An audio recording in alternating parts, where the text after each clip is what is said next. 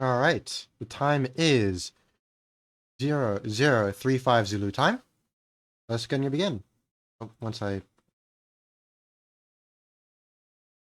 two sea powers here. Interesting. There we go. Okay, so today we're going to be starting off with the scenario Under the Cover of Rain. Unfortunately, because of the fact that mines are still a little bit buggy, I just simply made a modification to it, so I removed all the mines, because the Minesweeper usually dies in the mines, which I don't know. That kind of doesn't go very well with me, so I just quickly just made a modification to it, so we're no longer going to have to deal with mines. It go very well.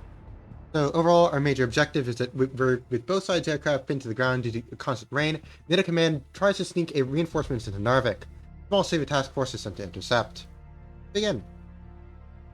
So hopefully everybody's doing well today. I mean, it is a fantastic Friday for myself. Well, I didn't get a good amount of rest. I mean, probably a bit of an excess, but well, considering the week I've had, I think it was probably well deserved. So, go ahead and wait to let us in, and we'll go ahead and introduce ourselves to our forces. I think that this will actually introduce a few new. Yeah, that's fair enough. I mean, I have had a pretty rough week, so I am in full support of that there. Alright, so from the Commander of the Northern Fleet to Commander of Strike Force, subject is mission orders. Tactical situation, so while our ground forces are trying to recapture Narvik port, naval blockade will be necessary will be needed due to bad weather preventing our air force from disrupting the enemy supply lines. Your naval force will be required to intercept an enemy naval convoy with troops and supplies that is heading towards the port to assist the defending forces. Primary objectives: enter the Vestfjorden, find the convoy, and make sure the supply ships do not reach its destination. Be sure to check your target and do not sink any neutral vessels. The threat report is as follows. Expect enemy surface patrols in Vestfjorden. There's a possibility of enemy submarines in the area. Due to bad weather, presence of enemy aircraft is highly unlikely. We're able to fire on all hostile targets, and we're to maintain radio silence unless otherwise directed. So Zorki has a strike group up here that's going to be entering in via here. The convoy is probably going to be over here. I mean, of course, Narvik is all the way over here. They're probably just going to be expecting it's going to go very much so kind of like that. So the backup strike group is over here. Now, inside of the base scenario, there'd be mines right over here, but as I said, the fundamental situation is that the mines are still not very well dealt with and all that, so I just deleted them, so they're gonna be able to steam straight through there. And yes, so without further ado, let's get the episode started. What? Okay. That was weird. I didn't delete anything with the submarine, or do anything with the submarine, so I'm very confused about that. That happened in the base scenario as well. Hey, what the heck happened with the Coben, where it just deleted itself? That's not right. What's going on here with the Coben? Is the Coben like bugged or something? Hope it's not bugged. If it is bugged, then I'll just go and go in manually, and I'll just make sure it doesn't die, because I mean, the Coven is probably the biggest threat to us, so if the Coven doesn't decide to just no longer exist. Okay, that's bizarre. Sure. Alright. Coven, hopefully you don't die this time. I'll just reload it, and you'll hopefully be able to get itself in. Yeah, I'm not too sure if this is a game situation or a scenario situation or what, but okay, I guess inside of the copy and pasted version of it, Coven is dead, so I'm going to modify it. Alright, Coven, why are you dying repeatedly? That's very strange. Where are you? Under the cover of range minus mines. Very well. Coven, where are you? Okay, you're apparently on the surface. You'd be okay. Nothing wrong with you here. Just play it like this. Hopefully that'll fix it.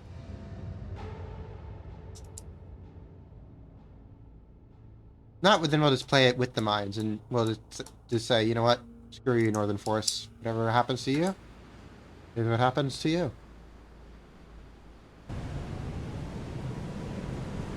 Okay, there we go. Now it decided not to die. Very well. Follow scenario, let's go with that. So, what do we have? So what we have here is as follows. We have our backup group, so this is Strike Group Bravo, which has 2 Toronto. Why is the quality so low? Quality high, very high. Yes. Okay, you look very weird. Very well. So this is the Toronto class group. We have 2 of them up here. The Toronto R129 and R72, which for some reason has decided to go. Okay, sure, this scenario has decided to be absolutely insane. Why not? Just tell you to go ahead and do right over there. Hopefully it'll start moving now. You know, I don't know what it's doing. Anyways, these 2 are going to be going in through this gap into the fjord and hopefully get to that destination as necessary. I'm still going to go and kind of RP, quote unquote, that there is need mines there, but as soon as the minesweeper gets there, then I'll just say that the mines are cleared. Our main group, however, is going to be Strike Group Alpha. So this is headed by the Cannon class, Gorky, with a Turia class missile torpedo boat right over here. So the Turia class has 4 USET 80s, which is very interesting that they decided to go ahead, that the Soviet Union still decided to go ahead and invest in torpedo boats after having developed missile boats, etc. I've always found it to be very interesting. I'm not too sure why exactly the doctrinal purposes were there, but they still did develop these guys into the 1970s. Of course, we have escorting it 2 missile boats of the OSA-2 class. Following that, we have the Stenka class, which is basically an OSA class, but modified for anti-submarine work. And finally, we have the Petya 2 class frigate. As they do need steam into position, which they tried to modify their formation. What formation do we even have here? Okay, this is a very bizarre formation.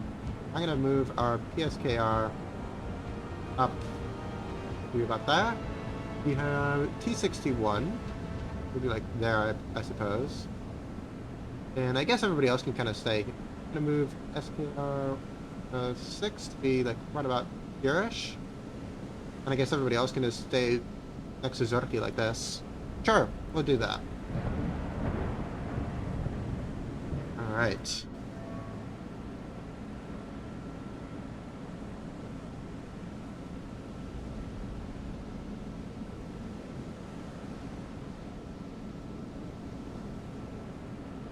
So, let's go ahead and... So, my overall plan is, of course, I think that overall the actual grouping of where they're really taking us is appropriate. But I'm probably going to go ahead and I don't think there's anything that's prohibiting us from taking this little shortcut like that. So I'll take a little shortcut just like that. We should be able to get there at 0402. A new intel has been received. I don't know what the intel is. Hello? New intel. And we have no new intel. Fantastic. Thank you. Very cool. Sure. I think I might have broken the scenario a little bit by copy and pasting it outside of the folder where it expects everything to be, but, well. We live and let live. Now, unfortunately, we do not have any aviation units, though, considering the fact that apparently the weather is so bad that the enemy is completely incapable of mounting any air attacks, and we are incapable vice versa. I suppose that makes sense, but, you know, so these 2 Tarantulas are... I kind of want them to go ahead and go as quickly as they possibly can. I'm going to tell you guys to go ahead and go ahead flank. Full, rather. So that you guys can get there as quickly as possible. I'm not too sure, of course, what enemy forces are going to be going up against.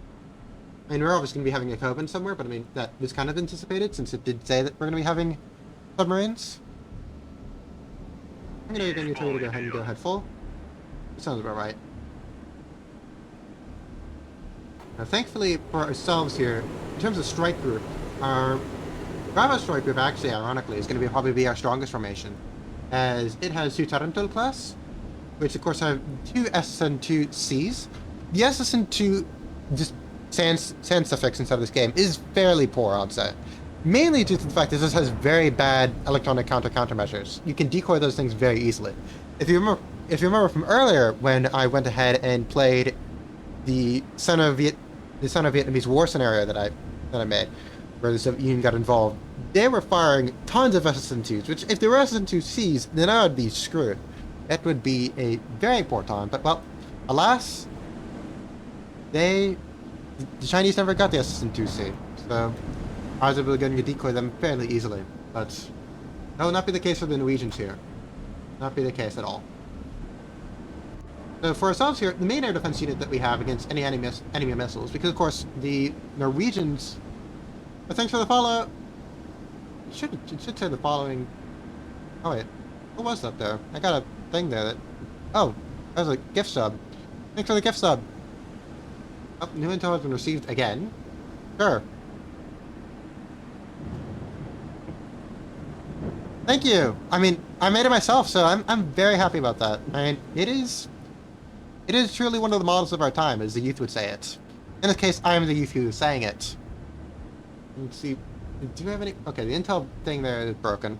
Sure.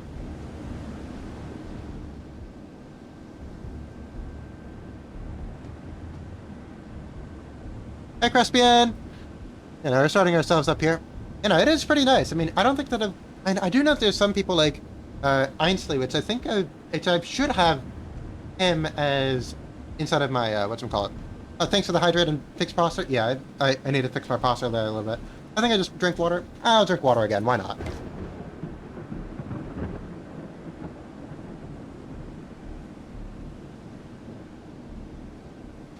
Very well. Well, I mean, I presume you are kind of right about that, to be honest. But then again, I mean, the sea doesn't seem to be that bad. I'm not too sure whether I think it's more so just the rain that's more so the concern. So, like the rain and the wind, not necessarily the sea conditions. So, I guess, and plus, I mean, most of the Norwegian force, anyways, is small missile boats, etc. And we have, if we go to missile boats over here, where is the missile boats here? We don't have torpedo boats.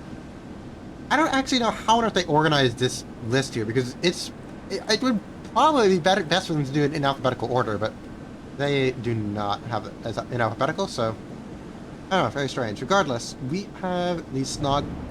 We have the Snog over here, and we have the Hawk class over here. So these two are probably going to be our main things. I don't know which ones they have in this type of scenario, but I mean, good that I don't know. But regardless, the way that I'll deal with them is pretty much the same, since they're going to be having the AGM-119. Which, I mean, it is a very short range weapon, only 19 nautical miles, compared to our SSN-2s, which are...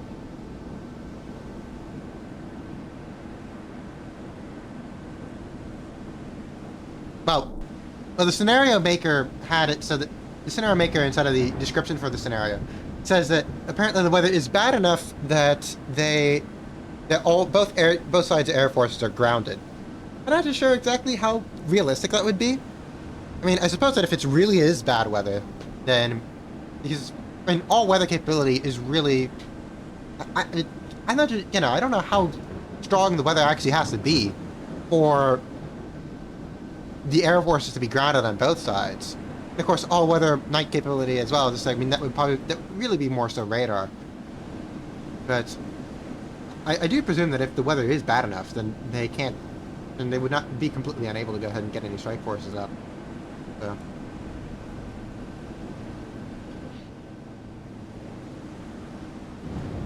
So we have ourselves. I don't think that the.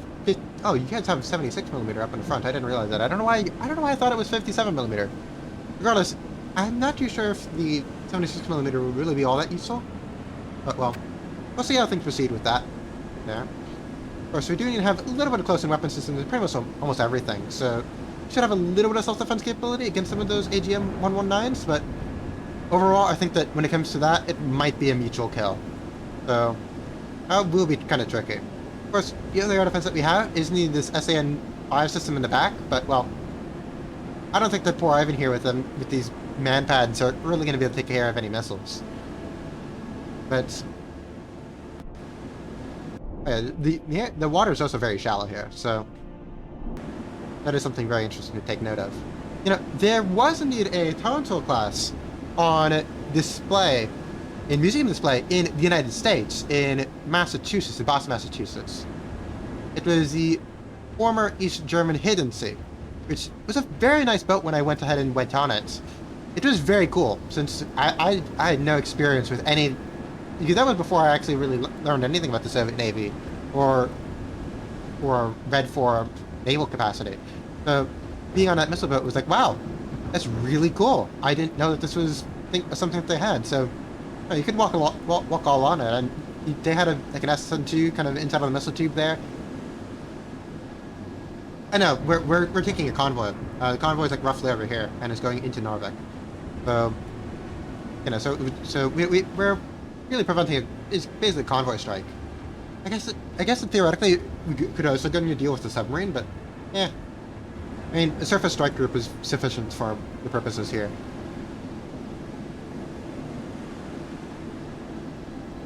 So the unfortunate thing is that apparently the condition of Hidden Sea was degrading fairly rapidly. So they decided to prioritize funding other ships instead of Battleship Cove. So they actually scrapped the Hidden Sea, which is very sad. I mean, I was lucky enough to be there while the Hidden Sea was still open to the public, but I do know that in her last years, the Hidden Sea was indeed closed and was just there on the pier, just only really able to be seen and not being entered in, which is very sad. I mean, I do suppose that these boats were not very strongly built, weren't really meant to last all that long, and meant to be built as cheaply and as quickly as possible, but so apparently the museum would have to go and invest a significant amount in actually restoring it, and they just didn't have those funds, which I'm so fairly salty about, but I mean, I suppose that's fair, I guess? I don't know. So, but the Tarantul class is really an evolution of the Osa class over here. Which, I mean, the main difference really when it comes to firepower is that the Osa over here has no main gun. And of course its range is a little bit decreased compared to the Tarantul class.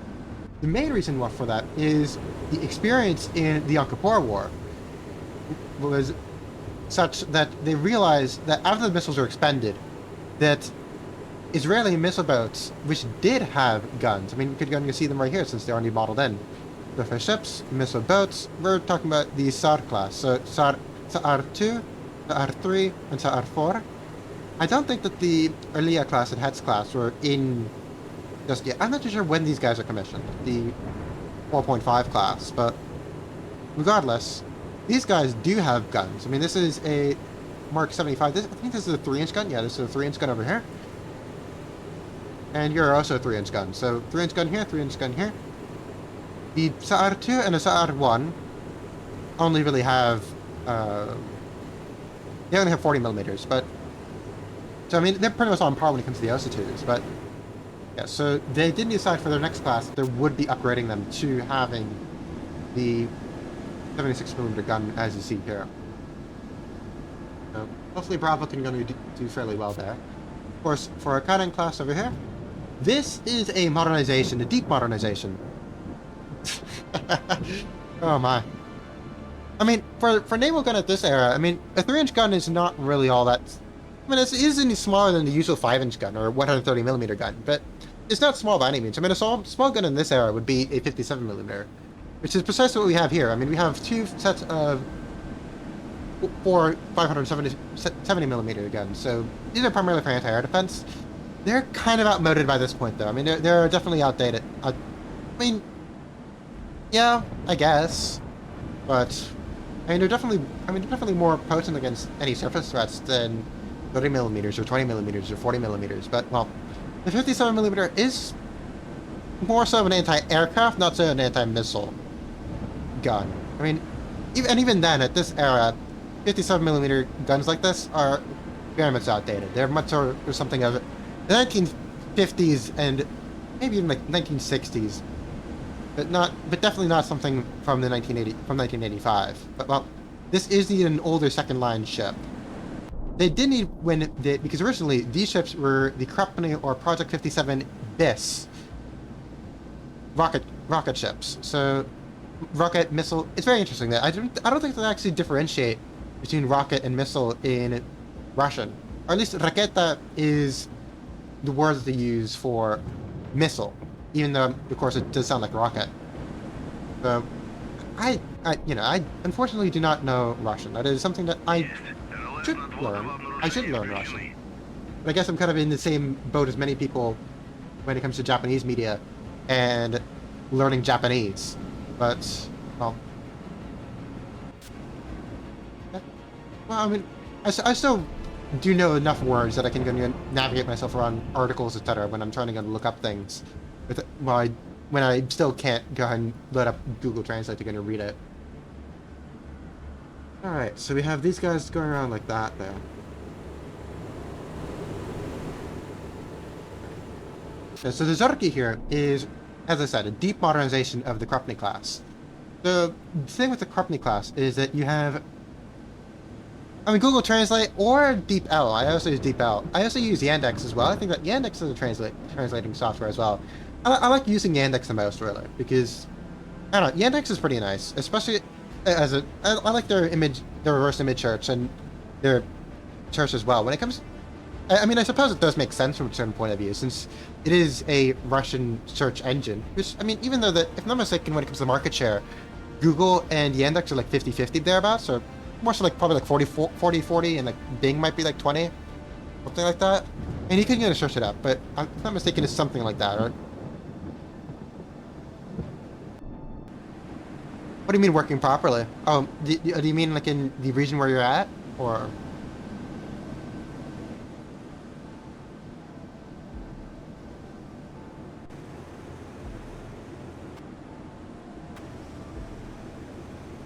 Yeah, so for our Zorki class over here, so in their original configuration, they had an SSN-1 launcher here in the back, so roughly where you see the current ARM launcher right over here, and the helipad. They had one over there, and up here in the front, where you see this gun over here, and this RBU 6000 launcher, they had the other SSN-1 up here. Oh yeah, Yandex, I don't know, it's very interesting that Yandex reverse image search is usually the best, in my opinion. And, I don't know. At least for me, I usually use both. And especially whenever I'm trying to find something related to the Soviet Navy, I usually go ahead and use Google, just in Russian. And then, if I can't find something that I like, or find something that I find appropriate, then I usually swap over to Yandex. And that's usually how I do it. I've honestly given up at this point in trying to use English. Can you find anything about the Soviet Navy? Oh yeah, Yandex is pretty good when it comes to dealing with those circumstances. Fair enough, really. Which, it is indeed it was developed in Russia, so it makes sense that a Russian search engine would be best for search results in Russian. I do think that they also have an English as well, but I find that the English one, when you're trying to search English articles in English, that it's not that great, since most of the articles pop up in Russian anyways. But well, I don't really know why I would search Yandex in English, trying to find English websites. That doesn't make all that much sense in my view. But well. Well. Of course, the thing is the SN-1 launcher that they equipped for the Krupny class, and also the Kilden class, which they're not represented inside the game yet, but well, they're basically the immediate predecessors to the Krupny class, where they only had one SSN-1 launcher in the back here. So, the issue with the SSN-1 were numerous. It was a very flawed system. But, yeah, it is fair. But the SSN-1 launcher, well, the SSN-1 system was very outdated. It was insufficient for the task at hand. So the main thing with it was that it was basically a very big silo. And if you look at it, it looks like if somebody took a big box, equipped a truss on one side for the missile launch rail, and I've heard people say that they absolutely hate how it looks, but it has a very almost like diesel punk, kind of like almost like Mad Max kind of vibe to it, which makes it so that I really like how it looks, regardless of the poor actual performance that it had. The main performance issue that I'd say with it really is that it only has one missile on the launcher at one time. So in these old guys, at a moment's notice, it could fire only 2 missiles. The other missiles were, well, I mean, if you think about it, Mad Max, if you invert Mad Max, then it would be ocean. You know, if it's on a desert, the inverse of a desert is an ocean. Or perhaps you could just consider the ocean itself as a desert, you know? Considering if you consider a desert of, like, biodiversity, etc.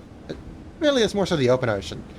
So, I mean, I think that something kind of closer to shore like this would probably have a little bit more biological activity. Okay, good. I do need to have our sonars out. I'm gonna make sure our sonars out. Okay.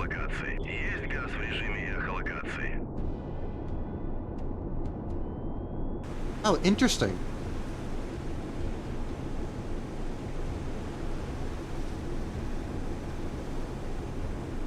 Yeah, that sounds about right. I mean, yeah, I mean, there are some times where it is really just a one brain cell moment, but hopefully I don't have any of them today. I'm gonna speed us up to this times 3, just because I do want to talk, but I also don't want to spend the entire time talking. So really, when it came to the Kilden class, I guess they decided that they didn't want to go and modernize them as much, so they kept them in their anti-surface role. But they just deleted the SSN-1 launcher in the back, and gave them 4 SSN-2s, which the SSN-2 was definitely a superior weapon. I mean, the launch profile was small enough that they could equip them to little boats like this. I mean, this little guy over here has 4 SSN-2s. And of course, the Kilden class also had 4 SSN-2s, but they're pointed backwards, which is very interesting. They did the same thing with the Kashin class as well, where they modernized some of them to have backwards pointing missile launchers. Which I've heard that it's mainly because of the fact that they intended those ships as tattletales, so they'd be following aircraft carrier groups, etc. And when a time came for them to go ahead and actually fire on the group alongside a more coordinated strike, then as they're running away, quote unquote, to clear the area, then they'll be able to fire the missiles backwards. Which I did read that, and it sounds very interesting. I mean, that is a very interesting kind of idea that they have there of conducting themselves like that. But, well, we don't have any Kilden class, and I don't think that we don't have any Kashin modification class as well, which is something that I was really surprised about when I was looking for all the mods. Because, I mean, for the mods, you have things like that add in a few Chinese ships. We have a few Kashin modernizations, but the Kashin modernizations are fictional. So we do have them. And I'm like, wow, okay. Do you have a Kashin mod that like actually existed in real life? And it was like several of the ships, you know? Nope, nobody has yet to develop a Kashin mod. So I'll probably, in the future, very near future, just because it's not all that difficult, really. I mean, it's just 4 missile tubes. You have the missile tubes on the Osa class over here. Just copy pasting these little guys over here onto. Oh, I got myself disoriented here. Onto the back of the Kashin class. It's kind of over here in this general area. Of course, this isn't the Kashin class, but they're all kind of similar, really. I mean, Kashin, Kilden, Kotlin, I mean, that is itself a small little development group there. But there. And that's what the Kashin is really kind of it has similar-ish lines, so I suppose so. You know, for the modernization of the Krupny class, they decided to give it a brand new sonar. So these guys, oh, that is not what I want to do. I don't want to assume direct control of you. So for you guys, you have the Titan II, the MG332, which is the exact same thing that you have on the Kriva class and most of the other ships of the era. So it is a very modern sonar at the time. So the Titan II is on the Kanan class, the Cresta II, the Kara class, and the Krivak 1 and 2 class. So pretty much the main hull-mounted sonar for medium surface combatants like this. It unfortunately doesn't have any towed array, which would probably help out, but I think that they probably do have enough space here, just kind of. But well, I suppose that at that point, like, you might as well just get something better. They completely lack any standoff capability, which isn't a little bit sad. But I mean, I do suppose that considering it, apparently the fact that the Kanan class modernizations were very expensive, and so if they didn't add in an SSN-14 launcher on top of them, then it would be probably a little bit too much at that point. But they do have 2 banks here of 5 Z65s over here. So 5 over here, 5 over here, which is a pretty hefty torpedo armament. Alongside that, they have a few RBU 6000s. One here up in the front. I don't know. Yep, one up there in the front and two of them on either of the flanks. So overall, they did modernize it fairly. And of course, an SA-1 launcher here in the back for air defense. I mean, it is a very interesting vessel because it kind of sits in between in terms of weight class of a Krivak and a Gata class. But it's honestly kind of worse than either of them. But it does have its use cases. So I do suppose that's fairly well and all that. And it kind of does remind me a little bit of almost like a bigger version of a Patya. And the Patya over here doesn't have better gun armament, but when it comes to its to its torpedoes, I mean, it doesn't unfortunately only have 450 millimeter. No, 400 millimeter. I think you guys are 400 millimeter. Yeah, I'm gonna say that you guys are 400 millimeters. I mean, you didn't have the smaller Set 40s on. You do have these. I mean, these aren't a lot of them. I mean, you didn't have 10 of them, so you can spam them out. But of course, being 400 millimeter torpedoes, they have a much smaller range. But I think that it's mainly because of the fact that at the time that they were developing these guys, they didn't actually have the Set 65, so they had to go for the Set 40. Otherwise, I guess if they presumed that the range was small enough that that would be more beneficial to have more Set 40s than Set 65s. And of course, we also have a good amount of RV6000s. I mean, you have one up here, one over here. So we have two systems up here. So for a light frigate like this, it's pretty much all you really need. Which I did find it very interesting that the United States, when in most of the United States documentation, which you'd find at the U.S. Naval Archives, they have a lot of images of Soviet ships. The United States did. It does make sense that they want to document them and take photos of them and see, hey, were there any modifications to them since last time? Or, hey, like, we have this specific ship in a specific area, you know, and we want to know that. We want to keep track of it. Which it isn't kind of disturbed by the fact that they did really, really love to change the whole numbers for all these ships. So you can see here, this number over here, 546, is the pennant number for this specific ship, which for the United States and for a lot of the Western navies, once you had that whole number, you pretty much have that whole number until the ship is decommissioned. Until really, unless you have something major like the 1970 Fleet Redesignation Program for the United States, where they basically changed the designation for pretty much almost everything. So they got rid of the designation of frigate in the old sense of the word. Which previously, I mean, you can see here for the earlier modifications. Let me go to unit reference. We're going to go to surface ships. We're going to go to missile cruiser. For the earlier Long Beach and the earlier Belknaps over here, they would be categorized as ZLGs. So it's destroyer leader guided or guided missile, but it would be pronounced as frigate. So these would be guided missile frigates. You also have the old, which is a Kunz class, which would be under destroyer. Those would also be considered guided missile frigates. But of course, in 1975, they decided to go ahead and, in line with the international usage of frigates, change those ships to missile cruisers, except for the Kunz class, which is small enough that they decided to make them into guided missile destroyers. So I'm gonna speed this up a little bit more.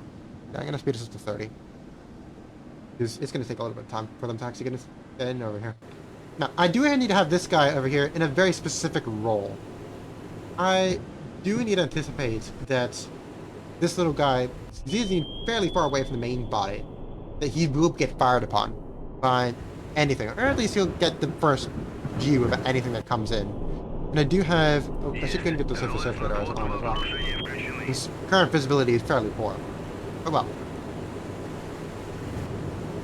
That is besides the point here.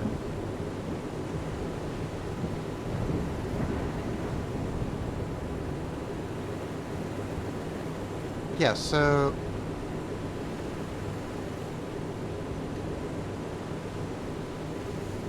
right.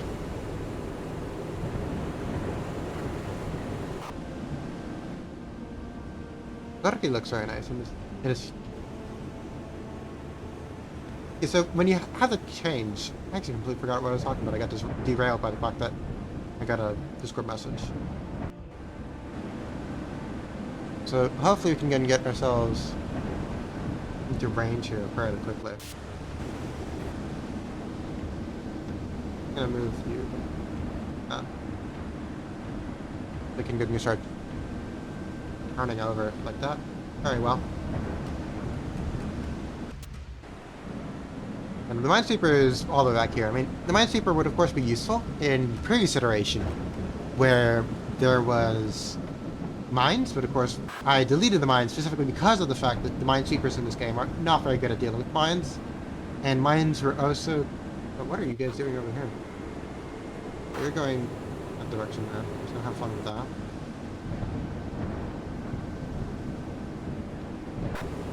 Alright. And I keep you at times 50, just because of the fact that at 100 times you tend to do a little bit poorly.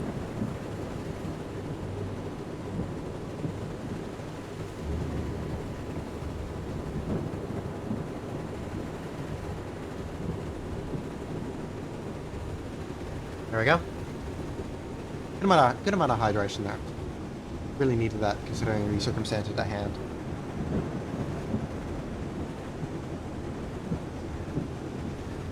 Alright.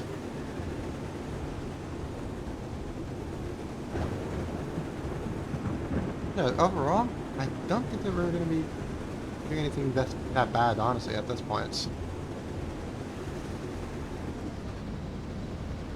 You're slowing down a little bit.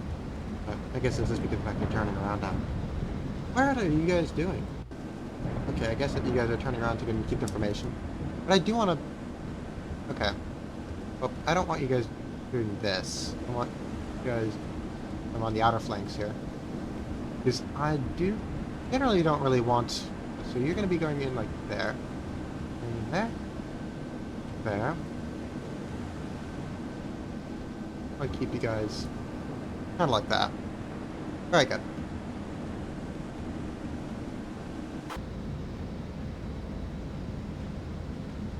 All right.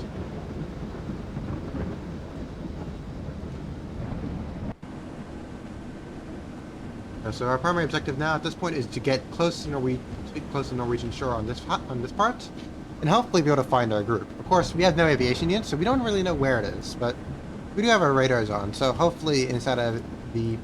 How long are range of these radars?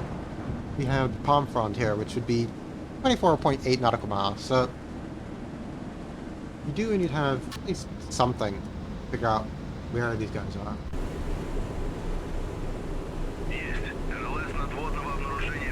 What dipping sonar do you have here? Interesting.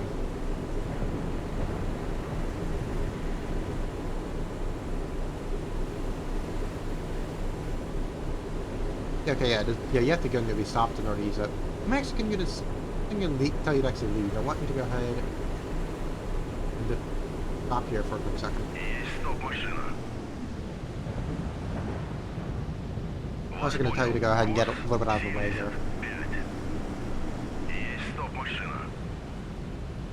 I'm going to go and tell you to go with your dipping sonar. That would be interesting to see. What is the... Do we have a thermal layer depth? No, we do not, so... Alright, I was going to wait for you to go ahead and stop moving, and then once you do need to stop moving, we're going to deploy our dipping sonar. They're still moving. You need you to stop here. There we go.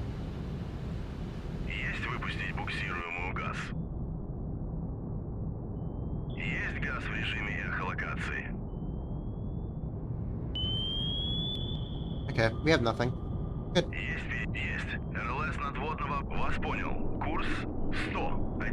I do actually wonder here, because you are a speed of 44 nautical miles, 44 knots. I do wonder if I go to submarine. Of course, we do know that we're dealing with Kobin, which does make sense since we're going to need inside of... How fast do your torpedoes go? Ooh. Ooh. This is going to be devious. Well, this is what I'm thinking. Is that this torpedo here goes at a maximum speed of 40 knots. Our Furia class over here has a maximum speed of 44 knots. I'm thinking we just send this guy as quickly as possible. Of course, the only thing is that he only has a dipping sonar, so that's the main issue here. Unless I take you. How quickly do you go? You got like 38 knots, don't you? Yeah, you got 38 knots.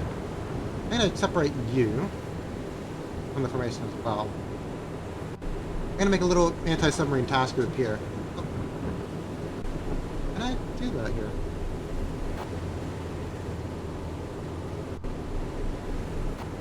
Ah, interesting. You go and do a shift at that. You guys into one? Oh, no, I can. Okay, awesome. Thank you guys. Alright, well, I'm going to tell you to continue going ahead. Oh, right over there. Just like that. Hopefully you guys will be able to be a nice little scout group. Just like that. Very well, very well, very well. Alright, so you guys go ahead and try to find that Coven. You guys here are going to continue to be with the Zorki and try to screen it from any missile boats, etc. that decide to come our way. Of course, the main thing is that any missile boats that can come our... As we go to see, because I do know that all that we're going to be dealing with here are indeed Norwegian boats. So we have the Oslo we're going to be dealing with. So the Oslo has a little air defense here with the Room 7F. It has somewhere over here, it has some... Yeah, right over here. We have some Penguins, so there's AGM 119s. So those are going to be our primary threat against us. Just these guys are going to be coming in very low, very quick. Granted, they do have a smaller warhead, so they actually will need to go fire multiple of them for us, at least for our Dorki over there to actually get taken down. I mean, anything smaller, of course, will be probably taken down in one hit. It does have a few guns up here, so it has a Mark 33 gun. So we have a 3-inch gun up here, a 3-inch gun in the back, so this should be... Oh, speaking of our information here, I'm going to slow you guys. I'm going to tell you guys. Go ahead. I'm going to tell you guys to go ahead and go slow. Of course, I think that at this point, they are... our good friend over there did need to successfully get a torpedo launch off. So I'm going to go ahead and slow us down here so that we can go ahead and hopefully be able to attack it here. I don't know what sonar you have. You have a Bronza. Okay. That's not terrible, right? But not good by any means. Alright, well, let's go ahead and get our dipping sonar out. Hopefully we get it out soon, rather than later.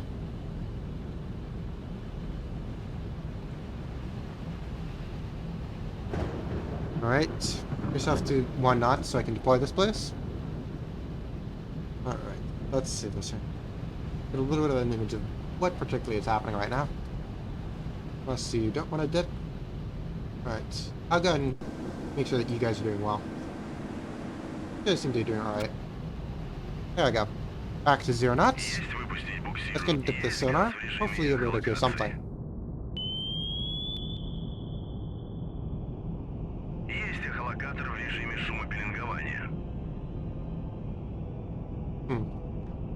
You don't hear anything thus far. Oh, hi. Alright, so we do need to have a little guy over here. Awesome. Well, not really awesome, but we do know that you are indeed in this direction. Okay, let me go ahead and meet. Of course, first thing first, I'm going to tell you to go ahead and head flank. I want you to go ahead and get the heck out of... Oh, I didn't unpause you. That's bad. I'm going to go ahead and this here. So you are definitely...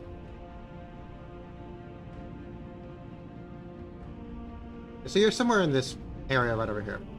We're going to disband this formation over here. Band you. You are going to race to station as quickly as possible. Вас понял. Курс 100. Вас понял. Где-то приближается. 47. But the good news is that you, as soon as you do decide to get up to speed, will be faster than the torpedo itself. So our torpedo friend here, I don't know how long you have been going out for, but you will need. You're already at 31. You're already at 33. I don't even know if you can actually even hit a hydrofoil boat with a torpedo, honestly. I mean, most of it is going to be out of the water, so You can see that the gunner right there is getting itself back in. I think that in real life it probably would be completely trashed, but alas, this isn't a game, so... Alright. You're still very much so deep at this point. Good. I am indeed going to, however... no, you're not going to be in range. I am probably will going to fire one use at 80 down that barren. I wonder if you'll be able to go ahead. No, because of the fact that we are dealing with a fixed... Like that. Well, hopefully that didn't end up killing it here, my virtue of it turning around like that. Okay.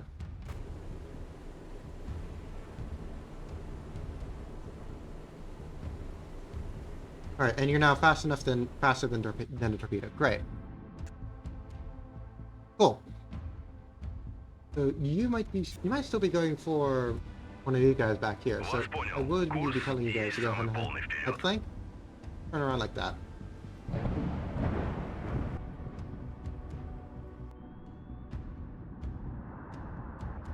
Of course, since you said 80 is, and you're going to consist probably all of my counterfire, really, because if it's fired it over here, then everybody else's torpedoes are all outside of range. The Set-65 is outside of range. In fact, how...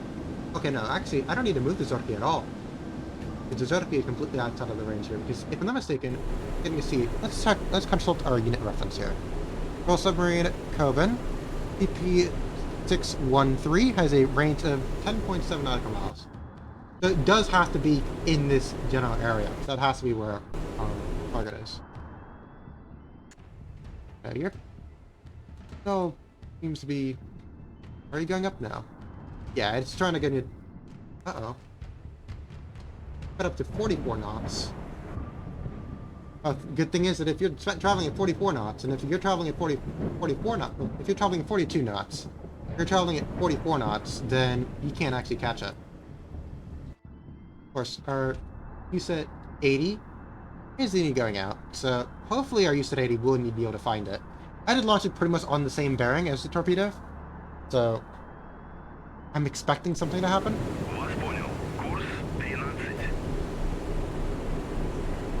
You know, if it was any other vessel, then this guy would probably be in trouble. But, well, thankfully, our T-161 is fast enough that it's just going to be able to completely and utterly go faster than our target. Alright. So, you're ineffectually trying to chase down our... You know, this is how it is. You can't be using a torpedo like this. Oh, hi. Oh, we found a noisemaker on that bearing. And I guess the Koban has got itself scared. Fortunately, we do not know where it is in this big bearing here, but it's somewhere here, which is pretty much all I really expected it to be. I mean, I did not expect anything else. So, we did successfully spook it, which is good.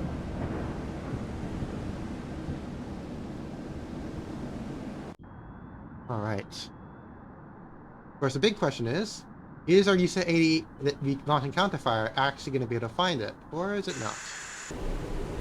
The world does seriously wonder. I don't know where that torpedo that should be behind us is. Ah, it's still... Alright, it's all the way back here still. The main thing is that I could get you in with our PSKR 603, but I'm still a little bit concerned about the... So that the torpedo are actually going to hit it. Which, I mean, losing a Stenka is pretty much nothing. I mean, this thing is... Honestly, it's just a big diesel boat. It's just a small little, like... It's just a small little diesel boat guy. Actually, I don't even know what the propulsion is on this guy here. It might be gas turbine, honestly, considering how quickly it can go. But...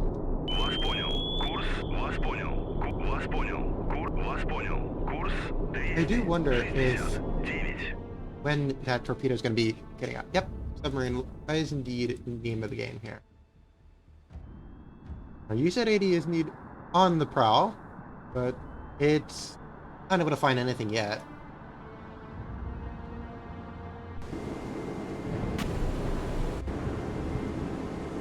You know, You know, everybody's going to be outside of range when it comes to the torpedoes. The only two that are going to be able to prosecute it is going to be the very strange combination of a Turya class and a what is this guy here? And a Stenka class? Stenka class. There we go. Very fascinating. Oh, it seems to me that our guy over here didn't he launch a little bit early. Вас понял. Вас понял. Курс есть самый полный вперед. I don't know where our torpedo is. Or if our torpedo friend didn't get itself out? I don't know where it is. Hopefully didn't decide to go for the Stenka. I mean, as I said, the Stenka class would not be that big of a loss. It's definitely one of the weaker vessels inside of our formation. So, if I could trade this guy for a Kelvin, then I think that's a pretty good trade. But, well, of course, have no idea if I'm going to be doing a trade. So, I'm going to get our PSK. Oh, uh-oh. You're going to be stopping at the... Вас понял. Курс 56. Of course, I also do need to have to be kind of careful with our... kind of slow you down, actually.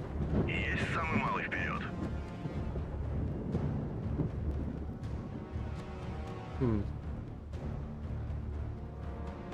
Go ahead and get ourselves our weapon seeker. So we can get to see. He might be outside our... Oh, hi. Okay, well that's our, Oh, crap. I forgot to set my phone to charge. It's gonna die on me. That's not very good.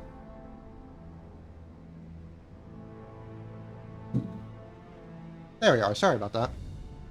We should be good now, however. Alright. Let's go and see this here. Are you... Вас Do you hear понял. anything? Курс 355. You don't hear anything. Well, regardless, thank you for the... Yep, I needed that after I... Oh, hiya. Okay, well, never mind. I think that our... You said 80 did need to find something. Yeah, you're turning around now. But you do see something, and you do hear something. I'm hearing a noisemaker as well in the background. So... You do know that our friend is over here. The only issue is that I think that the USA 80, on the USA 80, not that I think, I do know for a fact, it is a dual-purpose weapon, so it will probably try to kill us as well if we get too close to it. So, all right. Yeah, you're going to be trying to find something here. I don't know I don't know what the situation is. But, an electromagnetic transmission coming out here. Oh, hi, that's our Coben friend. Seems like our USAT 80.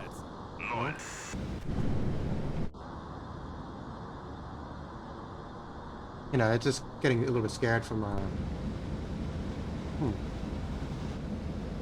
Do you have any idea what you are? Nope, no idea. You could be literally anything that has a radar. Fantastic. Truly exceptional.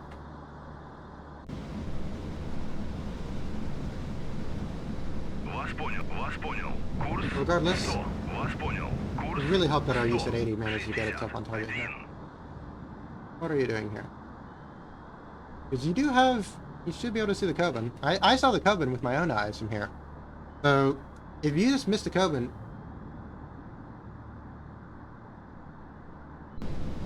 Don't tell me you're going to go for this here. Есть самый полный вперед. Вас понял. Курс есть самый полный вперед.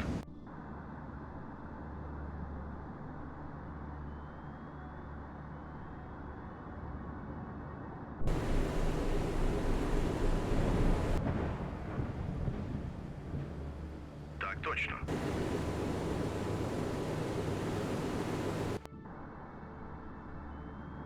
No, please, don't do this. Okay, good. I was scared there for a second because I wasn't too sure if the USAT 80 was just going to go ahead and turn back around on us. Granted, there's no reason for it to do so, but well. Ugh, okay. And then I need to fire a new torpedo. Командир.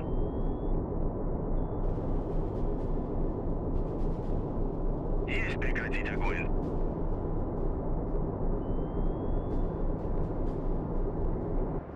Are you going to be able to get into range? Nope, you're not in range Вас yet. понял. Alright, I'm going to go and get... Есть и вперед. Alright, I'm going to keep our T61, since I do think it would be fairly... going pretty fast, honestly. Alright, you just have a surface radar, so I don't know what you are. Вас понял. Курс 13.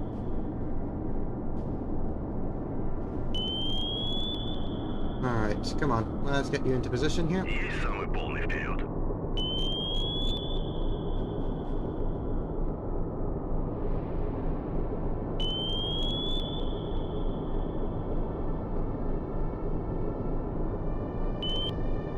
Because I don't know whether I want to go and try to use another USAT 80. The only issue with that would just be that USAT 80 is actually pretty good when it comes to dealing with doing anti-surface work. So the PSKR, unfortunately, is only really good at anti-submarine work, so that's the only thing it's good at. So.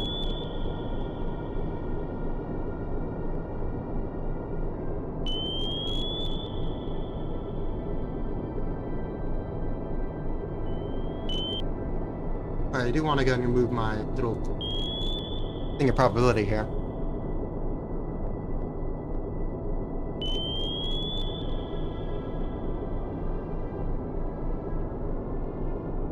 We're gonna fire one, just like that. I don't know how quickly these guys go. Oh, you only go at... You guys actually are slower than my boat over here. That's actually kind of funny. I didn't think that would be the case, where somehow our little patrol boat is fast. I mean, to be fair, little patrol boat... Oh. Oh, you got hit by the torpedo. That was fair enough, honestly. Yeah, I should have anticipated that.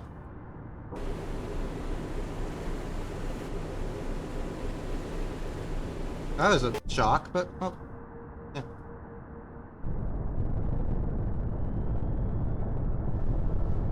Hopefully this at 40 is going to be getting in range quickly enough here.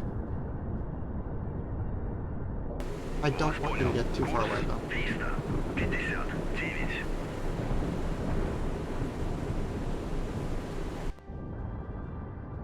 Alright, let's see it here.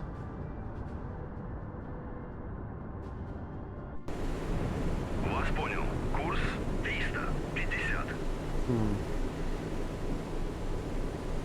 And of course, I still also have no idea what... Uh-oh.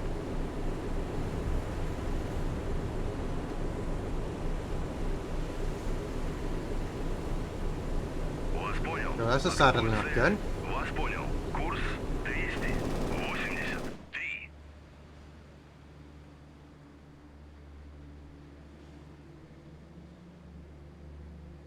That means that you guys over here are probably some form of...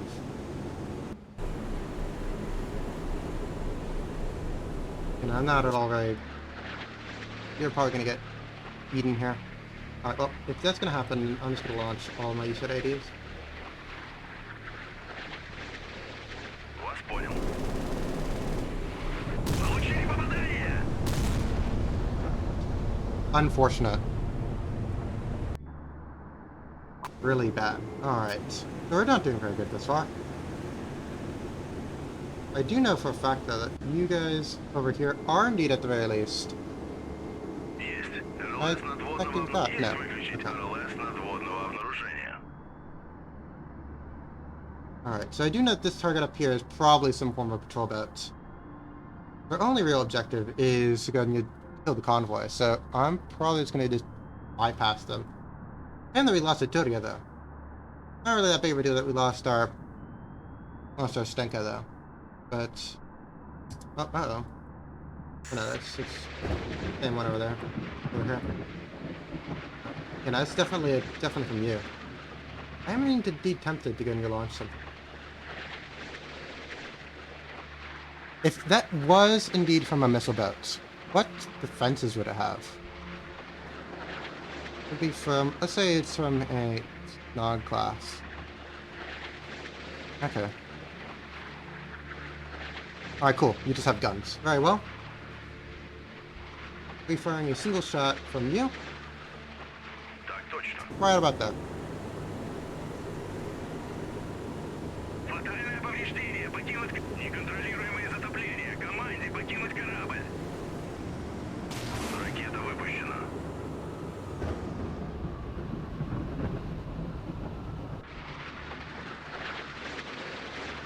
Hopefully you're going to be able to find our target. I mean, I do think you'll be able to do it, but well, we'll determine that as necessary.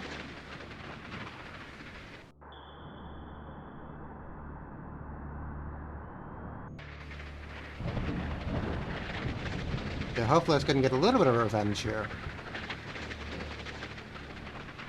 Alright, well, you found something. You found two somethings. Good.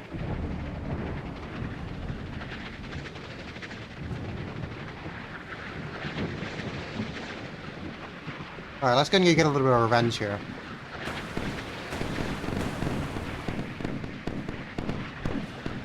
Good. What are you guys here? You guys are... Is Snox, or are you guys... I think you guys are the Hawk class. No, you guys are... I don't know which one you are. Regardless, one of you is dead. And I'm gonna fire another one at you guys, just because of the fact that I can.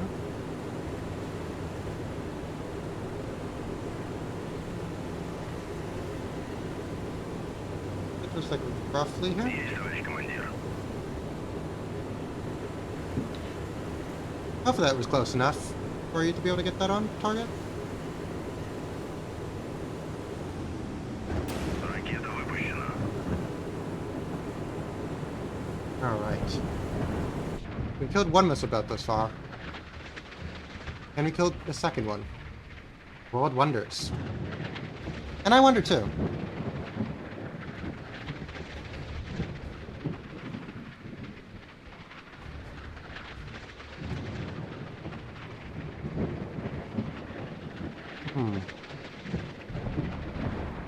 Oh, you found somebody.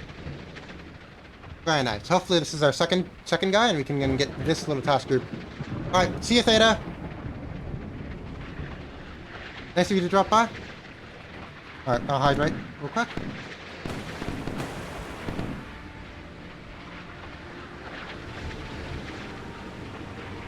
There you go. Okay, well, now I feel a little bit better at the very least. Because this little group of two over here has successfully been dealt with. Yo, it's going... I mean, in terms of the game, I mean, it's been doing okay, but I did unfortunately lose PSKR. No, we did not lose. We did not sink a battleship. We sunk 2 missile boats in exchange for a PSKR over here and the Studio class over here. Unfortunately, and the PSKR got lost by a TP-615, if I'm not mistaken. That's the one that the Kobun has. The Kobun's up here, so we basically effectively bypassed it. So that's good. The TP-613. So that's going well. Of course, the Turia class here got hit by a few penguins, but I did need to do successful counterfire, so the little group up here is devastated. Well, not devastated would be a little bit of an understatement. I mean, they're dead, they're destroyed. I guess devastated is the correct word, but I don't really think you can devastate two torpedo boats, or 2 missile/torpedo boats. So that's how things are proceeding on that group here. I did remove the mines from this little channel. I mean, that was something I did, just as a little modification to the scenario. So these guys are zooming through that little channel right over there. Hopefully we'll be able to get into range fairly quickly. Вас понял. Курс 100. And yeah, that's pretty much how things are proceeding at this point. Yeah, I mean, a little bit. I didn't really care about the Stenka boat, but I did care about the Duria, because Duria could be used against anti-surface, which would have helped a decent bit. But well, yeah. I did try to go ahead and fire a few last minute U-80s against the submarine, against the Kobun, but well, that didn't work out as planned.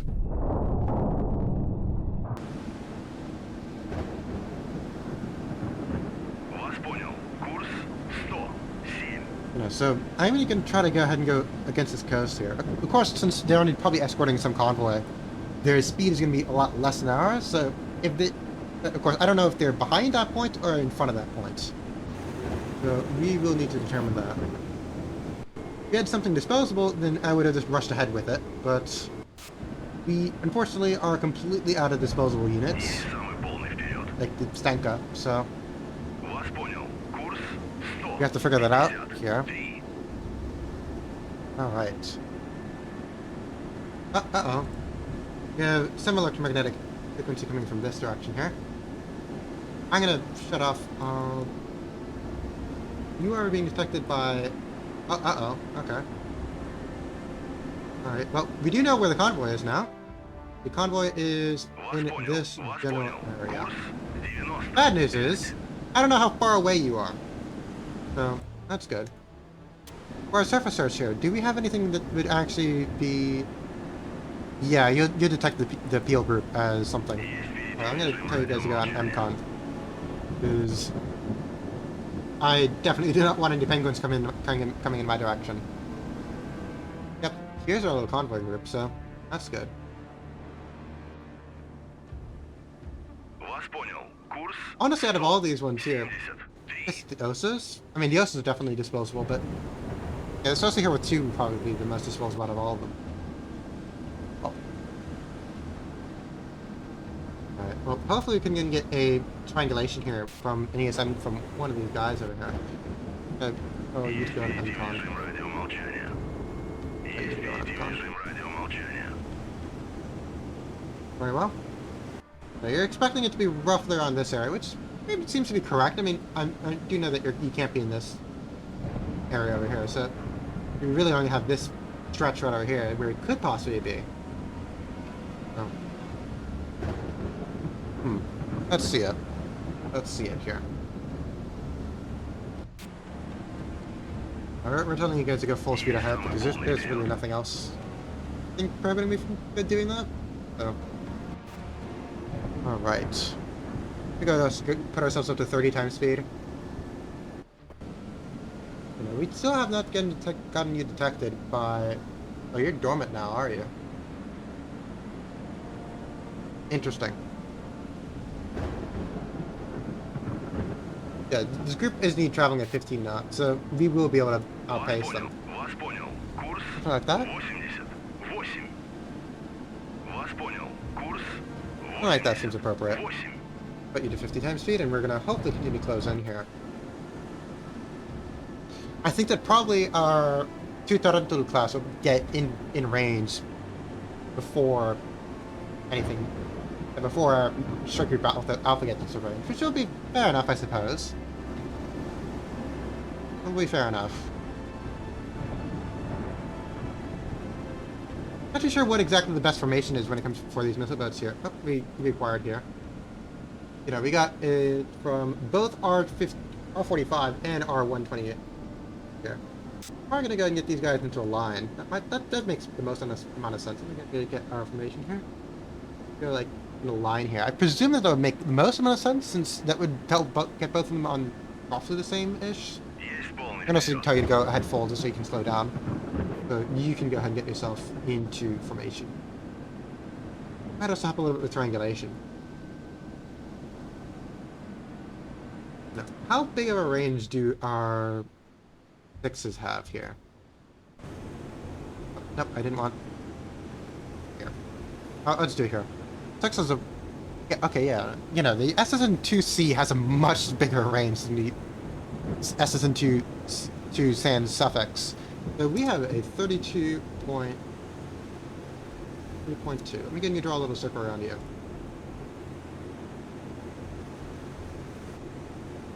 Okay, well, you're not in range yet. But... You're almost in range, honestly. Regardless, we definitely have a much larger range than the Penguins. Just the Penguins are almost basically within visual range, really. I mean, I think that they might be a little bit outside of visual range, but not all that much. So, and they're 19 nautical miles. So, regardless, I know that you are most definitely inside of range. Go detecting him. I'm not gonna draw your range circle, honestly, because I know for a fact that you're already in range. So, the thing I am gonna do is that I do want both of my missile boats up ahead here. Oh, you to go there. For you to go there. Maybe our Atya like that. And inner missile boats even further up. Something like that seems reasonable, I suppose. There we go. Hopefully you two can get into range quickly enough.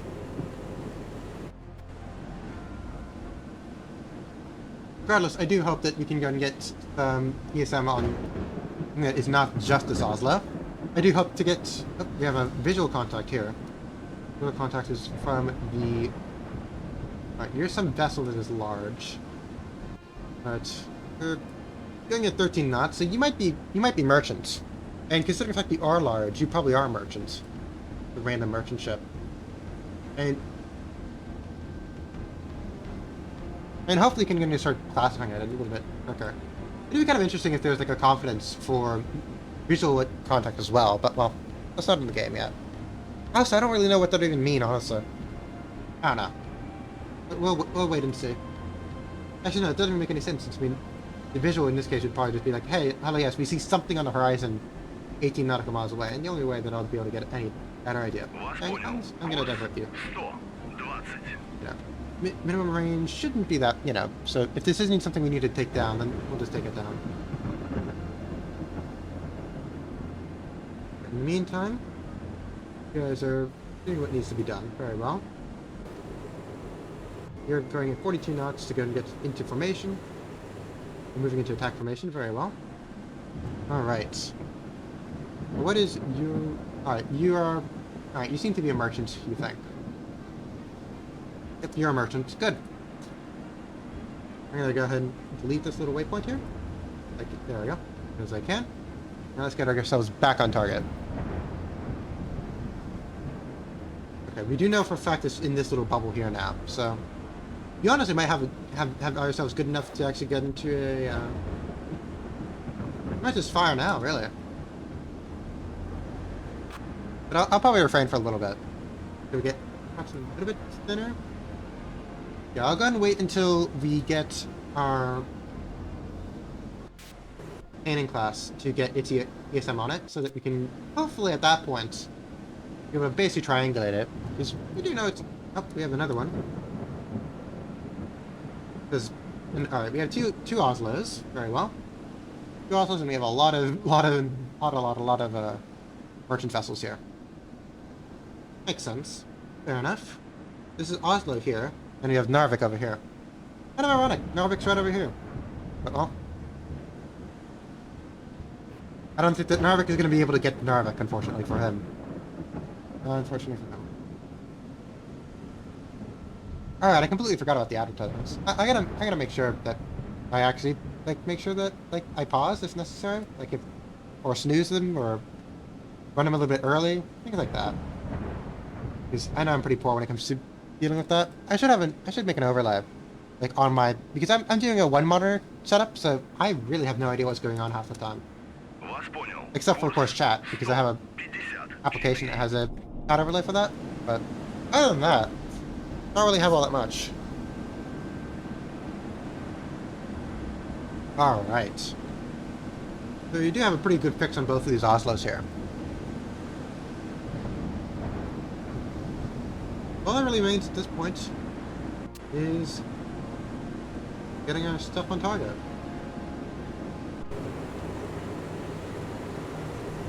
Yeah, both of you guys are in range here.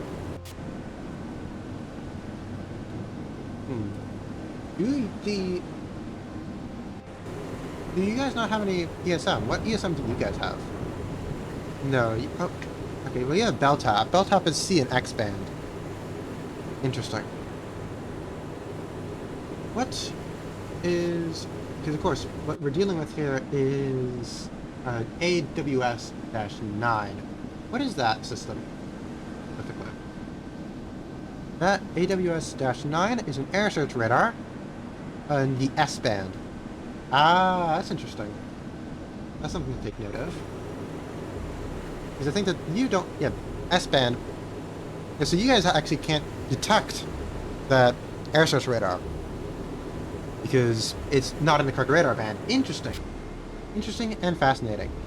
Do you guys be able to do that? What ESMs do you have? You have ESM in the X-band.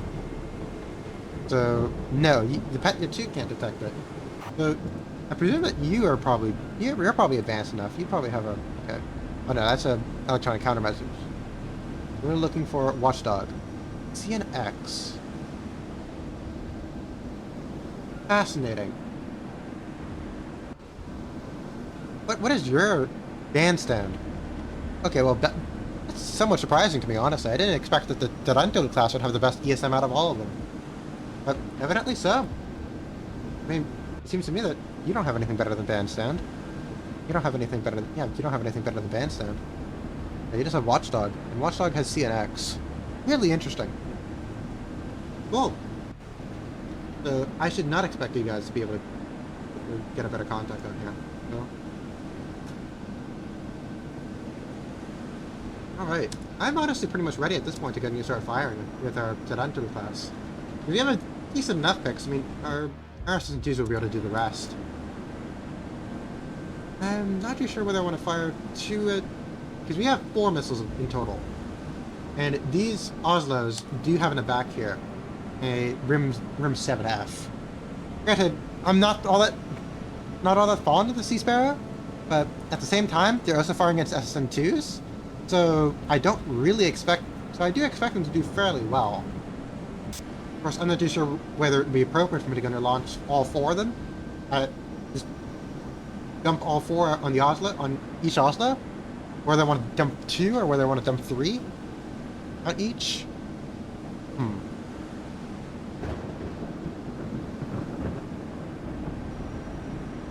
gonna dump all 4 on one, and then I'll dump all 4 on the other one. My logic for this is as follows. Because I feel like if I decide not to, then if they don't actually make it through. There we go. Beautiful. So the 2s are getting out. Alright. And 1 left. Very nice, very nice. I'm still gonna get them to close in because they do have their 76mm gun. And they should be able to deal, at least harass, but maybe not completely sink, but they'll be able to do something against the merchant vessels. Alright. Let's see it happen, Oslo Group. Let's see it happen.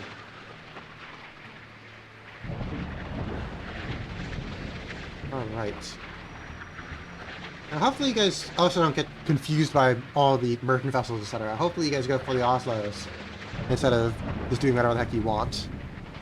You do have an air source radar, so you'll be able to detect them, but I don't know how far a range of detection you guys have. Let's do this here. Alright, you guys are 9 nautical miles away from the Oslo Group, and you guys are already divvied yourselves up. Some of you guys are going for some other targets here. Oh, no, all of you guys are going for... None of you guys are going to go for the Oslos, so that's not good. You're just going for the biggest thing that you have. Well... Yeah, you guys are all going for what the biggest thing available. That's unfortunate.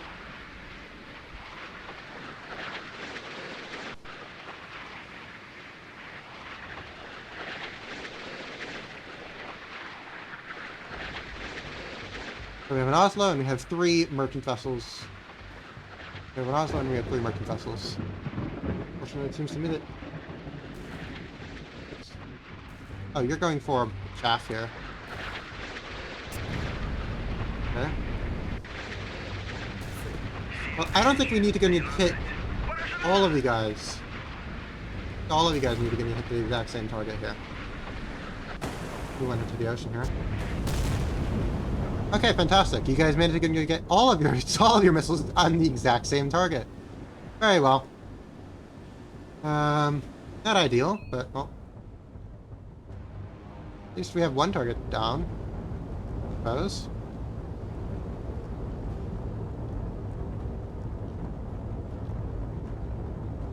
And also equally well, I guess, is the fact that... okay, so I'll wait for him to get a little bit more sunk. You guys did stop moving, so...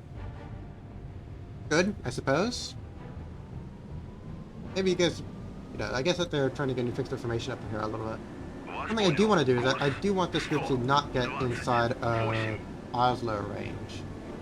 What is Oslo range? Of course, you guys have the Penguin. The Penguin, if I'm not mistaken, is 19 nautical miles away. 19 nautical miles. I'm mistaken, they're also restricted a little bit by the horizon, so it's not exactly 19 nautical miles, but well, 19 nautical miles is at least a safe zone. I'll get you guys 0.5, and next, no, that's a circle, then connect, circle, 19.5. Okay. Well, you guys are close enough Вас понял. for my liking. Курс 40. Есть. РЛС надводного обнаружения включены. Есть перейти в режим радио. Вас понял. Вас понял. Курс. I might actually going to take cover behind this merchant vessel here. Hey, what is this creature over here? This is a Liberian flagged MV Olive Ace. What type of vessel are you, my friend? You are a car carrier. Who's asking to get their car carried in the middle of World War III? That's something that I want to know. I mean, I suppose that people need to travel from point A to point B, but still, I mean, if there's a siege of Narvik, actually, there might be people evacuating from Narvik, honestly. What? Makes it a little bit dark if the Norwegians accidentally fire upon it. Oh. You guys are both of your have all your radars going out. Very well. I don't know. Yeah, okay. It seems to be that your sunken ship hasn't even sunk, so I'll go and fire from our guy here. Hopefully, this time. Ракета выпущена. You'll be able to actually get something on target. You might. I don't know. Alright, my friend, what are you doing now?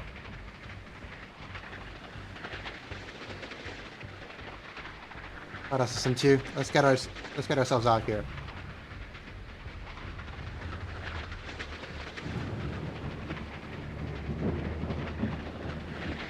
I'm gonna hydrate real quick. Very nice. Alright. Hopefully our Oslo friend will no longer be here. And dealing with one Oslo should be a lot easier. Of course, I do think that the main issue is that we don't have any air defense. Okay, well, never mind. These both decided to go for not Oslo. They decided to go for whatever this merchant vessel is here. I'm gonna get the event log up just so that we can keep that here. I highly doubt that we're going to be dealing with anything substantial. Yeah. Okay, well, this merchant vessel is going to get shot down. Oh, well, that one got intercepted. This one, however... Well, mission is complete. Well done, Commander. You have prevented enemy reinforcements from reaching the front line. Narvik will fall soon. I mean, there's still a merchant vessel here. I mean, I guess. I mean, we still clearly have a merchant vessel with Humvees and M1 Abrams on board. So, I'm going to continue going. Personally.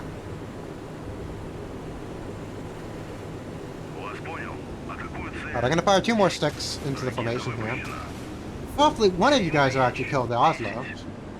Uh-oh, you're getting a little bit too close with them, my friend.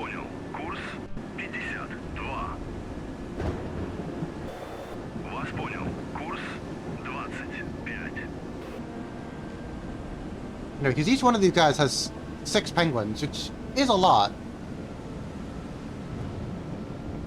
Yeah, so each... Yeah, so there are a lot of... There you go. So, well, let's finish off this convoy, hopefully, in good order. And the main issue is that I don't know how longer range these penguins actually have. We'll see. We'll see.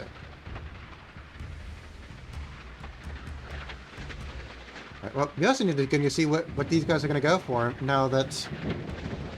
Hopefully you guys... I should have waited a little bit longer since, I mean, we still have that guy that's burning up. Hopefully you have enough sense not to go for the burning guy and actually go for... Okay, well... I just haven't actually decided to lock on yet. Hopefully you guys do so soon.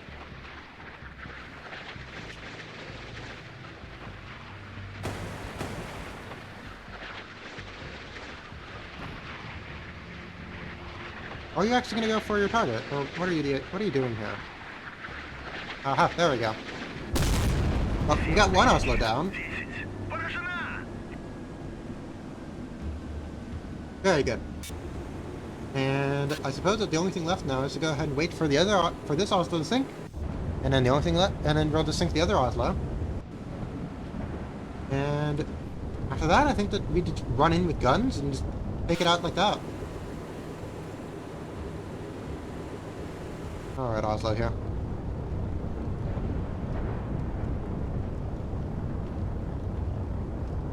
I mean, Yesson 2 is a very fat missile, so I'm not all surprised that it's decided to go die like this. Right. I'm gonna fire our second volley right now. Вас понял. Атакуют цель. Ракета выпущена. 7012.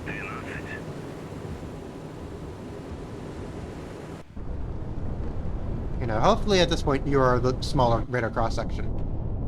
So, gonna wait for our Oslo here to go ahead and get hit. And you do indeed have a very interesting that they decided to add in a lot of Norwegian ships, which I actually did really like, because I feel like a lot of smaller navies aren't really included. Because of course, I mean, there are still ships that need to be included for the Soviet Navy and for the American Navy and all that, but I don't know. It's kind of nice seeing like the Norwegian ships involved inside the game, especially since they're going to be really something that's going to be right in the front lines for all the conflict until they're sunk, pretty much. When it comes to anything into the northern campaign. Alright, let's go and see this guy over here. You know, you're under the water now at this point. Alright, and there you go. You guys have something else locked onto. You guys have decided to lock onto the last ship of the convoy. Very well. Sure, go for it.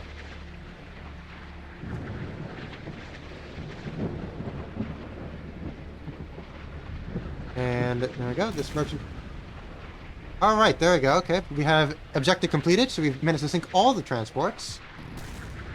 Oh, that is a very big explosion there. I guess that this guy has like ammunition on board, etc. I mean, you do have I mean, this is a rower if I'm not mistaken, so I suppose you might also have the ammunition for all that stuff on board, but well, regardless, you're not having a very fun time here. I don't think we have anything else to go and actually do any attacks. PSAN 1 here. But I'm not all that confident here. You might need to give me a save for our Oslo friend here. Oh, we have another ship here that's joined the formation. What is this? How are you, my friend? Did you say it's Sleipnir class Corvette? I love the fact you can see that these guys back here, these brave... Oh, you look a little bit weird, my friend. And I don't want to disturb you guys, but have you guys looked at your face? I guess that much higher priority is making sure that the ship model looks good, not the human model. Oh dear. Here, let me go ahead and put the camera here. Camera?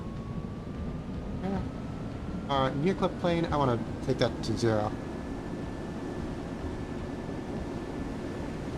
Absolutely stunning. You look stunning, my friends. You do, really do. Oh, unfortunately, we can't kill these two guys, but I'm reasonably content with our performance. I think that's where we're going to end it. Decisive victory, very well. So, we killed the Hawk... Okay, so we killed a Hawk class and a Snog class. Those were the two missile boats we killed at the beginning. We killed an Oslo, we killed a modern freighter, Railroad A, and an Amber class as the merchant vessels, which is the entirety of the convoy. And we killed one Oslo class, which would be the Narvik. We lost one Stinger class to a torpedo, and we lost one Turya class to a Penguin from the... Probably from Taste over here, the Hawk class, but well... That's how it went. Alright. Very well. That was that. Let's go ahead and see what other vessels we have. What other missions we can actually play. So, if we go to our scenarios, to our Warsaw Pact, we did do... Alright, so we did Breakthrough.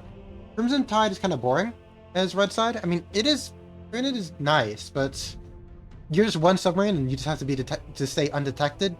But it's really just going to be a I'm gonna go ahead and go as quickly as I can in time compression. I'm just gonna go underneath the thermal layer at like 10 knots, and that's it. They're not particularly an exciting mission. Don't mess with Texas, red side. And this one's not going to be with the Soviet Navy, but I do suppose we are indeed red 4, so we could do that one. Hunters or hunted, we could do this one. No, let's do this one.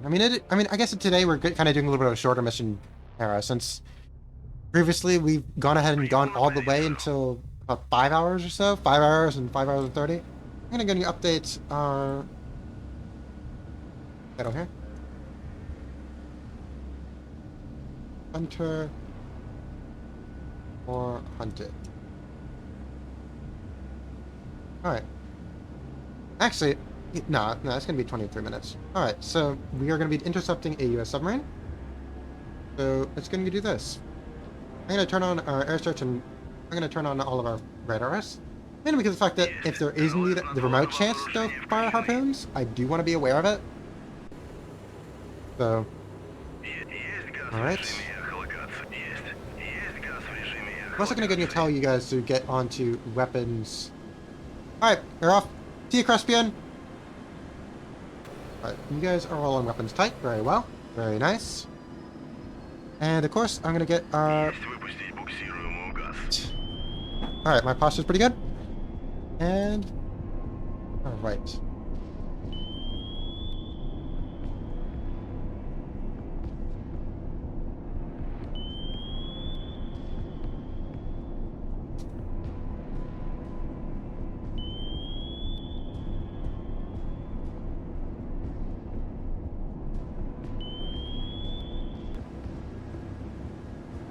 Alright, so the main thing is that I'm going to be running up these Grecias. Primarily just as almost as a missile bait, really. Because, these Grecias are basically half the size, I want to say, of our Krivak. I do kind of wish for this scenario. I guess it's not really all that much of a thing, but I do wish that they gave names to each one of them, because I don't like calling them oh yeah, our Krivak and our Grecia 3 North and Grecia 3 South. There's no problem with it, but I don't know. I'm being picky for no reason. I'm being sour. I gotta stop being sour. Now, what is our thermal layer here? Thermal layer is at 429, which is pretty deep, honestly. I don't think our friend's gonna be underneath the thermal layer, so let's put it directly above at right over here. So our Krivak here. In terms of our Grecia class over here, we're really... that was very quick zooming on my part. For our Grecia class, the primary thing I'm probably going to do is I'm going to tell them to go rush up ahead and basically act as torpedo bait, because I do need to... Because I'm not really all that confident that we're going to be able to get any view on our submarine before he actually decides to fire his torpedoes. So really what I got to do is I have to go ahead and get fired upon. And I'm going to see when that happens, when it goes down to a little bit of slower speed. We're going to have Grecia 3 over here. Yep, there we go. So he's fired his torpedoes. So we're going to have our Krivak 1 in the back here. Our Krivak 1 is really our only standoff anti-submarine warfare asset, as we do need to have up in the front box here. This is our SN-14A launcher. So this bad boy here has a AT-1, AT-2, if I'm not mistaken, torpedoed right down in the back here.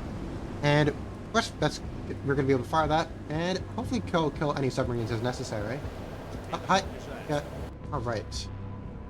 We do have you right over here. Go ahead and get a ruler. I'm going to make this ruler approximately 20 nautical miles, if I'm not mistaken, is the range. So he's somewhere on this bearing, roughly. Of course, we do have this torpedo rushing in here, but I do have you on weapons type, so you'll go ahead and start launching your RBUs when you deem it to be necessary. These RBUs, of course, are depth charges. They will need to be trying to intercept this. I'm not sure exactly how realistic it is. Of course, I know that certain people haven't talked about the realism of that, but, well, it is technically possible, but they're definitely going to be taking full advantage of that here. We're going to have a second one here. Awesome. So we have... Nope, that's a marker. Right. I want a ruler, please. Thank you. Right. Get ourselves a little bit better when it comes to this ruler here. I don't want it to be that bad. Alright.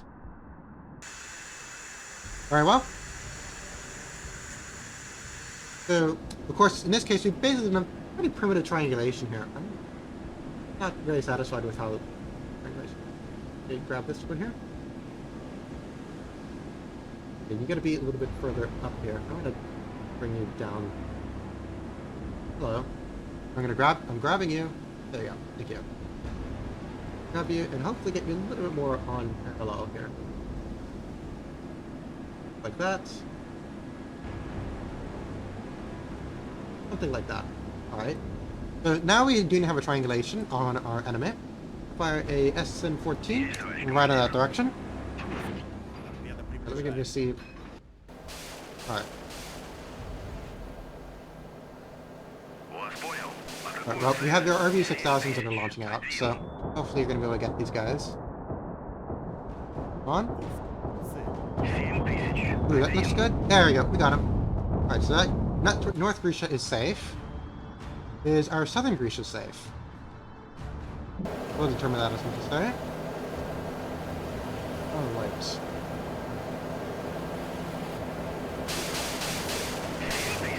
There we go. Southern Grisha is firing its RVUs. Let's see this here.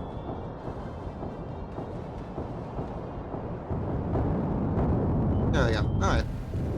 So both our Grishas are safe, and all that's left to do is go ahead and get this SSN-14A right on target. So let's wait and see.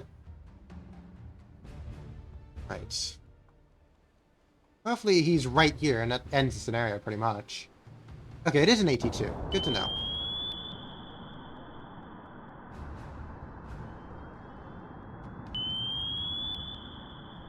Are you going for your target already? You're going down. No, I think you're going around in a circle. Just in a circular pattern. Very well.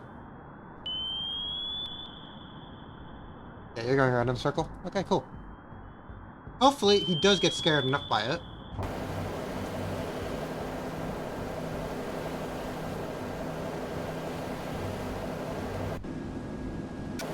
Obviously, you can turn these focus. We should slow down a little bit. Hopefully, if you slow down a little bit. Then...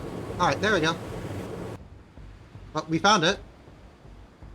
Are you in RBU-6000 range? Almost, honestly. I'm gonna fire 2 in that direction there. And I'm gonna be firing a Silex there as well. Hopefully that'll be able to get... I'm gonna fire 2 Sub-65s from this one. So what I'm hoping is that I'll basically have him trapped pretty much. If he tries to go and evade in this direction, then he'll get... Oh, hello there. But we have 2 RBU-6000s coming out this one. Oh, Mark 48 rather. Right.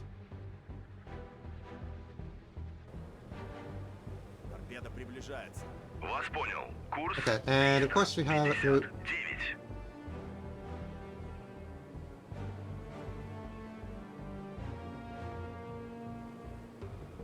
Alright. Very well. I was gonna keep you going right there. Hopefully you don't move too much. No, so you're completely boxed in. Very well. Oh, so out of curiosity, you were detected by... Okay, well, I can't tell what Grisha of 3 you're actually engaged by. Well, they're AT-2. I'm gonna be dropping pretty much on top of him, so I do hope that considering how accurate our sonar return is, right on top of him pretty much. Hello! Hi! Hopefully we're not disturbing you guys instead of your little metal tube there.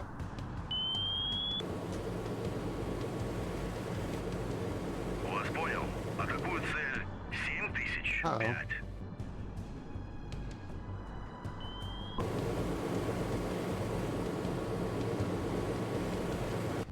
Yeah, that's interesting. Alright, well, we're arrogantly gonna lose Grisha, but I think that's a fair enough trade. That's unfortunate. Not that those RB-6000s would be able to deal with it.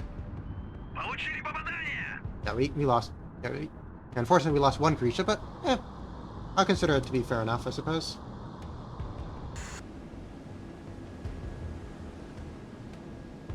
All right. Alright, AT2, get yourself on target. Unless you're not gonna get yourself on target? Come on. Let's see it. AT2s are useless. I mean, he did get it on target, so I mean, not that bad. So, he will be remembered. I think that a Sabe emote would be appropriate. What is that? That is a noisemaker. How do we not know? How do we know that the noisemaker's in this big column over here? Do we somehow have a good enough fix? Right, well, regardless, these set 65s are going to be zooming in on target here, so I do not think that. Oh, I somehow didn't even see that. I don't know if it took a little bit of time for it to load or something, but well, it seems to be that that all four of our set 65s have successfully locked onto this poor. I think it's a sturgeon. Is that? Oh, the sturgeon over here is going to be. This is very nice. So you have to. Oh, you guys had to go up for some reason. Where are you going? Who are you going for, my friend? Well, that's simply how it proceeds, I guess. This is a lot of torpedoes all inside of this thing here. Hopefully, one of you guys, statistically has to be able to hit. Come on. Come on, my friends. Do better.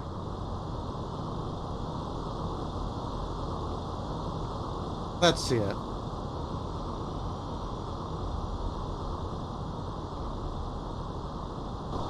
Really? Come on. Well, tell me I have to go ahead and try to get one of you guys out here. Вас понял. Курс 30.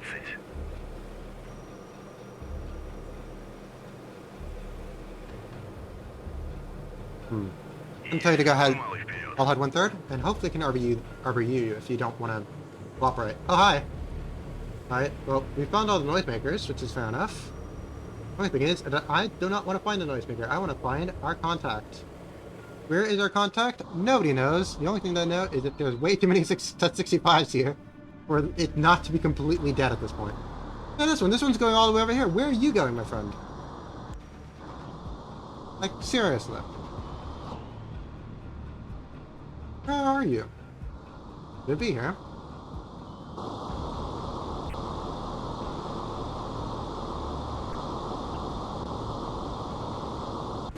Вас понял. Курс 29. Есть самый малый вперед. Вас понял. Курс 302. Alright, are any of you guys actually going to be able to get on target? Or just gonna just chill around here? Just doing a big whirlwind here. Вас понял. Курс 5. Aha, there we go. We have you on target. Right. Guess that. Вас понял. Атакуйте. Guess that I actually have to go and do it myself then. Alright, Grisha. Take Garvey 6000 on this guy. Hopefully kill it. Let's do it. You know, if you want something right, do it yourself. And in this case, do it yourself means RBU 6000. There you go.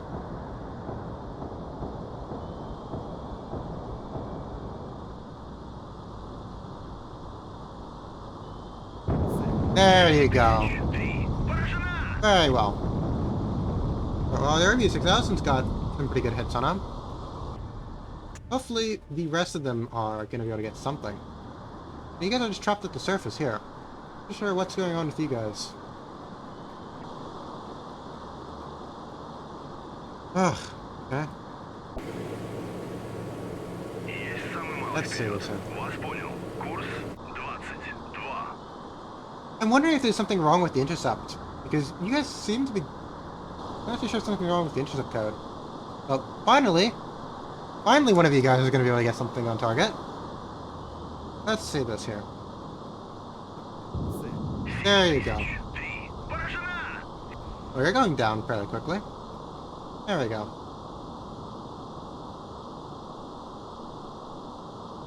Oh, that was not pleasant. And I guess we're going to be going on to... When is the ad break? Or did it already happen? Alright, well, I'm going to go ahead and take a little break. So in the meantime, I'm going to send you off to the ads. And yeah, I'll be back in 3 minutes when the ads are done. And we'll be playing something else.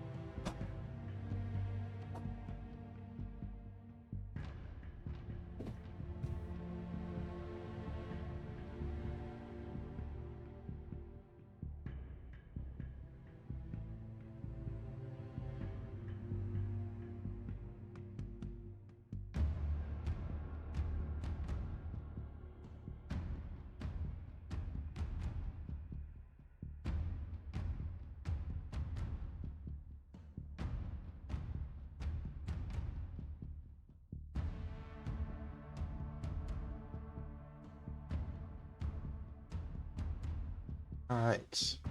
Should be getting outside ad time soon. I don't know how, I don't know, I do have to ask to some of my other friends who are more knowledgeable than I am, whether, like, when they go out for an ad break, like 3 minutes, whether it's something that they go ahead and, I don't know, whether they go ahead and talk some, or whether they pretend that, like, nothing's happening, or, because, I mean, I do presume that the vast majority of people are going to be doing are not going to be, you know, I'm checking on my words, but majority are going to be seeing the ads. So, is it appropriate for you to go ahead and continue talking during the advertisements? Just try to just transition to talking about something else that can be missed, or not too sure. Regardless. All right, welcome back, guys. Sorry about that. Hopefully, you guys did not go ahead and die through the advertisements there. I do have to wonder what advertisements do you guys actually get? Like, what do they decide is like my target demographic? Do they even do that? Like, do they even look at like your tags or something like that and like personalize them? Or I don't actually know how that works. But regardless, we're going to be going on to valuable target, which I do know that a lot of people struggle with, and I mean it is definitely one of those missions that has gotten harder and gotten easier as the AI improves, and as the AI changes behaviors and all that. So this one used to be very easy, in my opinion, but now it's a lot harder. So I know that a few other content creators have had a lot of struggle with it, but hopefully I can get something done with it. Alright, valuable target. Welcome, Commandeer. In this mission, your primary objective is to find and sink a cargo vessel transporting military cargo of high value from the United States to Norway. Until it is confirmed that this vessel with a small escort will be passing north of the Faroe Islands. Important, BPK Kurt is your flagship, do not lose it, and your flagship helicopter, you can use it to spot and identify contacts. Very well.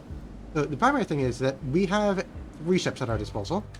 So we have, of course, the Soro Savoy, which is the Krivak 1.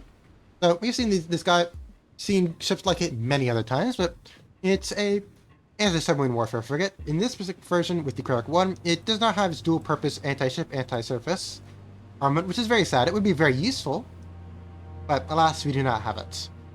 So his main purpose for here would probably just be as a missile sponge, alongside being able to go and do a little bit of air defense with the SAN-4s on either side. We're not going to be dealing with any submarines, so it's a little bit outside of his element, but alas, that's how it goes. In the center here, we have the Gata-class cruiser Kerch, which is pretty good at air defense. I mean, it's not going to be very good considering the fact that we're going to sea screaming specifically, since we're going to be dealing with a lot of harpoons. But alas, this is definitely our best ship when it comes to it. And you have an SAN-3 launcher up here and back here, alongside two little SAN-4s over here and over here. We do need, of course, have our helicopter, so I'm going to get that up in the air as quickly as I can. There we go. We're going to watch it get out as soon as it does. And finally, we have the Grozny over here. This is really a anti-surface vessel with these very big SSN-3 batteries up here. We have one up here and one here in the back really. It does have air defense in SAN-1, but the SAN-1 is not going to be all that great. And it's just one. So honestly, the main issue that I find with a lot of people's implementation for this mission is that the SSN-3 is really meant to be used almost like maximum range, really. It's pretty close to it. So right over here, if we go ahead and see the minimum range here, the minimum range is 23.5 nautical miles minimum, which is that is a very small minimum range, well, very large minimum range. So we want to get a little bit farther away so that the missiles have a bit more time. So I'm going to just tell them, hey, run in that direction now. In the meantime, I'm going to go and create our formation here. You may, of course, need to go and do this multiple times. Right. So Kerch, and guys, I'm going to name you guys. What should I name this formation? I think that last time I keep on naming them winners. There we go. Winners, because you are winners in my book. You are fantastic and wonderful individuals. Ooh, and also, one of them starts off with their surface search and with their air search right around. With both of them on, they'll be able to easily identify what this guy is, since they have plenty of ESM to go and be like, hello, yes, this is that specific radar in that specific area. This is probably hostile. Everything else with it is probably also hostile. We're going to go send a lot of harpoons this way. Alright, so we have the helicopter which got outside of its hangar over here. Oh, hello. I want you to teleport me away from that. Interesting thing with this hangar is that, as you can see, it actually has a little elevator that will bring it down. So, the thing with that is that this is modeled off of the Cresta 1 class cruiser. Or, can you say anti-submarine warfare ship? Large anti-submarine warfare ship, but it changes designations multiple times, so it doesn't really matter. But it was modeled off the Cresta 1. The thing with the Cresta 1 is that its helicopter pad was at this level. At this level over here with... Why do they keep on doing that? No, I want to keep looking at this over here. That's weird. Why do they keep on wanting to just transfer the camera over? Anyways, the helicopter pad was at this level here, so where these men are standing. So the thing is in order to make room for the towed sonar array, this big thing over here. Okay, I'm not going to try to fight it anymore. If it wants to go ahead and touch on the Kerch, then it'll center itself on the Kerch. So when they did decide to make space for it, they had to raise up the helipad, and of course they had to raise up the hangar alongside it. So very interesting that they decided to go keep the hangar in its previous location, just have an elevator to raise it up. Apparently it was somewhat mechanically unreliable at times, but it should not be that much of a surprise. But well, that's simply how it proceeds. So I'm going to tell our Kamov to go ahead and go in that direction, kind of continue going in that kind of way, really. I'm going to try to go ahead and do a multi-axis attack here. So I'm hoping that the Kerch is going to be roughly in this area by the time that we engage the enemy. And the Grozny is going to be up in this area, so we're going to have almost so anybody over in this area will have to focus on the SN-3s. The SN-3s may get through. They may not get through. I've been kind of 50-50, really. But regardless, Grozny is going to get itself hopefully as far away as possible. I don't actually know if we've actually dealt with a Hyundai class in any of our scenarios before. So I'm probably going to talk about it a little bit, since I do know that we've talked about the Kerch, and well, about the Cresta 1. Well, Cresta 1, 2, and 3. Well, not Cresta 3. I guess one could consider the Gata class to be a Cresta 3 of sorts, but no, it's a Gata class. Now, if you do look at the Soviet designations, it is exactly as you would think. It's Project 1134, 1134A, 1134B. So it does kind of go like Cresta 1, Cresta 2, Cresta 3, but I suppose that NATO saw this thing and was like, nah, it's big enough, it's longer enough, it has enough weaponry and enough modification to it. This is a Gata class. That's part of the reason why I really love to use a mix of Soviet designations and American plus NATO designations when it comes to actually being able to understand ships, because when it comes to certain things, you have different designations entirely, or in a native parlance. But for example, you have like the Kilden and the Kotlin and the Canyon class and all that. But in Soviet designations, they're pretty similar. Same thing when it comes, but of course you have the inverse. So for example, for the Echo 1 and the Echo 2, in the Soviet designations, it is Project 650 and 675, respectively. Which, of course, you'd think about that, and you'd be like, okay, like, they're completely different ships then, with no actual relation to one another. But no, they're modifications of one another. Granted, pretty big modifications, which have different roles, but well. Same thing with like the Gulf class when I was doing research on them. Is that a lot of the Gulf class modifications, they have completely different. They're completely different from one another. But of course, they're all kind of related. So, alright, well. We do have this group over here. It's spoiler, these guys are definitely in a very hostile formation. They're going 19 knots and they're all going in the same direction here. So, well, this one's going 26 knots. And, well, there is no merchant ship that goes 26 knots. Unless it wants to burn all of its fuel and make sure that the guys back home are going to be very angry at them. So, right. Obviously, we'll be continuing to go ahead and go zoom off in this direction. Hopefully continue to going well. Something that I also don't really understand. For some reason, this mission has like an F-14. And I hate that F-14 in this mission. The F-14 in this mission, we're going to try to kill your helicopter. And I don't really like that. I do not like that in the slightest. These guys are currently on MCON. But I do want the first thing that they see is the F-14s coming straight at them. Oh, well, apparently we're close enough to... Okay. I do have these guys. I do want to go and do like a visual inspection. Not so that they can kind of like RRP that. I'm just like, no, we're going to be visually inspecting all these guys. And oh, whoop, that one actually happens to be hostile. Alright.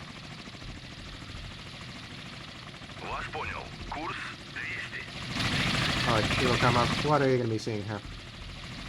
What are you looking for?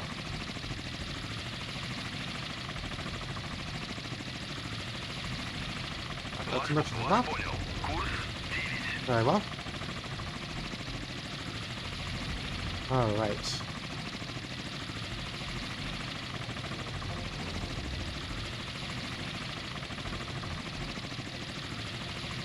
Let's keep looking at this here.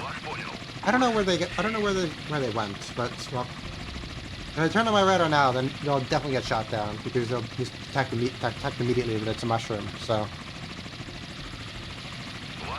a bit too close, but well. I wonder, where are they? Could have been able to run into them by now.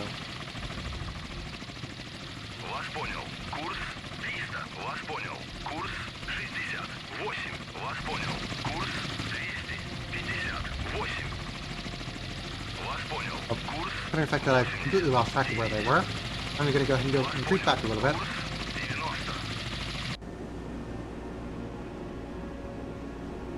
I do wonder, this is going to be a little bit devious, but I've never actually tried this before. I'm going to try to hide behind this merchant ship and see if hiding behind it's going to cause all the harpoons to run straight into it. Or at least make the NATO forces a little bit more hesitant. I'm going to take it to flank speed there.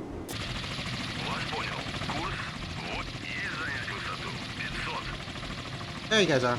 Alright, well, I'm going to go back onto the con here.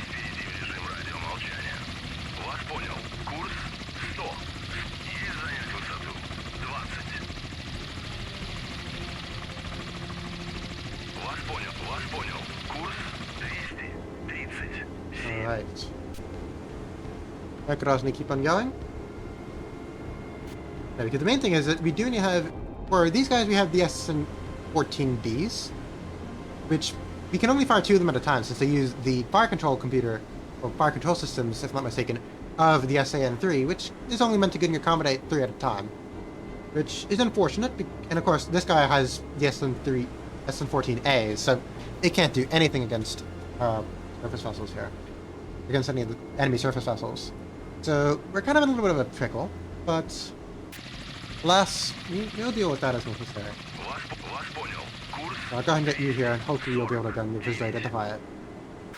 Now, Grozny here is... How far away are you from everybody?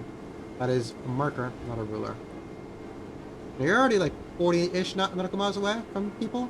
40-ish, so that's good. Because I do want this guy to get as far away as possible, because that's how it works. But these guys will go down at about like 20 nautical miles.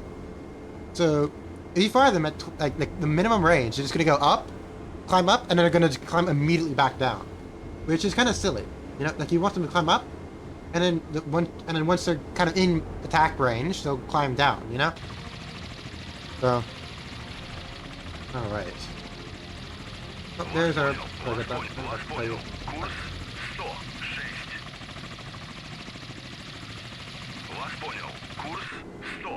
Alright, so, alright, we're in range of SN-14s.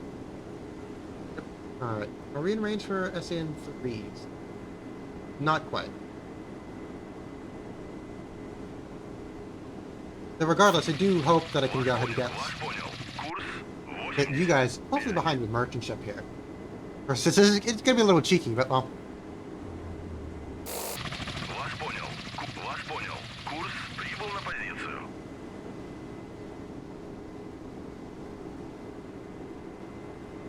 Alright, well, MV Gato Campania? Campania, rather.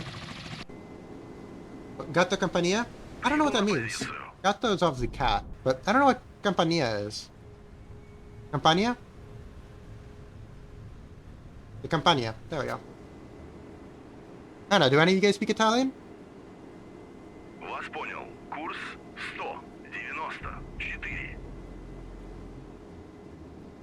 I really wonder if the scenario maker ever envisioned that the scenario player is going to try to hide behind these merchant vessels.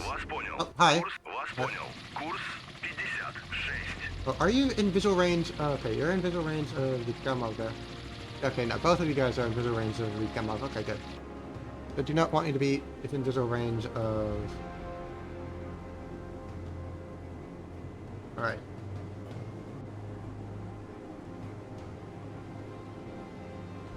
You might take a little bit longer than I would hope. You're in visual range of the cam up as well. Okay. And you guys should be in range of the SAN-3. Yeah, you guys are. Very well. Okay.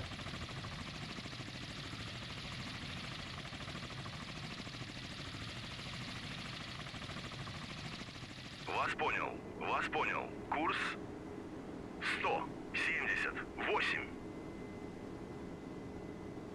Прибыл на позицию. Вас понял. Вас понял. Курс 82. Вас понял. Курс 100. Alright.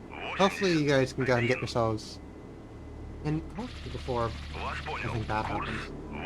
Alright, so we have this entire formation lined up. I'm going to fire the... Well, you know that you're an Adam, so you're going to parry. Uh-oh. Okay, well, evidently I waited too long trying to do my little maneuver there. Let's get our show on the road then. Вас понял.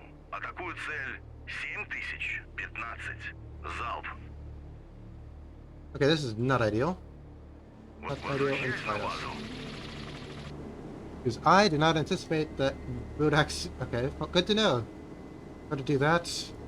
Play stupid games, get stupid prizes, I suppose. Вас понял. Атакую цель 7. Вас понял. Атакую цель 7014. Залп.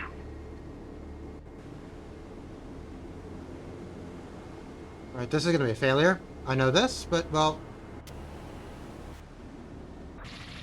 Ракета выпущена. 7000. Ракета выпущена. 7015.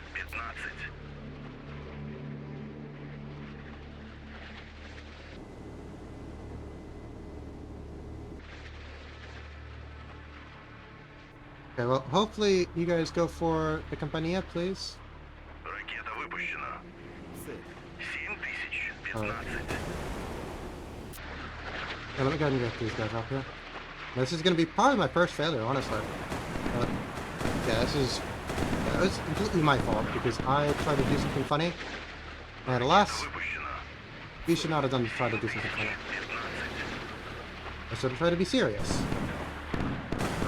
Of course, we're all going to die as a result of me trying to do something funny. Воздушного обнаружения. Very well. 7029.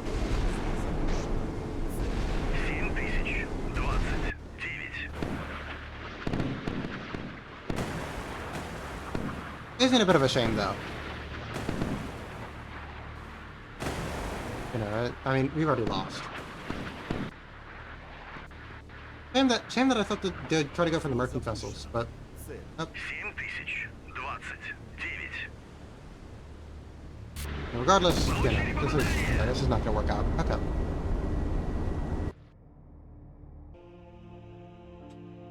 That's not good. Let's try to do it again, and hopefully try to go and do it a little bit smarter. And also try to make sure that I go at full speed instead of going at like 1/3 speed again. Because I don't know why I did that. That was a mistake, but alas. Simply how it proceeds, I guess. Okay. Grozny, yourself over to your position here. Есть самый Oh, if you're red eyes. Перевести в режим радиомолчания. Alright, now let's do this right. Because I did it very much so wrong last time, and I knew I did it wrong. But I just didn't realize that you were going way too slow. Вас понял. Курс 196. Вас понял. Вас понял. Курс 191. Alright. Вас понял. Курс I'm gonna rename. 198. I'm just gonna move this formation around. Edit formation. Soto Savoy will be right about there. Actually, I'm gonna move the Soto Savoy right in front of you, like there. Hopefully, that will mean that if it does come to bad situations against my will, Есть самый полный вперед. then Вас понял. Курс 188. you can also get yourself out of the area. I'm just gonna do this to 100 times speed. I wanted to speed us up here.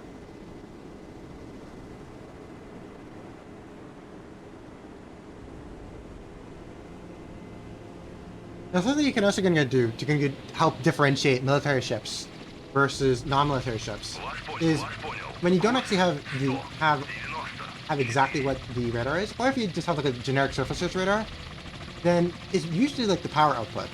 That can help you out if you just detect something you can't idea. РЛС They're надводного all обнаружения. over there. Перейти в режим радиомолчания.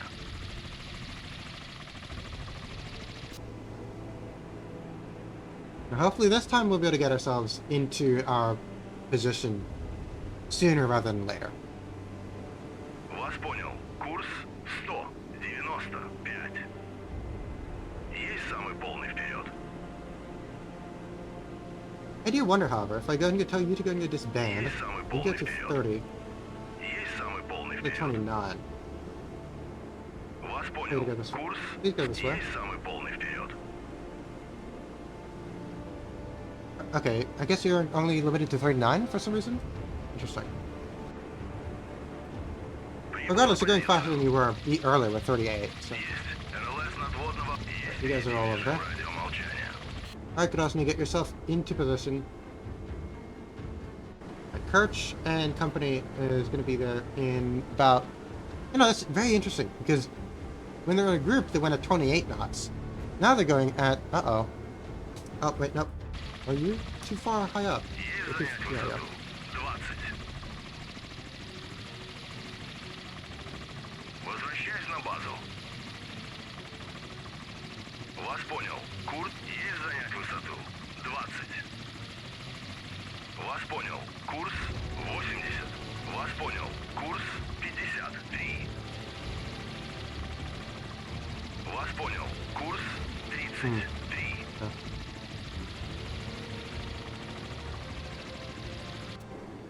Alright, I'm gonna start firing in a minute, so I'm gonna go ahead and move you so that you're already kind of in formation to start firing. At least close enough to it. Вас понял. Курс 111. How long do I have to wait Вас for you to понял. get into Курс that position? 188. Вас понял. A little bit too long. Okay. 214. Yeah, you're gonna take about 10 minutes. How close are they? Есть. РЛС надводного обнаружения. Вас понял. Курс. Есть занять высоту. 200. Close to her. How close is NATO forces? Okay, no. It's time to go. Alright, Grozny, get yourself going. For all 8, center target. Атакую цель 7013. Залп.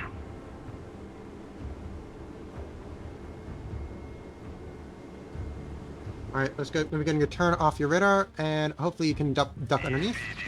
So you're outside of range, very well. Good. 20.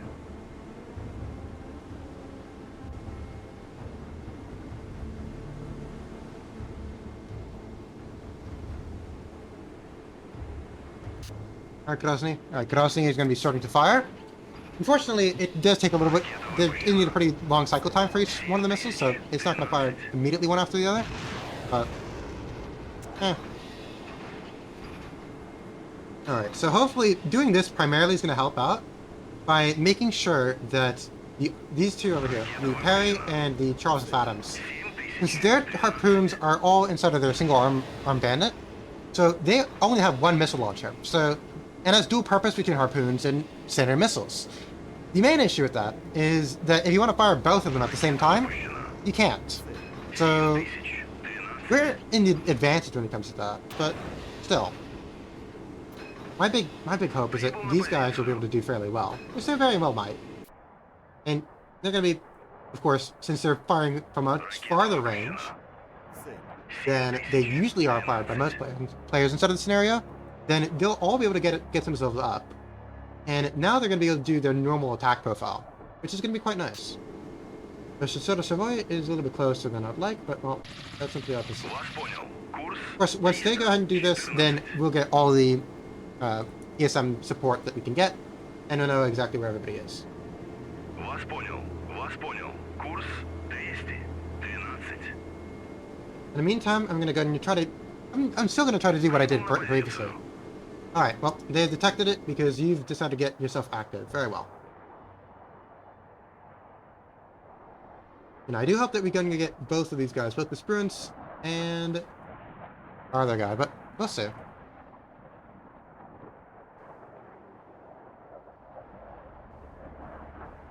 Well, you guys are going down. Alright. The one's been intercepted.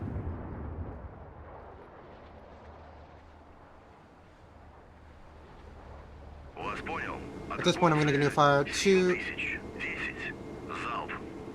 SAN-3s at this position. Hopefully that will be able to go and at least distract them. I was going to fire two SAN-3s as well at him. Hopefully that will do well.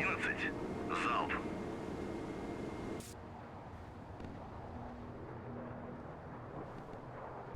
Alright, all of you guys are going down. Very well. And I do hope that you guys hit the Spruance, because if you guys do hit the Spruance, then that would be great. Hostile missile? 1010. On you, that's an SM1. 197. Uh-oh, that's not good. Вас понял. Курс 174. Ракета выпущена. 7010. Вас понял. Атакую цель. Alright, let's see here. 7010. Залп. Есть прекратить огонь. Вас понял. Атакую цель. 7011. SAN-1, SAN-3, please. Please make the shot. Nope, you're not going to make the shot. You might. Okay.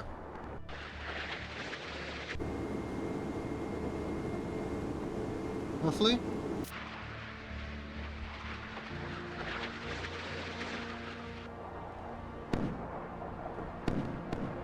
Nope.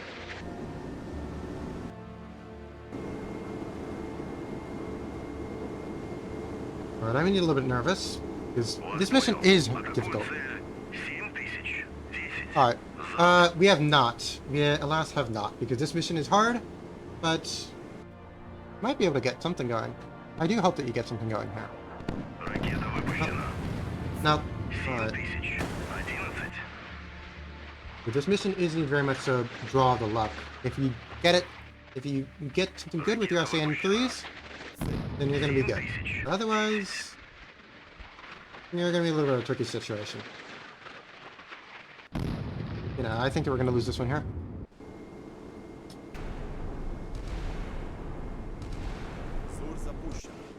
It's a shame. 7016. Есть прекратить огонь. We've had it before where the SAN or the SSN-3s are just able to completely destroy everything. So it's really just kind of do the dice rolls like you. Yeah, this is we're gonna get another boss here. Yeah, this does not look very good. And I might still go and play it just for sake of completeness, but 1019. well, that one got left there.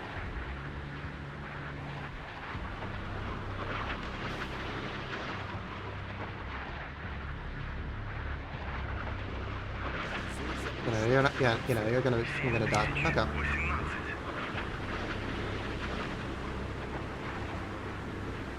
Hmm.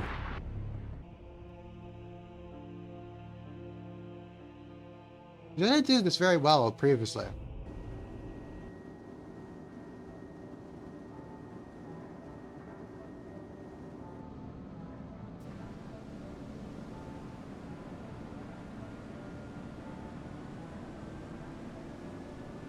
Вас понял. Курс есть перейти в режим. Есть самый полный вперед.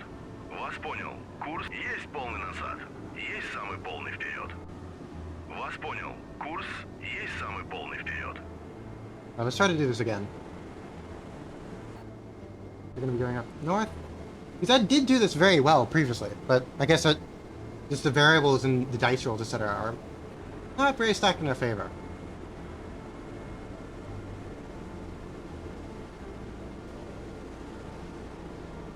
Есть самый полный вперед.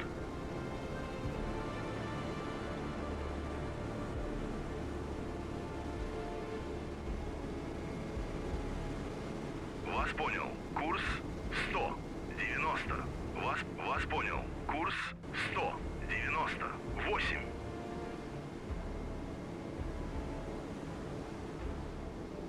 Huh?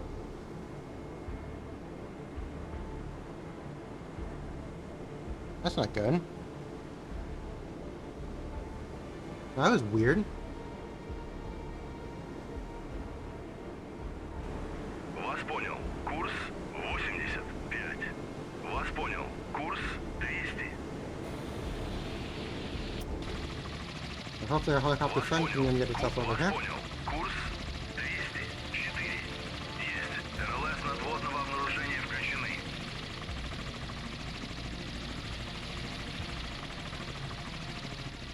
Very well. Well, I mean, you found them. It's this group over here, so I'm going to turn off our radar before you get shot down. Режим есть занять высоту. 20. Прибыл на позицию. Since this group of ships is not particularly well suited to the task that we've given them, but Вас Вас. понял. Курс 200. Вас понял. Курс 200. Вас понял. Курс 200. 17. Вас понял. Курс 200. 40. Вас понял. Курс 200. 28. oh gosh, no. Oh, okay. I didn't realize that we had enough. Okay, I didn't realize someone would have enough for it. Sure, let's do it. Вас понял. Атакуют цель. All right, so you have to go and do that there. РЛС надводного обнаружения включены. Let's go ahead and get ourselves going here. Есть газ в режиме эхолокации. Есть газ в режиме эхолокации. All right. Есть задействование Oh, РЛС gosh. воздушного обнаружения. This is probably like the worst time that we could have done it too. Вас Well, понял. if it's the worst time, then it's the best time. 8. Let's do this here. Залп. Honestly, go ahead and go fire. It is very important. It is very Есть, important. товарищ командир. I do indeed agree. Вас понял. Атакую цель. 7000. 9. Залп. Ракета выпущена.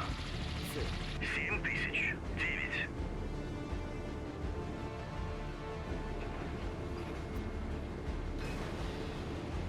Вас понял.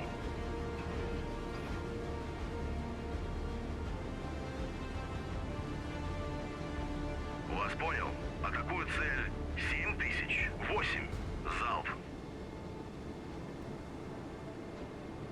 Вас понял. Alright. Атакую цель. 7000. 8. Залп. I was gonna be firing these guys, hopefully, so that, like, I mean, obviously the SSN-14A won't be able to do Ракета anything, выпущена. but my hope is that they'll go ahead and... Вас понял. Вас poнял. Вас понял. Yeah, how very close is the merchant ship? I want this merchant ship to genuinely be a missile sponge here. 221. Oh. Ракета Nice. выпущена.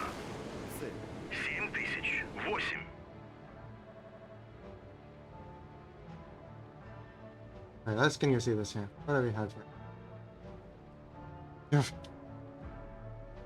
Well, we have hostile missile. Ракета выпущена. I don't know where that missile is. 7000. 8. Alright, SSN-14Bs, let's see what you got here.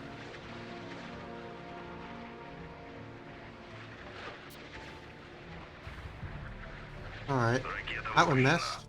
7000. 8. Hopefully the YouTube browsers are going to be able to get things going. Do we have from the Center Savoy? Love two guys. Yeah, fire both of them, please. Ракета выпущена. Holding my breath here. Oh, gosh. Okay, that's awesome. Thank you. Okay, so the parry's dead. That's good. Alright. I'm gonna fire two more. Now I just really need the experience dead. Атакую цель. 7000. Вас понял. Okay, well, we do have some... 7000. 8. Залп. Вас. Ракета выпущена. Alright, so we at least have one guy dead. Parry's completely gone. Good. This is all our hazard parry, so it's another parry if I'm not mistaken. So... Alright, so we do have a few Room 7s coming out. We do have some Harpoons also coming out, but hopefully they will be able to deal with themselves appropriately. This is interesting though, I never actually realized that you can go fire two SS... Oh, oh, we're gonna get the... Oh, no! Ooh! 7000. 8. That was nasty. Well, Shadow Savoy? Let's get your Gecko online. Вас понял. Атакую цель. 7000. Get some creatures from the creature feature. 7000. Featuring the creature. Then coming out here. Equally, we do have our SSN 3s going in. I would get to say, I would have put on a timer. You're gonna be like, alright, like, uh-oh. Курс 20. Outside of where I want you to be. No, it's over. 7000. 8. Поражена. Okay, well. Oh, we hit the spirits. 31. Alright, well, I think we're gonna win this, other than the fact that we are probably gonna lose because of Kirch. Okay, the Kirch is gonna die. Повреждение. Покинуть корабль.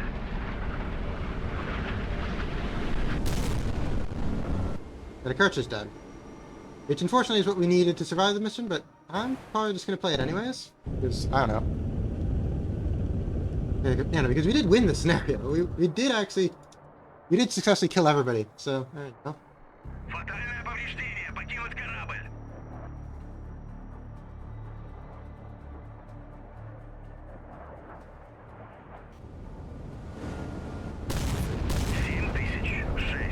Поражена!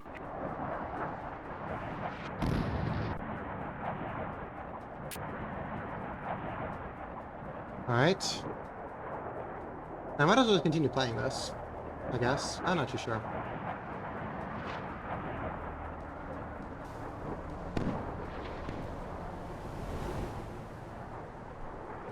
No, so he just completely dodged that one there. Let's see, this Adam's gonna die.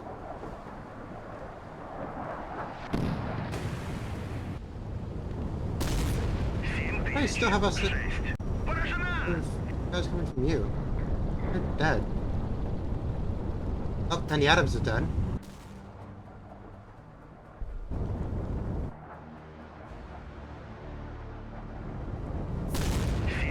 Alright, so there we go.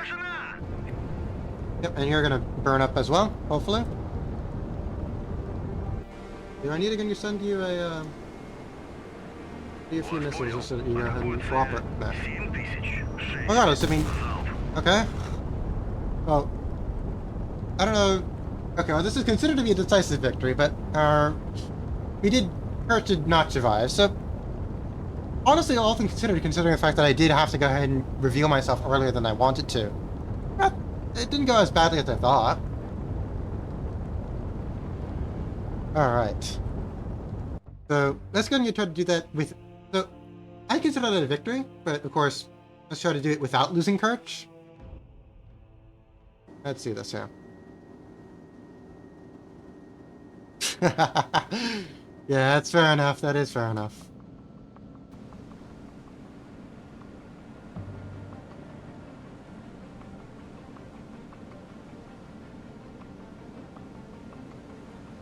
Now, something that I've always found very interesting, or very concerning about it, is that I haven't even seen some streams for like C-Power, etc., that have a warning from Twitch to say sexual themes. How on earth they do that, I don't know. That is very strange. But I have seen it before. I haven't dared click on it. I don't know what on earth they're doing. Is it like Azuline or something, and you're doing some funny things with the boats? I do not know, alas. And equally, I do not want to know. Because that seems quite frankly horrifying. Alright.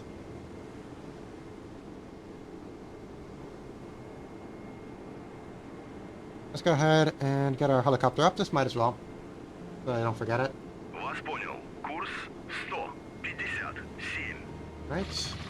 Вас понял. Курс 175. Есть. РЛС надводного обнаружения. Вас понял. Курс 240. So here are goobers. So they're friends.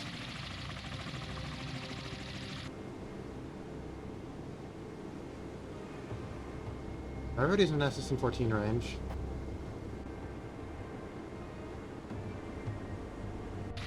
Вас понял. Курс 60. I still do want to continue to try that because I don't know if it's something I still do very much so want to try using this poor Gato Campania as our missile sponge. I do want to try that because that sounds very comedic and very amusing.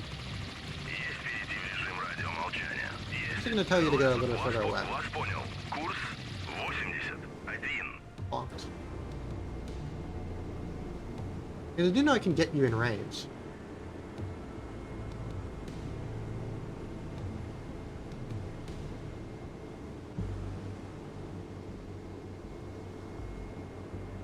Вас понял. Курс 200. Вас понял. Курс 209. Heck yeah, so true, so true. You know,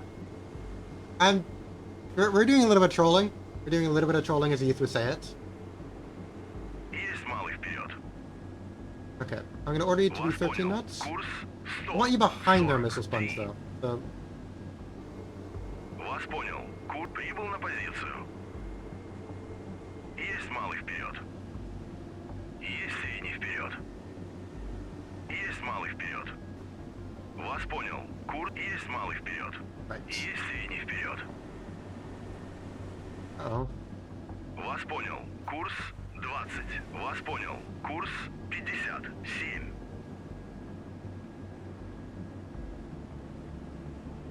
Regardless, I think I think I'm playing way too much around with that, and I need to stop doing that. Вас понял.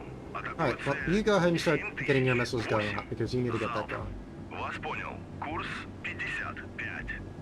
Okay, well, my little playtime here, I guess, is already over.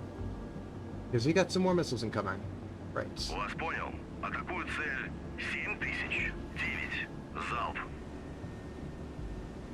Вас понял. Ракета выпущена. Вас понял. Атакую цель. 7013. Very well. Залп. Oh, alright. Well, you're spooked by defensive jamming. Very well.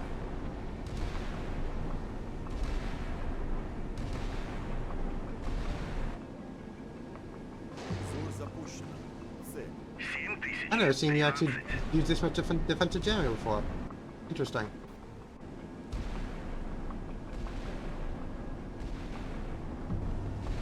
Вас понял. Курс 74. Вас понял. Курс Зор запущено. Цель. 7014.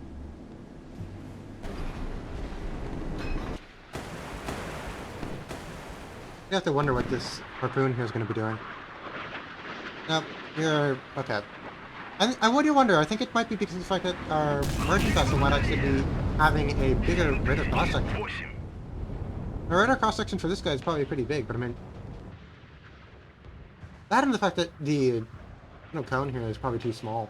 Получили попадание. Ракета выпущена. Цель. Получили попадание.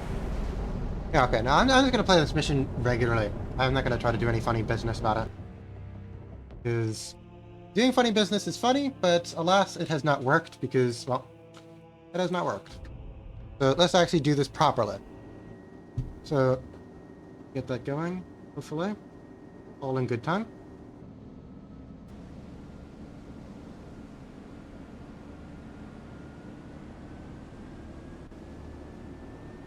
Вас понял. Курс 100. Вас понял. Курс 100. 80. Вас понял. Курс есть. Вас понял. Курс 358. Есть самый полный вперед. Есть самый полный вперед. There we go. Alright.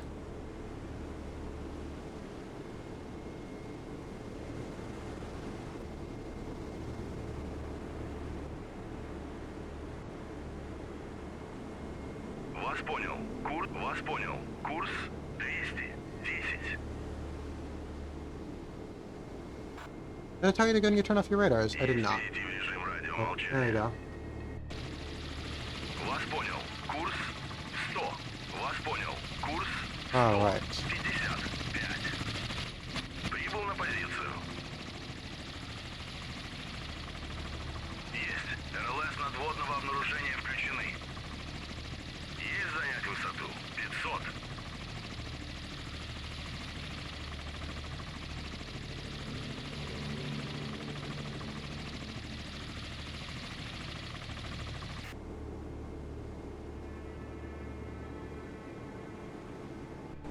You might be getting too Вас close. понял. Nope, nope, you're getting Вас too понял. close. Курс 127.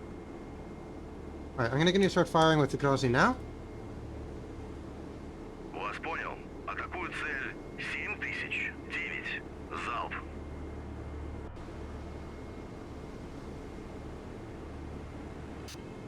Alright, Grozi, get yourself going. Ракета выпущена. 7000.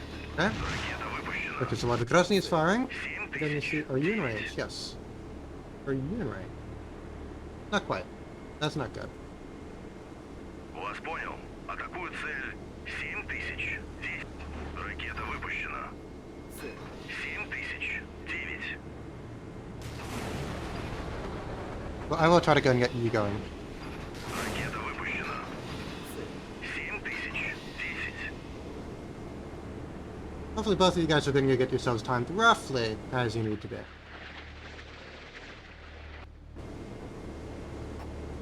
Вас понял. Вас понял. Курс 190. It's also going to fire a few SAN-1s, just kind of just Так точно. there. Have fun. The SAN-1s, of course, are just kind of just like, well, there you go. Ракета выпущена. Alright.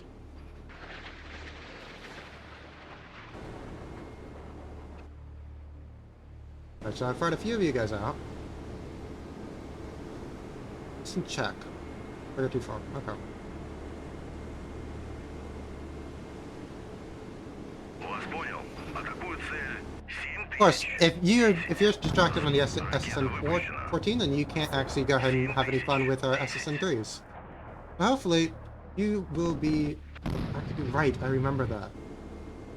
The Ракета выпущена. SSN-14s like to go after Harry for some reason. 7010. Even though, well, like to go for the wrong ship. Even though should not be doing that.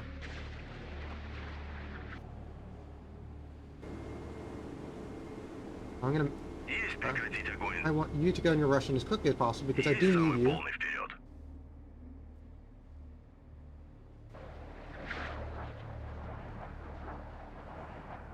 Hopefully, to go ahead and start going with this. All right. So some of you guys to go ahead and start going for you. Hopefully you'll do that. Okay, I want you guys to still go for this group then. Ugh. Now the thing is that this time, the other times that the Kirch was way too close. Now this time it's way too far. Есть самый полный вперед. Because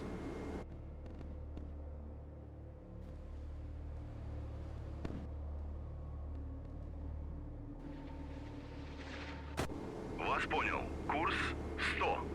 Есть well, things might not be over yet. воздушного обнаружения. Unless you decide to go for you when you get activated. What's going on here? You're gonna be doing some air. Yeah. Okay, it seems to me that they've kind of evenly split them up. Цель. That's unfortunate. 7015. I should have checked. I should have checked before. Пущено. Цель. 7015.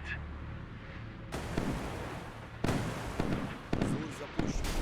Цель. 7. Есть задействовать РЛС воздушного обнаружения. Granted, this isn't that many harpoons, but it all you need is one. Цель. So if you're not going to be doing anything with that, so, you know, you're probably not going to make it. Получили Okay. попадание. Interesting. The last main issue is with this one. With this time, is that I was not close enough with our Kirch before we actually started to fire. That was completely my fault, and we could have won that one if it wasn't for the fact that I was just blind and I said, "Nah, I'm not going to do it. I'm not going to do it when I thought I need to do it." So that was unideal. Very well. Вас понял. Курс есть самый полный вперед. Вас понял. Курс есть самый полный вперед. Let's actually do it properly this time. Есть перейти в режим ралли. Вас понял. Курс есть самый полный вперед.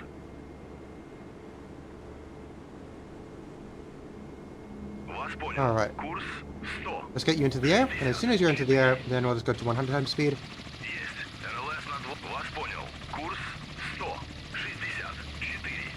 Вас понял. Курс 100. Есть занять высоту. Вас понял. Курс. Вас понял. Курс 300. 30. Прибыл на позицию. Вас понял. Курс. Вас понял. Курс 100. 67. You two down over there.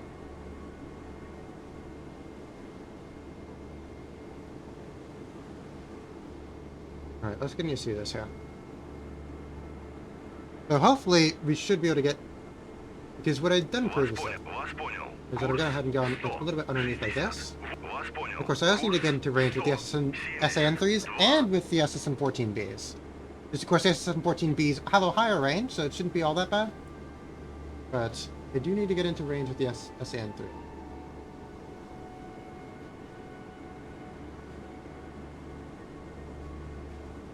Вас понял. Курс 100. 90. Вас понял. Курс 207.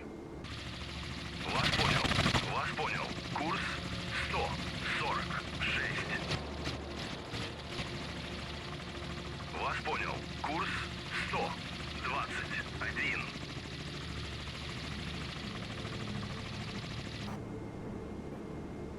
Okay? Is that we're good enough? Except for the fact that is Kirch in range with the SAN3s? You are. Good.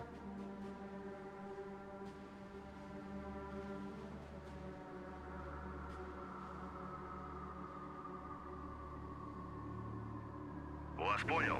Атакую цель 7009. Залп. Прибыл на позицию.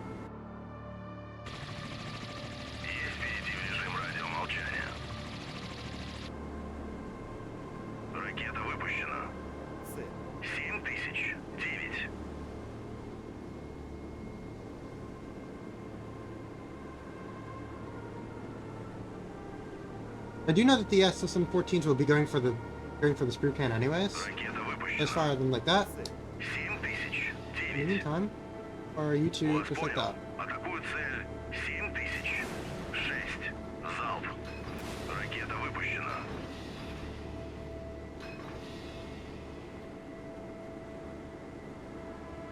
Ракета выпущена.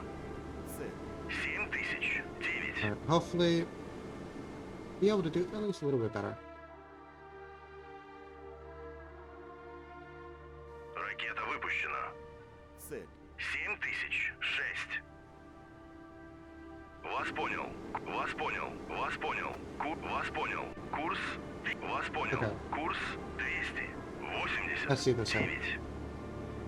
I have something here. Give me a quick second. Okay, so hopefully we have all of our SSN-3s going out as they need to do. Good. Very good. But the SAN-3s unfortunately missed, as they are prone to do. Reason we don't have the other one. Вас понял. Oh? Атакую цель. 7000. 6. Залп. Please fire more of them.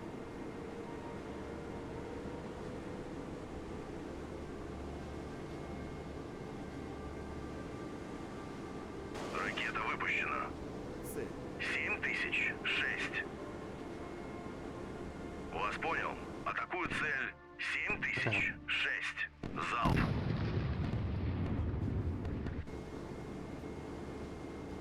Ракета выпущена. Цель. Let's see this 7000. here.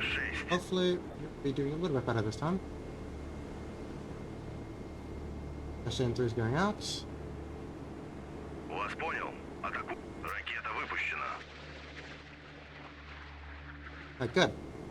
We have a little bit of decoys over here. Okay, good. Now you're getting your other salvo going up. Great.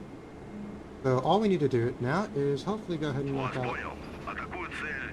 What? 7000. 6. Meanwhile, Залп. our Ракета выпущена. SSN-3s are going up pretty much undetected. 7000. At least, 6. well, that was a missile right there, but they're not being harassed yet. Good.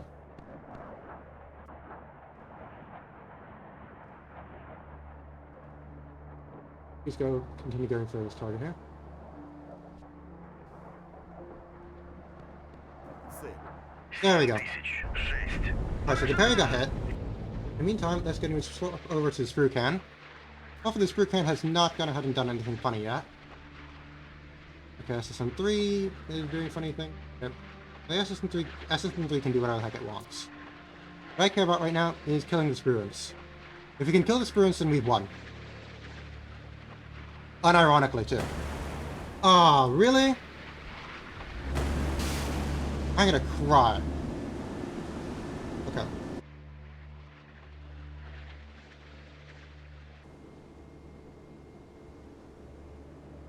Now, I need you to engage that one. I'm gonna tell you to cease fire on everything that you're doing. Прекратить огонь. Okay. I'm very nervous Вас at this. понял. Атакую цель. Wait. 7000. 8. We're going. Вас понял. Атакую цель. 7000. Huh? 8. What Залп. are you guys doing here?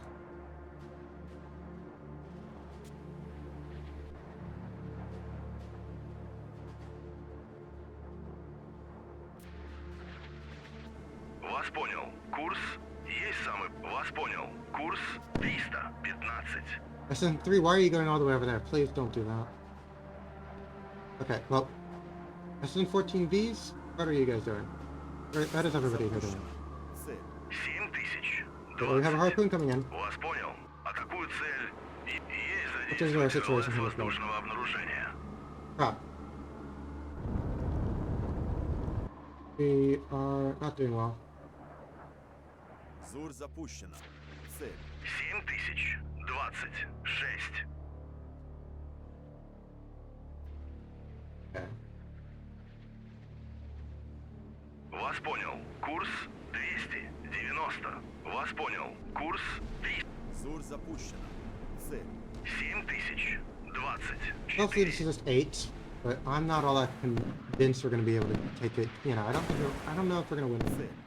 7000. Oh, we hit the Spruance. Too late, unfortunately. The Spruance already got all of his harpoons off. Зурь запущена. Цель. But Spruance is dead.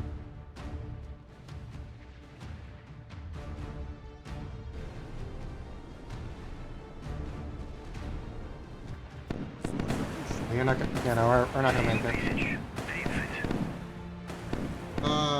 We're not gonna make it. Especially since you only have 2.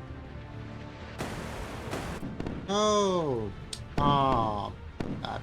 Ракета выпущена. Получили попадание!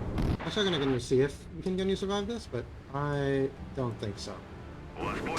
Атакую цель. 7000. I think it is go as he used to say it. Залп.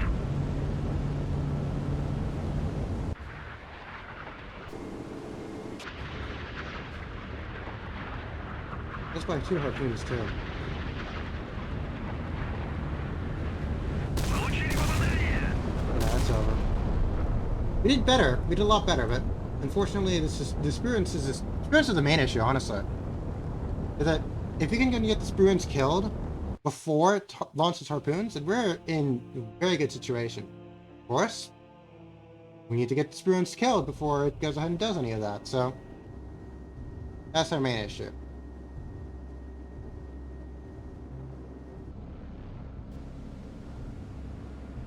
That's going to be something that I'm going to do. Is that I'm going to try to see if I can get into range of both Вас Sprucan. понял. Курс есть And- самый полный вперед. Вас понял. Курс есть I'm самый... going to Вас, attack you вас over here as понял. well. Курс 200. Вас понял. You don't want to sacrifice the Shadow Chevalier, but if it becomes necessary, then I will. Перейти в режим радиомолчания. Alright. I'm going to take you up. And let's see how things proceed. Вас Ugh. понял. Курс... Very Вас much so понял. unpleasant. Вас понял. Can you please? Курс... Just, Есть alright. занять высоту. 500. Вас понял. Курс 100. 40. Вас понял. Курс 100. 60. 7. Вас понял. Курс есть самый полный вперед.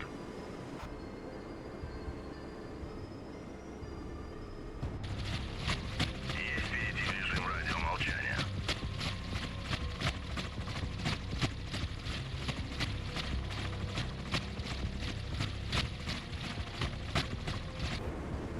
Вас понял. Курс.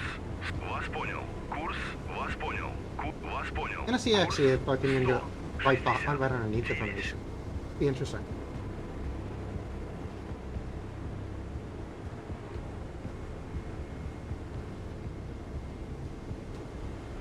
Now I'm looking for you.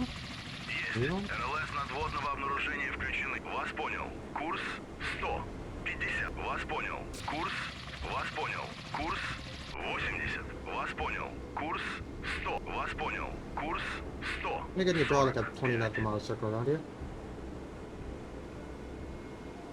Oh no, I'm not going to be able to get behind you. Вас понял. Курс 100. 70. Вас понял. Курс 100.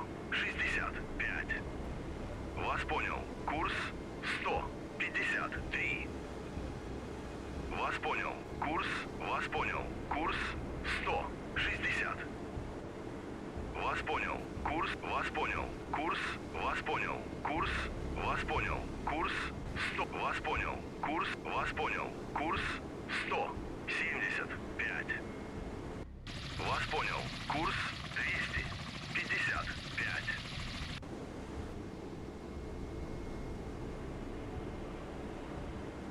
Alright. See ya. Hopefully I do better this time, but well, Вас понял. I'm not too sure exactly how things are going to proceed. 83. Alright. Вас понял. Атакую цель 7000. You didn't even check if we're in range of the SN3. So Kurtz, you gotta get yourself zooming in here if you want to get into Вас that guy. понял. Курс 209. Ракета выпущена. Цель. Ракета выпущена. Цель. Ракета выпущена. Цель. Ракета выпущена. Hopefully you're gonna get yourself in range here. 7014.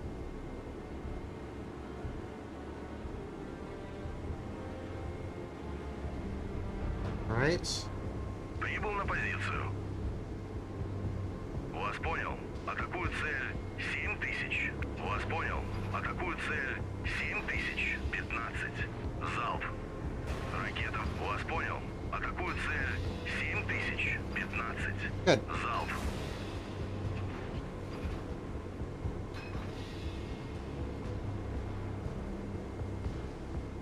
Вас понял. Курс 246. Getting the system check. Вас понял. Курс 235.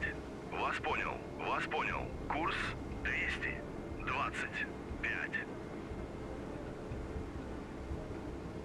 Ракета выпущена. Цель. 7015. I want some of you guys to go for this one. Go for the CFA. How's that all going to help things out? Alright. Цель. 7013. Поражена! Залп. Alright, okay, cool. So the CFA is gone. Means that if you guys kill transfer targets, you guys can move for the. Yeah. Oh, you're doing well. Ракета Let's go. выпущена. Цель. Okay, and you're going 7015. for. And no, you decided to go straight for the screw can. Alright, let's see it. Let's see it. Come on.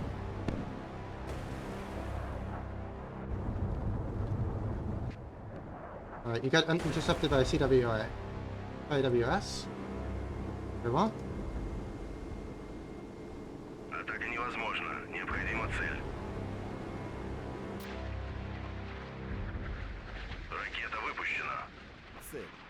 7015. Please. Yes! Yeah! Aha! We're gonna win. Поражена! We're winning so hard right now. Let's do it. Вас понял. Атакую цель. 7015. Залп. Вас понял. Атакую цель. Alright, I'm gonna give you fire a 7015. few Есть, товарищ командир. guys. As well, just want to distract this guy because we have just this Perry left, and Perry has to Ракета die. выпущена. 7015. Alright, my friend, you do have to die. Die, please. Okay.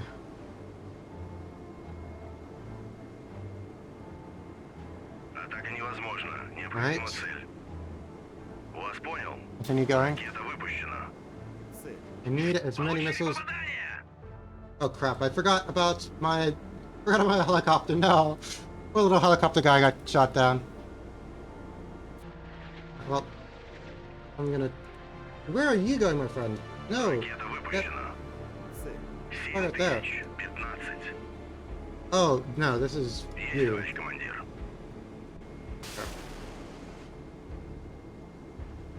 Вас понял. Атакую цель. 7015. Залп. Вас понял. Атакую цель.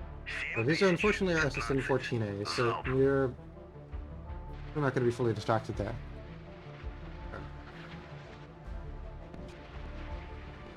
We were looking good this far. Nope, this far was too early. Oh, you're looking good. Come on. Get it! Get it! Kill him! No! Ракета He выпущена. was really got him. Цель. 7015.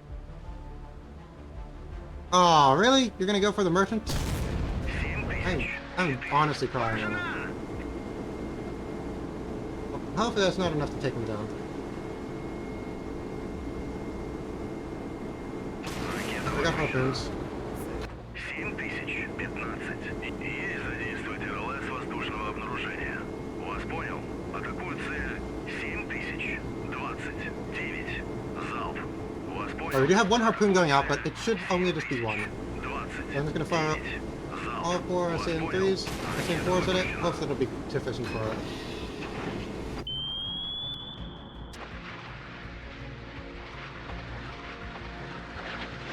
Come on, hit him! Hit him!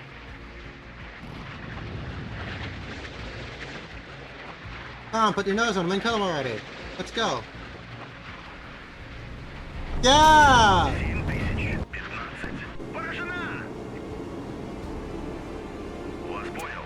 Атакую цель. 7020. I think that Survivor will live. Взвод запущен. 7029. Soda Savoy? Oh, Soda Savoy jammed it. Awesome. Barry, you're burning up pretty badly. Let's see if we can seal the deal, though. Okay. Цель. 7000. And that's how it's done. Поражена! Awesome. Ракета выпущена. Цель. 7000. Okay, well, I think you can stop firing him. Есть прекратить You огонь. can stop firing, please. I think that our Perry friend is already dead. Okay, there we go. That's how it's done. That's SSN2A, SSN2A. 7015. Поражена! Can I redirect you, perhaps, in direction of our convoy ship, please? Since, you know, you're dead. You haven't abandoned ship yet, but, I mean, if you can still fire a harpoon in these conditions, there is literally a fire right next to the harpoon launcher. Or, I guess the everything launcher. So, if you can still fire at something, then, well, honestly, cheers to you, my friend. I'm still gonna fire two anyways at you, just in Вас case. понял. Атаку. Ракета выпущена. We do not want you to gun your recover 7000. from anything. Поражена! Цель. 7015. Okay. Okay, good. Our Perry is dead. Means the only thing left is our actual escort ship. Атакуют цель. Ah, that took way too long, but we did it. 7012. We did do it.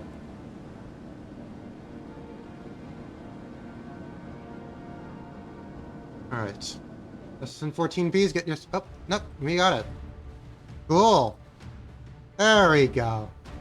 We did lose our helicopter, but I mean, that's not that big of a deal. Alright. Oof. That was a yikes.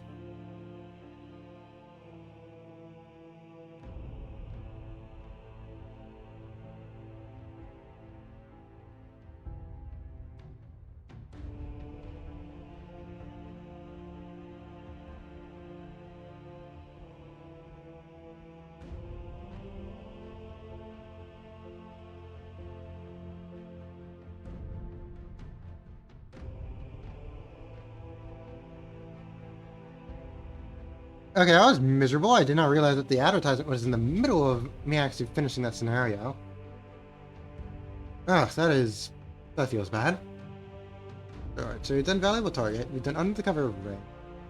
Robberies can kill, we did. Well, we didn't finish it, but I mean, we did close enough to it since the game crashed, but I mean, we did kill everybody but the Nimitz. And we were getting into ranges to several many, so that was fine. Northern Passage we did. Hunters we did. We did break through. We didn't do all your Guam. Belongs to us. Let's do mess with Texas. I don't know how that works.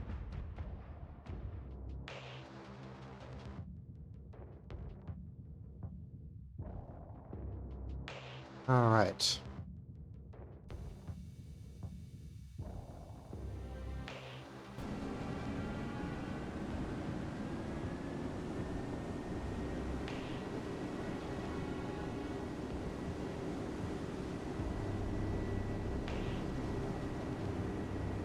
Alright, let's go ahead and see this here. What do we have here? Right. Okay, so we have a Petya 3, is it? This is a Petya 3. Another Petya 3. A Osa 1. And another Osa 1. Very well. We have a Syrian Air Patrol, which has... Sure. S8. Fascinating. Or aerial rockets, or anti-surface roll. Okay. We have an IL-38. So IL-38 will go Roger, turn out here. 6. Roger, go to altitude 2000. Oh, we have a start of an airbase. Okay. Strike and strike long range.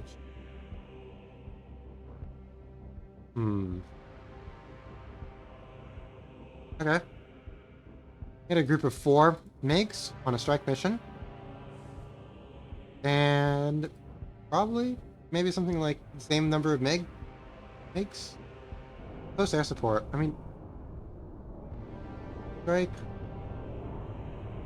No, I want to. No, I probably want to just go. You know, let's go all in. All in. Why not? I'm feeling confident today.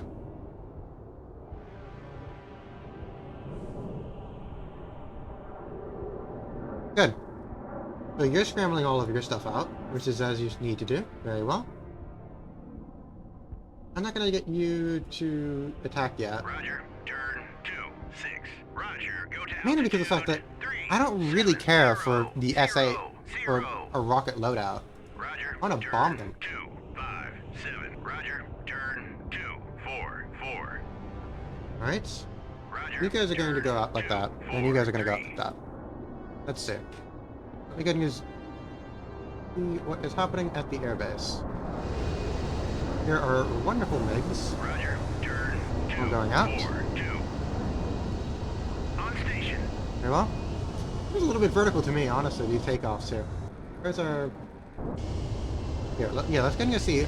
How good of a takeoff are you going to be able to do, my friend? No, you're going to be fine.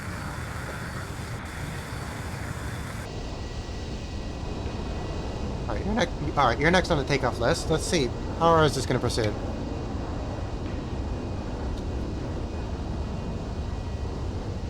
Hello? Wait, what are you waiting for, my friend? Interesting. Might be doing some, like, pre-checks?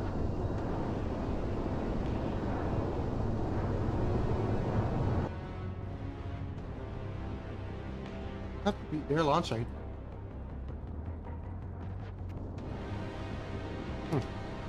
Interesting. There you go. Well, let's see it.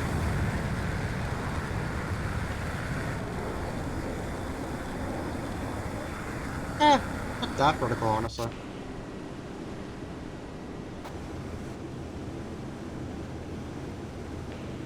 Alright. So we do have some SSN-2s on both of these boats here.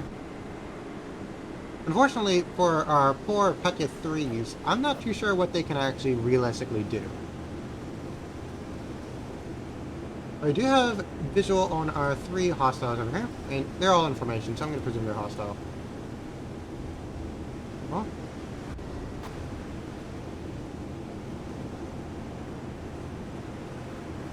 you're very large, and you're large and large. Okay. I'm tempted to just fire... Oh, actually, I gotta get you in range first. Engaging track 7-0. I'm gonna get both of you guys in range. 1. Salvo engaging track 7-0-0-2. Salvo fire.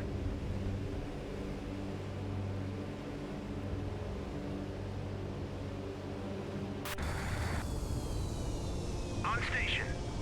Alright, I'm gonna get this MiG flight. Who I can select you. Matter with you, come on. There you go. Alright, this MiG flight is gonna go ahead and do a low ingress on you. This MiG flight is gonna go do a low ingress on you. So that you can go ahead and go off on this one. I don't know. Okay. And then you, I suppose you can just kind of just loiter around.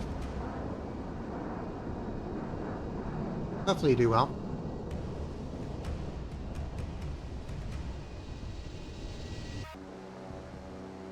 Roger, turn 2-5. I'm only going to get you a little bit closer. And hopefully this will go well. I mean, we're only going to be doing a pretty overwhelming airstrike. But I'm not all that confident in the ability of these SSN-2s to do anything.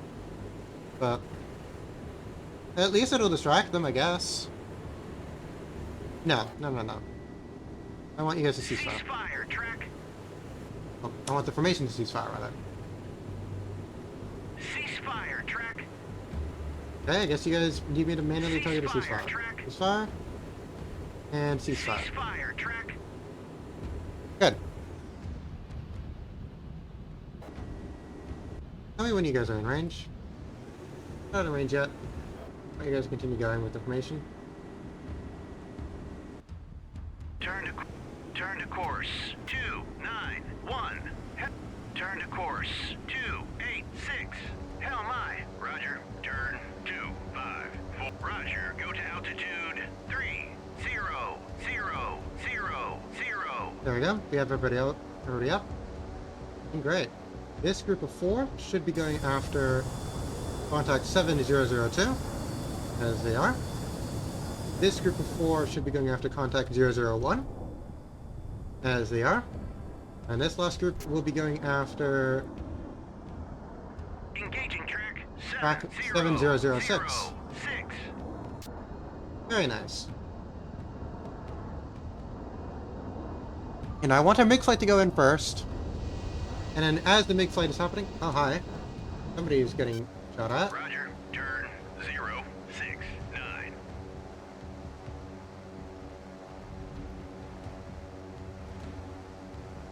Right. I guess that you guys should get going. So I want you to... Oh, never mind. You guys are the ones who are going out. You are going out. Okay. 01. Waited too long with you guys. Here. Engage track 70. Disband this formation because I don't want it to do anything. I mean, this formation is outlived its usefulness. I want you to go and rush in there. You to rush in there. Turn to course 2. Ahead flank. Maneuvering eye. Turn to course 2. I need you guys to go and get in as quickly as possible. Go ahead and engage 7001. You guys are going to deal with that. Engaging track Okay. 7002. Salvo fire.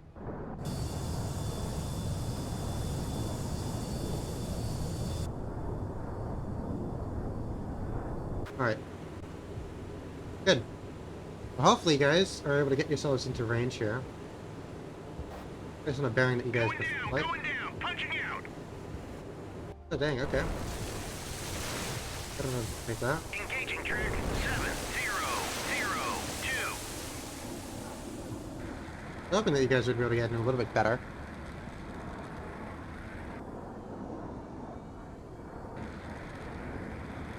We've been hit.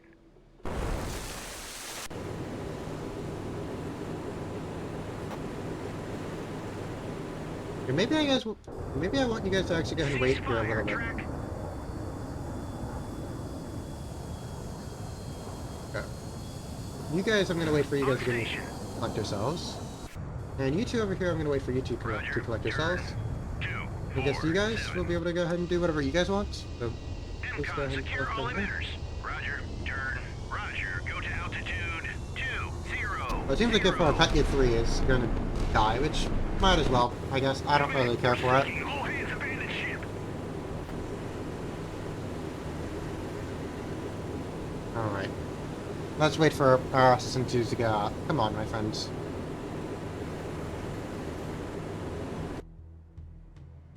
Dropping tanks. Roger. Turn 244. Floating beyond control. Abandoning ship. Alright, fair enough. Go ahead and do what you want. I need you guys to go ahead and get yourselves on target first. I'd be appreciative. I'd really appreciate that. On station. On station. Okay. You go towards the Engage track Virginia here. 7002. You go for that, Roger. not Engage Virginia. track 7001. And you go for Virginia at the bottom. Engaging track Little Ingress? 7002. For all of you, please. I want you to go do a low level ingress, please. 200.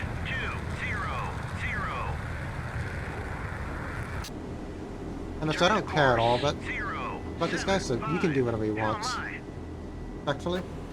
There you go.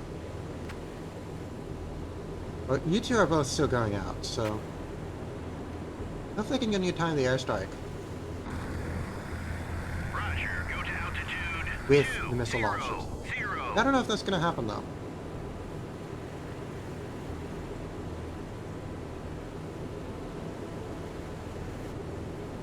Because you're going to take some time to get into range.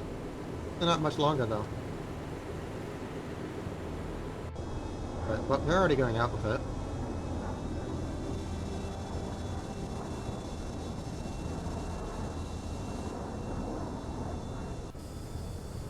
We're hit.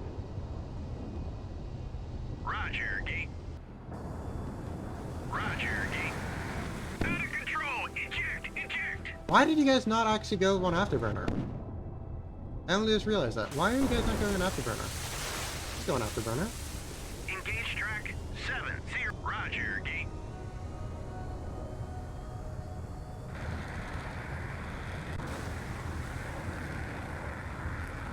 Roger, Gate. Also, why are you so high up, my friend? Engage track 7001. Bulldog away. Track. Okay, well, we do at least have the Osa's getting into range, so 7001. the Osa will be able to do something. Out of control. Eject, eject. I never played this mission before, so I do remember that it used to be a lot easier, so that might be part of the issue. They made it a lot easier, now it's been made a lot harder. Eject. Now it seems almost trivial. Out of control. Eject, eject.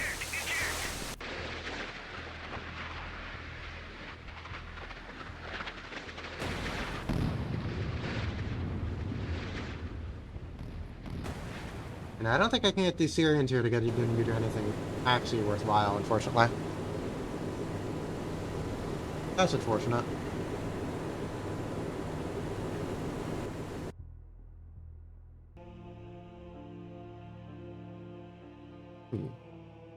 So, other than that, we have... Let's do the Guam scenario. I think we've done everything else here. I mean, we've done Valley with Target, Under the Cover of Rain, Starvers Can Kill, Northern Passes, Hunters Are Hunted, and Crimson Tide we shouldn't do. Crimson Tide would be very boring. And we've done Breakthrough. Okay, let's do Guam. Why not?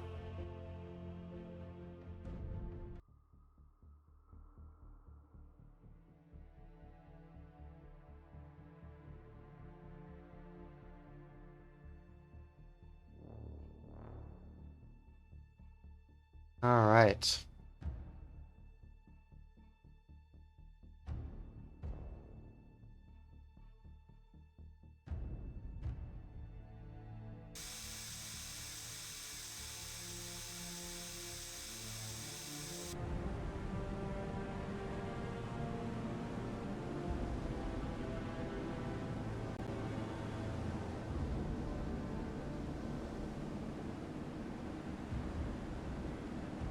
Alright, so what do we have here? So we have our Soviet invasion group back here with... Alright, so I'm gonna drink some water, and then I'll go ahead and get ourselves started with the briefing here. Okay. So we have the Kiev carrier battle group over here. So the Kiev, a Vesta 2, a Moscow for some reason. What are you doing here? That's bizarre. And a Severomeni class? Okay. Here we have, for the Soviet invasion group, we have a Severomeni class, 2 Kashins, and they're escorting through the Kapuchas. Finally, we have the Minsk, Slava, a Kvebek 2, and the Kirov herself. Okay. Very interesting formation, I'd say. Very interesting formations. How close are you guys are? There you go. So you guys are only... Okay, so I'm going to go and actually disband these guys. I want to go and make this into one large formation. Because, well, they're so close to one another, they might as well be one formation. I'm going to center it on the Kiev. And I'm going to go ahead and add everybody in. I'm going to add... I center you on the Minsk by accident. I centered you on the Minsk. Oh, the Minsk is now going to be the center. Very well. Okay, so I wanted 2 of them like that. Then the next one I'm going to add in is the Kirov herself. And the next one after that would be the Slava. Really what I'm thinking of is that I'm going to try to go and make it so that... Because we probably are going to be having a few harpoons coming in. But I do want to go and make sure that we have enough space between everybody that we can actually afford to lose some units. Alright. And now, all that remains left is to go and edit this formation. Alright, so we have, of course, all these creatures as are there. Move people around like this. Okay, so Minsk. I'm fine with having the Slava up. You know, like 6 kilometers, or 6 nautical miles rather. Oh, the right. So we only have one BPK, so that would be the Isochenkov. So Isochenkov will be over in this direction here. Leningrad is going to be maybe like behind the formation, alongside Kiev, and Boyavi is. What is Boyavi? Boyavi should be a Romania, isn't it? Yeah. Where's Rev? Yeah, no, you are going to be as far away as possible. This Krivak, I want to die. For a lack of a better way to say it, for lack of any way to polish it, I do not care if this guy dies, and he probably will die, because there's going to be a lot of airstrikes coming in. Alright. Very well. This group, I'm going to have... I'm fine with having them all there, but I do want to get a move... How many guys do we have here? Do we just have 2? Okay, no, we should have more than this. Oh, there we go. Kafkas, I want you to move. Kafkas, why are you not moving? Oh, right, because you're the center of the formation. Okay. Well, I'd almost move you over here like that. But something I do want to do just for performance is that I do want to get to see if this optional submarines in this mission did spawn in. Of course, if they did spawn in, then I'll... Okay. Okay, no. None of the... Okay. I just wanted to do that just because of the fact that if there was submarines in the area, then I'd, of course, need to go and do sonar buoys. If there were none, then I obviously would not need to use any sonar buoys. The main reason why I say that is because if there were sonar buoys that needed to be struck, well, needed to be put down, then I'll need to do so. And if I need to do so, then it's going to cost my computer a good amount in performance. So just out of the interest of not having my computer burn and crash, I did have to do that. Which is unfortunate, but well, that's simply how things proceed sometimes. Alright.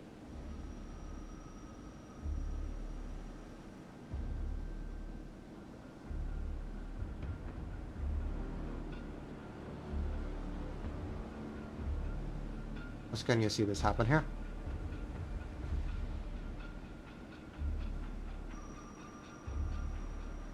No, we don't have any contacts on any... actually, never mind. We have a contact on E3 Sentry. E3 Sentry, you... I mean, obviously, if we're detecting you with all of our sensors, then you're obviously close enough that you do have that. But you have a range of 300 nautical miles.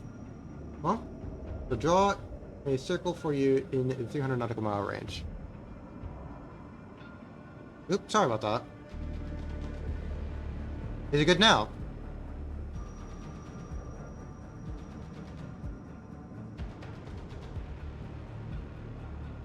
Are we okay, though?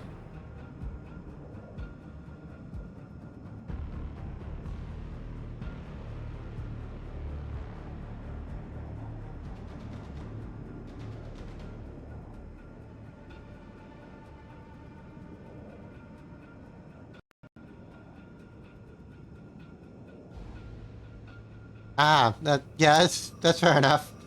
Alright, good.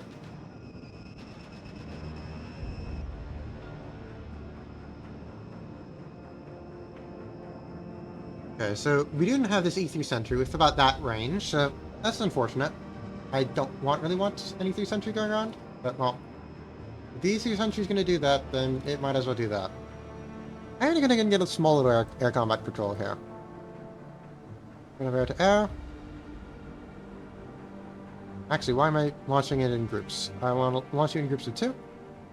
Groups of 2. And groups of 2. Very well. Just going to see our little flights here. Yeah, it's kind of annoying that you keep on doing that. I guess it's just because of the fact that there's so many guys in that formation. Alright. Of course, I'm going to tell you to go to Есть overfleet. занять высоту. And there you go. 30 тысяч.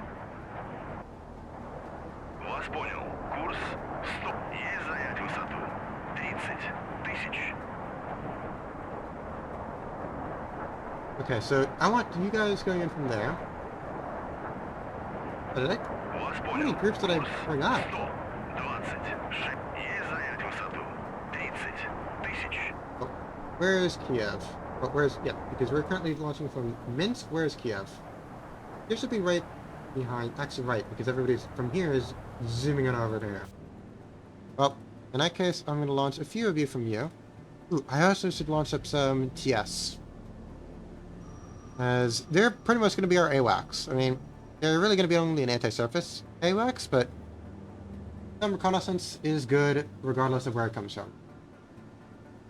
Very well. I'm going to put you guys over here. Курс есть занять высоту. Вас понял. Курс 100. Есть занять высоту. 1000. Есть занять высоту. 30 Hey, D4! тысяч. We're doing pretty good at this point. I mean, I've been playing around with a lot of scenarios, so we've kind of been doing a lot of stuff, but we're doing fairly well thus far. So, I mean, we've done like 3 or 4 scenarios successfully. I mean, the only one that I bailed out on was one of them was Syria against a pretty strong U.S. formation. I don't know what they were planning on you doing for that scenario. It seems kind of asinine the way that they set it up. But, well, that's not really my position. Есть занять высоту. 30 тысяч. But I'm just getting a few Yak 38s up in the air, since that's really the only aircraft that we actually have to deal with. Вас понял. Курс 100. Hello. 8. I'm just going to get them up into their cruise altitude here, Понял. Курс because I am fearful of any enemy airstrikes. That might happen, might not happen. But at this point, I need to go ahead and an E3 center range for them to find us. But well, regardless, we are already fixing our formation. That might take a little bit of time because we have all of these guys here are rushing around as they need to get into their necessary little formation slots. As well, they are a lot of ships. We have a lot of ships inside of this formation, which is good. But I also would much rather they do. I did tell you to go ahead standard. Есть средний вперед. I'm going to tell you to slow down to 19 knots. Nautical miles. But 19 knots, simply so that everybody else can get themselves caught up. Alright.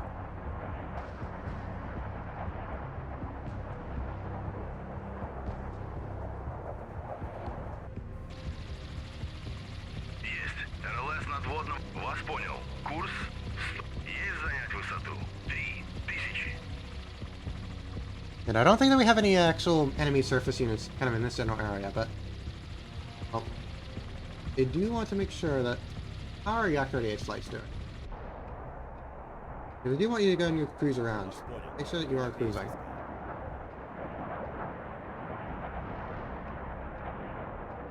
Okay. That flight's doing well. That flight's doing well. This flight's doing well. Flight's doing well? Alright. Вас понял. Вас понял. Курс 107. I just want you guys to just kind of loiter around. Nothing too strange or Вас fantastic понял. like that. Курс 100. Вас Just let's понял. loiter, Курс because I 100. just want some air defense Вас around, понял. away from the Курс aircraft carrier. 109. Very good. Вас Guys are понял. going- Прибыл на позицию. Вас понял. Курс 90. Прибыл на позицию. You guys Прибыл can на only позицию. really go out, like, how far away is this? But you guys should only really go out about... Okay, you don't want to tell me how far away it is. Fine. I have to do it myself. But regardless, I don't think we're going to be going out very far with these guys. Going to be going out... What, 90 nautical miles? Which is really not enough for us to intercept anything. But... Well, that's how that's going to go. Sure, have fun with that. Прибыл на позицию. I'm actually going to draw a circle around it. Around our And I think that the 2 aircraft carriers are close enough that it doesn't really matter. Circle. For about 78 nautical miles. Find an air target in this area, then we know for a Возвращайся fact. на базу. Yep, that's what I was fearful of. Возвращайся на базу. Возвращайся на базу.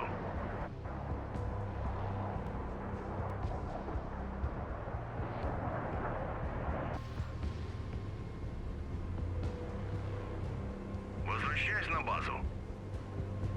Возвращайся на базу. Возвращайся на базу. Есть перейти в режим радиомолчания. That's not at all ominous. Возвращайся на базу. Есть задействовать РЛС воздушного обнаружения. Yeah, that is not at all ominous. It's okay. Есть перейти в режим That is радиомолчания. somewhat terrifying. Есть задействовать РЛС воздушного обнаружения. Oh, someone's managed to get harpoons off. Something like that. Есть задействовать РЛС воздушного обнаружения. New radar contact.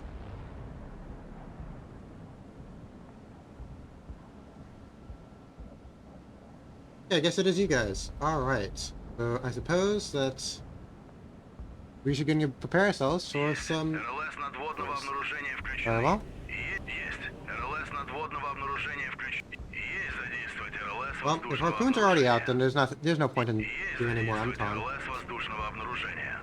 Есть. РЛС надводного обнаружения включены.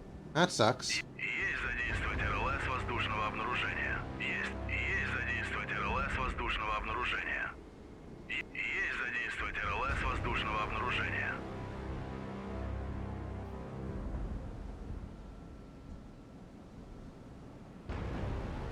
I do wonder, of course, if you guys are firing it from that far away. 63. Like, I'm gonna do something kind of funky like this. Of course, I do want everybody to still be in their formation, but, well, I do want to get in to see if I can run you guys, like...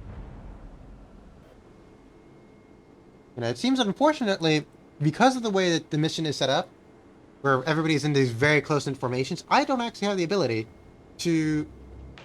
Because I would love to have my formation at the beginning of the mission, and be like, okay, like, because I mean that's a sensible formation, you know?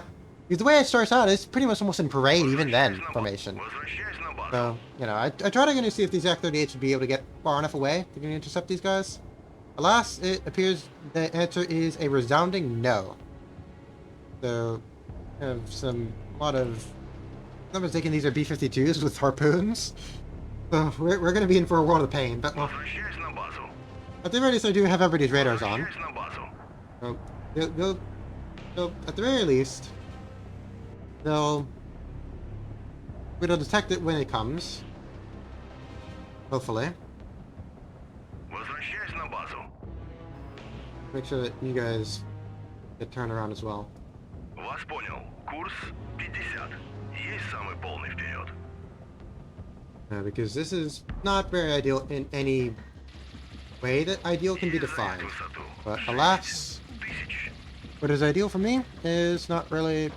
Because unfortunately, it would be wonderful if the big bulls could go now so again you see radars, but... Well, unfortunately, yeah, no. You're just getting to think about...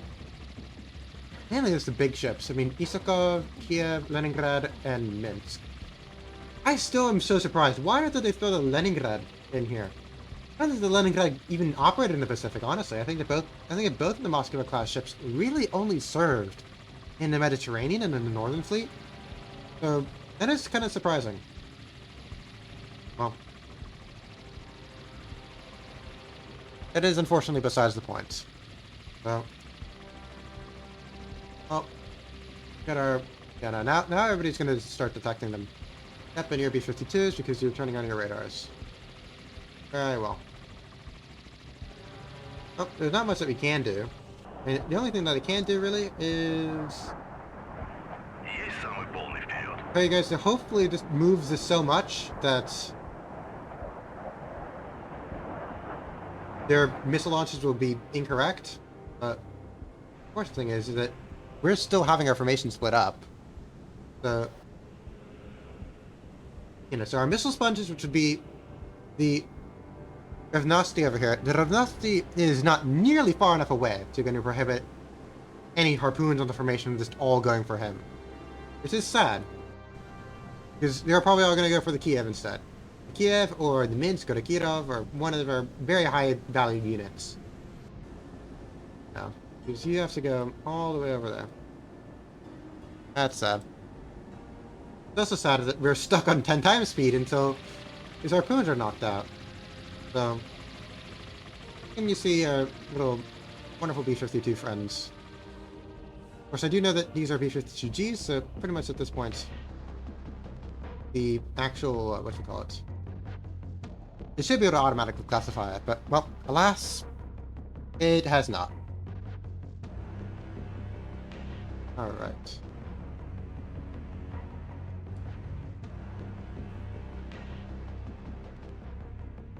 Let's see you guys here. You're still going up to 10. I'm going to try to see if we can get some more Yak-38s. Are any of you guys actually launch any Yak-38s from you guys? Or are you guys all on landing pattern, holding position on all that? Okay.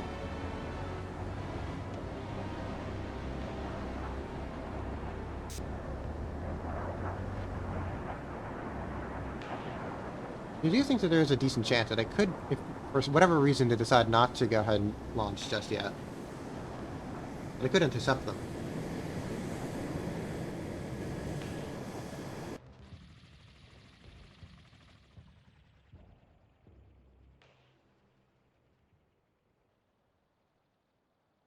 Continue going at 10 times speed, watching these harpoons go and hopefully not immediately slam into us.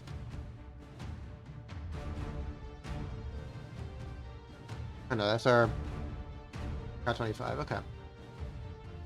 This is really our only actual airborne early warning system that we have. So, early warning is probably not the correct way to say it. I mean, it's basically a reconnaissance helicopter. It's fine and all, but, well... Should be able to see. There we go. BB-52s?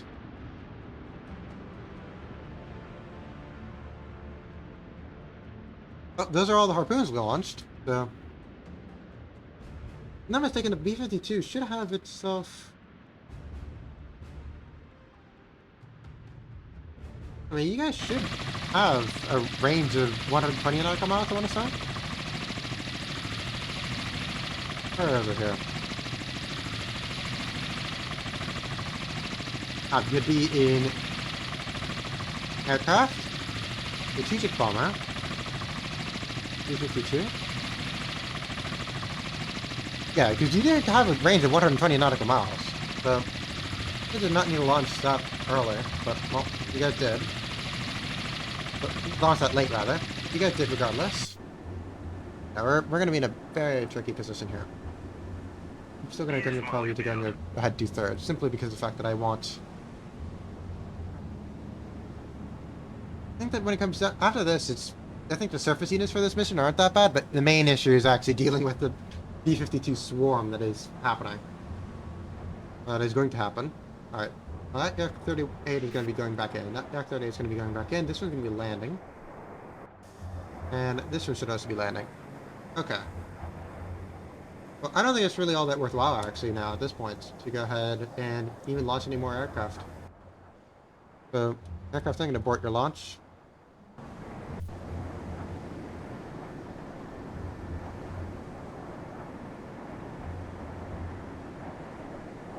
Nope, the only thing left that we gotta do is, well...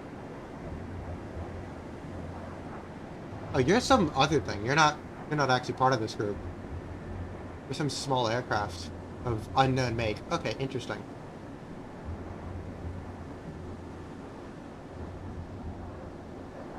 Well, I might as well. I might as well go and launch up some Yak-38s. Because, you know, like, why not? I mean... That might be cool. Can you just see up? I mean, like, worst case scenario, what? Like, they're not really going to prohibit any air defense system or anything like that. So, like, I could trade, like, 3, 4 B-52s for, hopefully, I mean, obviously it was up to me. This guy would be way, but I mean, you guys. I mean, you're about like 10 nautical miles away from formation, so I mean, they probably will go for you first. At least you'll be able to spot it first, but I would have liked to go and have you guys be even further, but this is not going to work out well. Alright, Isakov, Tachenkov, let's get you guys going as you need to.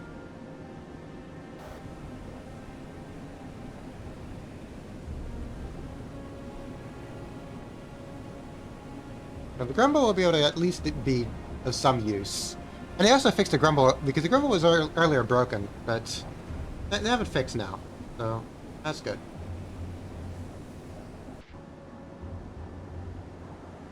Вас понял. Курс есть занять высоту. 30. Вас понял. Курс есть занять высоту. 30. Alright. 6 So we're waiting for our flights to be finished coming in. Probably launched way too many of them. Actually, I think that's the last one. Now you guys can go and get yourselves... Yep. You guys can get yourselves all out. Very well. Oh, never mind. They're all turning back. Okay. Never mind. Never mind, because you guys aren't going to be able to catch it. So now I guess the only thing left is simply... I'm going to board all these launches. And here we're going to go and abort these launches. You know, honestly, the fact that they very recently doubled the range of the AGM-64 to double that of the Surface variant, which I don't know how I feel about that. I don't really think it would double the range. And granted, the only difference is that you have the difference on the boosters. Suppose from that angle, yes, but I don't know, because that's not how it works.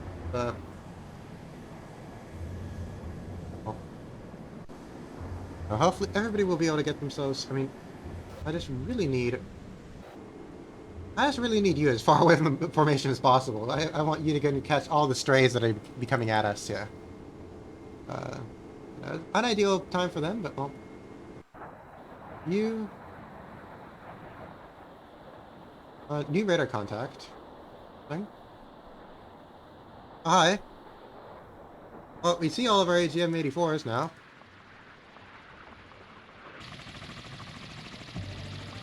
Вас понял. Курс 327. Okay, good. Everybody's air defense weapons are warming up now, which is good. Good that they're all warming up, because they need to be warmed up. Вас понял. Because you Курс guys are only going to be about 317. 23 nautical miles away. So, everybody, you need you to be warmed up. Okay. You wonder, though. I might go and be able to take you guys to good use by Есть занять высоту. just bringing you guys low enough. You guys can either spot them in, so that everybody will hopefully be able to warm up their Вас missiles in понял. time. Курс 127. Alright. Fortunately, we do have the... You do have the Slava class in between them there, so that's not what I wanted to be in between. I would have rather had the Isakov, the Isachenkov, or really more likely the Sovrameni. I really would have loved to have the Sovrameni right in the middle there. 100. But, well, 35. beggars cannot be choosers, and in this case, we're definitely beggars. Вас понял. Вас понял. Курс Alright. 100. Well, poor Krivak is gonna get absolutely smothered here. Not a good time to be a Krivak.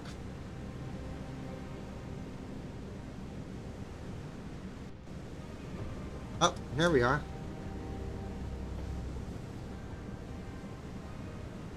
Okay, I don't even know where to begin with these guys. This is a lot. Okay. ЗУР запущено. Цель. 7020.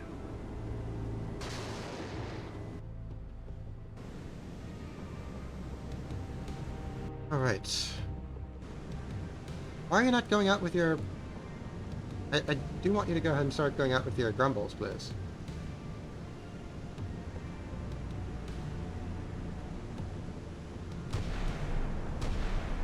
If you don't go out with your grumbles very soon, I'm gonna go and manually leave them for you. There you go. ЗУР запущено. Цель. 7045.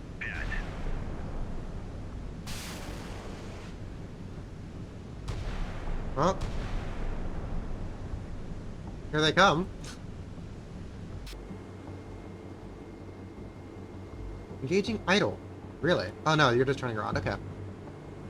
This is not going to go well. It's going to be pretty much the antithesis of going well. Let me go and get you. Hopefully we can jam some of them. Oh look, you intercepted them. Right. Цель. 7025. Okay. There are 2 harpoons down. I don't know how many we're dealing with here. I think it's best not to count. Right, you're engaging fire rate delay. Okay, good. Yeah, no, you're just launching them as quickly as you can, which is good, because I know that previously it's decided to be very slow. Зур запущен. Цель. 7020. Alright. Alright, so some of them are getting spoofed, some of them are getting shot down. They're not going down nearly quick enough, though.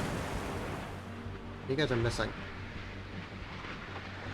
Well, it seems to me that you over here, the 7 over here, is going to get these guys all shot down. Which is good. Зур запущен. Цель. 7026. It seems to be that at least these 3 are going to be going for the... Alright, good. More of them are getting jammed. What is this group of 3 going for? They're going for the...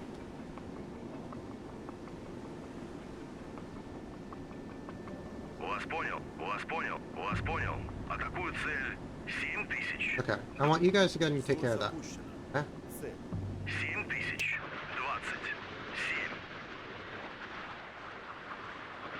Okay.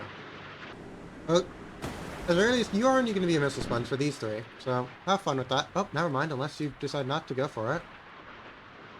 Where are you going, my friend? Okay, sure, if you're going to continue going like that. Air track.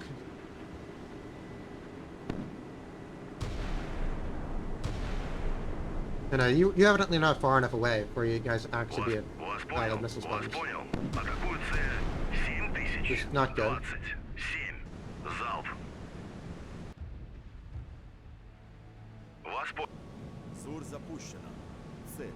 7026. Alright.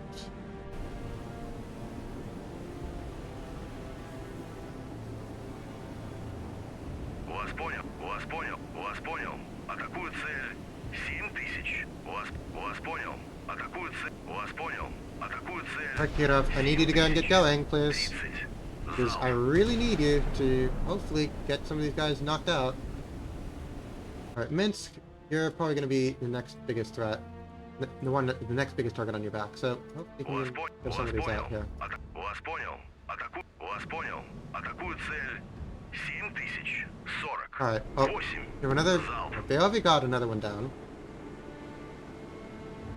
Of course, I don't know how much Bayovi's actually going to be able to kill, but... 1003. Поражена! Oh, that's not good. You got hit by an SAN-3. SAN-6, rather. How did that manage to happen? Oh, gosh. Did I? Зур запущена. Was that it? 7000. With just one SAN-3. Yeah, one SAN-6 managed to do all this. How did you do that? How did you manage to blue on blue like this? That is extremely disappointing.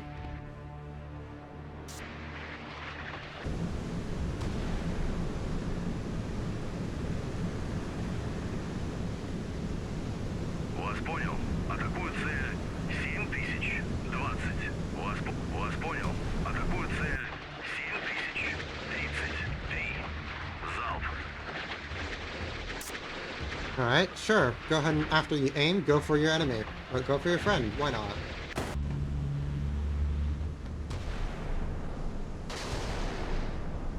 Зур запущена. Цель. 7034. Okay, well, I think that these guys are all going to go for you over there. Which is fair enough. I mean, I don't really care if the BOV dies. Honestly, I'm kind of concerned about everybody else here, though.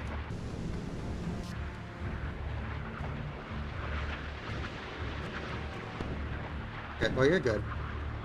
Okay, so the Slava's clear. Which is nice. That's good.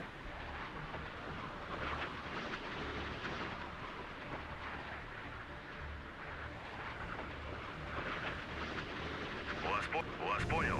Атакую цель 7000. 30. Вас понял. Атакую цель. Alright. Hopefully the rest of them. 28. You know, we're not doing that bad. I mean, obviously we did lose you, not even to the enemy. We lost you to your own missile from your own friend. That is honestly depressing. Вас понял. Атака невозможна. Вас понял. Вас понял. Атакую цель 7049. Okay, well you got that one down. Ціль запущена. Цель. 7030. Okay, hopefully, I don't know if the LV will be able to survive. Okay.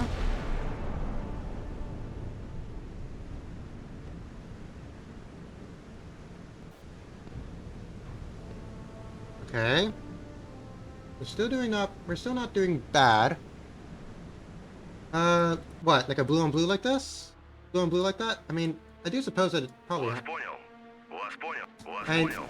Атакую not цель really, considering the fact that 7044. there's not been really all that many times that missile-armed ships have gone at it, really. So, I don't think so, really. Alright. Well, you're clear. You're...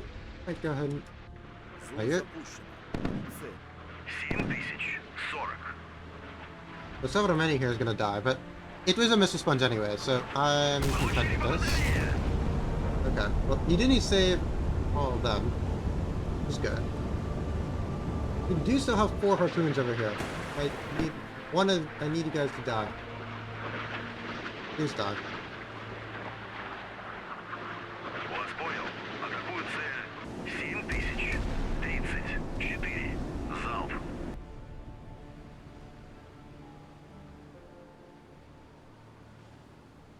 Вас понял. Вас понял. Атакую цель 7000. Вас понял. Атакую цель 7000. Вас понял. Атакую цель. Вас понял. Атакую цель. Вас понял. Вас понял. Атакую цель 7048. Залп. Alright. Вас понял. Вас понял. Атака невозможна. Вас понял. Атакую цель 7048. Alright, so we're down to 3 on this group here. Зуль запущена. Цель. 7024. Alright, come on. Get it done, get it done. Please. Alright. Okay, we're down to 2.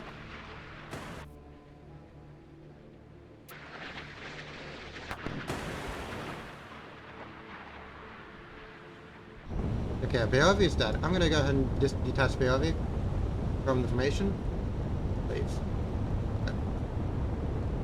Alright, I hope that Isakov doesn't die as well, but it may very well be the case.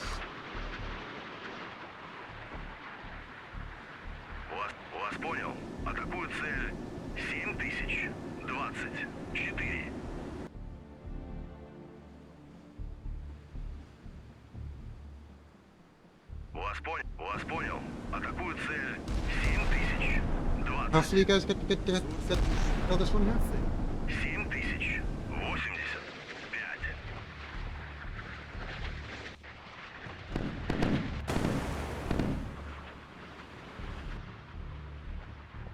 Прибыл на позицию.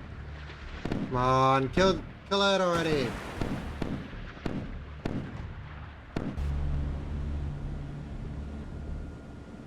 Вас понял. Атакую цель 7040. Залп. Вас понял. Атакую цель Зуль запущена. Ooh, good. Alright, so Minsk is safe for the moment. We have this massive swarm of them going up, down here. So, I do really hope that we kill these two, but I'm not too sure if you'll be able to get that done. And,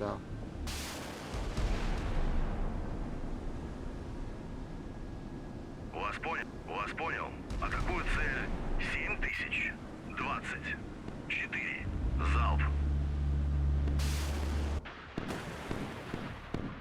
Hmm. Зурь запущен. Цель. 7088. Okay, that one managed to get him to die, but... Oh, both of them did. Awesome. Good. Very nice. Very keen up.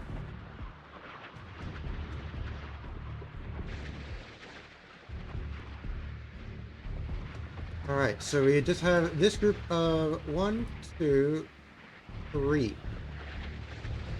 Okay. Прибыл на позицию. We can hopefully deal with this 3.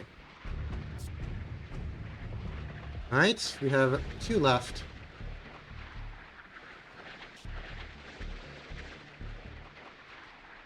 Зурь запущена. I'm just gonna let the AI deal with them. 7000. Alright, we just have 1 left. 88. Alright.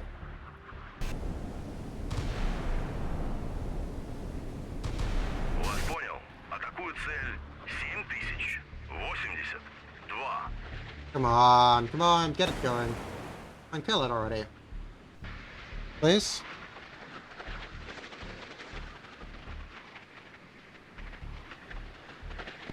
There we go.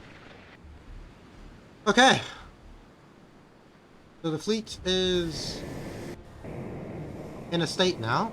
Возвращаюсь на базу. Возвращаюсь на базу.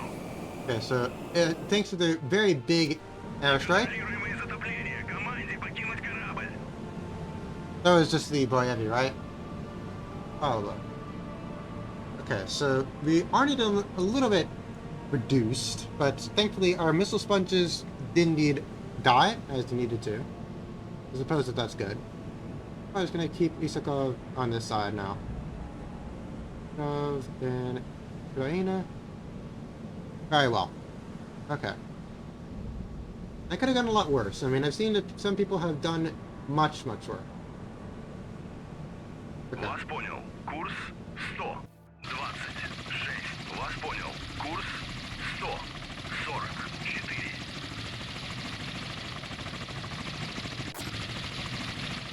Неконтролируемое затопление. Команде покинуть корабль.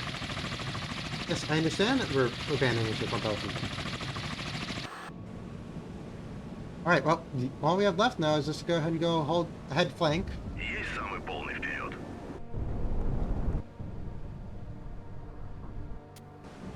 And also get these guys down to the invasion zone here. Вас понял. Курс. Возвращаюсь Okay, на базу. okay. Есть самый полный вперед.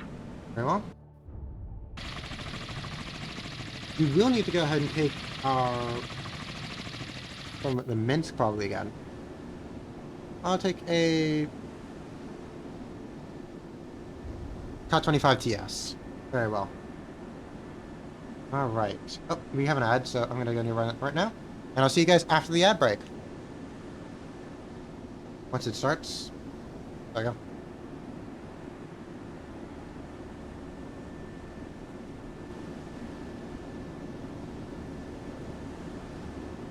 Вас понял. Курс 102. Есть. РЛС надводного обнаружения включены.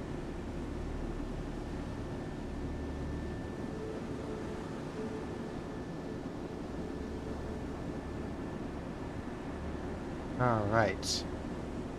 So we're just going to be going ahead and hopefully knocking some of this out here. Of course, we do not know where there's enemy surface units are. They're somewhere.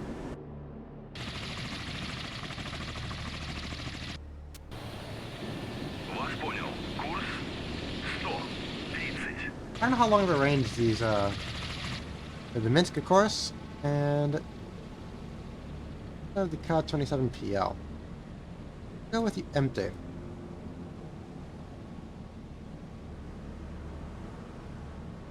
Вас понял. Курс 122. Есть занять высоту. 6. Okay, you do unsurprisingly have a longer range. Есть. РЛС надводного обнаружения включены. Interesting. Alright. Есть занять высоту. 3. Есть занять высоту. 6000. Есть занять высоту. 6000. Есть занять высоту. 6000.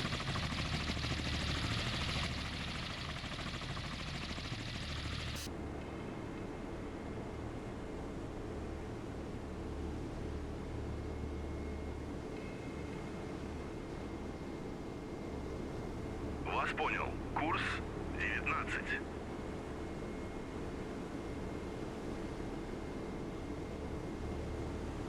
All right.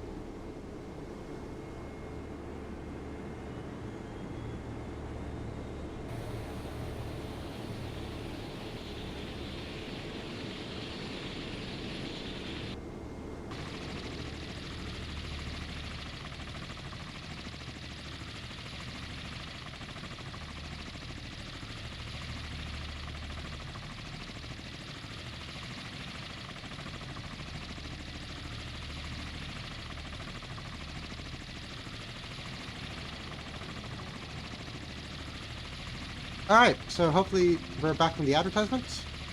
Nope, we're not. We're 10 from the advertisements. That's unfortunate. Alright, welcome back from the advertisements. Hopefully you guys managed to survive that. So, nothing has changed since then, other than that we have this one surface contact over here. It's very lonely. And it's going at 14 knots. I don't know what it is. So I've sent a Ka-27 from the Leningrad to investigate. Granted, do I really think that the Leningrad... Oh, I almost just decided to cry. Вас понял. Курс 19. Есть опознать цель. 7097. I'm gonna go ahead and take us up to just 100. Why not? And not really all that much importance that's happening right now. I'm gonna take it to as high as you can. Granted, of course, this thing is the main issue with having helicopter early warning radar like this is that they can't go very high up. I mean, usually like a Tu-95 RT, which is have the exact same radar, it only goes up to like 30,000 feet. These guys can only go up to about like 10,000 feet, so it does give me a little bit less of a radar picture. But I do know that there's some ships somewhere here, so I'll deal with them as necessary. I didn't send up a Ka-27 as well, just because of the fact that I figured this out. Because the Ka-27 does have a little bit of a longer range, but it has a shorter ranged radar, so I'm not too sure which one actually will be best for us here. Of course, yeah, you can see here that... I wonder though, like if I tell you to go up to that, will your range actually improve? Вас понял. Курс 100. 30. Вас понял. Курс 100. 31. I don't think your range is improving. And your speed is definitely slowing down, which is mainly the reason why I don't think... You know, I'm just going to keep you at 6,000. 6000. Okay, very well. Oh, hi.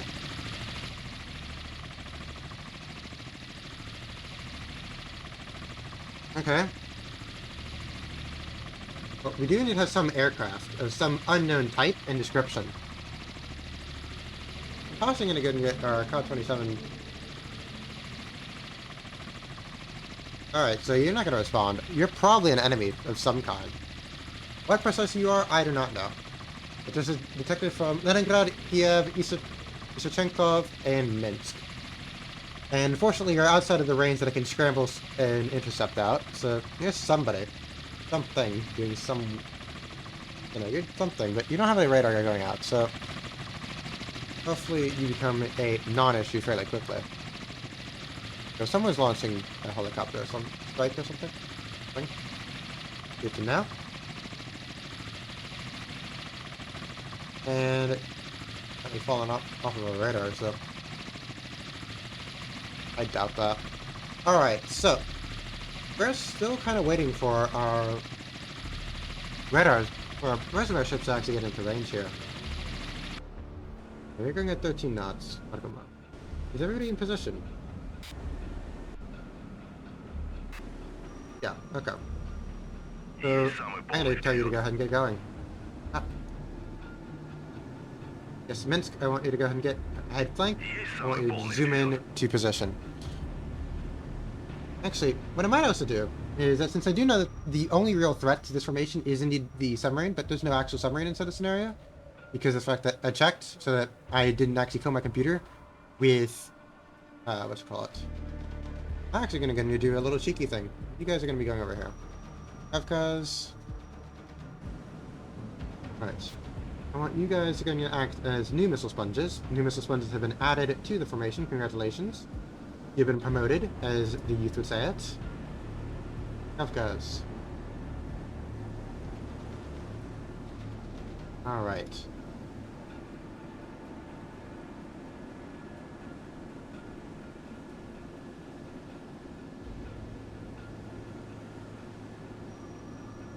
The Kafkas is a caching class, so you'll be going up right over there. Yeah, kind of like in this direction, and you're going to be going out to roughly there. Very well. Have fun with that. Please do not die. You know, I'll just kind of just tell the rest of them to go ahead and just go over to here Вас as понял. quickly as they Курс can. 100. Есть самый полный вперед. Rapucha class. I wonder how many of these Rapucha Вас class. понял. Курс I'm not gonna finish that есть sentence, самый but полный вперед. Вас понял. Курс есть самый полный вперед. alright. Now we do have this one group over here, which I don't know what this thing is. Because I did ask it to identify itself, but it has not responded. So it could be a threat, but it's not maneuvering like a threat.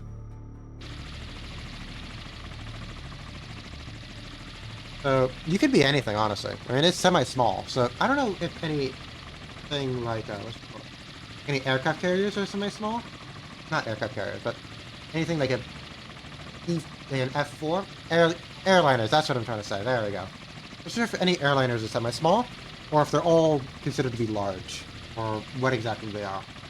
Unfortunately, something I would really like to do is that whenever you go and you click on this, and you say like and 30 more, you can click on that and 30 and more, and it'll show you all the things they could possibly be. Unfortunately, I cannot do that, so we're going to continue going out here.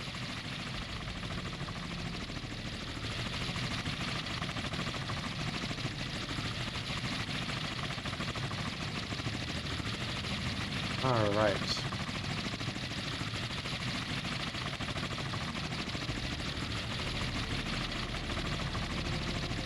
I do wonder how long it's going to take for you guys to get into your new positions, but hopefully it doesn't take you that long.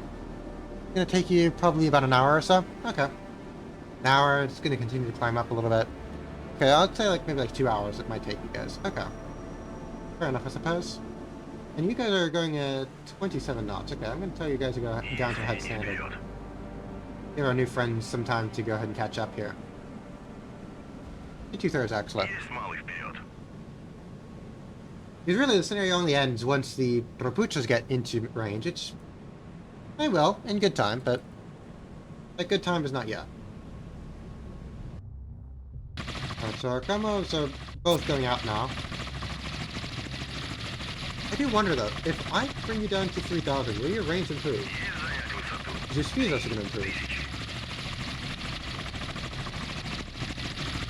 1000. Вас понял. Курс 100. Interesting. Your range actually improves if I take you down a little bit further. Вас понял. Курс 100. 30. 1. But if I take it up to 200, will that also improve your range? 200. It will. Fascinating. Есть занять высоту. Вас понял. Курс 100. 30. 1. Maybe most worthwhile for us to go ahead and actually have our Hot 27s zoom in as low as possible. And then once they're kind of in a position where they actually make sense as a reconnaissance unit, 40. you know, you're obviously something since you're patrolling back and forth, but I don't know what you can possibly be. Are you some like... Oh, hello. I know, you're still the E3 over there. Very well.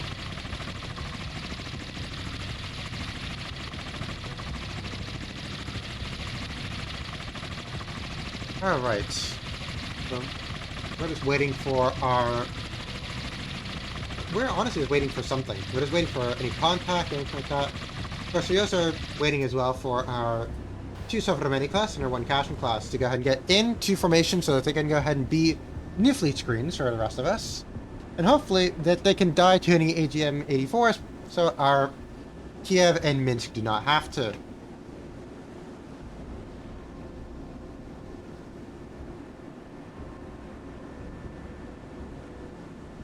Alright.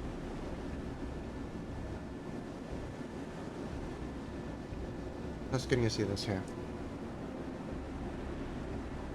So, one thing that I did find interesting is I'm gonna go and continue. Hopefully, I can keep. Yeah, alright. We're just gonna continue going at 100 times, and hopefully, something will happen. Alright, so something that I found very interesting recently is that for those of you who do not know, I decided to go and take it upon myself to revise Wikipedia. And specifically, articles relating. Okay, you're returning back to base. Have fun with that. Okay, cool. And I'll tell you to go ahead and go up to 10,000 feet, and hopefully you can get that going. Good. So, I decided to revise Wikipedia. And one of the things that I've found it to be very disturbing, of course, is the state that Wikipedia is with respect to the Soviet Navy. So, there's a lot of articles that are stubs, a lot of articles that don't exist, and there's also a lot of articles where the links to other articles are corrupted or broken or whatever have you, and they're completely incorrect. Which I also realized recently that, comedically enough, the Russian language Wikipedia also is part of the issue as well. That I was looking at because one of the missions that I wanted to do was 77, which is a Northern Fleet exercise in the Barents Sea and kind of the Norwegian Sea in 1977, which is really the first combat debut of. Combat debut is not the correct term, but the first real combat-like debut for the Kiev, which is of brand new units. Because Kiev was something that the Soviet Union really had to get used to. Because, well, yes, they didn't, of course, have helicopters. And, of course, earlier than that, they didn't have catapult-launched aircraft. The Kiev was an aircraft carrier. Which, granted, of course, the Yak-38 is a little bit pitiful, but it is still something, it is still fixed-wing aviation. We're back to 30 times because the two Yak-27 TSs are going back to base. Very well.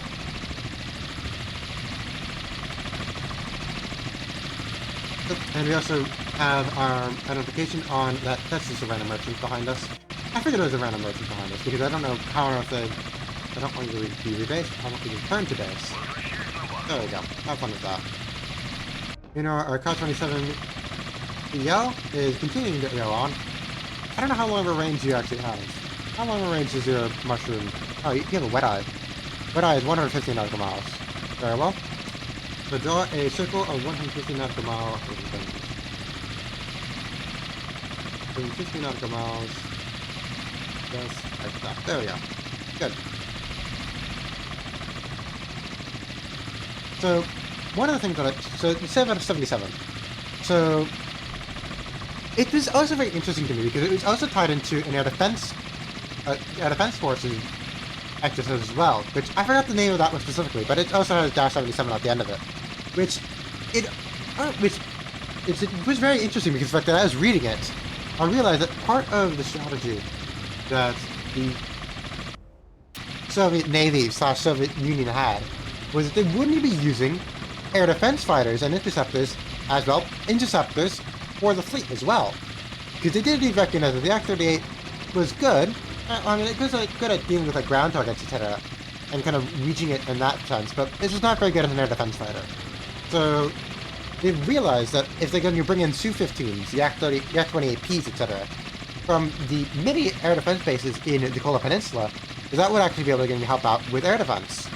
So they also did some exercise with that, which I'm going to replicate the same thing there. I'm going to put a few Su-15s. But the thing is, of course, is that I didn't get some idea of some of the formations there, but I didn't get all of the ships and formations. I didn't get all what the formations were doing. So we did have some of them were practicing navigation, so they're going from the Lofoten Islands. So they're going kind of in this general area here. So they're going to be doing some of that. Of course, you have Kiev and Martin Timoshenko and Isakov as well, I want to say. Isachenkov? Let's see here. You've noticed one of the Crusted too. It does seem to me that Soviet Union really like to pair up the Krestas and the Karas with the aircraft carriers, which I found to be very interesting because they're pretty good at they're on the air defense units, really. So they're pretty good in that sense. I mean, of course, the Kiev, etc., has a very good air defense network, especially for the 1977 when they were commissioned. Of course, later on they're going to have the things such as the SAN-7, which is going to probably replace the SAN-3, and obviously the SAN-9 would come in, which would be a major step up compared to the SAN-4, but, well, For 1977 and an era that they were designed in, they're pretty solid, all things considered. Honestly, I could probably move the Kirov a little bit further away from Minsk, but, well, honestly, both of them would be pretty poor if I do need to have them dying on my hands, so I'll move Kirov like a little bit further away. Yeah, I'll give you just a little bit of space. You know, it seems to me that you guys are basically passing information now, so I'm going to tell you to go ahead and improve your speed to head standard. Yeah, so you guys are going to be closing at a speed of approximately 10 knots, so it'll probably be a few more hours until you're at the really advanced positions that I want you to be. But, well, right, we're going back to 100 times speed. And you're continuing to forge her on. Of course, I don't know where on earth any of the actual... I'm dying now. I need to figure out where on earth... Oh, I should probably also go ahead and send that... Yeah, I'm going to send that for you. Send out a few TS. Okay, well, we only have 2 TSs for per, so I think that's the... Kirov also has a few TSs, so I'm going to send you out. Send you out there. And you're going to go out to approximately this position. And you'll have fun with that, with them there. Alright. Kamov, go have fun. Be free.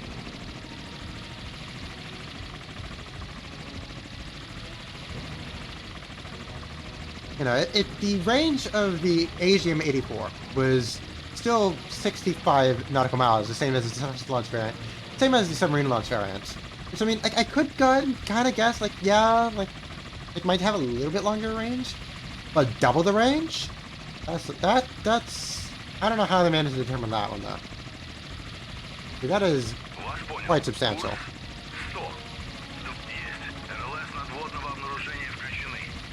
I go to 20. Maybe actually be... Oh, no, you're not going to be any longer, but... I'll take you back to 200. Alright. You're still trying to find anything with your wet eye, but we're not seeing anything yet.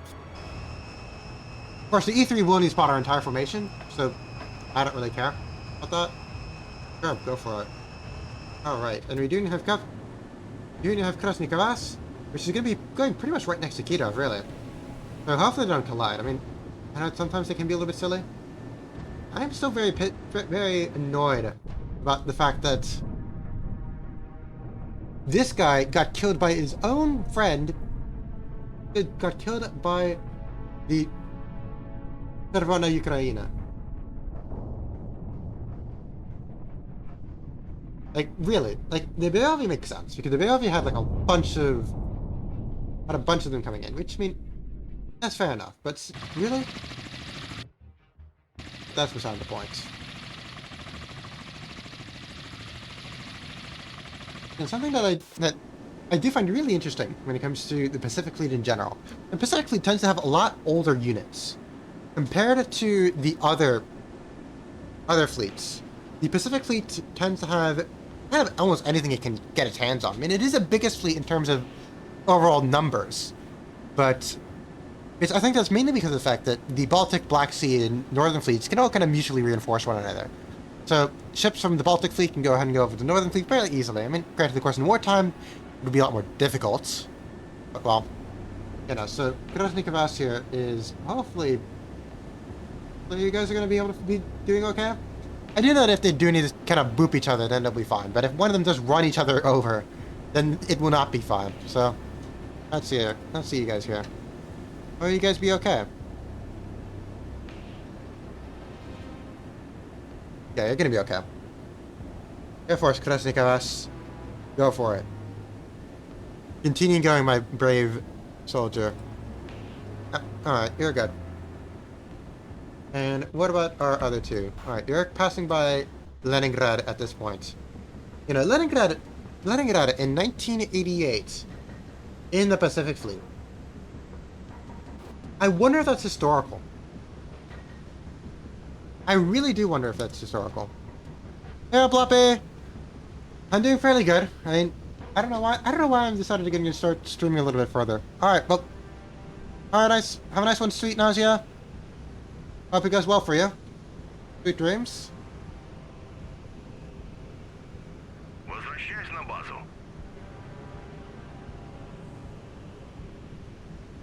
Did he get to the Pacific Fleet?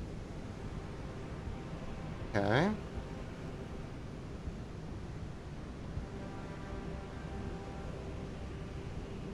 You're in, you're in you're in Sevastopol in 1987. Hunting group. Okay. Interesting, interesting. Are we still going at maximum speed? No, we're going at 30 knots. 30 times compression. I want you to be a little bit faster than that, please. Okay.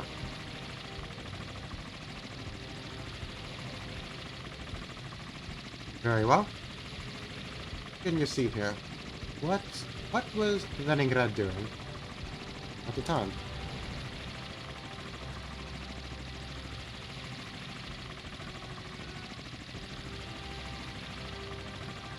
Okay. So, anti-submarine cruiser Leningrad.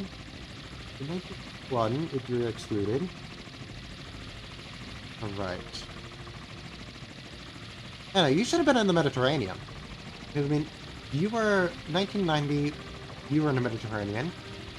And then, according to plans, you're supposed to be in... Okay, and we're taking place at... Oh, we're in 1990... Oh, we're in 1988. Okay.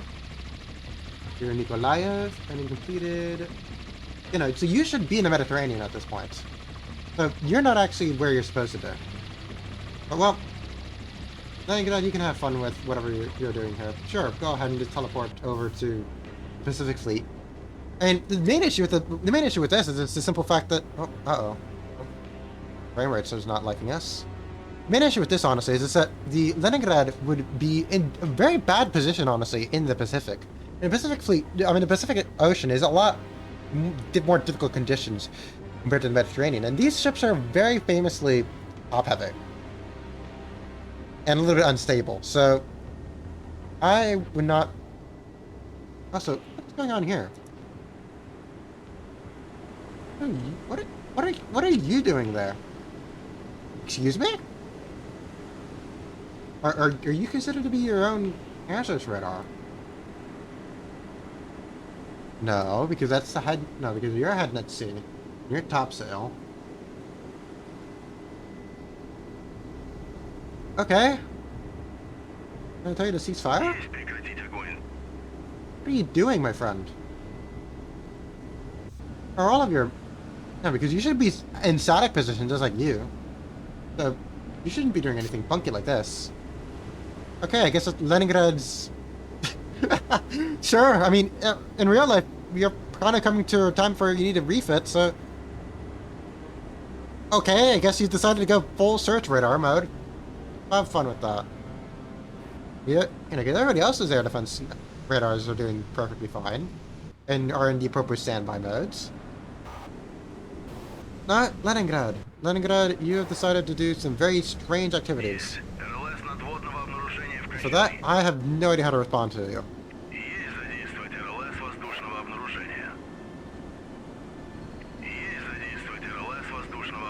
I have no idea what you're doing here. Really? I'm honestly tempted to go ahead and just fire... Yeah, I'm gonna fire something at you. Fire something at someone.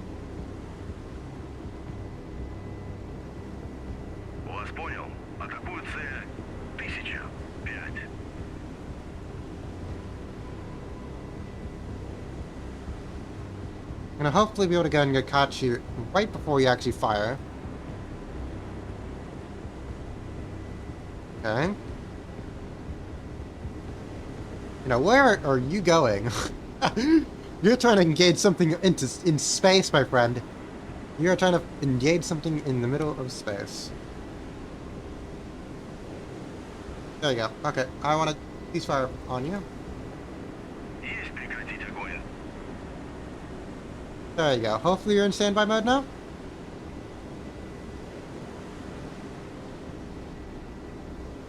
And still, I mean, you're still looking a little bit up, so I don't know what's going on with you, but well.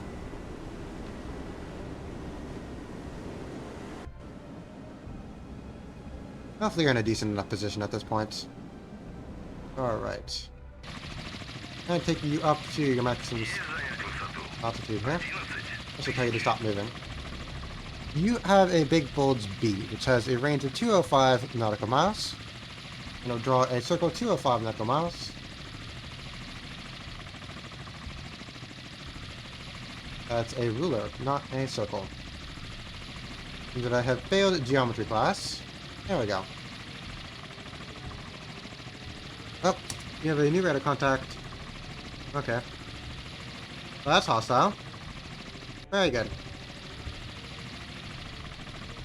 So, you are almost out of range. Alright, so, cool. 100, 18.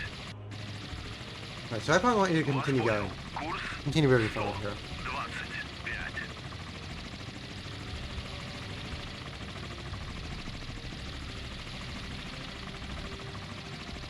25. You cannot be identified just yet. You're getting picked up by our Ka-27 PL.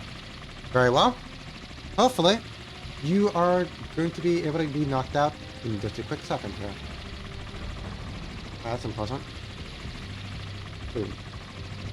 Alright. You're doing good. You are doing well.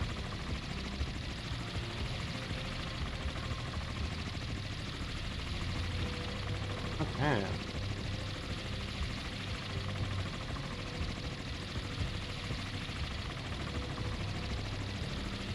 Not doing bad. So, we do have to go and make sure that we are in sufficient range. Alright.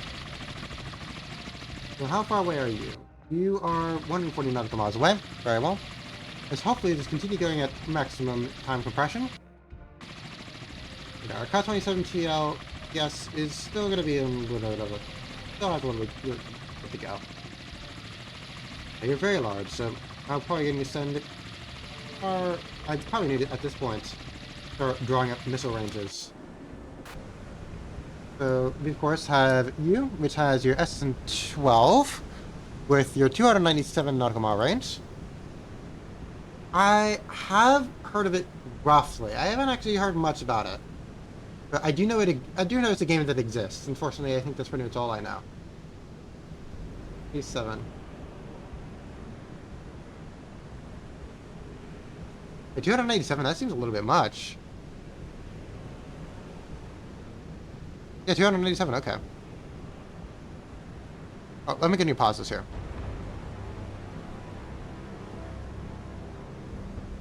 We have a lot of circles going on here. Right, so you are going around there. First we have EM over there, but our destroyer probably is not in range yet. How close are you to our target? 197, okay. Alright, Minsk, you of course also have SSN-12s. I'm going to draw a circle around you.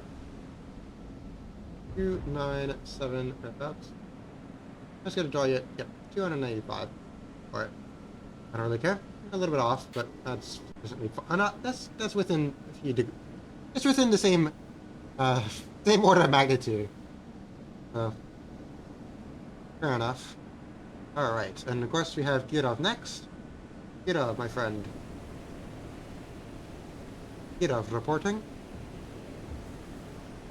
Yeah, if I'm not mistaken. Oh, no, I don't want to assume direct control of you. No. Take that out. Okay. We have unit reference. We have the SSN-19, which has a range of 378. So we're going to draw a circle for 378. 378, we're out on the money there. Okay. You're honestly almost within range. So, of course, I don't know if you're alone. Or if you're multiple. I can't imagine it would be alone, though. So.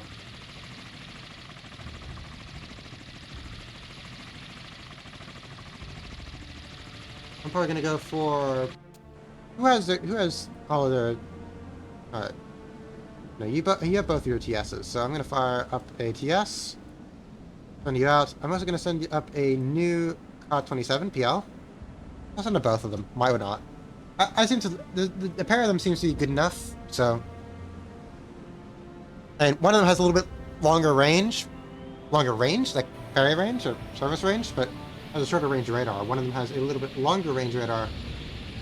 In real life, of course, its Ka-27 TS also has Курс the all the electronic equipment to successfully relay missile target information to everybody else here. I don't think the COD 27PL has that dedicated information center yet. Or, not yet, but well, it doesn't have that dedicated information center. Alright, so you two are going ahead and having fun there. You two will be going out just like that. Alright. Also, of course, gonna turn on your radar so I don't forget. НЛС надводного обнаружения включены. Alright.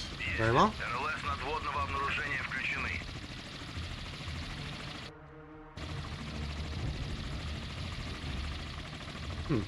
Oh, you guys are probably still taking off, are you? Yep, you're both off.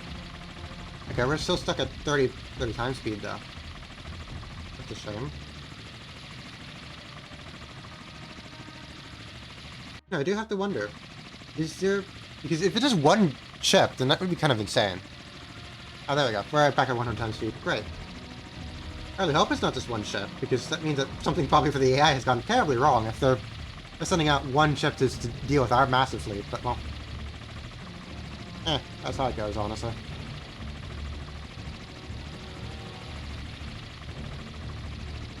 Alright. Continuing on. Very well. What are you doing, my friend? Oh, we're back to 30 times speed. Right. 527 PL, you are at 127, and we still have no more contacts here. Granted, we could fire all of them out, and due to the data link, we will need to get a better picture. But I also don't want to fire... The main issue here is the following. If this was in real life, then I'd know, okay, that this would probably be part of a bigger fleet. But right now, I don't know where the rest of them are. We should have a few more at the very least detected. But you just have this random guy here, just chilling at his 26 knots, zooming in here, quite frankly. And I have no idea what he has planning for us.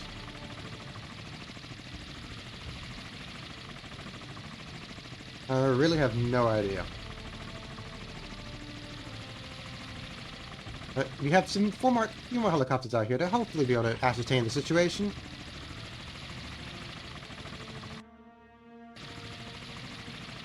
My biggest fear, honestly, is if this is just the one guy, and it's going to come at me one by one. Because then I actually need to know what I'm dealing with. Because if I'm dealing with, like, you know, like a Nox class or something like that, then, well, I fire like 1 or 2 missiles. If I'm dealing with, like, something like a Ticonderoga, I have to fire like 8 more or so. Well, COD 27 is down for the count, so I'm going to go ahead and get your...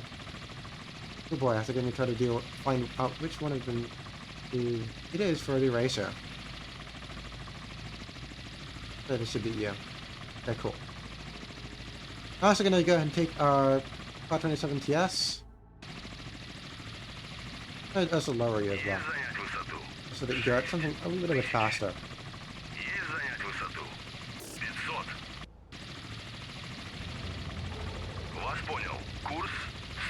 Okay. Might honestly be in a position where you can personally scout it out and get a visual ID on it, which would be very interesting. That would be very fascinating.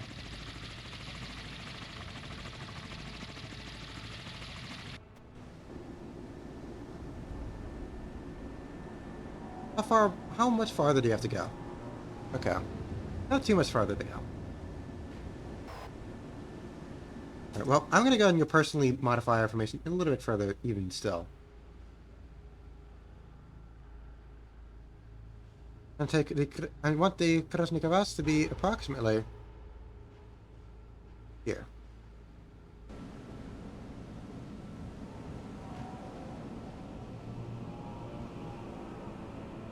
I want something more like that to be our formation. Mainly because of the fact that I want these guys to be way, way up ahead. These are our little picket ships. And we have you as well, so I also didn't realize that we had 2 passions and 1 Sovremeni. I mean, with the Sovremeni a little bit more centerline. Yeah, I'm also going to go ahead and tell you to go ahead and start improving your speed here. Head full. Because I feel pretty confident in these guys' abilities to hopefully be able to get themselves Because, I mean, they're far enough up that they can probably act as good missile bait. Alright.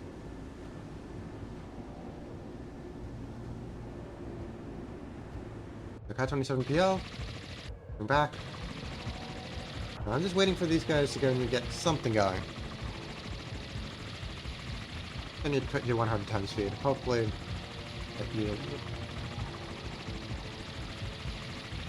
I mainly just want you to get a little bit closer. Alright. A few seconds here, I'm gonna go and pop you up, and hopefully we'll be able to get a little bit of a better radar contact on guy that we're dealing with here. Let's see him.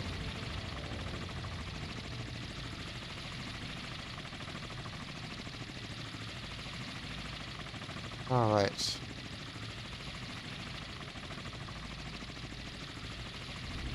And I'm gonna bring you up now. I'm gonna tell you to stop moving forward. And just tell you to go up. I want you to go up. Now, my friend. Hopefully, get a better contact on our... Oh, we lost it, but, well, maybe somewhere in this area.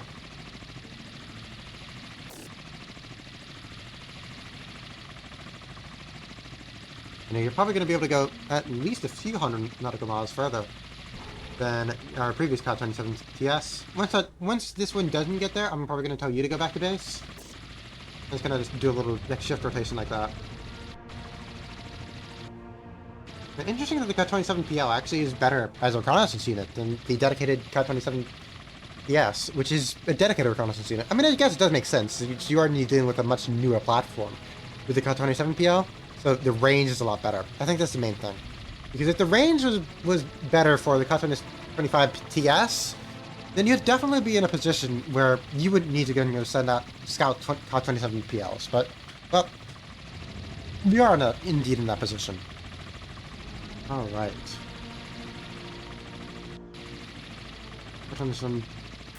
You guys are going back.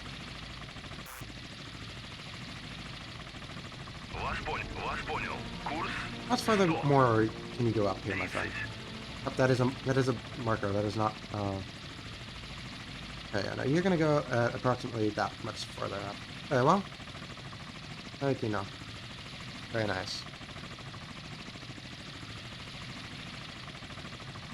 All right, so I'm gonna tell you to go and go back since you're not picking up anything at this point. Turn to base, please. Thank you.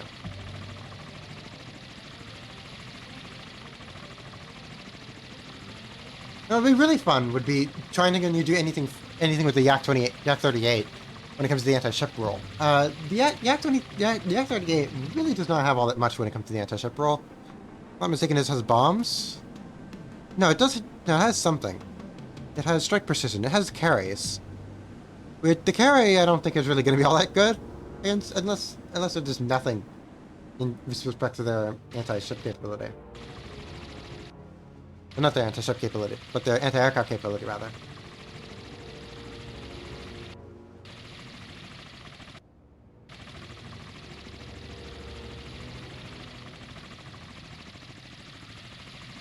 Вас понял. Курс 128. Вас понял. Курс. Yeah, I'm going to tell you to go ahead and go 4 nautical miles more. No, I'm going to tell you to go up now. 11 тысяч.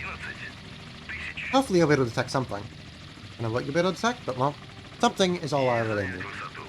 11 тысяч. Very well.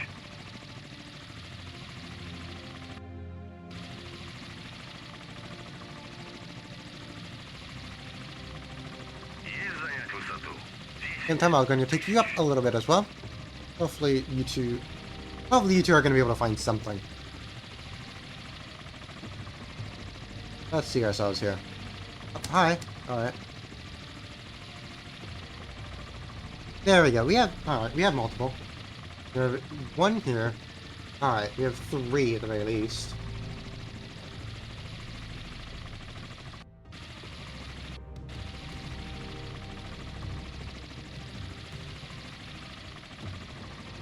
Alright, and you guys are all detected. You guys should all be detected, but yeah, you guys are all detected by the Ka-27PL.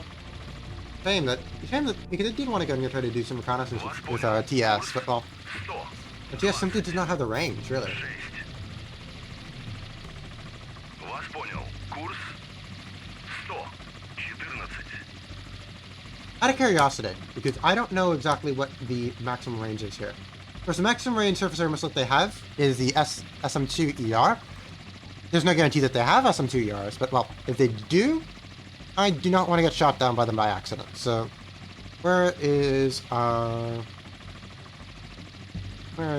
missile cruiser? Long Beach has SM-2ERs. 80 nautical miles. That is far. Okay. Theoretically, we already are needing instead of SM-2ER range, but well, you don't seem to be taking any action. Regardless, I'm gonna just tell you to stay right there, and if we do need, of course, go to 10 times speed, then I'll do that as necessary. Alright, are there Ka-27? Our other two Ka-20, our other Ka-25, Ka-27 PL pair is need going back to base. They're going back home. Есть занять высоту. Where are you going, my friend? 1000.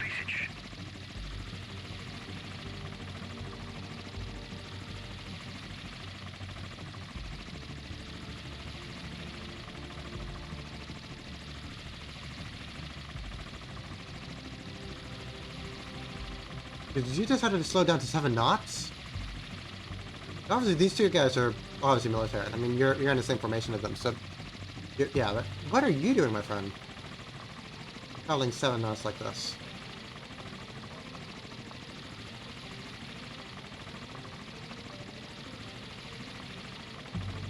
Now I'm starting to think what exactly you are, whether you are indeed hostile or not. And if you're going 7 nautical miles like that. I did think that you were information earlier. So I'm wondering what's happening with you. What are you doing, my friend? What are you doing?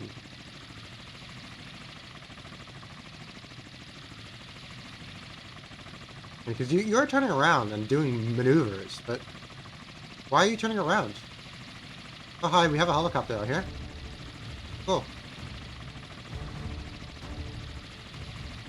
Вас понял. Курс 100. Вас понял. Курс 125. But it classified as hostile helicopter very well.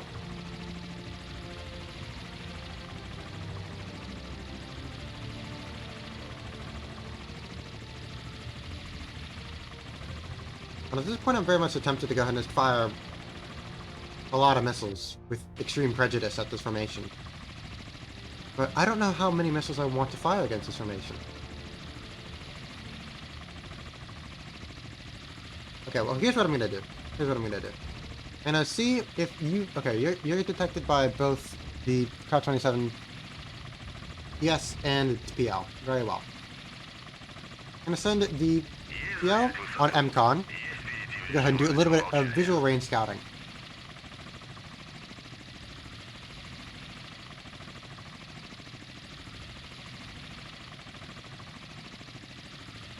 Of course, in the same breath, I'm going to go ahead and hopefully... Also, I do wonder how close we're getting. We may actually even be able to go ahead and launch this few several many SSN-22s at it as well. Not too sure how I feel about that, but well... Circle. 135.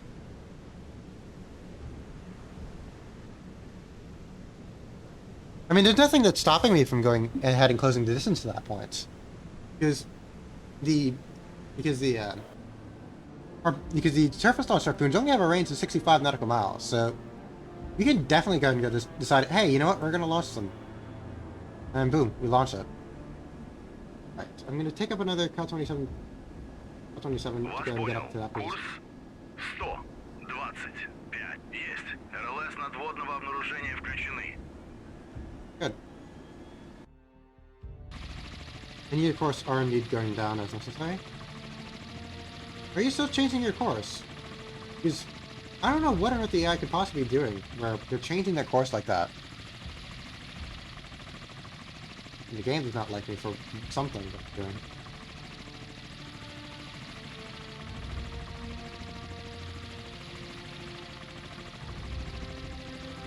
And now you're just stuck there. You better not be doing... better not be doing the same thing that you did earlier. Because I previously saw a bug where one of them, probably due to 100 times speed, just kind of messing up with things, was stuck going backwards and recovering aircraft. I wonder if that's what's happening here.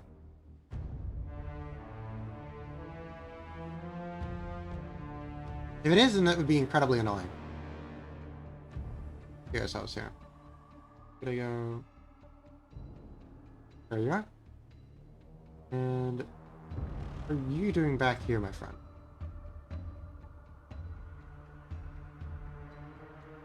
Are you stuck? Yep, okay. The exact same bug happened here, where... Very interesting that this happened twice. And very interesting that I was also able to notice it. So yeah, so this guy, this Ticonderoga, it's the guy... They got the Tika going backwards on them. I feel bad. Is this the namesake Ticonderoga? Yep. Alright, so the Ticonderoga has decided that the discretion is the better part of valor, and is trying to retreat, but it is unable to retreat. So it has decided, you know what? We're going to go ahead and go backwards into the enemy. Alright, sure. Well, without further ado, let's go ahead and get some missiles launched on these guys. I want missiles on them now. So, that will be what we do.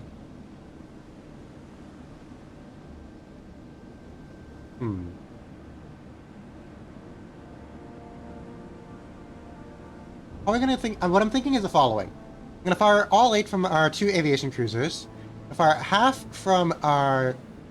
Because we can now, of course, I didn't even spoil it, that it is in the Ticonderoga back there. So I want to have something to do with the Tika back there. So I'm going to launch probably like half and half. Except for the Kirov, which I'm going to fire all. We're going to fire the Kirov first. Kirov, where are you? Kirov, you have your 20S. Very well. Here, fire all 8 of yours. Fire all 8 of yours. And Slava, I want you to fire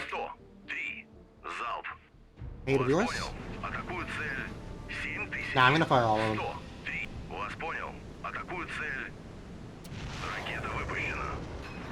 I'm gonna use the Sovrameni to give me a deal with the Ticonderoga. Hopefully that'll be sufficient.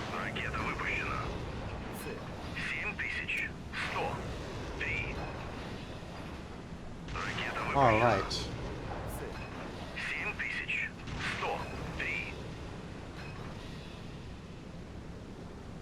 You know, unfortunately, or Sovrameni, or fortunately, considering the fact that I do want it to go ahead and get into the action in a different manner. I do wonder if any of them are actually going to go ahead and go after it. But I mean, you aren't far enough away. No, you're only 10 nautical miles away. Maybe I should have waited, knowing that you'd be going at 7 nautical miles, and wait for you to get fully out of range. If I'm mistaken, the SM2 has a range of like 20. So I do hope that I didn't just shoot myself in the foot here. Well, only one way to know.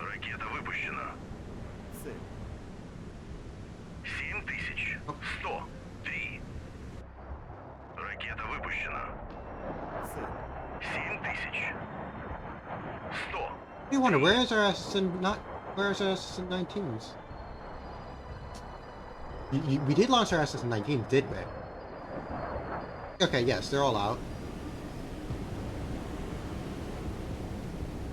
Ah, they're all back. Okay, they're all over here. Oh. Very well. Alright, so we've launched... I don't know how many we've launched. We've launched 16 plus 16, so that's 32 SS-2s. And... Oh, what order are you guys? Hello? Yeah, you guys are forming up. Okay, don't scare me like that. Because you're gonna scare me like that and make me think that you're going for our own ships. Try to do some blue on blue maneuvers, which is not what I want. I most definitely do not want that to happen.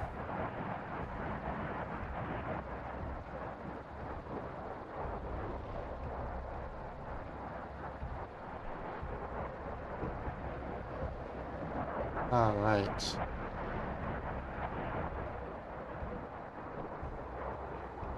Okay.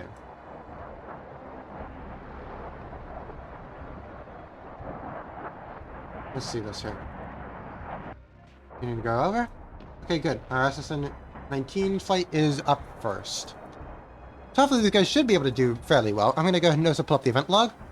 And, of course, all we have left to do is just wait and see what happens. Ooh, Car 27 has detected a new target.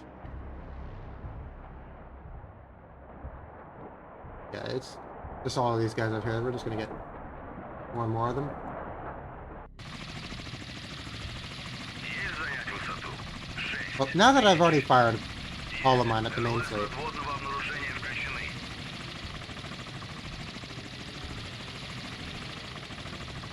not really gonna hurt for me to go near to tell you to go up and hopefully get some more vision on what we're dealing with here.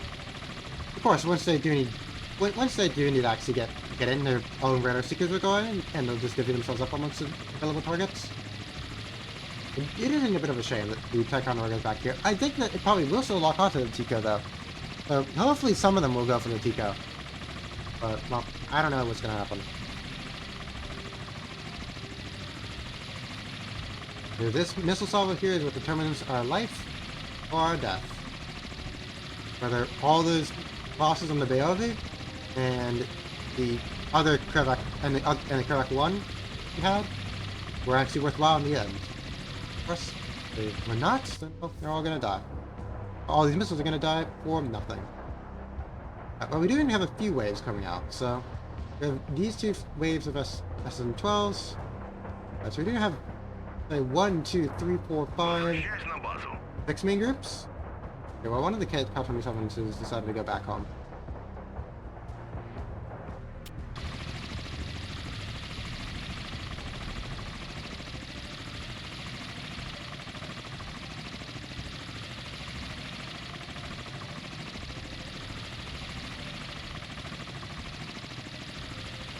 Есть занять высоту. Well, there's not really much of a point in me actually having you up here, so I'm going to make sure that you don't get shot down by accident. And yeah, that's exactly how things are going to proceed. Alright, SSN-19s. I love how high up the SSN-19s go. Like, you have the, well, you do have the SSN-12s somewhere, huh? There we go. The SSN-12s go only at 20,000 feet. But the SSN-19s, they're going at 82,000 feet, so they're basically almost not really very easy to intercept them. That's simply because of the altitude. I mean, they're above the E3 over here, somewhere wherever it is. Of course, the E3. Oh, also the E3 is pretty poorly positioned, honestly. Because if I was them, I'd move the E3 up almost right on top of the fleet, really, knowing that there's no fictional Soviet aircraft carriers to deal with. So, because right now they're only going to be able to detect them. How far are they going to be able to detect these guys? A ruler from this point to this point. They're really only going to detect them at 18 nautical miles. So by that point, the radar seeker on us is going to be able to detect it. So the E2, E3 here is basically useless, all things considered. It is in a very useless position. Well, what is this big marker here? I'm gonna start taking care of all these things here because we have way too many of them. Well, you are no longer relevant because all of our SN-12s are all out. And you're not relevant because you are all out. And you're not relevant because we are all out of you. And equally, you're not relevant because we're all out of you. Gotta get this circle here. There you go. Awesome.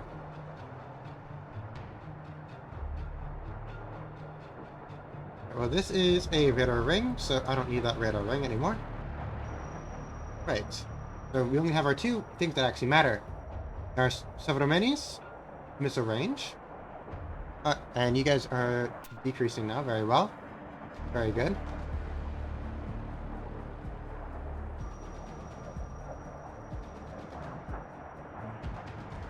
Alright, let's get it done.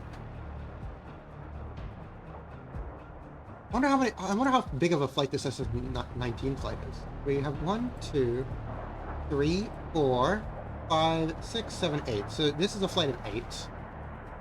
And this next flight is probably the rest of them. 1, 2, 3, 4, 5, 6, 7, 8. Okay, so they divided themselves into groups of 8. So 8, 8, and then 4. Very well. Hopefully things proceed well. With you guys?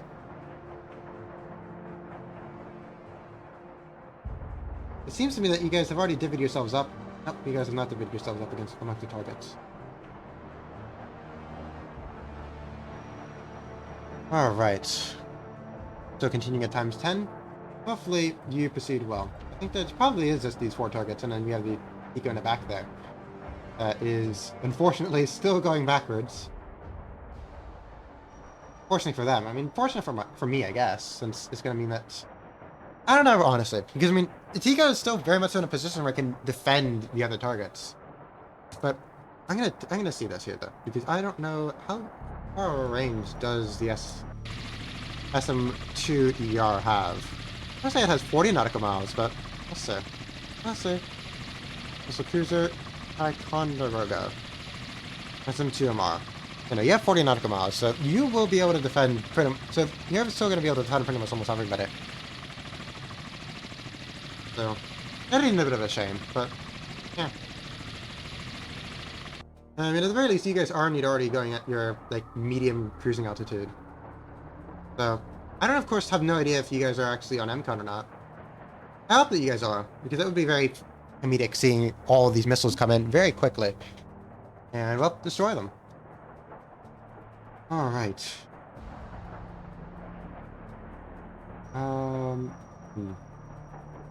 How long was Snooze of that, though? Okay, Snooze brings it up by 6 minutes. Okay. Hopefully, in 6 minutes, all these missiles will be able to get themselves on target. And hopefully in the sides of every single ship here. Let's do it. Let's see it. And you're large, very large, and 2 semi-larges. And you are large. So I wonder what is this very large contact here.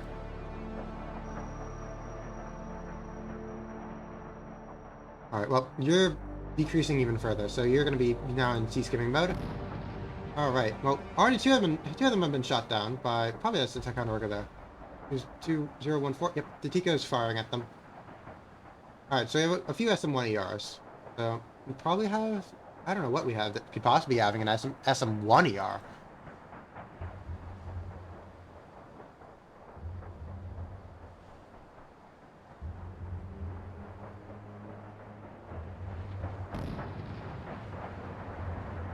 Okay, so an SSN2, 2 SSN19s. Alright, so SSN9 has been successfully jammed. Alright, so you have a lot of them that are jammed. Oh, okay, SM1's been jammed. Room 7s. Okay, so we're not doing terrible thus far. We have a new contact. Okay, good. You guys are splitting up all amongst this big group. Fantastic. Now we have a lot of them coming in here, so hopefully...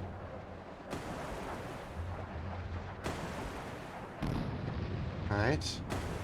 Got one more SN12 that's been jammed. Oh, that's been killed. A few more that's been jammed. Alright, we're doing good.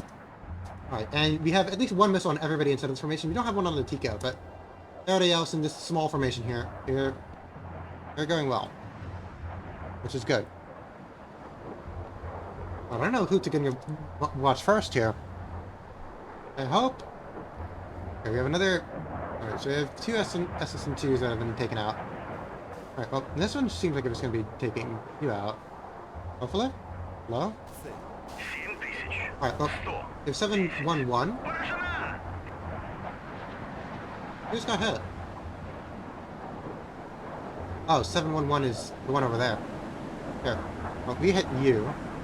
What are you? Who are you? Oh. Hi, game.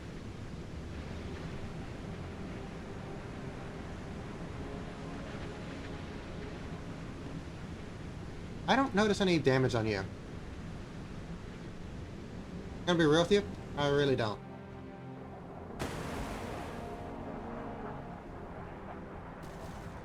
Okay, well, evidently there was enough damage on you because you just decided to blow up. Fantastic.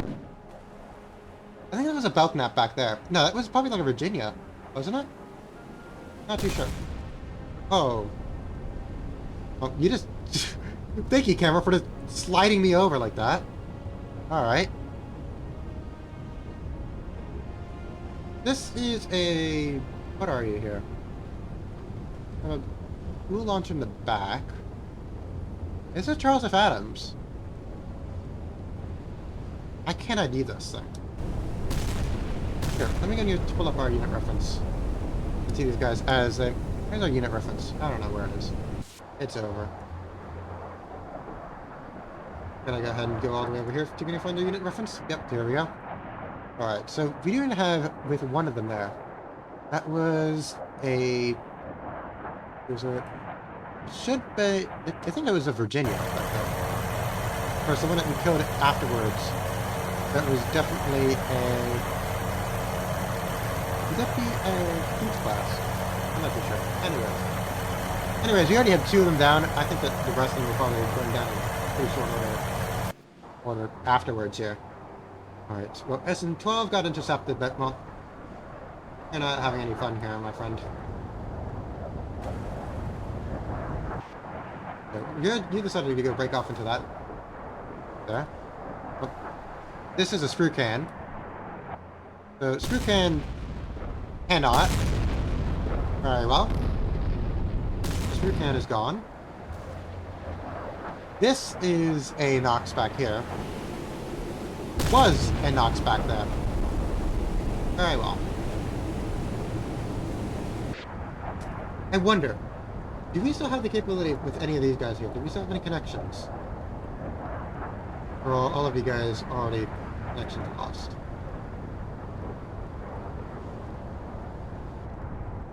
Okay. You know, I would have tried to go ahead and see if I can get you guys going out to you. 7109. Поражена! That's that entire fleet gone.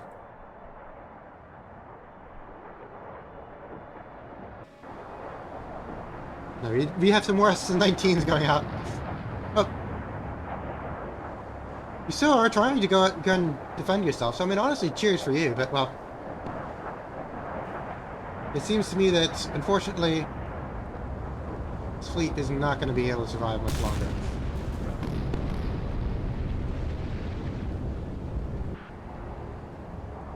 Fortunately, you guys are mainly going for repeat targets. I do need to go new weight. Oh, no. You know, you're not going to... Oh, we have an ad in 1 minute.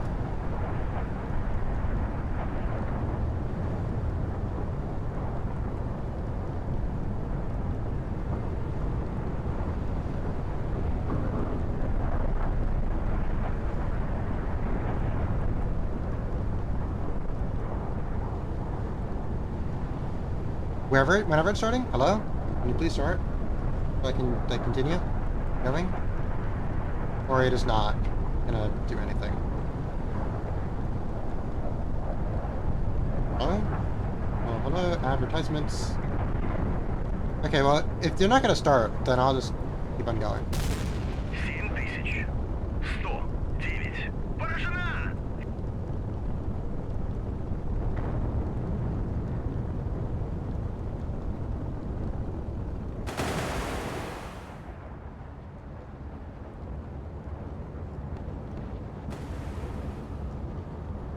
There we go.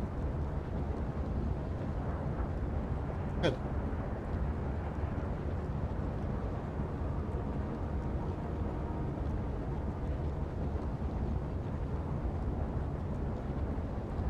Alright. Hopefully things go well. We go well, hopefully.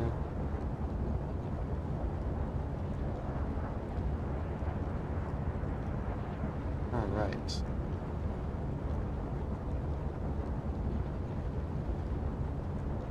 What vessels are we haven't... So this is...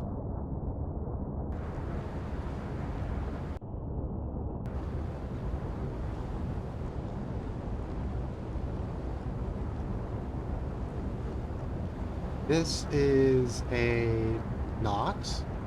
211 is a Nox.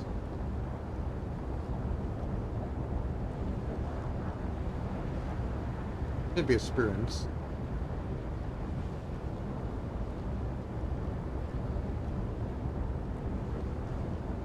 This is another Nox.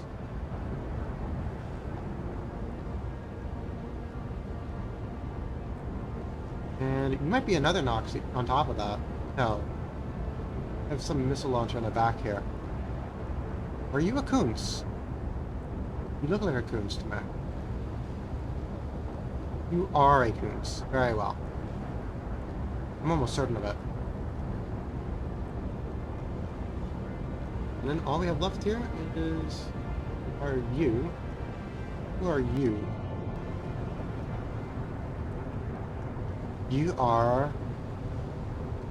You have one in the front, one in the back.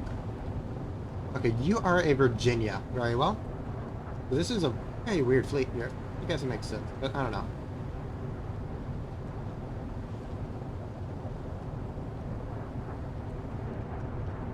Okay. So, you are a Kunz, if I'm not mistaken, aren't you? Square... Kunz. Yeah, you're a Kunz. Oh!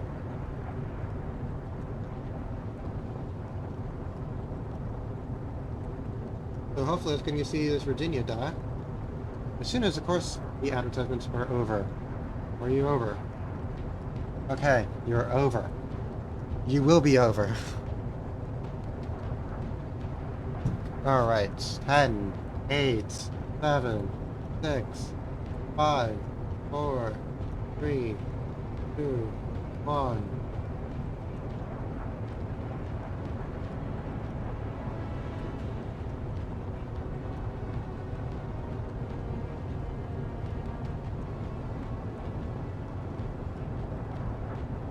Alright, so we should be ready now.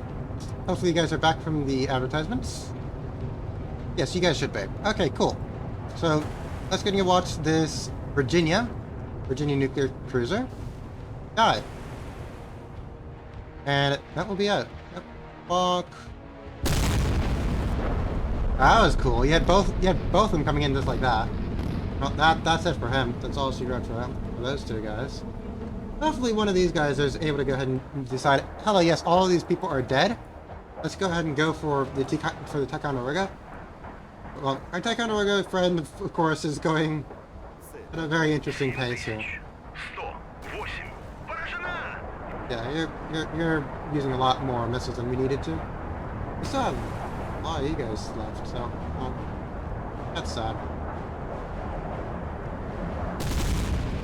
Alright, so I guess the only thing left now is getting rid of the rest of our formation. So, of course, the Kidov is out, the Minsk is out, the Kiev is out, the Ukraina is out.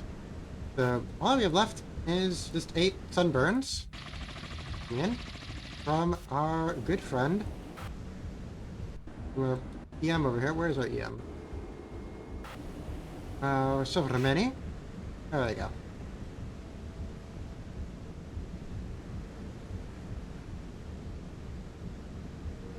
Alright. I'm gonna just tell you to just go ahead and go for it. Go for it. As fast as you can, get to the target, because I want to get this mission over with. But of course, it's not me who decides how the when the mission ends, it's probably one of these guys. And how long is it going to take for the invasion fleet to get there? It'll take them approximately 4 more hours, but of course we're going to be killing everybody, so hopefully it does not take 4 hours. It just takes however long it takes. Right. Because of the fact that we have you attacking now, we do need to go ahead and cease fire with you. I'm going to tell you to cease fire. I'm going to tell you to leave the formation. And I just want you to just zoom straight here. I want you to go as quickly as you can. As quickly as you can, get yourself over here. Very good. Very good. Cool.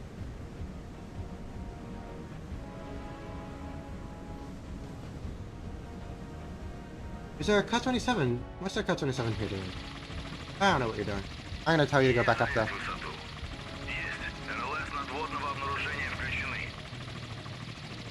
Very nice. Very nice. Есть занять высоту.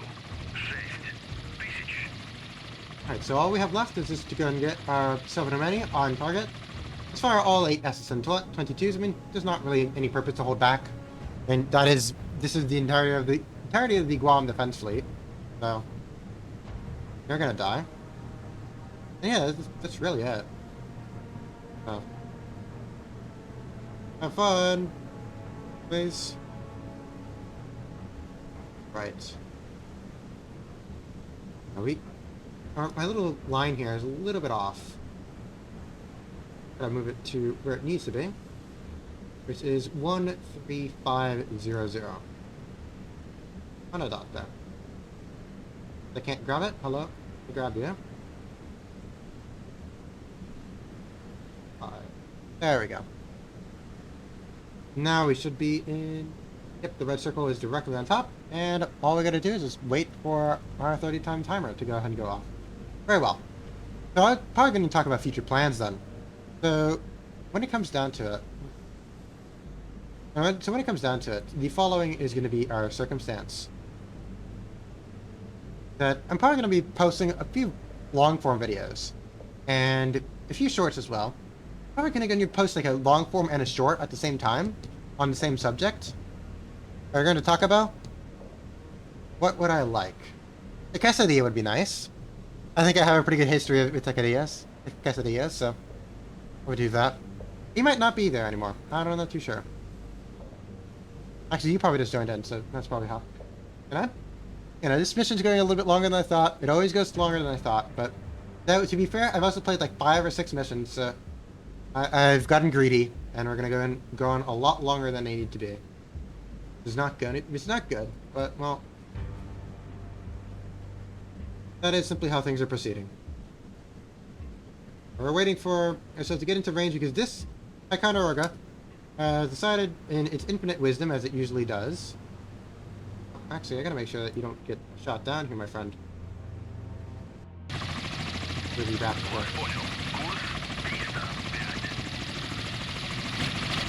Oh, we're back to 100 times speed. Yay!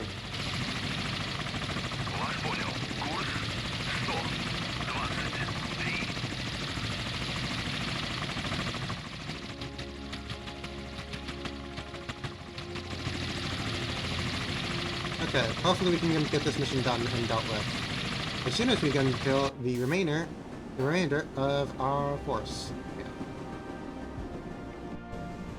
Good. Alright, let's go Sovramini. Let's do it.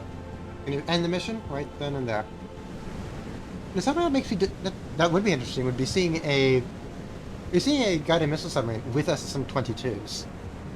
That'd be fascinating, honestly. I mean, granted, the thing is with that would probably, without significant modifications, the SSM-22 need to be surface launched. So, and obviously that's a pretty big step back from anything prior. New ACM contact, track 113. What is that? That's some helicopter. I don't care about you. Okay, very well. Let's see it here. I don't know how far are you? You're 169 nautical miles away. Cool. Hopefully we can get you knocked out in good enough time. So you have decided to go and turn around for some reason. Not turn around by accident. Want you to go and have your rudder hopefully get you on target.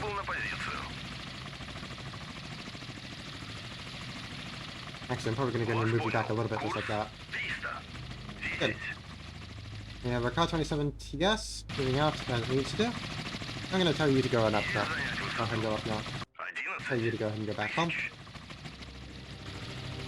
As soon as we reestablish contact.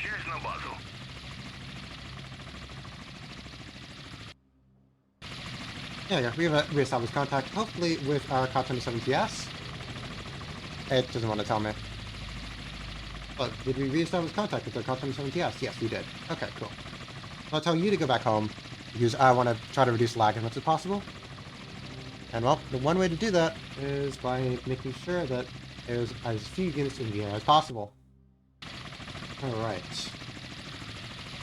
Now, our Ticonderoga, I'm not too sure honestly if Sovramini 1v1 against a Ticonderoga will be able to survive. If it's not, then we're going to be in for a little bit of a tricky position here. Because the SM-2MR is going to be pretty powerful for anything that we could possibly do with it. That might be tricky. We might be in for a little bit of a tricky situation, quite frankly. But I have hope in our SM-22, so hopefully my hope is not misplaced. I hope it is not misplaced. The only way you'll be able to detect them is by your own radar, so it will probably give you a pretty short distance to go and actually be able to detect. Now, I should have said earlier, I had basically zero self-restraint. I was like, no, I'm gonna go for another mission, because why not, you know? Nope. Was a mistake. Oh well.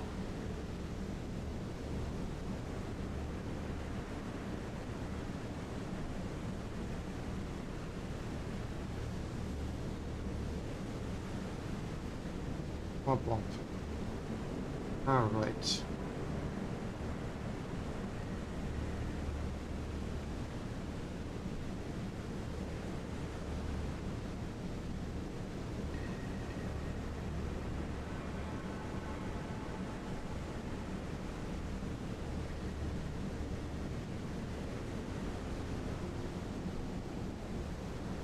Yeah, so overall, okay, so we talked about.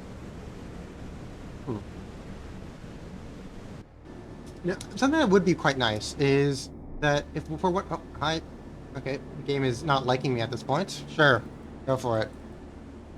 So one of the things that I would find really interesting would be if they do end up adding in the Project 61 MM and Project 61 MPs, which really the main difference for them would just be that they'll add in a few anti-ship launchers in the back, so 2 SSM-2s on either side, so 4 in total.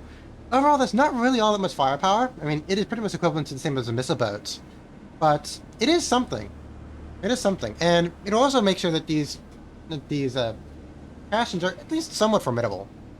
Of course, because right now they're pretty good at anti-aircraft warfare. They're okay-ish at anti-sub warfare, but they're indeed a little bit lacking when it comes to anti-surface. So that'd be something nice. Right. We're still. No, we're in range. So what am I gonna go for it? Вас понял. Атакуют цель 7100. Вас понял. Курс 50. Есть самый полный вперед. A little bit nervous that they might accidentally go for. Ракета выпущена. Obracevoi? 104. I don't know what that actually means. But I mean, generally, very interestingly, all the Corvette class, all the Passion class, all have frigate names, which is curious. I mean, they weren't originally designated as frigates, which, in a kind of a bit of an interesting twist, the Kravax, which eventually became frigates, and are well known as frigates, were originally large anti-submarine ships. So that's always been something that I found interesting. That they kind of did a little bit of flip-flop when it came to who's who. Which, honestly, the Karashins could probably be considered to be guard ships still. I don't think that they're. I mean, I guess depends really on how you want to define it. Because if you're dealing when it comes to anti-submarine defense, then obviously the Kravax are a lot better. They have better sensors, they have total arrays, they have standoff weaponry, and they have more torpedoes. So in every single possible categorization, I think they also might have more RBU 6000s as well. So they really are just better. But I'm gonna be quite scared, honestly, if we cannot deal with this Ticonderoga. I do wonder here, I do want to go and launch up one unit of Yak-38 with the precision loadout. I do want to see what that might look like, simply because of the fact that if it does come push to shove, we will need to go near launch some of these guys out. Because I would much rather them go out than something else. Right, but hopefully these guys, well, hopefully they start diving down soon. Because they really do need to start diving. I'm just gonna put that out there. They need to start diving. Do you have any ESM? No. Okay. Well, let me go ahead and get our thing right over here. in our event log, and hopefully, fingers crossed, these SM-22s will be able to go ahead and knock out this Ticonderoga. I don't know how long it's going to be. There we go. Please start going down now. Hopefully we're going to be at sea skimming level by the time that it becomes necessary.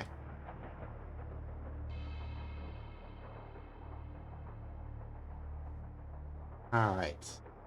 SM-22s. Going straight down to the deck. You know, you're going up. You might you could theoretically be fired upon at 40 nautical miles by the. Oh, hi. Alright, well, one of them got intercepted. Hopefully, the rest of you guys are able to get down quickly enough. Please do get down quickly enough. Oh, that's a dead missile body right there. That's quite comedic. But yeah, I really do want you guys to go ahead and dive down to the deck quickly enough. Oh, another one got intercepted. Please. Maybe I should have fired you guys a little bit farther away. There you guys Прибыл go. на позицию. Good. Well, we're down to 6, so that's not good. But we're working on it. Alright. Well, if we go ahead and continue going here.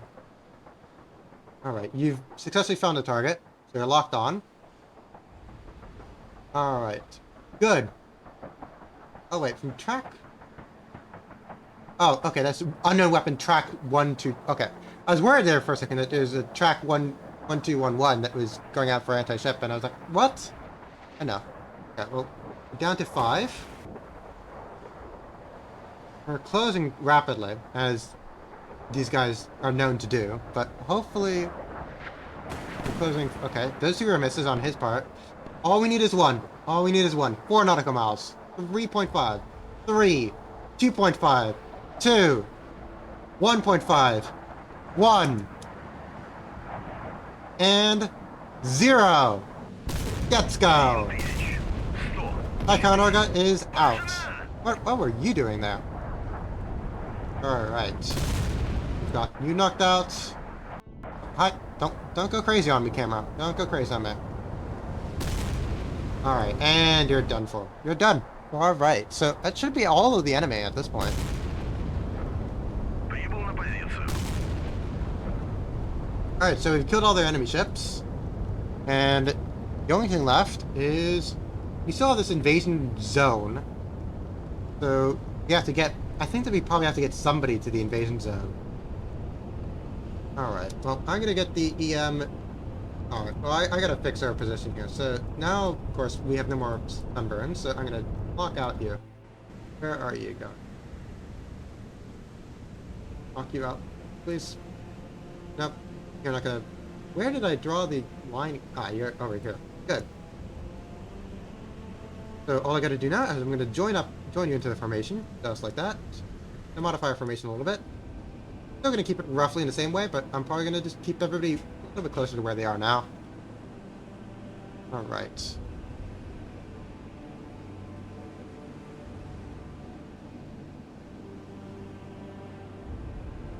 Alright. That looks good. That looks good enough for me. Seems reasonable. And of course, I'm also going to see if I can improve your speed a little bit. Полный вперед. Yeah, I'm going to tell you to just go at 29. I really hope.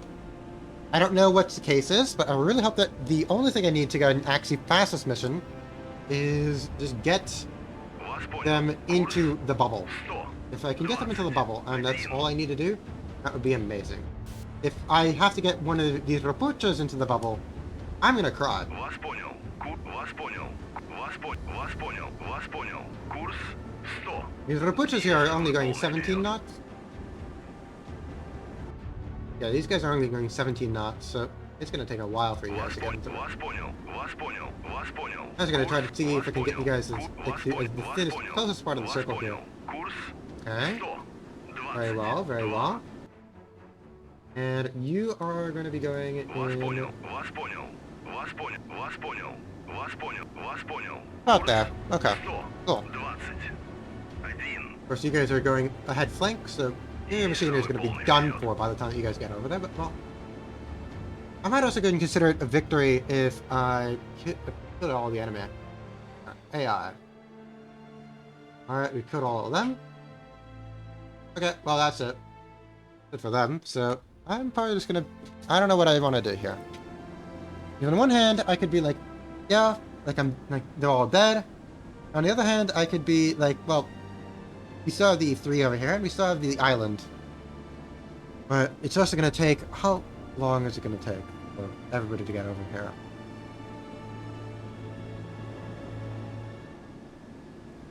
Well, it's gonna be... Here, let me go ahead and try to time 1 minute. Oh, we still have to... Okay, let me go and take out the event log.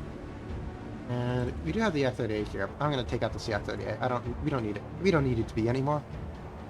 So go back to base. And we of course have no more ships, so I'm gonna tell the Kremov to go back. You don't need to be out there. Very well. Very well. Okay, the only one left is our Cal-27 TS. I might just tell you just to go back like that, and hopefully...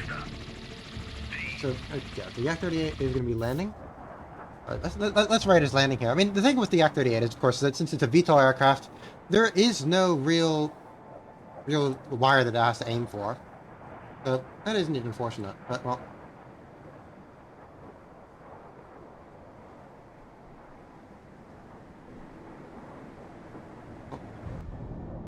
Flag? There we go.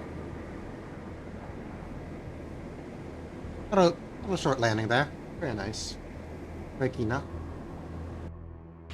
Alright. We're still at 30. Still for some reason at 30. Oh, right. Probably because of the fact that we're just waiting for you to go ahead and get on board. Once you're securely in, then we're at 100. There we go. Very nice. And let me get you see how long it's going to take for roughly... I have a clock over here. Actually, no. I'm going to take a stopwatch. I'm going to stopwatch this. And if it takes any more than like 15 minutes or something like that for me to go and get the Rapuchas into view, then I'm just going to end it here, and I'm just going to say we won. Because we did win, outside. We did win. Stopwatch, not timer. Stopwatch, there we go.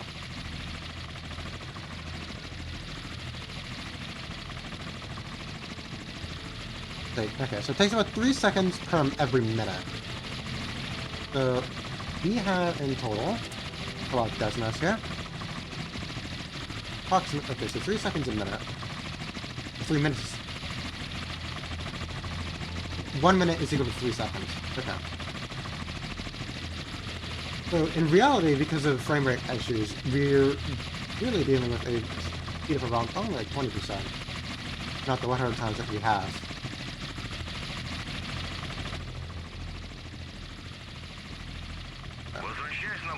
We're going back to base.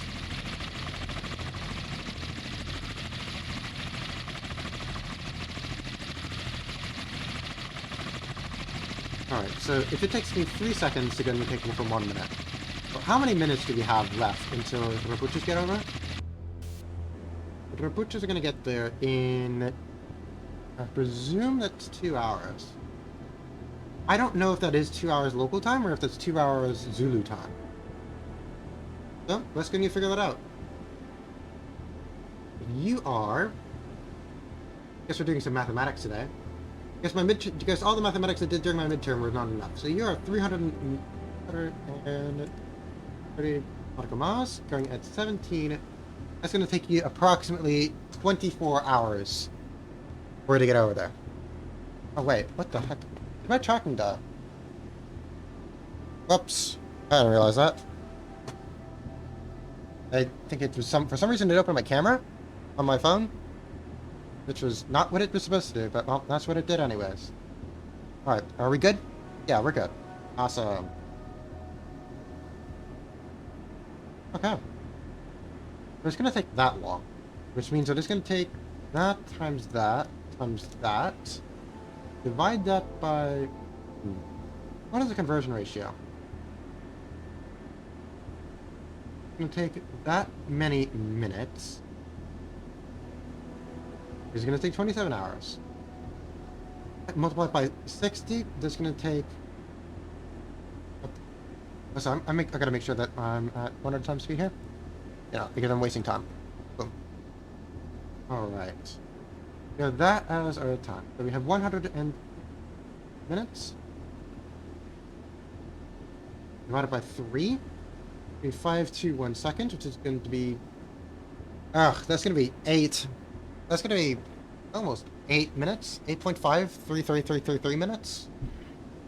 Do I really want to wait 8 minutes? Just to... wait for the different approaches to get there.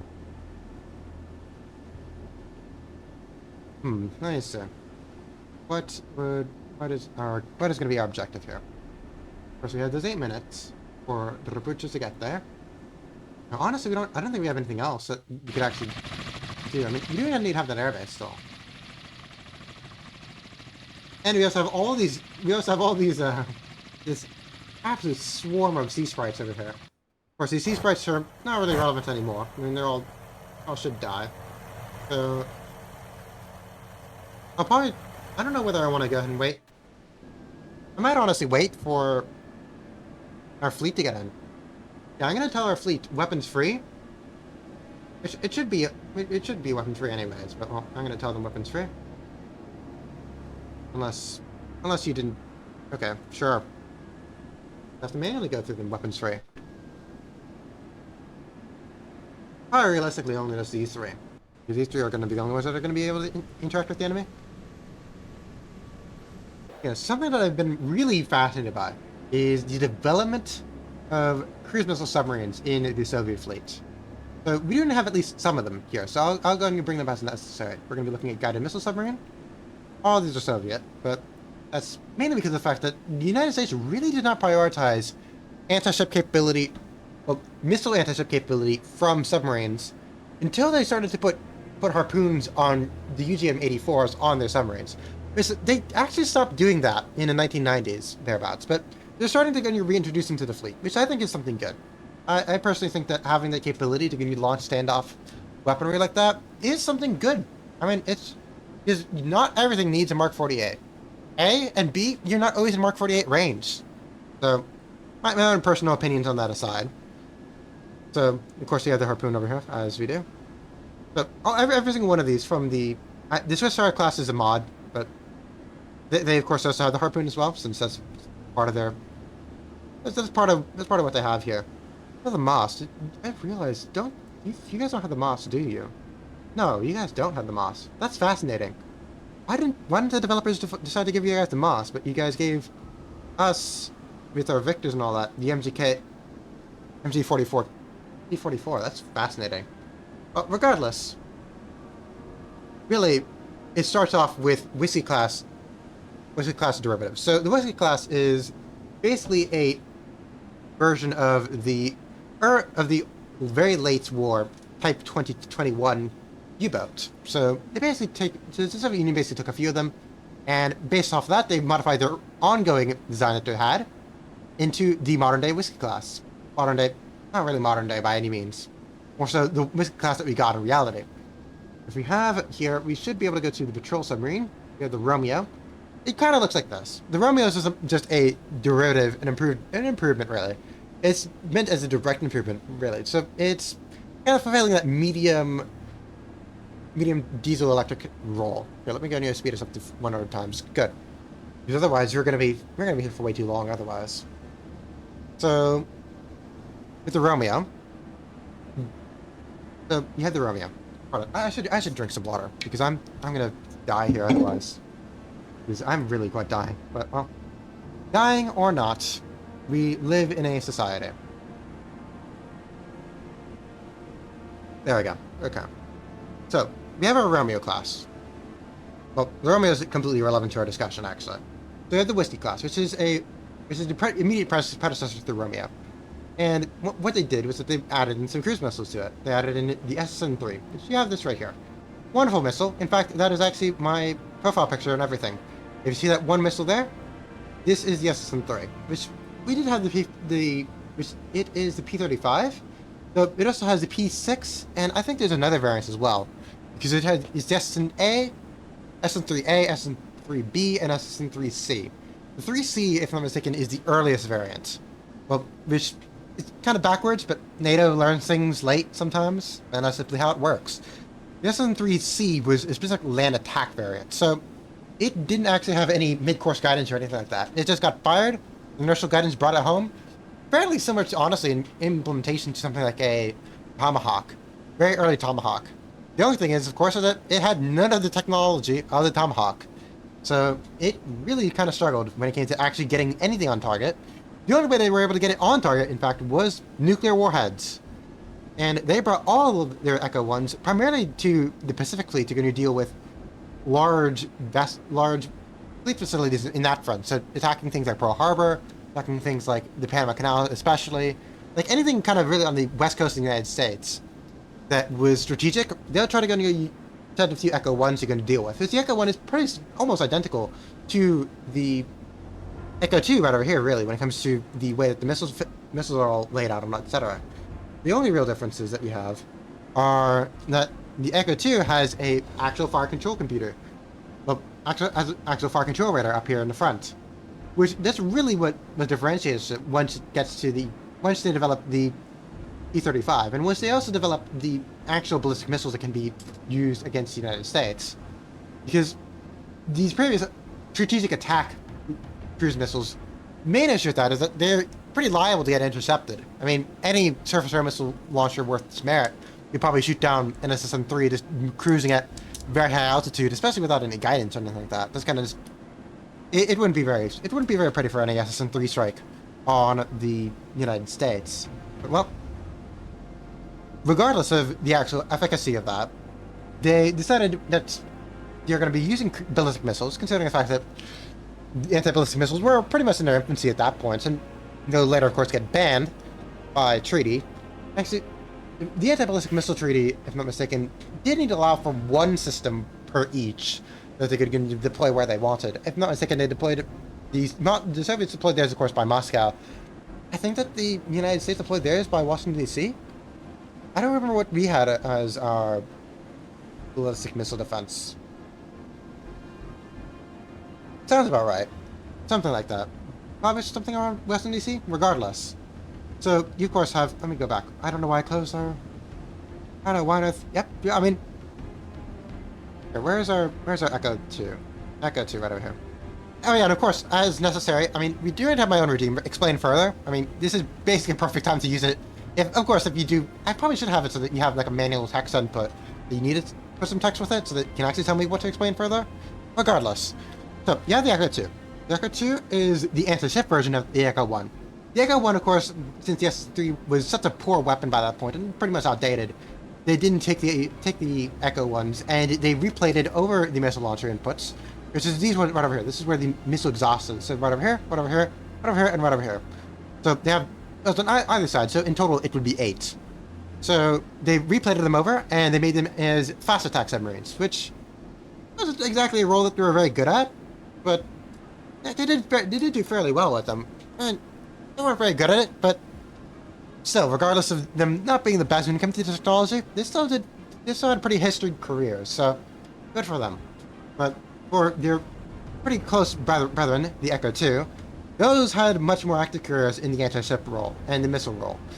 So, of course, by this point, the United States had the Regalis armed missiles. I think that it would be the USS Greyback, alongside 2 other conversions.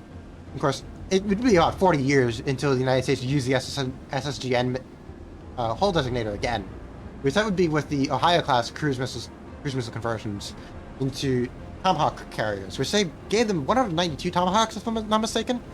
Something crazy like that. You can search it up, but they gave them with a lot of Tomahawks for land attack purposes. But, of course, all of the Soviet cruise missile submarines, they're primarily based off of anti-ship. So, the Echo 2 was meant to be surfaced, and mainly it was meant to get its designator information from aircraft. That's the main thing that kind of limited its usage, really, is that it had to be surfaced, and because of its long range, and especially because of its very short minimum range, it required the usage of... I'm going to bring up some of these Yak 38s, because I want to get rid of some of these sea sprites. So yeah, so you have... So you really do need aircraft to be able to take the best advantage of the Echo 2.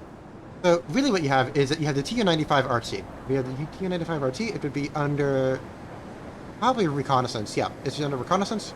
Right over here. So this has, with this big bulge A radar, a very long range, of course, but it's going to be basically be able to direct Прибыл на позицию. all of... I'm going to tell these guys to go weapons free. Hopefully they'll be able to get themselves on target. Hopefully I won't be able to care about them. I mean, they'll just take care of any of the, all these sea sprites. Help with lag. Yeah, you guys got it going. Have fun with them. Cool. Alright, so in the meantime, I'll go ahead and continue talking. Yeah, I actually can go and remove the mission editor. I'll go ahead and do this here. Put you up here, maybe? Yeah, that sounds about right. Of course, the Tu-95 RT would be the main thing that would be used for all the SSN-3 on ships, really. And, of course, the subsequent SSN-12 are on ships as well, because it's just so useful to have a standoff platform, be able to tell you, hello, yes, there is a carrier task group right over here. You don't need to get close to it. All you got to do is just fire your missiles in this bearing. In fact, with some of these, they actually have enough for a fact that the Ka-27DS... 7000. Oh, yeah, no, they're already launching targets and launching missiles at them. Great. Уничтожено. Going... Oh, you guys are going to be back to 10 times speed. That's unfortunate. But yeah, so it's really useful to actually have standoff information like that. You know, to go and you have the Tu-95 RT from very far away. It'll tell you, okay, there's a task group here, fire missiles, and you don't even need to see it. You don't even need to be close to it. In fact, if I go to our surface ships, we're going to be going to our missile cruisers. I want to go to our missile cruiser. I want to go to see our Grozny. Where is our Kienda class? Kienda class. Right over here. So you have this group of radar sets right over here, and this group of radar sets right over here. Those are going to be your missile guidance, but right over here, if I'm not mistaken, right over here, around here. Of course, if we had it, then I'll be able to tell you. In fact, we might actually even have it on our Slava class. Where is our Slava class? Our Slava class is right over here. Do we have the same system here? Let's see it here. Because it would be a missile set that would not be moving. In this big tower here. That's where I'd be expecting you guys to be. Let's see it here. Alright, where are you guys? I don't see it. And I don't see it on this one. So maybe it's in a different radar set for the Lava class. But maybe it's like one of these small ones over here. You know it's not actually marked, but I do know it's actually... It is needed inside of the game, and it's needed separately noted as a system inside of the game, but it doesn't actually do anything if I'm not mistaken. You know, that's unfortunate. Anyways, we're going to continue times 10 up here. Hopefully these Yak 38s will be able to do at least something. I don't know what they're going to do. You guys are going... Oh, you guys are separating off. So each one of you guys is going for a different target. Hopefully you guys are able to do it. I don't know if you guys will. Anyways, back with a little lesson here. So, we of course had the Echo 2s. So of course we have the Echo 2. And the Echo 2, it's great because you have very long range, and you do have 8 missiles, which is pretty significant. But you have a lot of flaws with the SSN-3. Mainly, you need to go and guide it all the way in, so you can only fire a limited amount of time, A. B, because of the fact that you have to guide them all the way in with your own radars, you can only go ahead and do so on the surface. So the entire time for the engagement, you're on the surface, which is bad because anybody can see you, and you're at your most vulnerable since you have to be pretty slow. You have to be kind of chilling there. So if a prospecting, I don't know, like a P3 Orion or an S3 Viking, or even like a F4 Phantom or something like that, anything that has anti-submarine or anti-surface capability, gonna stumble upon you and say, you know what, you're gone, you're dead. And well, there's not much that you can do unless you want to go and forfeit your salvo. Either A, you can forfeit your salvo and crash dive.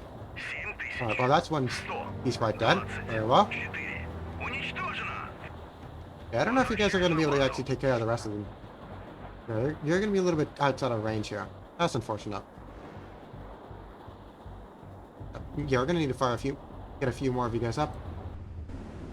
Alright, I'm gonna get Возвращаюсь на базу. a few more of them from Minsk. In the meantime, we're gonna continue talking about, hopefully, yeah, okay, good. I wanted to make sure that that didn't actually kill our fire. Get two more of these guys up. Might as well.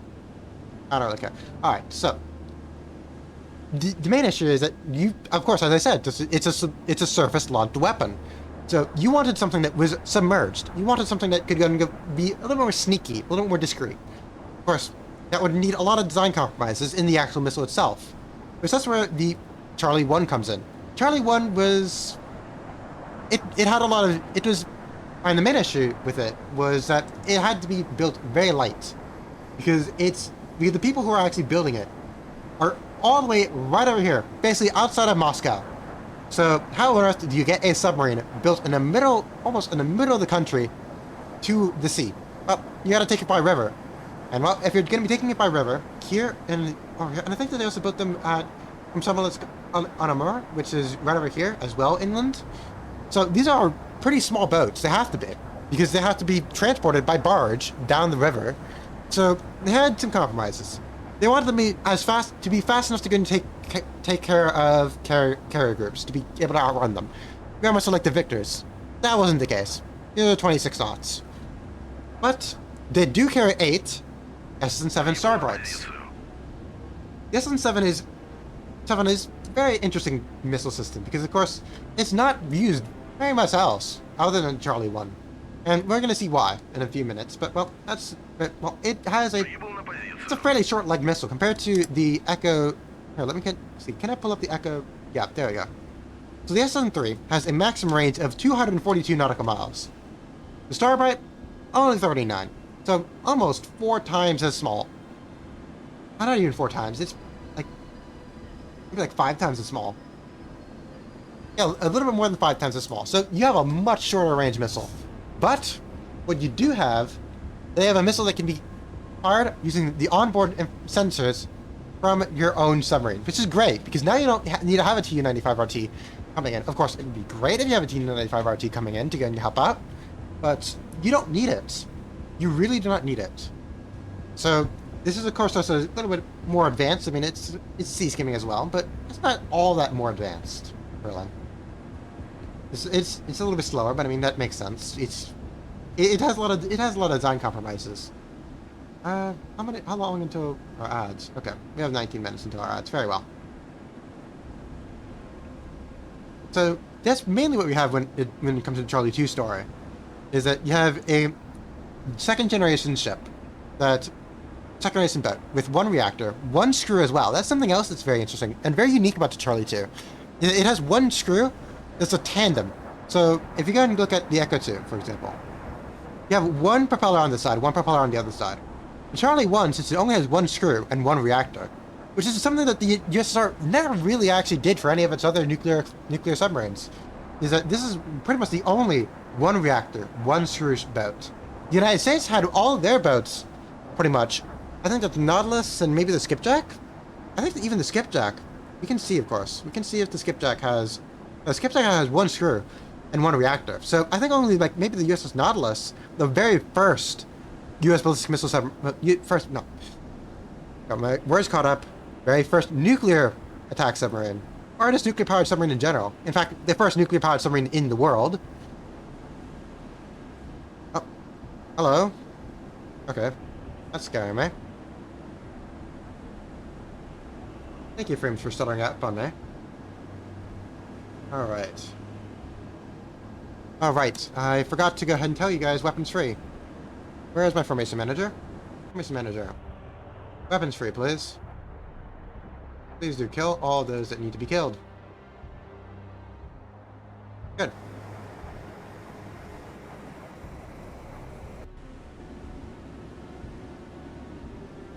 Meanwhile, let's go ahead and see how you guys are doing here.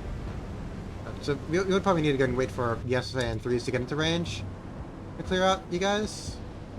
Yeah, they're gonna need to wait for the SAN-3s to get into range.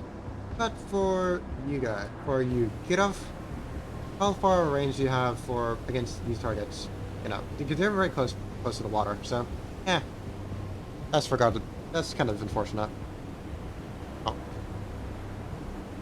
Go ahead and continue going here. So, in Charlie 2, of course, it was never really a design that the Soviets were truly satisfied with. And they didn't decide to try to modernize it. So they really had two actual versions, whether they wanted to do a shallow modernization, so just kind of improve the length in a little bit, improve the missiles a little bit, or whether they want to go with a full-on, just adding in a lot more, adding in a second reactor probably. I don't actually know what the Project 677M-2 really had, but I do know it was a much deeper modernization that would have not been anywhere near the look of the Charlie 2 that they eventually settled on, which was the shallow modernization. So really what they did here was that they just improved the weaponry. So they added in the SN-15 to it. They don't have it here. I'll contact them. I'll let them know. They should have the SN-15. But yeah, the SN-15 for standoff anti-submarine range. Pardon, my voice is dying because I haven't drank water in a while and I ran out of water. I'm all out of water. Very well. So, ooh, it is late. Ugh. I don't like the fact it's this late.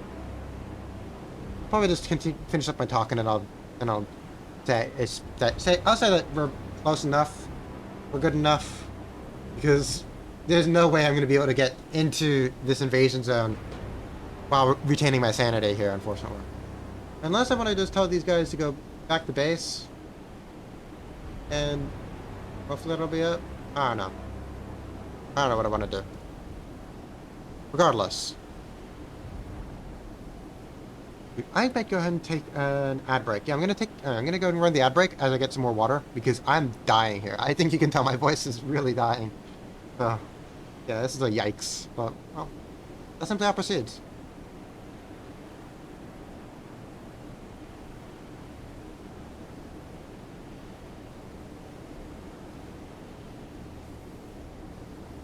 All right.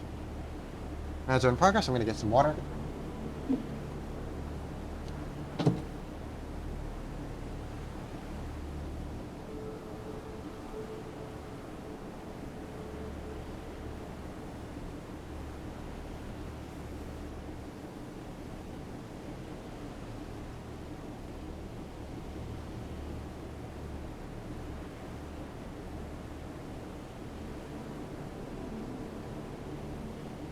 Возвращайся на базу. Возвращайся на базу.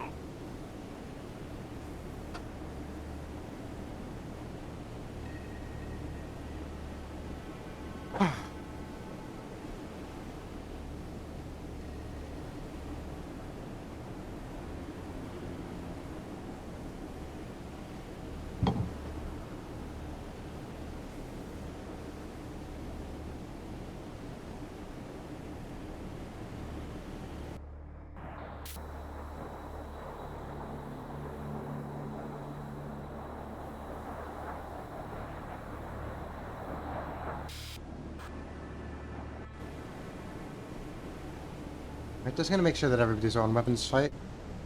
Did you want them to be on weapons site?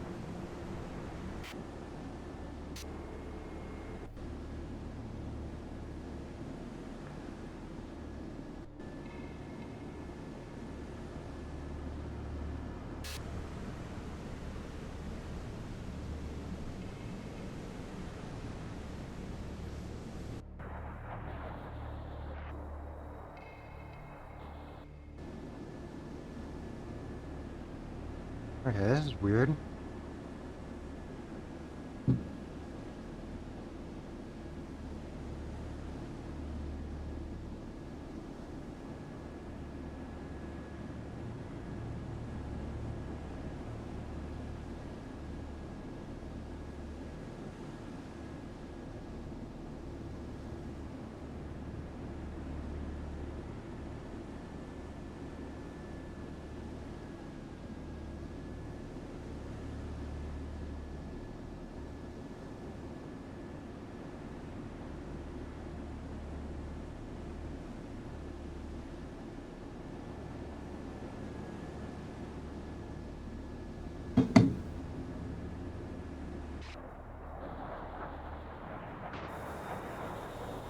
There you go.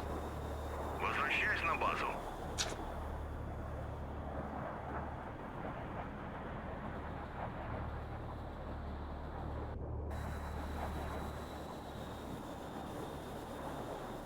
Возвращаюсь на базу.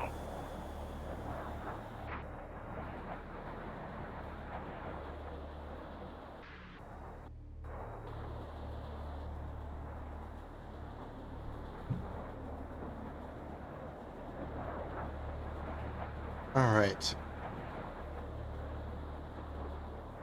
Oh, hi. Okay. Cool. I didn't realize the ads were gone. Yeah, so I was just telling these guys to go back because I do not care what they do. I want to go ahead and end this mission as quickly as possible. And currently, if we do it entirely at 10 times speed, that's not going to be possible. So, ooh, there you go. You know, I really needed some water. I was dying there. Oof. Alright. Continue talking here. Submarines. So, Charlie 2, you do have a little bit of modernizations. I mean, of course, you have a little bit better torpedo weapons. You have a little bit better missiles. I mean, this is the SSN-9. I'm going to compare it to the direct predecessor, the SSN-7. As you can see here, the range is improved by about 20 nautical miles. But otherwise, they're fairly similar weapons. I think that this would probably also have a little bit better electronic countermeasures, but I mean, they're, as I said, they're very similar missiles. You say you're faster, but the SSN-17 is that's interesting. The SSN-7 here is... The SSN-9 is supposed to be faster, but the VAX velocity of the SSN-7 is faster. That's weird. Oh, I see. I think it's faster and longer range than the sticks. Okay. Well, the SSN-9 is a very interesting weapon because it was in a very similar way that they're actually going to see the same thing with the Oscar, is that they took a missile that was meant for submarines and made it into a missile meant for anything. So, or really it's aircraft. Well, not aircraft. Really just other ships, because you can't really put something that big on an aircraft without significant design modifications, and even then, the Soviet Navy already had plenty of very fast, very quick anti-aircraft, airborne launch cruise missiles, like the SAN-4, etc. So they didn't really need something like this, like the SSN-9. But you do have over here. You know, my voice is cracking so much because I've been talking. Oh wow. You know, this is going to be, unfortunately, my longest time here. I did not anticipate that this would be my longest stream. I do need it to end soon, but well, I also don't know why we're dealing at times 10 speed.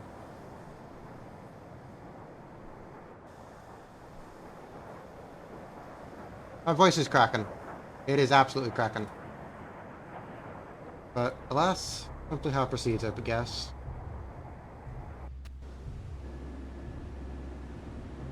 None of you guys should be doing anything. I mean, you guys are all chilling.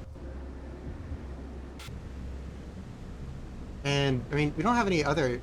I mean, there's nothing here. I mean, the Spruance, the Kuntz, the Knox, the Virginia, the other Knox, and the Ticonderoga, those are all dead. So all we have left is just these parts.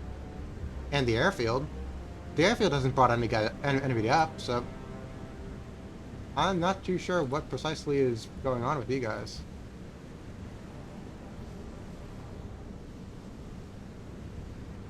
You know, I mean, there's nothing that is actually relevant for you to be stuck at 10 times speed. So please remedy this. Remedy this as you deem appropriate, game. Oh, regardless, I mean, I'm getting distracted. Getting distracted by the game instead of focusing on the yapping. As good Lord intended. So true. Alright. So finally, the main issue, of course, with the Charlie 2 is that it is pretty short-legged. Fundamentally, it's also missiles that didn't carry enough of them. It doesn't carry strong enough missiles. It doesn't carry them fast enough. I really needed an improvement, a general improvement all across the board. So what you had, of course, was the Oscar 1, which is a massive, massive submarine. Compared to the Charlie 2, the Charlie 2 is 5.5 thousand tons. You know, it's 5,000 tons. This thing is 22,000 tons, so it's almost like almost 4 times as big. So it is a very big submarine, and it's fast too. It goes 32 knots, so you're gonna be able to keep up with the carriers. You have plenty of weapons to deal with it. You really only need one of these guys to go and actually destroy an aircraft carrier group. Considering the fact that these guys carry 20 SN-19s, which is almost as much as Akitov herself, right over here, which is the exact same weaponry. Right up here, this big, all these very big hatches, very big ominous hatches, those are indeed your SSN-19s. Of course, we've already fired all of them, since considering the fact that we have this massive group of dead ships up here. I always found it very interesting that they decided to add in the SSN-14A to the Kirov specifically. Because all the Kirovs are somewhat heterogeneous when it comes to the armament. Their gun armament changes, so this one has two 100 millimeters, if I want to say. What do you have here? Yeah, two 100 millimeters. Of course, later on, they'll go ahead and just get one 130 millimeter. They changed the... They, of course, I mean, some of them make sense. For example, they have the SAN-4s up here. The SAN-4 would be exchanged for the SAN-9s once they do become available. So, I mean, that makes sense, you know? But they also deleted the SSN-14A up here in the front, which I suppose so. And of course, they also modernized the... This is the SAN-6 system up here. I'll say it's the SAN-6 system up there. Yeah. So, they modernized those to the next version of the S-300 family, the SAN-20. So, yeah, it's interesting. It is interesting, though. Of course, this Kirov is dead. Well, not dead, I mean, it's scrapped. I shouldn't say dead. Dead is really only for sunken ships, I'd say. I mean, I can call a ship dead once it's sunk, but I don't know, we're still stuck on 10 times speed. Who is doing this? Cease fire. I have to go down each one of you guys and tell you guys cease fire. Cease fire. Cease fire. Cease fire. Cease fire. Cease fire. Cease fire. Cease fire. Fire. Cease fire. Hopefully that will make it so that you guys stop trying to cry on me and actually decide, hello yes, I can actually go faster than 10 times speed. No, we're stuck at 10 times speed. And I don't even know why. Because there is no reason for us to be stuck at 10 times speed. Because if you look at the AI, there is nothing here that can attack us. The airfield can attack us, sure, but I mean, it hasn't launched any aircraft yet. So, I don't know what the deal is with you guys.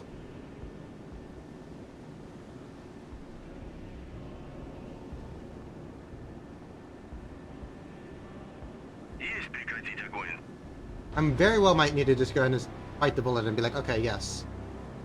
Okay. Kiev, you're gonna go out. Kiev, I want these guys dead. I want these bozos dead because I'm thinking that our ships are trying to engage these helicopters and they're unable to. And because of that fact, I'm stuck at 10 times speed. So, Kiev, get your air group in order. Get this done.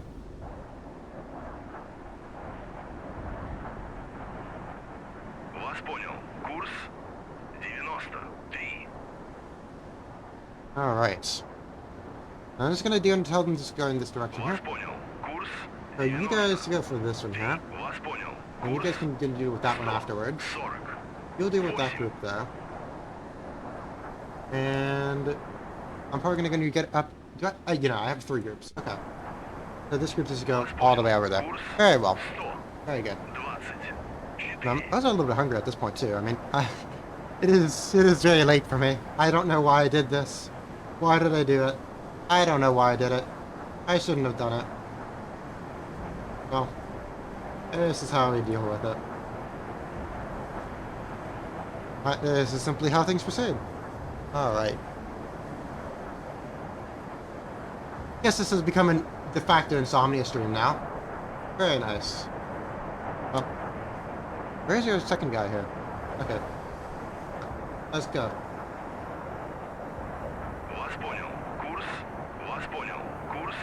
I'm going to tell you guys to go to 3,000 feet. It should hopefully give you the range to actually get on target here. I'm hoping at the very least.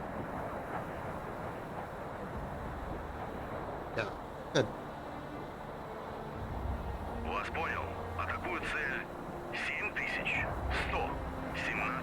Okay, I'm gonna get close enough on target. Good. And of course, tell you to go ahead and go out there as well. Very nice. That group's doing what it needs to do. This group will be doing the exact same thing. You guys will also be doing what you guys need to do. Have fun with that. Perform pursuit, perform pursuit. Alright.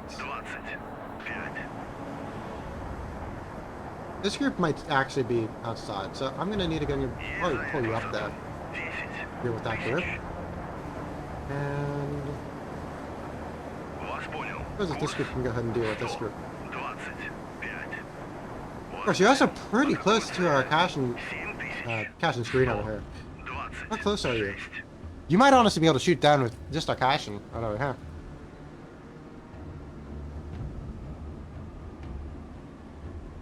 Now you're unfortunately just circling aimlessly, unfortunately, trying to go ahead and get your poor sunken vessel down here. I would go ahead and go down here and actually, you know what? I am going to go down there. Let's see. Who are you trying to deal with here? Oh, I didn't intend for zooming around. Oh, hello. And this is a sunken ship at the bottom of the ocean. What is your name? What is your name? And what story do you have to tell? This is a... This has a arm launcher up here. Okay, this is a Ticonderoga back here. Yep, this is our Ticonderoga class. Ticonderoga class? I think it's Ticonderoga herself. Yep. Ticonderoga class, Ticonderoga class. Very well. And everybody else here was shot down pretty much as they needed to do. Very nice. Alright. I could have gone your theoretically tell you. I am going to tell you actually. Try to race up here and see if we can deal with this guy. Just get yourself out of your current position and go to where you need to go. Very nice. Very nice. Alright.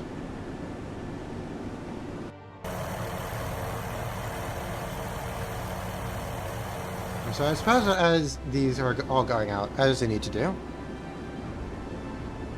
Yeah, so I guess that's kind of... I don't know where exactly I left off really, but I mean, you do of course have the Oscar 1, which is the most modernized version. I mean, you have pretty much almost anything you need to.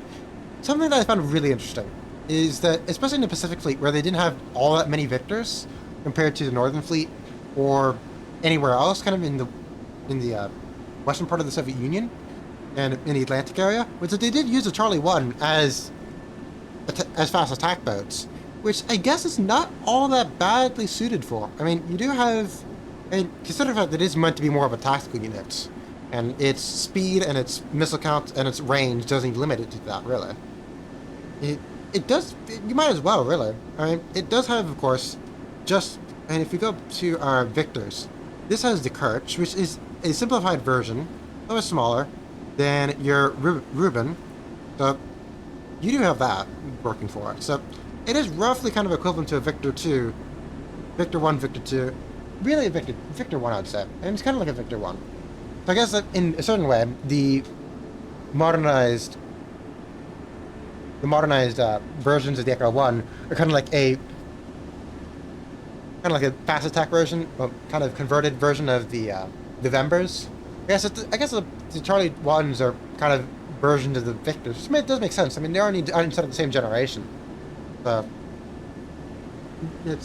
and where are you going, my friend? You're going somewhere. I want you to go for track 126. Yes, you're trying to engage us, and yes. But you're going somewhere random and weird. Why are you trying to go sideways? I mean, if you're going sideways, it does make sense to give you expose your second battery, but I didn't tell you to only go fire with 2. Oh, look.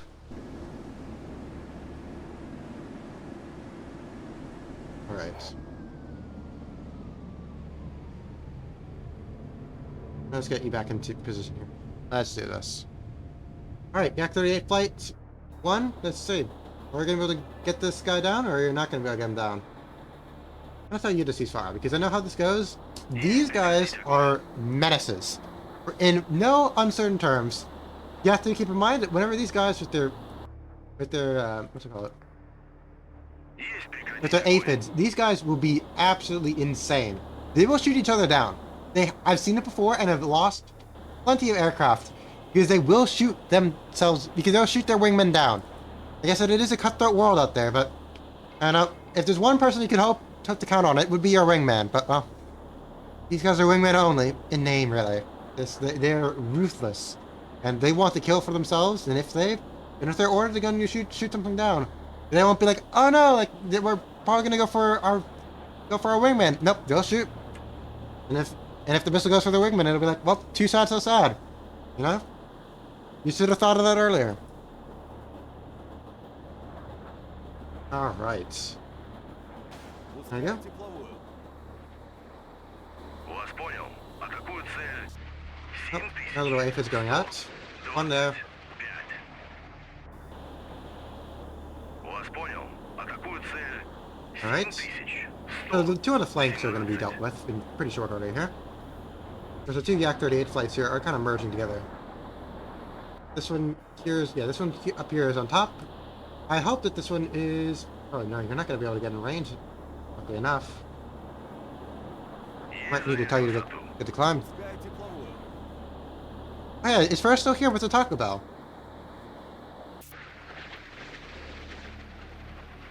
Alright, well the Sea Sprite should be able to get himself out with in quick order. Very nice. Well, you are done for. I don't think you have, you don't have the range to do anything else, so go back to base, my friend. Are you also going back to base? Oh no, you're joining formation and you'll be going back to base as soon as that happens. Very well. Very nice. Alright. You are going to be dealing with this group over here. Let's see it.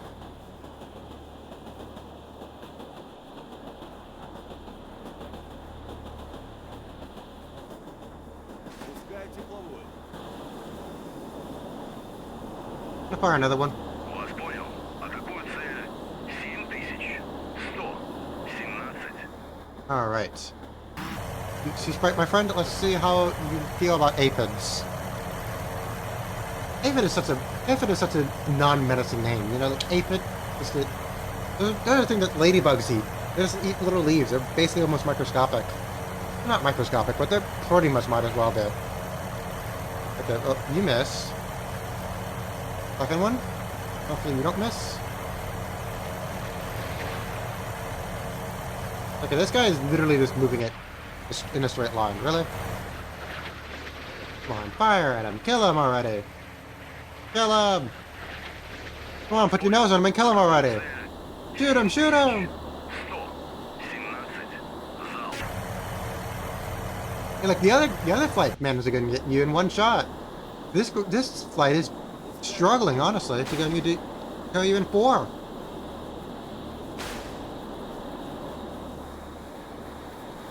Возвращаюсь на базу.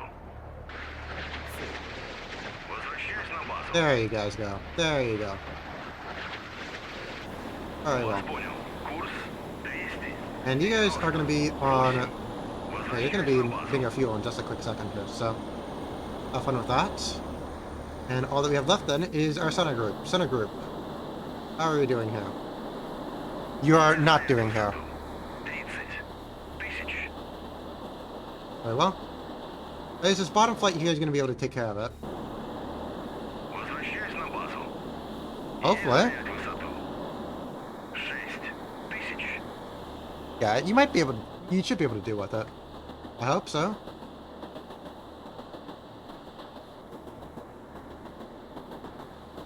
I really hope you do. Are you guys going to be able to make it?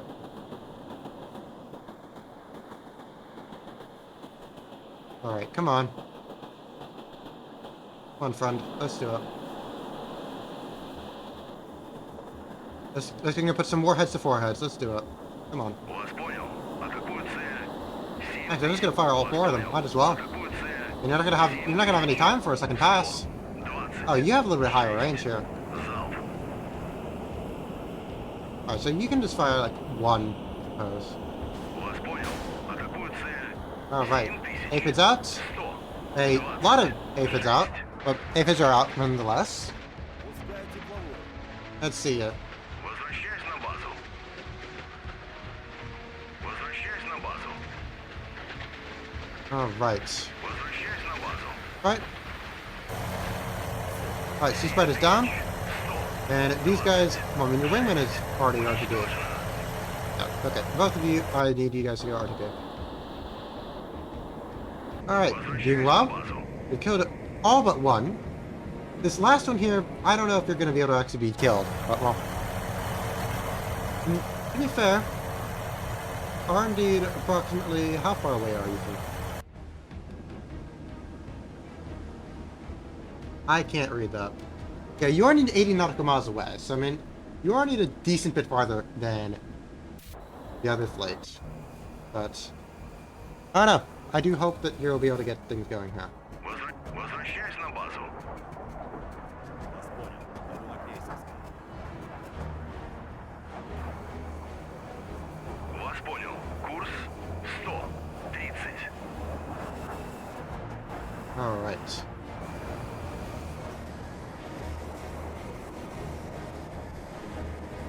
Alright, Yak 28 group. Let's see how you do. Yeah, we're back to 30, so... Вас понял. Атакуют цель. Alright. 7000. You guys are approximately... 20. You guys should not be 1 nautical mile away. You guys are indeed 1 nautical mile away. You guys are basically right on top of them. That might go poorly for us, yeah. Okay. Here's what I'm gonna do. I'm gonna tell you to hopefully stop. Please fire. Есть прекратить огонь. This is kind of concerning. Есть занять высоту. 1000. Вас понял. Иду на минимальный. Вас понял. Курс 340. Вас понял. Атакуют цель 7000. This might need to be made by different flights here. Вас понял. Атакуют цель 7100. 27. I'm gonna disband this formation because apparently their front guy here is gonna be already being in like 5 seconds. Возвращаюсь на базу. Oh yeah. Вас понял. Курс 300. Прибыл на позицию. This guy on the hand, I want you to go about to 1000. basically the same altitude. I want you to match that altitude. Now, how do you have so much more fuel than... Okay. Sure. Вас понял. Атакуют цель 7127. Вас понял. Атакуют цель Alright, let's see it. 7100. You do have to go down a little bit. I mean, a lot. Because you are indeed at 30,000 feet, and you're dealing with somebody at 1,000 feet, so... The missile cannot track nearly that far up in the vertical sphere, but, well... Hopefully, you're going to be able to track far enough that you're going to be able to get... No! Oh. That's sad.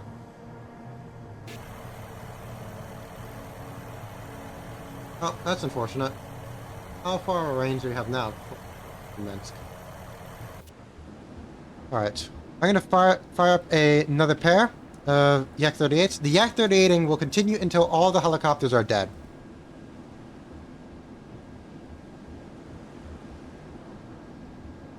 The Yak-38 flights will continue until they are all indeed dead. Very well. Oh gosh, I'm going for 6 hours. That's scary. I don't have nearly the endurance to be doing this. But, well.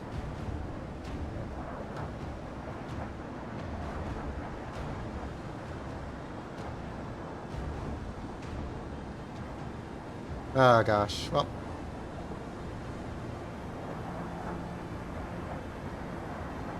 Okay. Alright, Yak-38 flight. Let's see what you guys are made out of. Hopefully you guys can deal with this target in good order. Otherwise, I'm probably gonna cry. Yeah, I think that crying is probably a sufficient thing to talk about. Alright. Let's see you guys here. 138 flight. Oh, game? Are you gonna die on that? Don't you dare die on my game. Please do not. Alright. And we do not have the range to do that. Fantastic. Well, I'm going to tell you to ceasefire. I can tell you guys to go at cruise speed. понял. That should be up. 100. You guys, a cruise speed at 5. altitude are you guys going to be going off? Going out. Oh, like 1,000 feet? Oh no, you guys are going to be climbing up even higher. Oh, you're going to 2,000 feet. That's fine. Go to 2,000 feet. I don't even know that I could order you to 2,000 feet. I can't. Okay, so I guess the AI has decided that you will be going to 2,000 feet, whether you like it or not. Which, I mean, I do like it. I don't mind it. And this guy is currently on the runway. Going to the runway. Hopefully, one of these guys gonna be doing that.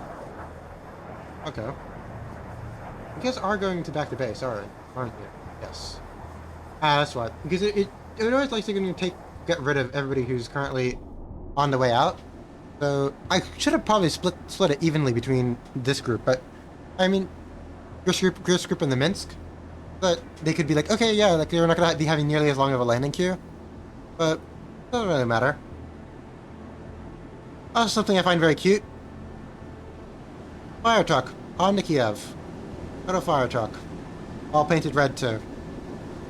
Even as a ladder for whatever ladder purposes you might need. I think the Minsk also has it as well. I don't know if they changed the. I don't know how much I don't know how much cosmetics actually change between the ships. I do know that the nameplate. So you have. This would be Minsk back here, and a number change, and you have the name over here as well. If I'm not mistaken, I'll laugh if they still have it. But I think that they have the number on. Yeah, they have the numbers mirrored. So of course you have 181 as you'd expect on this side.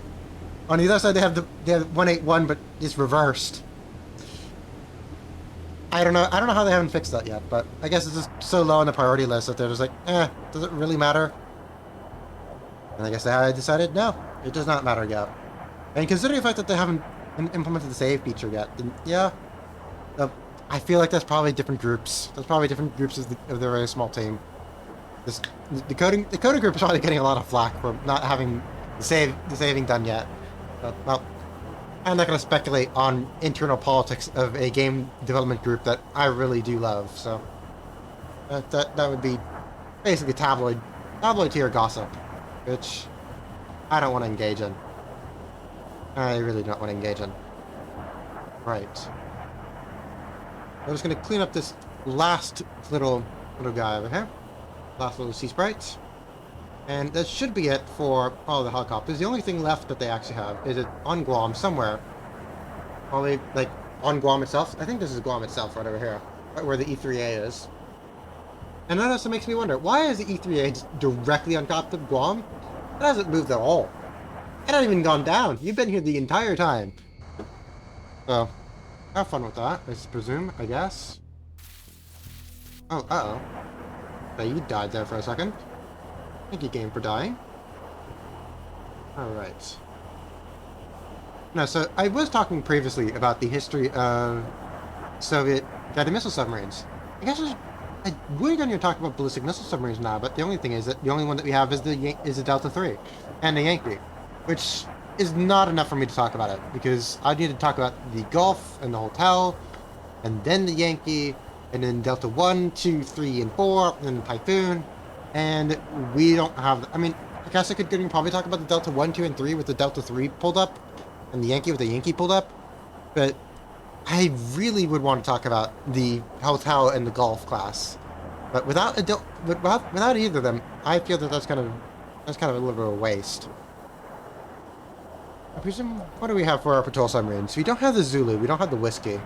We do have the Romeo, you do have the Foxtrot, Tango, and the Kilo. Kilo's in the attack submarine group, I don't know why. Oh, wait, don't we have the November? We do have the November.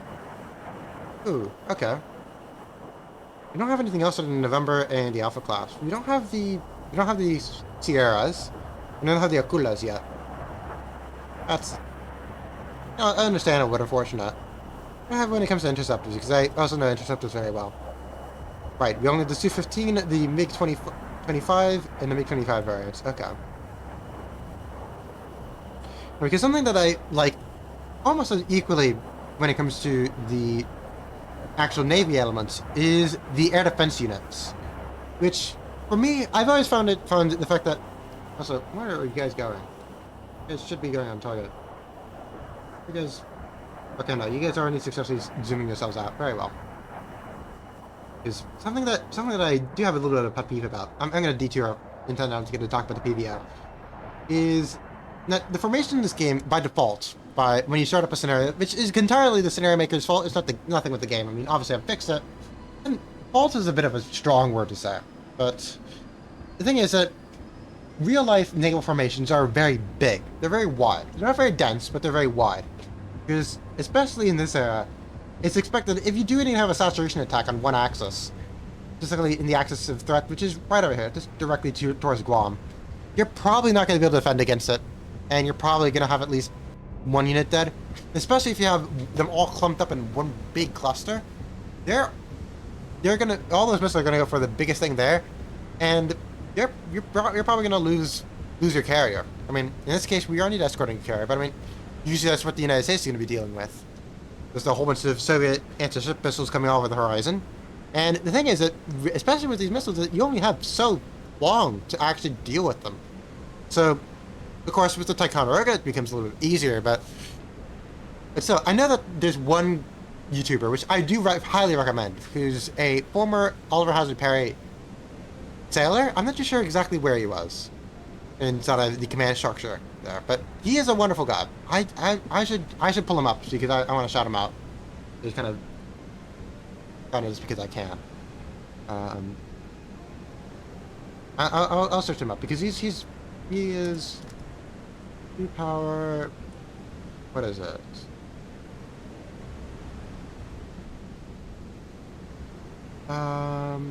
Ryu. There we go. This guy. Let me put his name up inside of the chat. Because he's cool. He is very cool. There we go. So if you like Sea Power content, I do recommend him because he's pretty cool. Oh my gosh, we're at 6 minutes and 30 minutes. That's power. That's painful. I'm going to be sleeping soundly for the 8 hours that I'm going to have until next stream. Oh, it's going to be 10 hours until next stream, but I'm going to be sleeping 8. Because I always wake up at 10 just to eat a nice good breakfast, go and get myself prepared, calm, cooled, and collected before I start streaming. I think I'm streaming at 12:30 next time. I should be 12:30. Mark down here. No, I have it at 12. I should move it to 12:30. I do things on the 30 mark. Oh well. We have a. Yeah. I do wonder if what's happening is that one of these guys here. Nope. Okay. I don't know why we're actually reduced down to a little bit of a slower speed here, but that's beside the point. Unless we have some more things that no, I actually don't know whether that's something that I should do. As you can see, if inside of the AI, it will have the.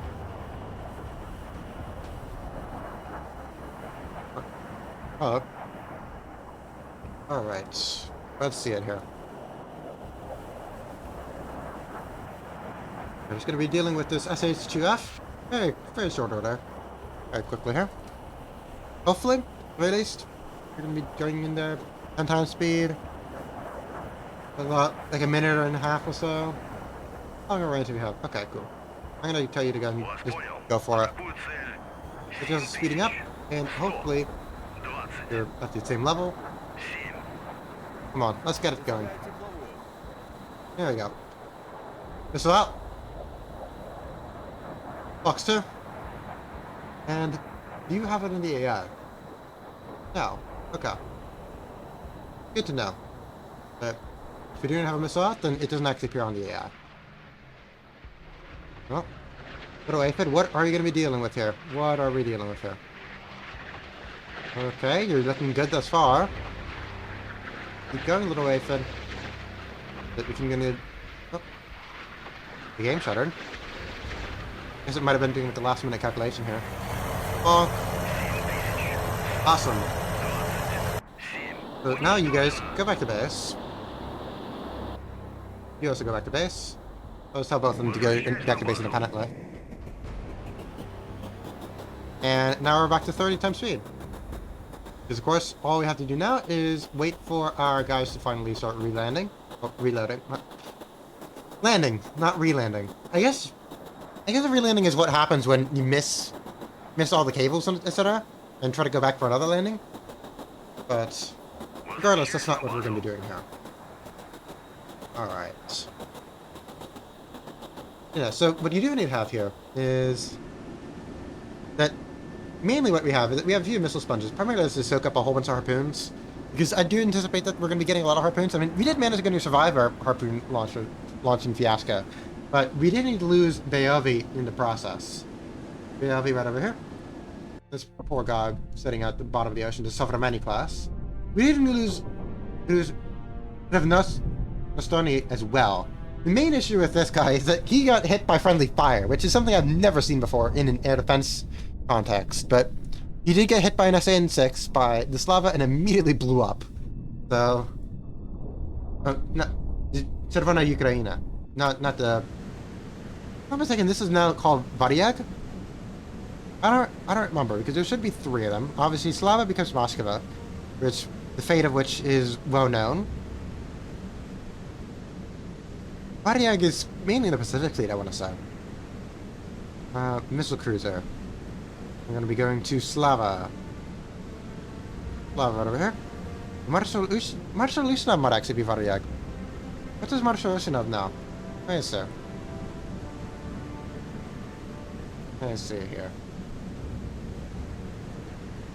Okay, yeah, Variag is Czerwona Ukraina. Very well. Okay, so... Oh, interesting. Marshal Ushinov still has the exact same name. When did you decide to get yourself renamed, my friend? When were you renamed? You were named Marshal Ushinov in 1986. Very well. 1986 is your name. When you got your name. We're going to be stuck on 30 times speed until our 2 Yak-38s are landing. Have successfully landed. One of them has already landed. The other one is pretty much right behind it. So, hopefully you get yourself very well. Right on top of Minsk. Right over here. Now, something that I have noticed is that they aren't exactly consistent when it comes to the prefix for Minsk and the other and our sister ships. Or brother ships, I guess?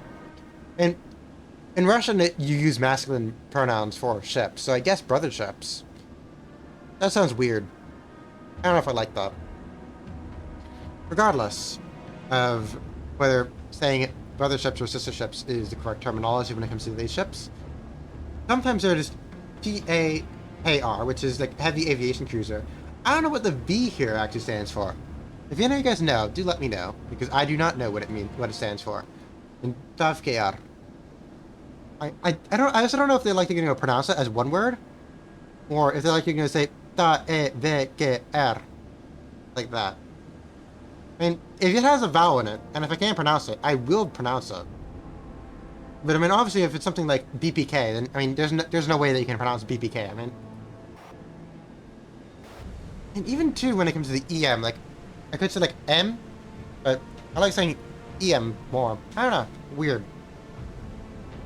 Regardless, we're back to 100 times speed, so hopefully we can finish the thing in a reasonable amount of time at this point. Considering the fact that we're all out of... They're all out of missiles. Actually, I mean, they could try to do something with the airbase. I hope that they don't. I really hope that they don't. They'll probably cry if they're going to deal with a last-minute airstrike. Let's see it here. Oh, we're going to go zooming off at 100 times speed, as we typically are known to do. And hopefully, things will go nicely. Hopefully things go nicely. Alright. So I guess I'm also going to talk about... so something that I'm planning on doing is... I think that if you've seen me on my Twitter, I didn't disclose it, but of course, we still have... I'm going to pull it up here, because I don't have it on my on this account on my computer. Alright, open in browser, there we go. So we're going to have a big flowchart I've developed for all of the ships I'm going to be covering in my general ship brief. So I'm planning, of course, for the ships that aren't inside of the game to going to do or at least in any game really, to hopefully do a little thing with the video. So I'm going to do a little video as I talk about it. For those that are not inside the game, I'm going to be talking about them just via text and a few images, real life images, etc. But yeah, so for the destroyers, we're going to be starting pretty much in the middle of World War II, really, because the Soviet shipbuilding program was severely disrupted by World War II, which kind of makes sense when half of your country gets, well, most of your western part of the country gets occupied, most of your shipyards get overrun, especially inside of Ukraine and the Baltics, and you have a severe loss of life. You kind of hope that it's pretty forgivable that it would completely destroy your shipbuilding process. But well, the Project 60 or Ognyevoy class and its subsequent Project 60K, which is the K in this case stands for corrected. It's just going to take in some wartime lessons. It's really where I'm going to start the journey. And which of course the Ognyevoys were commissioned. Some of them were commissioned during World War II, but most of them were commissioned afterwards, immediately afterwards. But the Soviet Union, especially with Stalin said that he wanted a fleet to challenge the United States. He wanted a big ocean fleet because he saw the Soviet Navy as the primary arm when it comes to the diplomacy. Of course, in the immediate post-war era, you had a great amount of turmoil inside of the empires, inside of France, inside of Britain, and you had decolonization. So you really wanted to carve out your sphere of influence as quickly as possible. Because, as Stalin thought, the best way to do that would be via naval power, which is actually not a bad idea, really. Oh, that was scary. Ah. Well, the lag spike there absolutely made me want to cry. I'm gonna zoom you out from here so that if you do any other weird screeches, you get away from me. Thank you. Okay. So, they really needed a lot of destroyers. They needed a lot of destroyers, they needed a lot of cruisers, they needed everything. They needed all that coming out. But what you have is that you're finishing up the Chapayevs, which are the cruisers that they had before. And develop a lot of these Federal class. Actually, I was talking about destroyers. Let me continue destroyer story. So, you have the Ognyevoys. And what they did and what they thought was that, alright, it's going to take a little bit of time for us to fundamentally review everything that we've learned during the war. We have a few captured German destroyers and a few captured Japanese destroyers, and we'll eventually get a few captured Italian destroyers. And Romanian destroyers as well, but the Romanian destroyers are already 20 years out of date, so they're not all that useful, but they do capture them once Romania doesn't surrender in 1944. So you get the Project 60 BIS, which is the Scoria class, as NATO would call it, which they are pretty much just very basic continuations of the Ognyevoy, which kind of betrayed by the fact that they have the same project number, 60, 60K, and of course with the Scoria, 60 BIS. BIS in this case is a prefix or suffix that means improved. So it's basically an improved class of the Ognyevoy. If you look at them side by side, they're very similar. They're very similar layout. They have similar superstructures. I think that they have a little more radars, a little more range. Their machinery is a little bit better, but overall, they're not major revolutions. They're very much of an evolution. And then you have the next ship, which is Nusashimi. Nusashimi is basically a prototype, really. So they saw that the Scorias were basically pre-war destroyers, or during World War II destroyers. And they said, well, obviously we can't continue with this. Everybody else has their own very big destroyers, and we got to do that. So the Project 41 was, unfortunately for them, a little bit of an abortive attempt, because they kind of took all right, we got to make a big destroyer a little bit too seriously. They built one of them, and which is Nusashimi itself, and I realized this is a bit too big for our tastes. We need something that can be more easily mass-produced, because we need a lot of destroyers very quickly. Because all our previous war destroyers what were the two of them? You had the Project 7 and Project 7U, but what were the class names? Stovoshevoy was Project 7U, and I think Ognyevoy was what is it here? What is the Project 7 destroyer's name? Class name? Genevi. There we go. Genevi. So So the Genevieve class and the Chaucer class, those are old by this point. They're outdated. They're old. You want to get rid of them, and you need a new backbone for your fleet. So that's where the Kotlin class comes in. And the Kotlin class is fantastic, quite frankly. And they have very long service careers. I mean, they start building in 1954, and they last all the way until the mid 1980s. So this is a class that is going to be here for the entirety of the Soviet Navy's time in the spotlight here. Oh, and we have somebody's recovering aircraft or launching aircraft. Okay, interesting. We're back down to 30. Oh, and we're down to 0. What happened here, my friend? Uh-oh, we're dying here. Alright, well, we're at 30. Sure, we're gonna continue at 30. Why not? So, you have the Kotlin. And the Kotlin is very good at its job. I mean, it's a general purpose destroyer. I mean, it has a much more built-up superstructure. It has bigger range, it has a little bit faster, and it has more weaponry. So it's pretty much everything that you need, really. But they're not completely satisfied with it. Well, first, the threat of submarines is only increasing. So they do for some ships a kind of a little bit of a moderate upgrade. So they go ahead and change those torpedo tubes, which torpedo tubes earlier were just anti-surface. They're going to change it to anti-submarine torpedo tubes. Oh. So they go ahead and do that. And they also add in some more advanced depth charge launchers. If I'm not mistaken, they add in RBU 2000 and 2500s? Or RBU 6000. I'm not too sure which one. But they do add those on. And that's the Project 56 PLO, or Kotlin Mod, as NATO will call it. So those ships they're not bad, but they still want to improve on them because the world is changing very rapidly, and just doing that is not sufficient.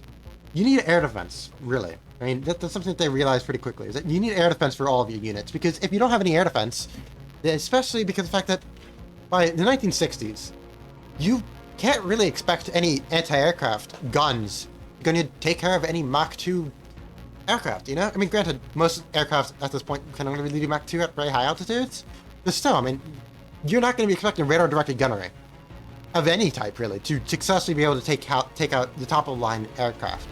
So, you get the Project 56A. So they stick a big... Do we have a cannon class? No, we don't have a cannon class. Okay. So, if we did have a cannon class, and I'll show you, because it's pretty similar, pretty similar arrangement that they do. But they're going to add an SAN-1 launcher, which, if we go ahead and zoom in on our... Okay, we're back to 100 times speed. Awesome. Let's go ahead and see this. Oh, I see what the situation was. They were cycling out the E3s. Okay. They landed one E3 and they took another one out. That's why we went down to 30 times. Oh, this is not even our caching class. Where's our caching class? There we go. Caching class. Show yourself. Yep, our caching class is right over here. And this is the SAN-1 system. So, this is how they sometimes look. They do this in real life. I don't know why, but some of them look like that, and some of them are... oh, those are only 2 caching class. Yeah. Sometimes they're kind of in almost like a standby position like this, but sometimes they're also sideways. I don't know why that is. The sideways is like how they reload. So I guess that if they kind of anticipate that they're going to be reloading soon, then they put it in that position. Regardless, I'm getting sidetracked. I am getting very sidetracked here. So, you have your Kotlin, and your Kotlin SAM. Of course, at the same time, or a little bit earlier, actually, we're going to be going back a little bit, but we're still going to be with our Kotlin, our Project 56, our baseline. They've realized that torpedoes, of course, they're getting outmoded pretty quickly. Just that they're fast, and they're getting more and more powerful, but you have to get in pretty close for you to actually use them. They're so not... I mean, you still have to get close in. And especially with the increasing amounts of escorts that the carriers are dealing with and anything else, they decide to go try out a new thing. Missiles. So what you get is that you have your Project 56 EM, which is an experimental one, because they don't really know how these guys are going to work, so they're going to try it out. How can we put the missile onto the Kotlin class? They successfully do put a missile onto the Kotlin class. So they're going to produce three more of them under the production name Project 56M. M in this case is almost like a modernized or improved. You'll find it in all the project designation numbers. Whenever you see an M, that means that you're improving it. And that's exactly what it is. So the Kilden class has one SSN-1 launcher. So SSN-1 is not inside of the game, but I haven't seen that it will be added to the game in when they can. I don't think it's a very big priority for them to do so, but they will be adding them when the time comes. And the SSN-1 is a very flawed weapon. It is definitely, I mean, it is a 1950s, it's like 1958. So it is a very early weapon, but it's a very flawed weapon. So it is very much it has a very poor throughput of missiles. So most missiles inside of this era, and inside of future eras, you just have one tube for that missile, and you fire it, and that's it. So you can see that inside of the Sovremeni class. Where's our Sovremeni class? Sovremeni class, where are you? So, of course, for our Sovremeni class here, if I can turn us, there we go, turn it around. My computer is burning up. Oh, that's beside the point. You see that this over here, if you can, a little bit low light conditions, but you have this block right over here, which is your big block of SSN-22s. That's how it would be. So that's how it would be for almost all of the systems coming up. And of course, later on, you have your VLS system. So you'll have your get out over here. Get out, my friend. So yeah, no, you can't tell what's going on here. It's too dark. But over here, you have your big missile hatches for your vertical launch system. But this tried out a brand new methodology, and this brand new methodology is actually having a rail launcher, very similar, honestly, to your surface air missile launchers. You're gonna have a big magazine, and then be firing them all out. The issue is that you have to do a little bit of manual assembly. You have to go and get put on the fins, etc. Your throughput is pretty poor on these things. It's gonna, if I'm not mistaken, it takes you about like 15 minutes or 30 minutes for you to actually reload it, which is pretty pitiful, honestly. It's pretty pitiful, and it's very short range. It's like 20 kilometers, so you have to be pretty much almost within visual range for you to see it. And I've also heard that, especially in the early versions, it was very inaccurate. So, and it also tried something very interesting, where basically, if you have learned anything about like World War II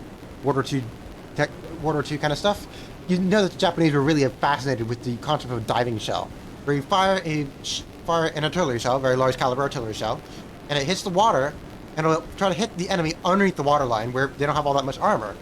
That's kind of what they tried to do with these missiles as well, is that they tried to have it so that the warhead would detach and go underneath the armor belt, which is very advanced, and it was very unreliable, and they quickly decided, no, we're just going to have it conventional, we're just going to do it normally.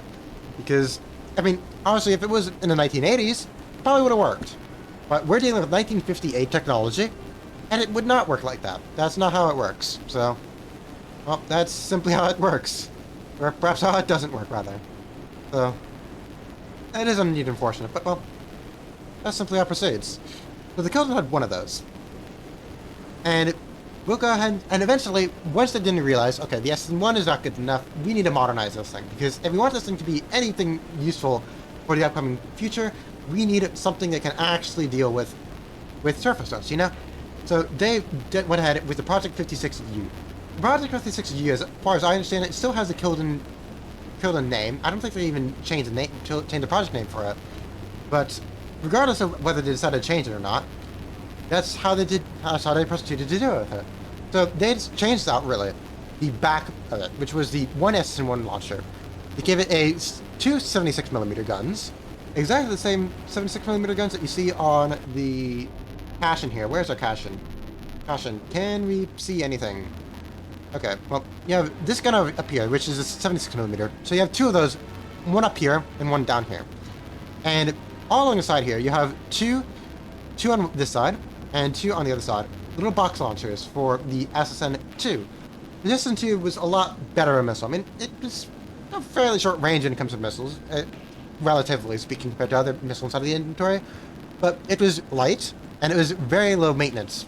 Well, very low, I mean, it didn't need all that much additions to the system, so it was a very cheap modernization, which is precisely what they wanted. They didn't want to have anything too expensive. So, they went ahead and, well, they did that, which was great. It was very great.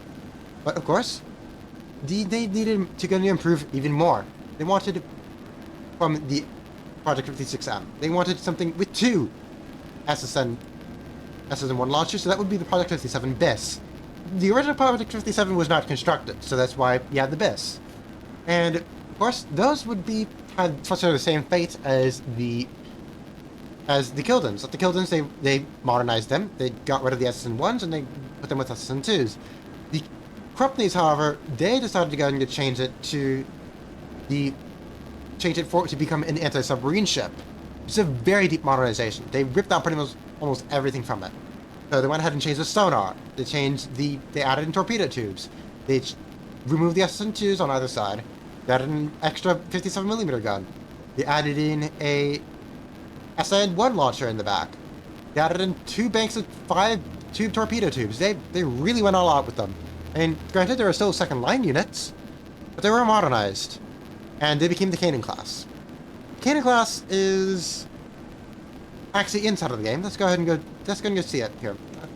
Unit reference. Okay, we're going to be going to surface ships. We're going to be going to destroyers, wherever destroyers. Destroyers is first. Nope, destroyers is last.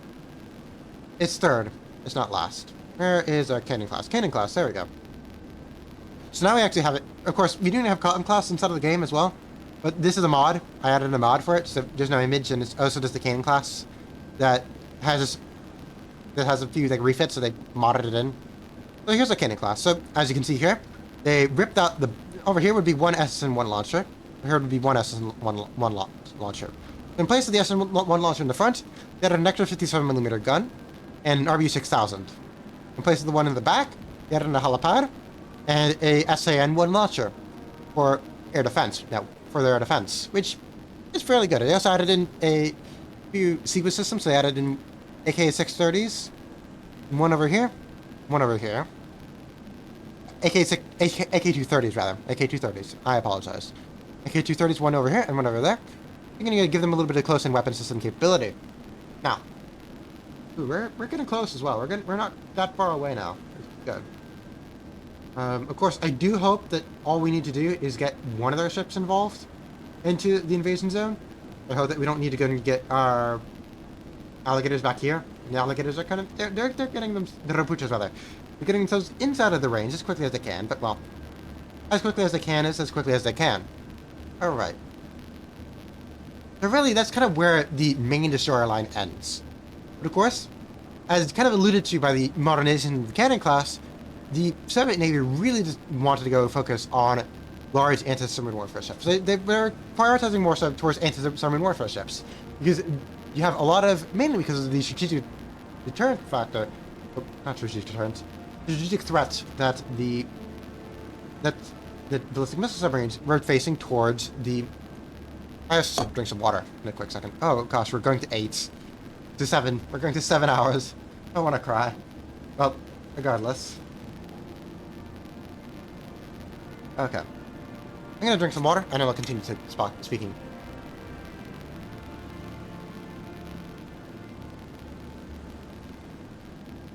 I wonder who even is live at this point for me to raid into once I'm done. Alright. Oh gosh, okay, that person a lot. Yeah, we'll do that. Okay. I mean, if he's still alive, I mean, it's still alive. And I hope he doesn't die in between then and now. But, well, if he's still alive, rather. That's what I meant to say. We'll join him. Join in with him. Alright. So, as I was saying earlier, the Soviet Navy transitioned from an anti-surface role to with the surface ships to an anti-submarine role with the surface ships. That is the Kanan class over here. So, I'm going to pause real quick because of the fact that otherwise the lag will absolutely kill me. I'm going to pause entirely, actually, just so I can fly around it here. Let's dissect it here. So, I don't want to... What did I do for you? Head standard? No, I want you to go ahead and go ahead flank, please. Thank you. I also want to go ahead and just speak. Thank you. So, this is so they basically realized that if we're going to be going out with any anti-submarine zone, especially, they've kind of thought of it as a layer defense. So, in the farthest zone, they'll have the Leningrad over here, with its large amount of anti-submarine warfare helicopters, serving as the very far range of Soviet anti-submarine defense. In the medium zone, they would have the Kashin class. The Kashin class, we have 2 of them here, which that's pretty much accurate. I mean, there's a lot of Kashin class, and they love using them because they're good. They're good at what they do. But not particularly when it comes to the anti-submarine warfare role. They get outmoded fairly quickly. What they do, however, are pretty good at is the air defense role. You have one SN1 launcher here and one SN launcher back here. Just considering how light they are, that's a pretty significant amount of air defense for them. Especially considering the fact that these guys are getting commissioned in the 1960s. Of course, by 1984, or 1988, rather, they're getting a little bit old. They're getting a little bit old, but they represent a significant leap forward. They also are powered by gas turbines. This is new. That's new for the Soviet Navy. Let's talk about it. Yeah, gas turbines, there you go. Just to get MVC protection, which is nice. This is nice. So making sure that they don't get completely one-shotted by nuclear radiation. You know, these guys have very big funnels because they are very quick. They're very quick boats. They have in terms of their anti-submarine warfare weaponry, though, they're a little bit weak. They have only one launcher up here in Saturn Center for 5 SAT-65s, and I want to say 2 RBU-6000s. I don't know where they are. I want to say the RBU-1000s are in the back, if I'm not mistaken. Are you in the back? Ah, it's too dark. I can't tell. Let's see, actually. Because I don't want to put them in the back here. Okay, I don't see them quite yet. Well, the RBU-6000s are up here in the front. Makes me think that the RBU-1000s are here on the sides. Where are they? No, I can't see anything. Really. Alright. Where are you, RBU-1000s? Where are you, my friends? I don't see them. I'm gonna just fire them. Where are you? Nothing to us. RB-1000s. Fire.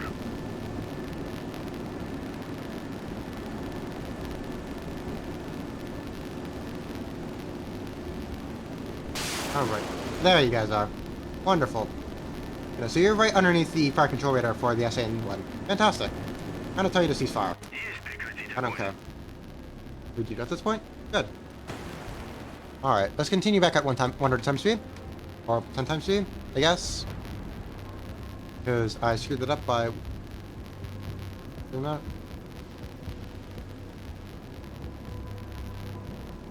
I'm gonna cry if I actually mess this up here. It's probably just the what do you call it? The RB-1000 round is probably just going to go down to the bottom. Hopefully once it goes ahead and detonates, it will... I don't know what it actually... there we go. Cool.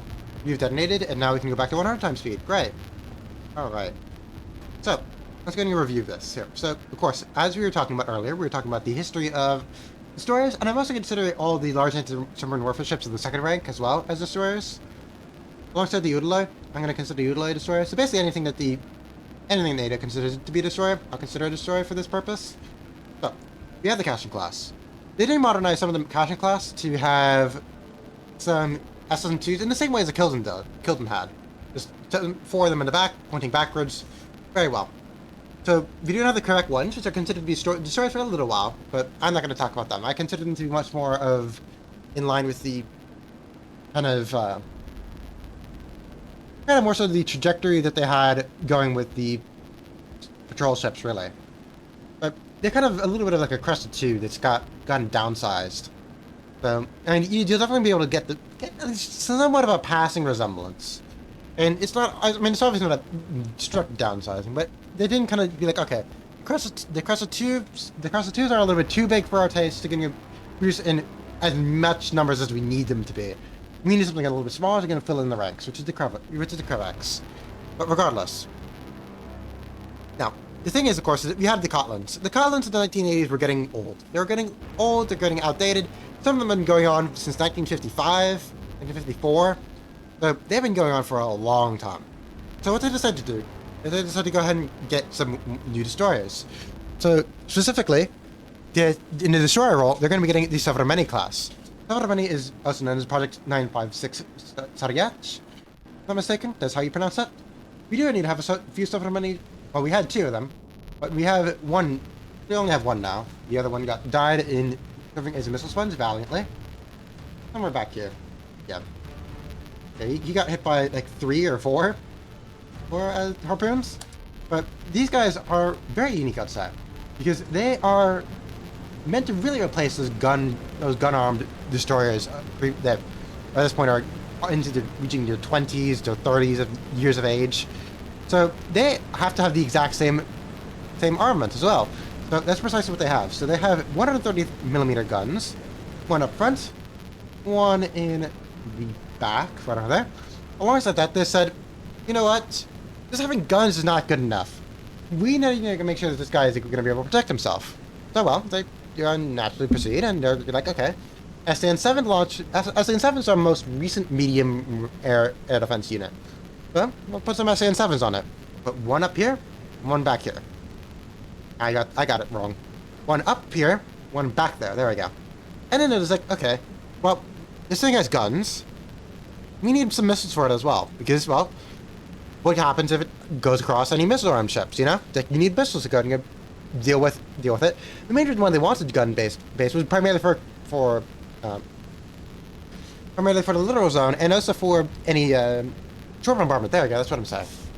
So, I mean, 130mm is definitely a lot better than any of the newer ships, really. Because I mean, if you go to the Cashin, these guys have 76mm. If you go to the Cresta 2, you have 57mm. There we go. Cresta 2, you have 57mm right back there.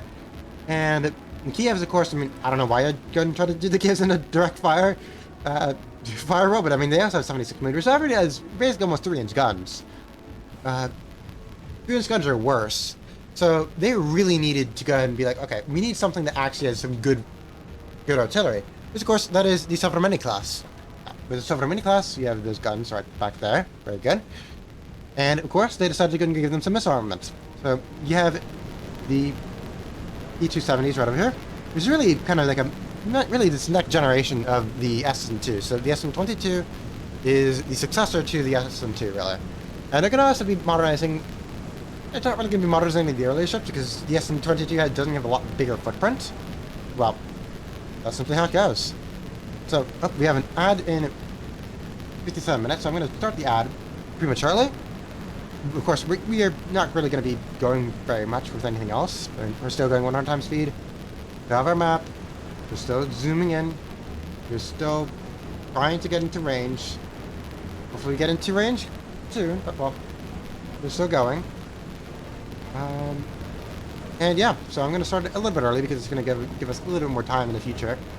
And yeah, I'm going to go and possibly I'll see if I can get a little snack for myself because I'm kind of a little bit hungry. And yeah, see you guys on the other side.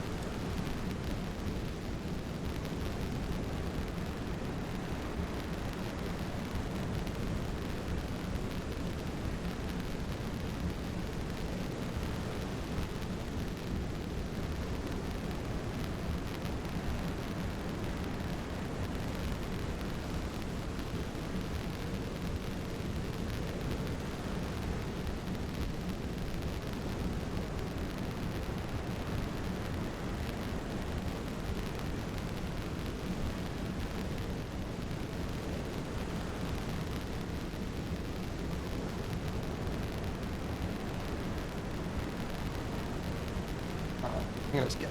Have fun.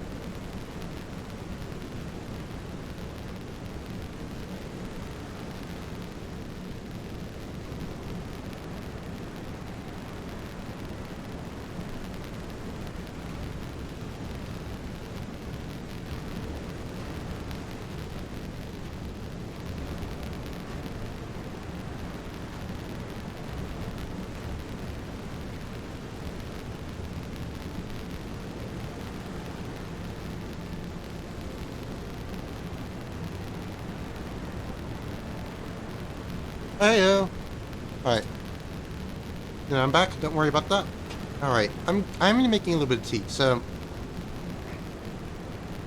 no, we're still getting clean. So I'm gonna go ahead and just do a little BR back. I'm gonna go ahead and transition to BR back screen and be back in like a minute. Gotta just wait for the water to warm up. And yeah.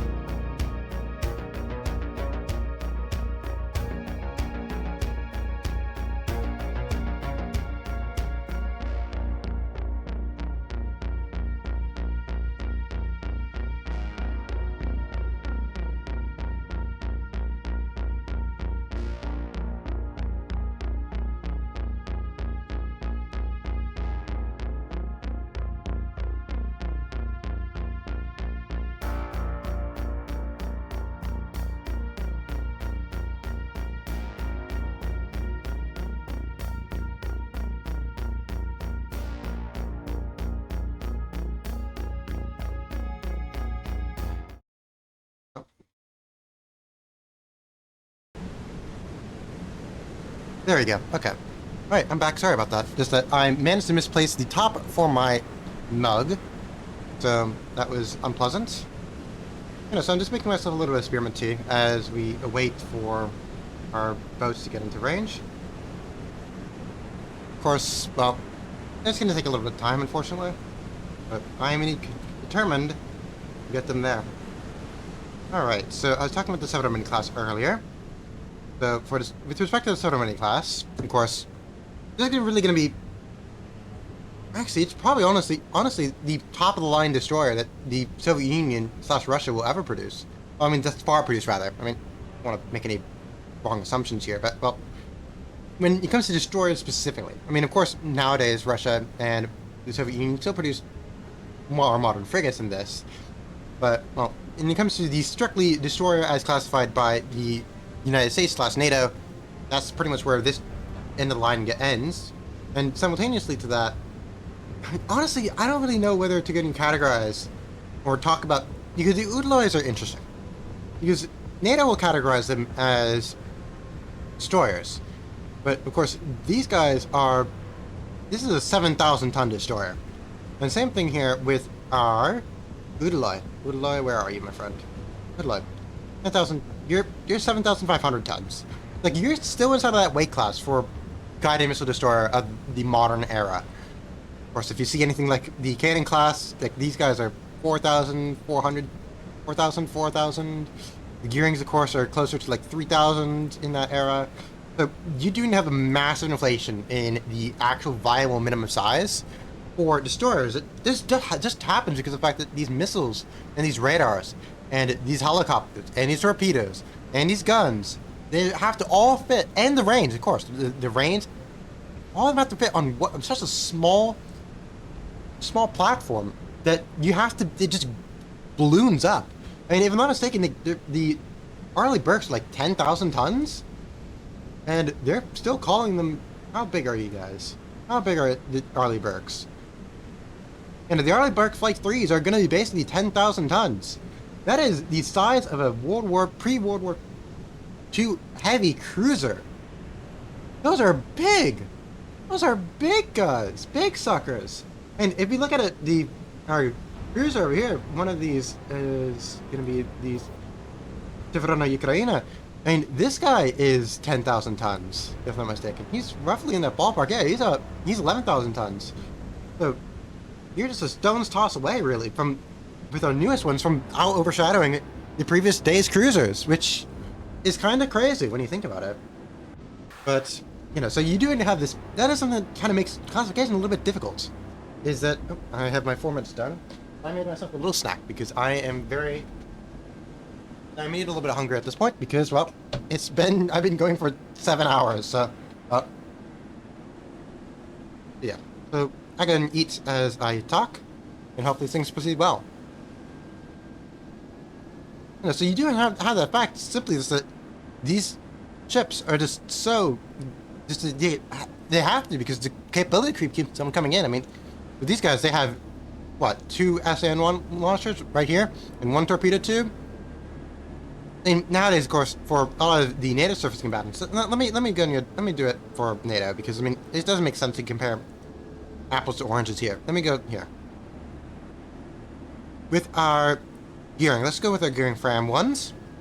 What do you have here? 3,000 tons, 33 knots, and you have an Azrak launcher in the middle here. A little bit of flight deck space, but that's not really going to be used for. Actually, no. That's probably like for Dash, honestly. Or I don't know where Dash is actually launched from. Is it from the back, or is it from right here where the Azrak launcher is? Regardless, that's something that I find really nice. Is that you do have a lot of gearing class that are modern, that are preserved inside the United States. So if you're ever inside the United States, do need to search up like where your museum ships are and support them, because they're really cool places, and they need money to keep these ships in line. But well, that's a little bit of a tangent there. But when it comes to your gearing class, look at this. You're 3,500 tons, and you of course have to get. They didn't remove some of the guns to go ahead and make way for a little more radar, a little bit more top heavy, etc. I think the Fram 2 might have. Yeah, Fram 2 is its other 538 right over there. But still, you only have 2 guns and then an Azrak launcher in the middle here, and they also of course ripped out the torpedo tubes because they wanted some anti-submarine torpedo tubes. This would be the Mark 46. Yeah, this is the Mark 46. I wish that they had the little launcher, the triple tube, but well, that's just at the point. Also, and the Kunst class is. The thing is that the classifications are all over the place, really. Because I mean, you have the Soviets, which have their own classification scheme entirely, but you can roughly analogize things. So, like, for example, guard ships as frigates, destroyers, you just call them destroyers. I mean, they're both in the same. But what do you do with the nebulous class of large anti-submarine ship? Well, you divide them up into cruisers. You divide some of them into destroyers. And I mean, if you're going to be considering the Kravax, you're going to classify some of them eventually as frigates. So they're all over the place, really. Well, the United States, when they're modernizing, when they're making their own ships, they basically categorize everything that would be a future guided missile destroyer as a destroyer leader. So you can see this here with the Kunst class here. You have the Farragut, Luce, McDonnell, the Kunst, etc. These are all with the prefix DLG, which is a resignation name for frigate. So you might be thinking, wait a minute, frigate, aren't those smaller than destroyers? Well, that's actually kind of the main reason why they changed it around, because inside the United States, they wanted to go name these larger destroyers, not quite cruisers, just but basically oversized destroyers as frigates because they were realistic. Okay, right, that kind of resembles the old fifth rate, sixth rate ships of old. You know, of the Age of Sail. You have these very large cruisers. You know, it's like destroyers are kind of like a little bit underneath that. So you want to go and kind of be like, okay, what's between a like battleship and a cruiser? But battleship and cruiser up at the top end, and then like a small destroyer at the bottom. Well, maybe you'd have a frigate. You know. Well, the thing is that everybody else decided to convert from the definition of a frigate as a smaller than a destroyer ship, for anti-submarine work. So that was kind of complicated. That made things kind of difficult to guys to compare because you're just like, okay, you have this thing. This actually, I'm gonna go move us to missile cruiser, wherever that is, missile cruiser. You have this bad boy here, this Belknap. This thing is considered to be a frigate. You take it literally, and meanwhile, we have, let's go to frigate up here.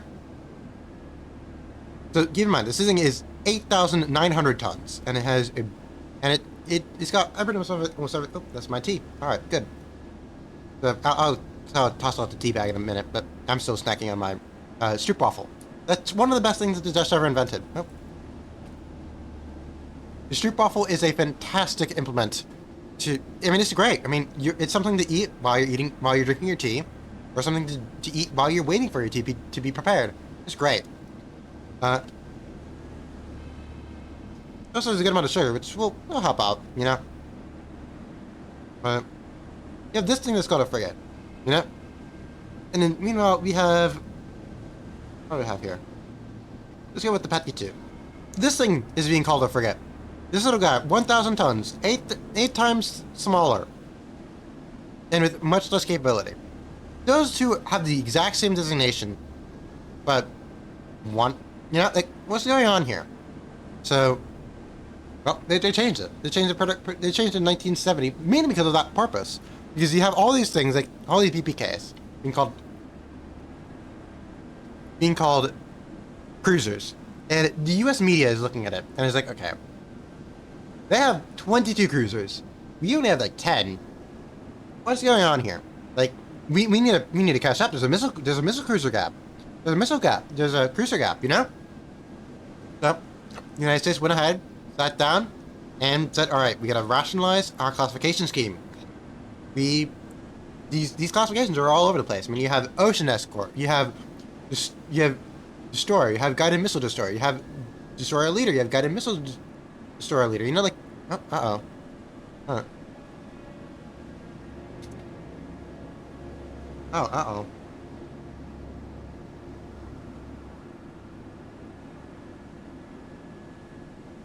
That's not good.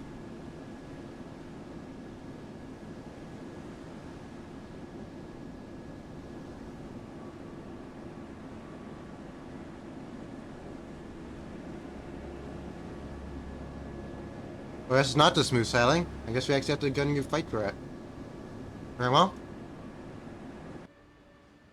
I'm going to tell you to go ahead and weapons free. Weapons free this entire formation.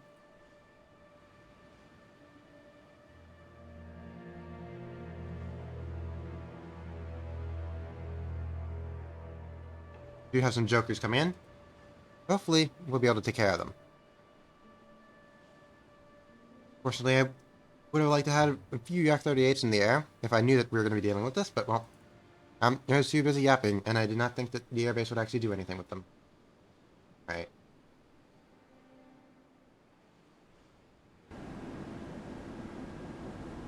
Well, let's go ahead and launch some of these guys up here. Yak-38s. I want as many of them up as possible, so I want to launch them up in flights of 2. 2. 2. 2. 2. 2. 2. 2.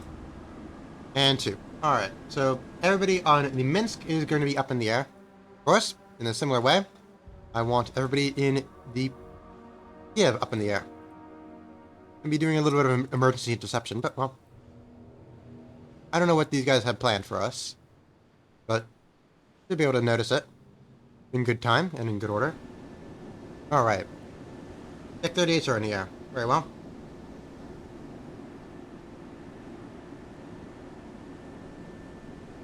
I do wonder if there's harpoons in the air as well, but well, hopefully our missile bait will be able to take care of that.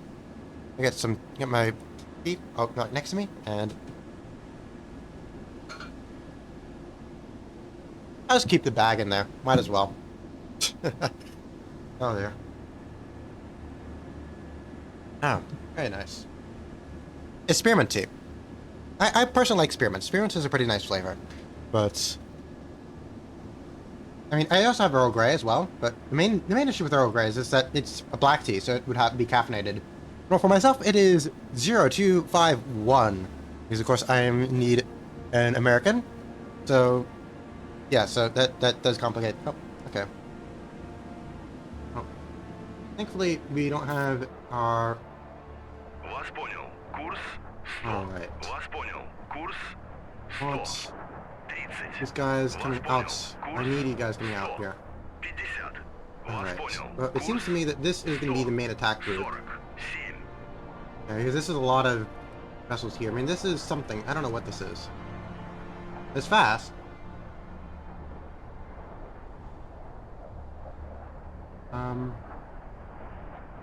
It's fast, but we wouldn't know if it was more than one thing. Okay. I do want your SN1 launchers to get ready. Okay, so this is what I'm going to do. This group is going to go ahead and intercept that group up there. Атакую цель. You are going to Вас intercept that group понял. up there. Атакую The цель. rest of you will be going Вас out for this понял. group over here. Атакую цель. If I'm not Вас mistaken, понял. I don't think that Атакую цель. I don't think that they can actually, that the AI will be capable of organizing any, like, anti-ship 3. raids. But they might be able to be doing some bomb runs, which is what I'm anticipating that they're going to be doing here. But I'm not too sure what these creatures over here are, but well. Seems like Krasny Kavas will have a first-hand view of what precisely we're dealing with here. Uh-oh. Got something coming out from there. What is a yellow? Is a yellow blinding? Like electronic countermeasures? Oh, electronic countermeasures, rather. I'm thinking that's the case, actually. Which, if so, I most definitely want these guys dead as quickly as possible. Of course, our flight crews on... Okay, I want you going to there. I want our second flights going to... Вас понял. Курс 100. Very well. 50. Alright, we're scrambling here because I could have been able to see these guys coming in, but I was drinking tea and talking about the history of cruisers and destroyers in the Soviet Navy, so I had no time to prepare an air raid. Fantastic, but we should not be in that bad of a position.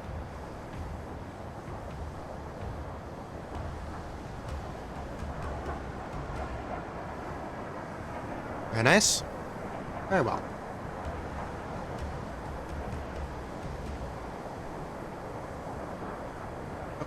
There we go. Our Yak-38s are up in the air. And hopefully, we're going to be going out for the intercept. Up there you go. Out on the intercept.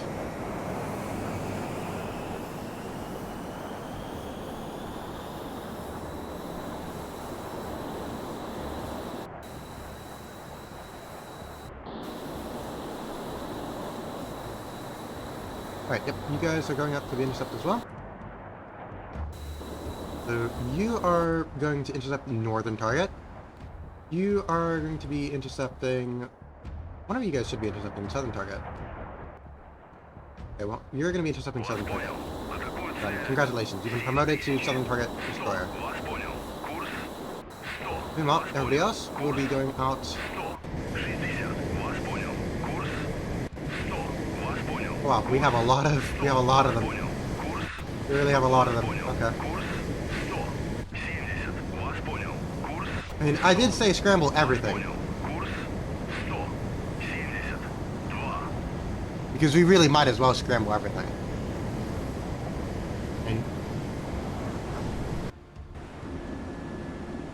But I'm really concerned if they're going to start trying to bomb Krasnikavas here, because, I mean, granted, of course, it isn't just a cash in 1988, but, well... I mean, I'll say I'm winning. I mean, yeah, I'll definitely consider I'm winning, because we have... I mean, this is the entire enemy fleet over here. This is the enemy fleet over here. So this is a Ticonderoga, this is a Virginia, Knox, Kuntz, and Spruance. We lost a... Because, of course, the thing is that I would have been fine if they had the old ranges for the AGM-84s. But, well, they don't. So, the Beovi over here, which is a Soframini class, was lost.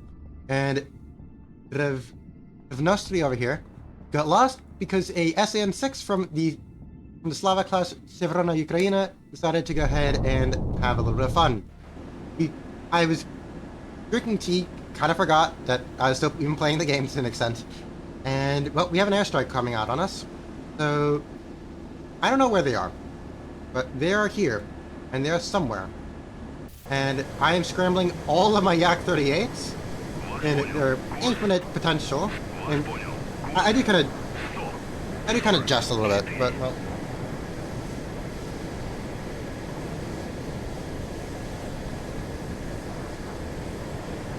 You know, I don't know where they are, because there's a big attack group somewhere to our south. Big attack group of aircraft.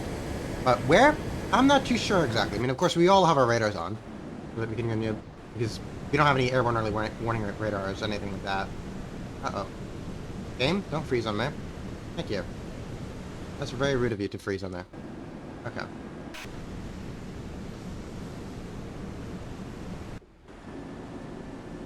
Oh, you should be weapons free. Because I want these guys to go ahead and get themselves release everything as we can. This is a very... Oh, you're on MCON. Oh no, that's the reason why. Okay. And this is a very strange formation. Honestly, the biggest... I mean, it's not that strange, honestly. The strangest thing for me is the addition of Leningrad. Leningrad is not a ship associated with the Pacific Fleet. Not a ship associated with long-distance voyages specifically. And it's not a ship associated with actually being part of a landing group. So what is it doing here? I don't really know. Because, I mean, it's not really helping out all that much. I mean, sure, it's helping out a little bit, but... I mean... It's helping out because it has two SAN-3s, but not really much else. What are you pointing it to? Oh, right, the fire control system for the bottom SAN-3 is broken. It's just kind of spinning around doing some weird shenaniganery. I'm gonna blame Comrade Ivan for breaking it. Evidently, he's decided to have a little bit too much fun with it, and now it is stuck rotating in whatever direction it wants, and pointing in random directions, so, well, not particularly the best, but that's simply how it proceeds, honestly. Well, speaking of simply how it proceeds, honestly, we have to intercept this force, whatever it is, wherever it is. I do think that these two guys over here, I don't actually know what this yellow is. I'm thinking it is electronic jamming. So I did send our first two groups strictly to deal with it. So now this group over here. Yeah, I don't know why I'm still going, honestly. I'm going here. I've been going for two. Actually, I got tea to hydrate now. I had tea and I have water. There you are.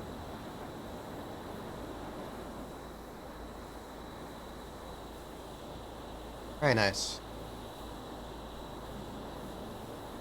Yeah, I should be asleep, but, well, I decided, you know what, I'm going to play this mission to fruition, and, well, that is simply how it's going to proceed.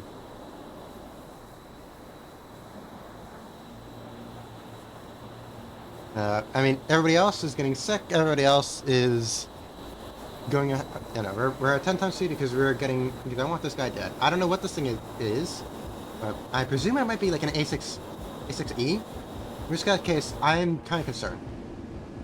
I mean, I am definitely concerned. But hopefully these guys, I'm going to tell you to go at 1,000 feet.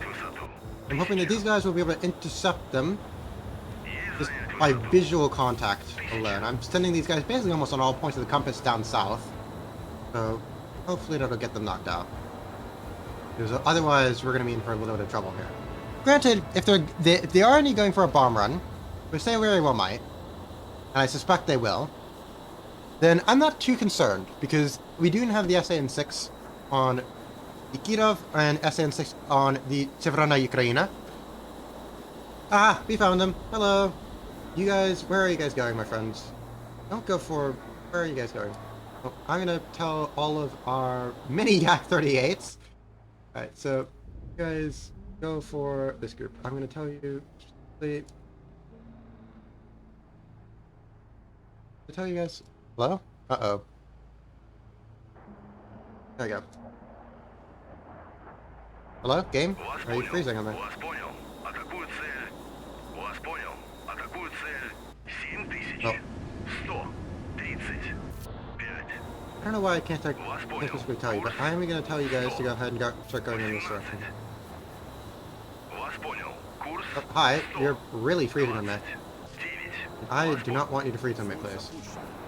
Вас понял. Alright. Курс. SAN-6s are coming out. Вас понял. Курс. They're out in play. 100. Вас понял. Курс. 100. You might all be going for Вас понял. Krasnikovas, which I hope you guys don't, because I don't want to lose him. And granted, if I do lose him, it's not the biggest deal, but still, I don't want to lose anyone. I don't want to lose anyone more, so... Вас понял. Курс 100. Вас понял. Курс 100. 40. First, Krasnikovas. Okay, so this is Kirov. Kirov is going out. Kirov, my friend. Okay, you are all hostile. Mark everybody there inside of that formation is hostile, please. Thank you.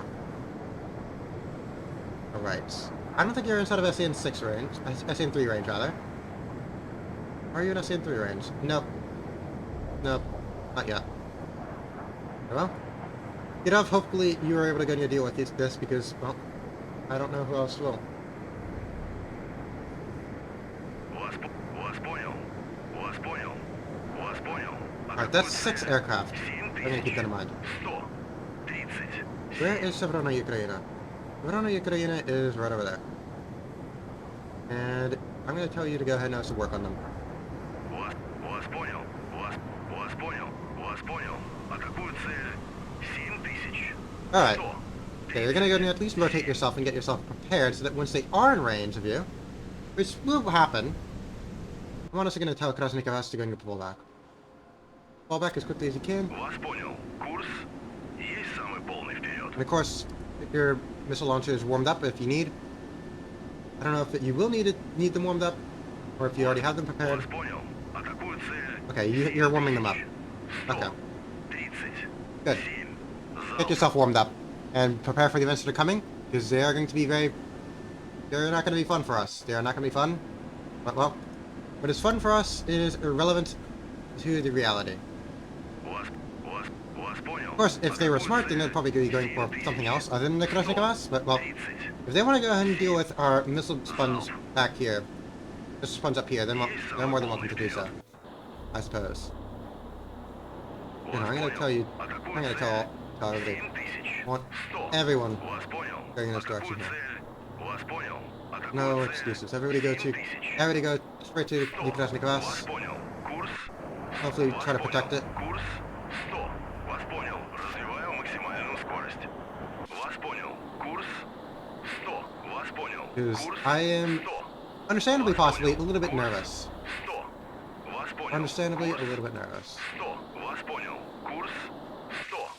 Вас Well, понял. this is gonna be hell. Курс 100. But, Вас alas, понял. Курс 100. 20. Вас понял. Курс 100. 18. Вас понял. Курс 100. 40. Вас понял. Курс. Вас понял. Курс 100. 20. alright, you got everybody coming out just like that. Hopefully you guys will be able to deal with it.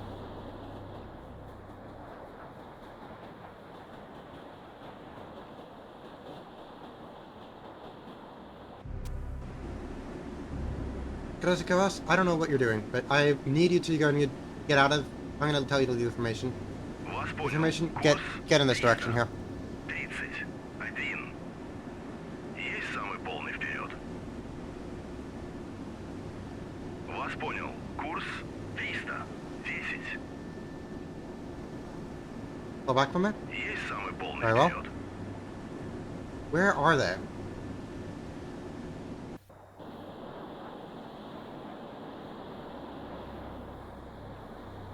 Alright, well, I'm gonna just tell you to just go for this one, because, I mean, if it can knock you off, Mr. Jammer, 20. I'm gonna tell you guys to actually split up.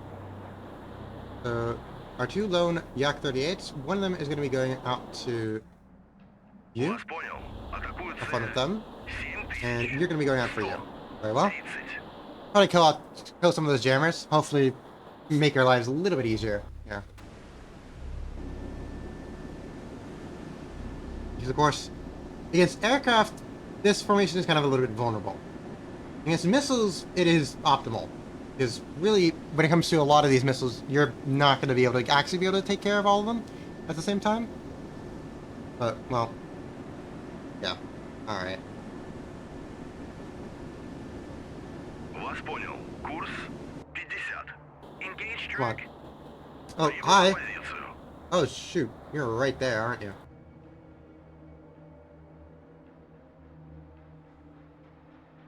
Oh, you're scary.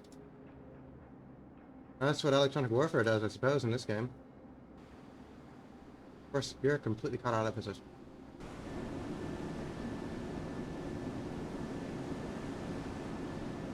Вас понял. Вас понял. Атакуют цель.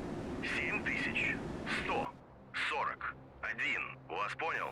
Атакуют цель. 7143.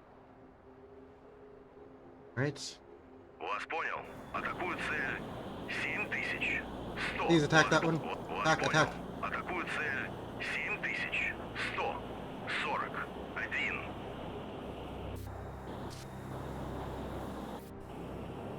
Вас понял. Атакуют цель. I need to tell you to go weapons free. 7140. Come on.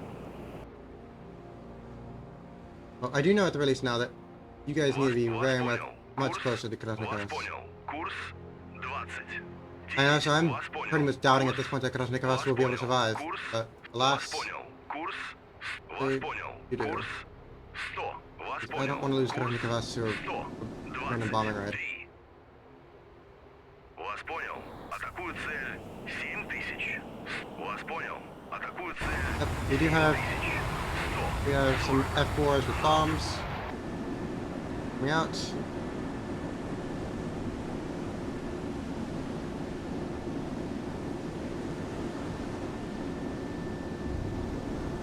Interesting. You only were able to detect them basically as soon as they came in. Ugh.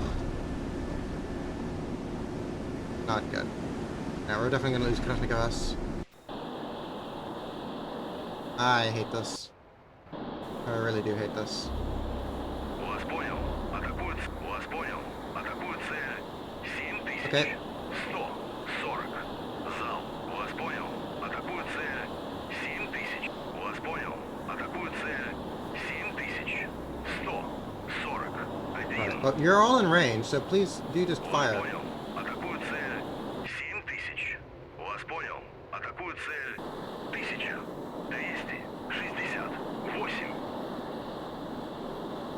Alright.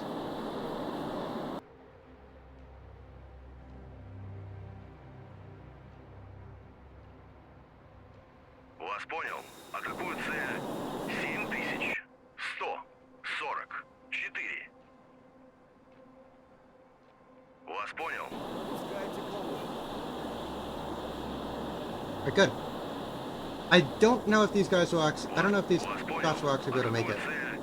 7144. Like F-38, due to. Вас понял. Вас понял. Атакуют цель. 7144. Вас понял. Of course, I want you to go and cease fire, please. Can you please 260. fire? 8.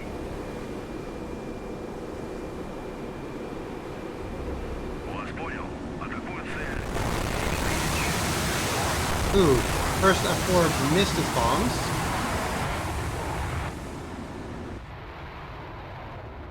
Okay, well this is a complete mess. Rookie for deciding to go ahead and just do random firing. Вас понял. I'm gonna Атакует цель. tell you to go weapons free. 7143. Well, Вас понял. Атакует цель. 7144. please come on, get yourselves into position. Please kill these guys.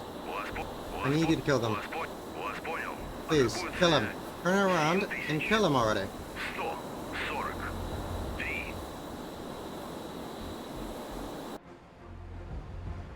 Есть самый полный вперед.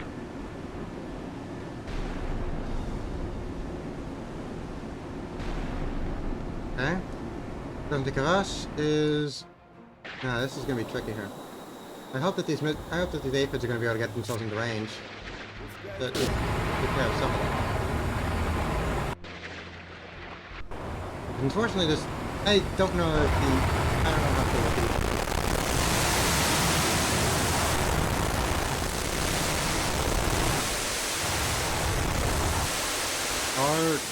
did they? What the heck was that? Okay. Well, they all bombed that spot right over there. The kinetic of us is actually fine. Somehow. Sure? Вас понял. Атакует цель. 7140. I suppose?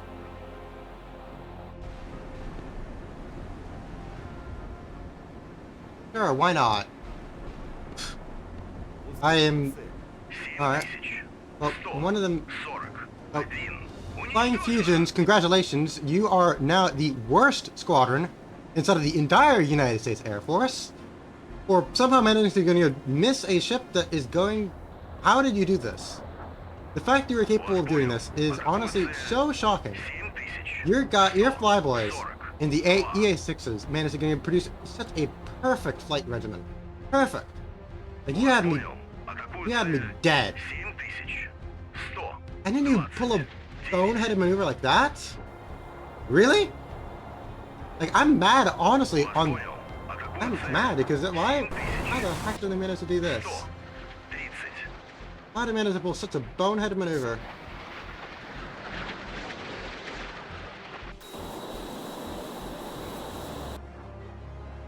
Вас понял. Атакует цель. 7140.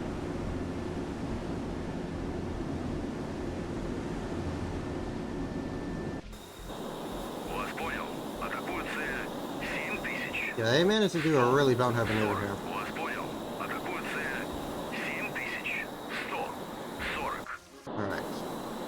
Вас понял. Атакует цель. 7144. Not quite yet. You know, I do hope I will be able to kill them, but I don't know if that will be the case. You guys managed to get forgotten about, so Вас I'll move понял. you. Атакует цель. Play the ceasefire. I'll just go back over there. Cruise speed. Вас понял. Just like that. Very well. 134. And now the F4s are going to meet the Yak-38 Horde. As, like I said, it's Yak-38 Horde, and it is very angry because you have touched the Horde, and you have touched the... And you have angered the massive amounts of us here, and quite frankly, I can't blame you. I gotta ceasefire with you. I gotta do it like this. Так невозможно. There we go. There we Вас go. понял. Атакует цель. Вас Like that. понял. Атакует цель. 7140.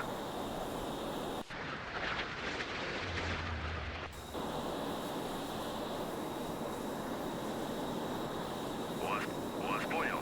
Атакует цель. 7142.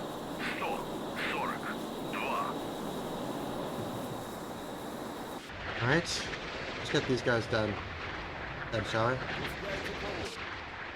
Alright, we have more missiles coming out. And the main thing that would really be nice is if I did kill those EA6s, but well... I don't know if it's going to be the case. Let's watch this drive here. Oh, there we go. Unless the camera wants to go ahead and continue going. Alright, well, we've got another one. Прибыл на позицию. We have two left in that little formation there, and we have one, and then a third over there.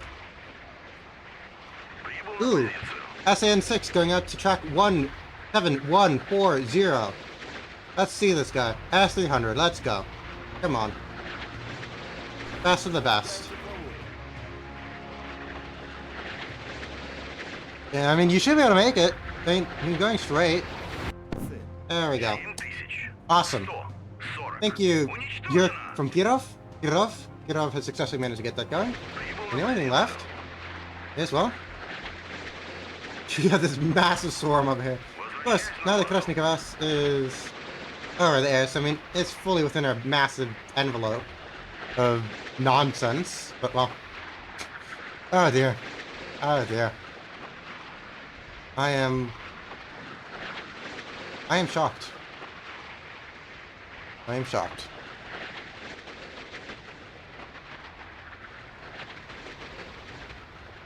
Alright, little aphid, get yourself... Oh, where... What? There you go. Hey, no, where is the camera going? I'm not even touching it. Oh, this should be a kill, hopefully. 7000. There's a hit. Yep, that's a kill. 2. Уничтожено. But the next one, that was somehow not a kill. So now I have all of the entirety of Вас понял. well, Атакуют every цель. single gun 7000. to fire on that man. 4.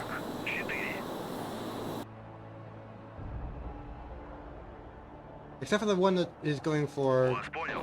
Атакуют цель.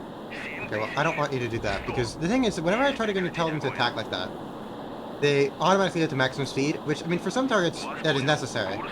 For some targets, it is most definitely not necessary. Курс 100. 11.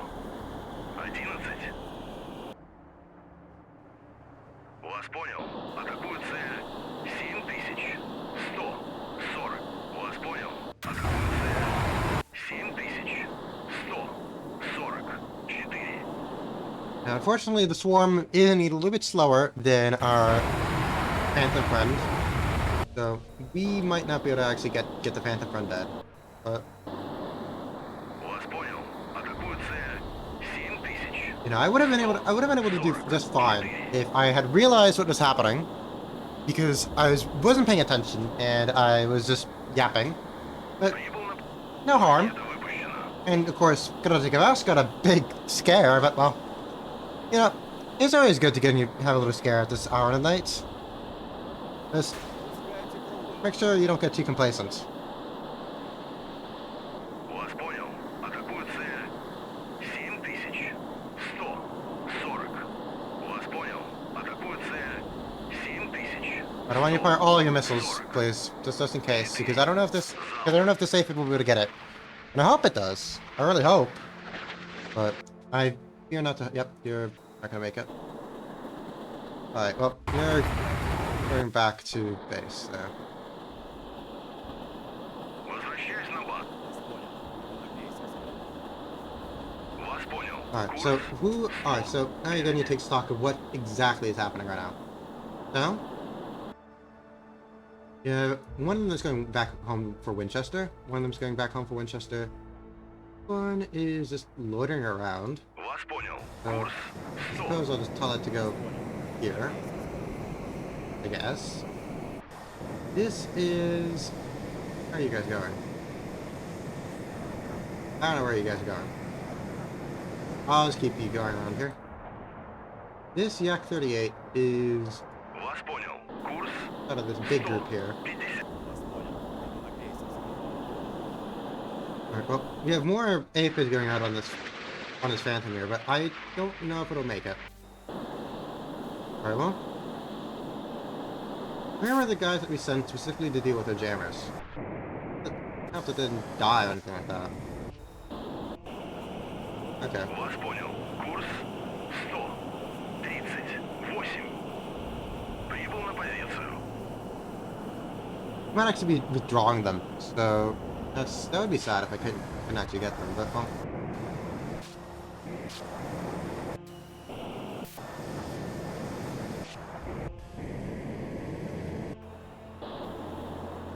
You know, I don't know if any of these guys are actually going to take care of it. Вас понял. Курс 100. 15. Вас понял. Курс 100. Возвращаюсь на базу. Возвращаюсь на базу. A lot of them are returning to base simply because of the fact they're running out of fuel. 1000. Very well. I'm not overly concerned at this point. And we did, I mean, the only thing is that I'm going to put up a little, a little cap up for the future. But, yeah, so most of these guys are just all out of fuel. Because they just don't have the range.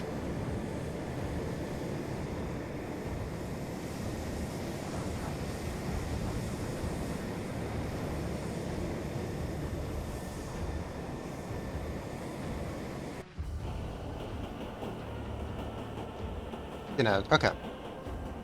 So this group, I'm going to tell... Прибыл на I mean, позицию. a lot of these guys are just useless now because of the fact that they're all out of fuel. Возвращаюсь So на базу. I'm going to go ahead and actually disband all of the groups. I'm going to disband all the formations, and we're going to evaluate who is going to be staying on cap and who is not, and if everybody needs to go back home. Equally, I might go ahead and close up our formation a little bit, since I do know they only go for bomb runs, really. And I think that the only thing that they have is these bombs, so hopefully if that is the case, just simply take care of it like that. Formation. Formation. And actually, I'm gonna keep time compression time going as we do this. All right, so let's gonna see. Yak 38, who has some. Well, as time goes on, more and more of them will need to return back to base because they're out of fuel. Very well. But where are you? Вас понял. Курс You're 38. I think honestly all of them are going to need to go back to base. They're running out of, all of them are running out of fuel. Yeah, I'm going to pull back, I'm going to go back to here. I'm going to go ahead and tell Krasnikovas to rejoin the formation. Now tell Krasnikovas to get maybe a little bit closer. Get a little bit closer to the formation. Yeah, I'm going to tell them to go, like, here. Like, Dobromeni can go right over there. Kashin can go, like, about here-ish. And Krasnikovas can go about, like, there. It's still a fairly open formation, but I mean, it's definitely a lot. Возвращаюсь на базу. I mean, obviously, that does make sense, since we're not dealing with missiles anymore, as I've made it that. Mainly just dealing with, Возвращаюсь на базу. Вас понял. Вас понял. You can continue Курс being, like, post-air support. Very well. You, on the other hand, most definitely cannot. You are going back to base. Возвращаюсь на базу. You are also going back to base. Where are you? Back to base with Возвращаюсь you. на базу. Back to base with you. Возвращаюсь на базу. Back to base with you. Возвращаюсь на базу. I mean, obviously back to base with you. Actually, honestly, I think that most of them that are just going to be telling manually to go back to base. I can just sort them out simply by just Возвращаюсь на базу. waiting, like time speed. Just keep everybody where they are, and a lot of them will just go back to base simply because of the fact that they're out of fuel. Like you, for example, like you have a lot of fuel left.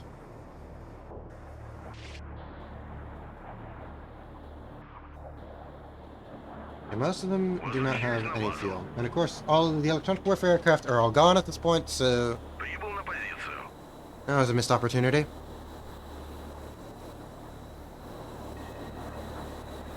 But Возвращаюсь на we базу. did at least kill most of the F4 Phantoms, so hopefully they won't be going for a bomb strike again. That's my hope.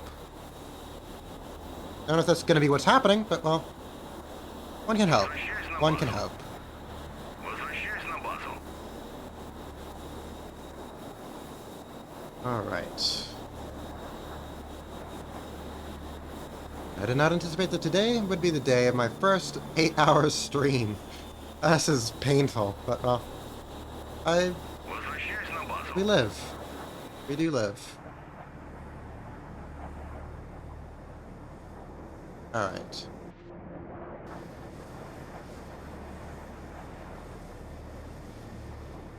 Возвращаюсь на базу. Where are you going, my friend? Maybe, like, back to base with you, please? Like, you're going some very strange direction here.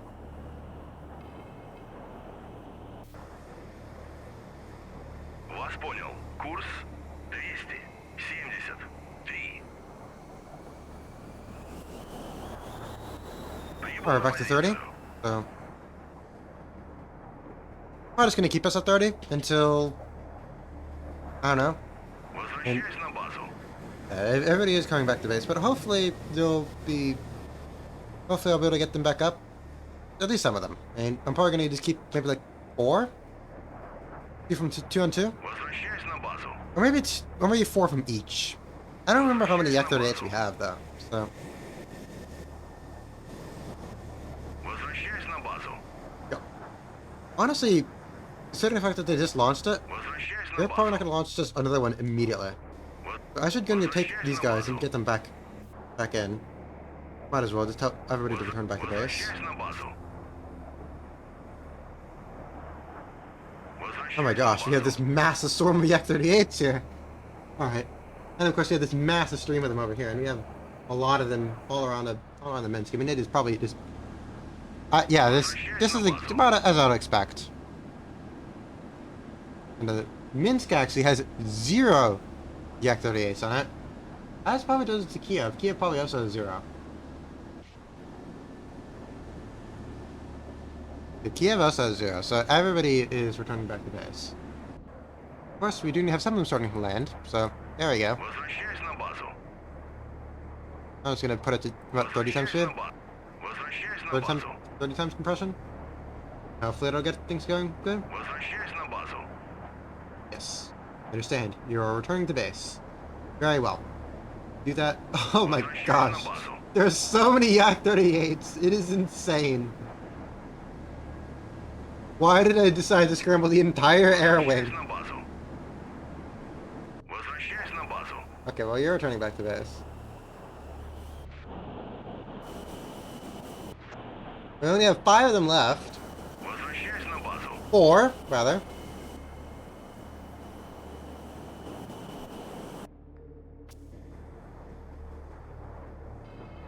Alright, we have 4 left that haven't ran out of fuel. 3, 2. Where's our last one that's gonna be here? Where are you? Oh no, you're returning back to base already. Alright, you are right over there, and you're gonna be running out of fuel right now. Okay, cool, so everybody's ran out of fuel successfully. Very well. Возвращаюсь на базу. Okay, so all we gotta do is just wait for all of our aircraft to get in land, because it's gonna take a little while. Yeah, it's gonna take a little while. This is our flight operations. It's gonna take a little while for it to happen, but well, things do need to proceed as they need to. Oh, in the meantime, I'm gonna start the ad, since I mean it's gonna be 4 minutes until the ad. So yeah, so see you guys on the other side of the advertisement. Hopefully at the other side we're gonna be done landing all these Yak-38s. We probably will not.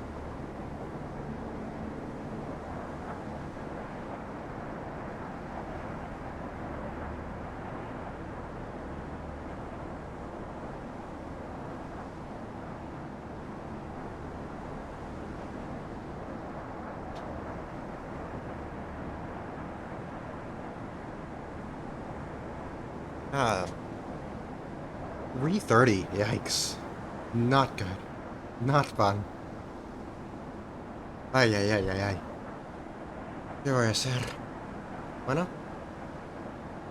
What I'm probably gonna do is I'm probably need to move the stream for tomorrow, considering the fact that I decided, hello, yes, I'm gonna choose a mission that you'd probably take me 5 hours, and do it as I've already been streaming for like 3 hours already. And I'm also gonna decide to go and take it. I really hope that Drabucha group over here is not gonna be.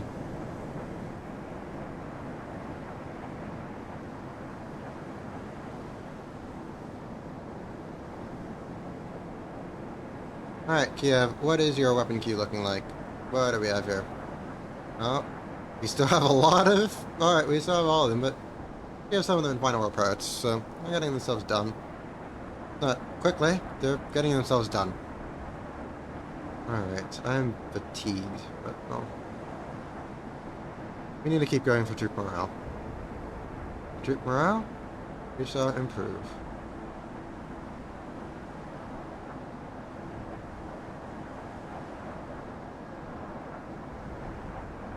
What is the relationship between the Komar and the 6th class.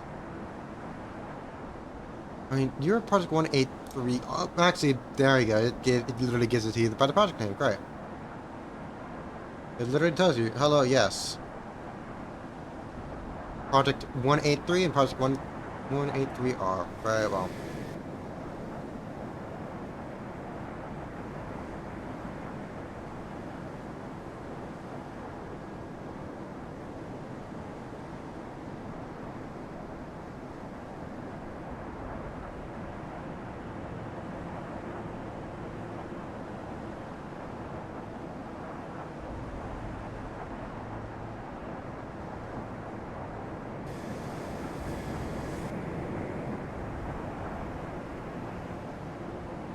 Alright.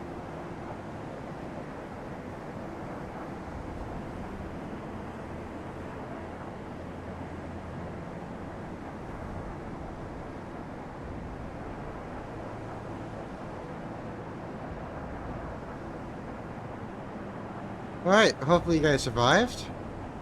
I feel like if I barely did, but well. So basically, we were pretty much where we left off.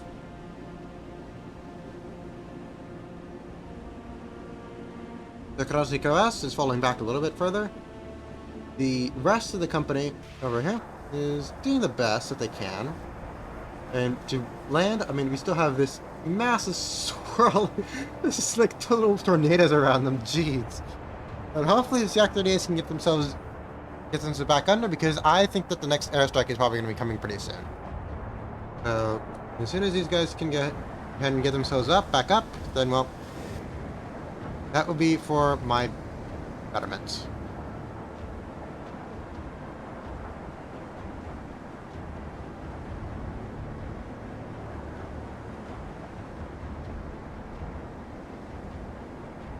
Actually, that would be very interesting. We're going for launch right now. Are you capable of doing that? Really?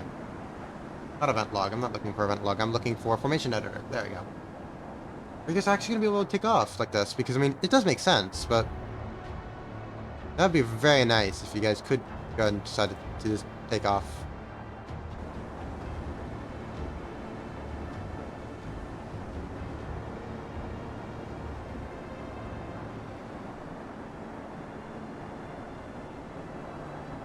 And you guys do have two elevators, and you do have all the space up in front.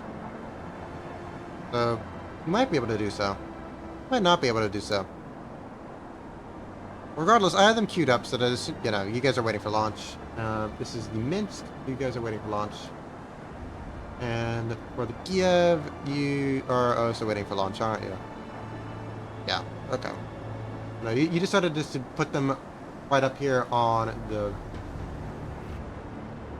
That's gonna tell you guys just to go, like, there. Вас понял. Курс 100. I'll tell you to go over there and just chill out there. 120. Now we gotta wait for everybody to go ahead and cycle through, so it's gonna take a little while, unfortunately. Which I'm not very fond of, but well, hopefully by the time that they decide that they are flying over there, and we'll be able to get up for an intercept. Alright. And now we only have 1, 2, 3, 4, 5, 6, 7, 8, 9, 10, 11, 12. Thereabouts. Alright, Yak 38, let's get going. Because we do need to get going. We really do. In pretty much almost every way that you could possibly think of as get going. I mean, you need to get going because of the fact that you have the airstrike coming in. You need to get going because of the fact that there might be... all of our butchers over there are... At least they're passing now where the Ticonderoga is. So I really, really hope, I really, really pray that they have the... that they have it so that all we need is one ship of ours to get into the bubble. Because if that would be the case, then we're going to be in a lot better position. Otherwise, I'm probably just going to cry.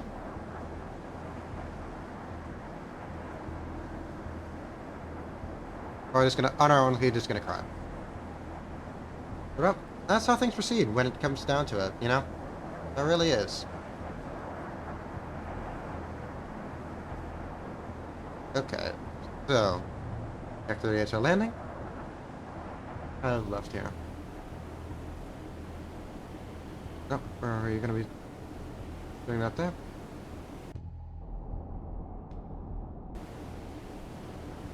Alright, Minsk, what are you doing? How are you proceeding with everybody here?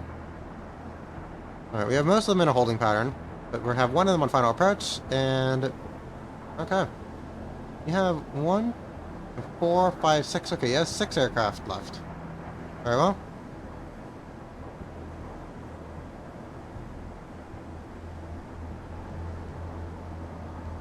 Hopefully we can get those 6 aircraft in the air. Well, not 6 aircraft in the air, I mean we're gonna get 4 from each, so we're gonna have 8 aircraft in total.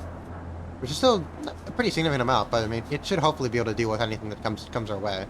Hopefully, it should be able to break up any strike that might happen. I mean, I don't know what most strikes might happen or anything like that, but well, if there is, I want it dead. I do want it dead. Out of curiosity, yeah, they have 1 F4E still up in the air. Yeah, exactly what I thought. Yeah, they have DA6Bs.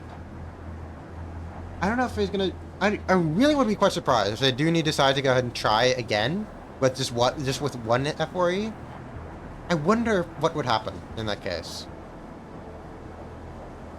In fact, I'm actually curious whether they're launching another airstrike or whether those guns are still returning. Let's see. Let's see this. I mean, it's not going to change my course of action. I'm still going to send them out anyways. But who do we have here? It would be under radar. We're dealing with. Okay, well, the 2 merchant vessels are all out of detection.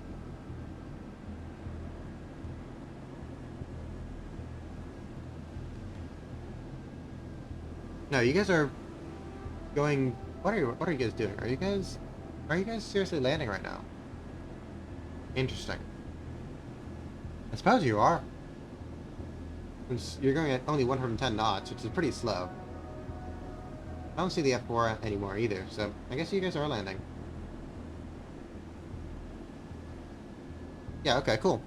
Because they're landing right now. Which they might as well. While they're landing, I'm landing.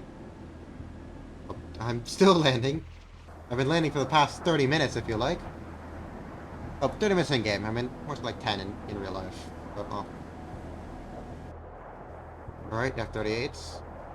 Are you guys going to be doing a little bit better next time? I mean, this was a pretty chaotic... I mean, it was a pretty chaotic scramble, so I mean... And I mean, they did have to go pretty far for Yak-38s. I mean, you know, who's going to tell them... Who's going to tell them all the positive encouragement that they need, you know? They're very much... how do I put it? They're aircraft that need a lot of active encouragement for them to actually be doing their best, you know? They do really need a lot of active encouragement. But, well... That's simply how it proceeds, you know? So... F-38s... And... Yeah, we're probably going to put them up that Krasnikavas is already...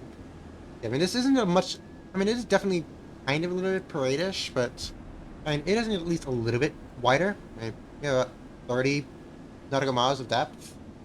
Which isn't that great, but, well, it's something, I guess.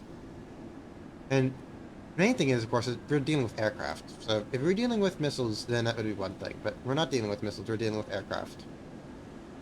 How long until we get into range, Mr. Minsk? Going ahead and getting into there. It's okay. Well, we have 2 hours left. Very well.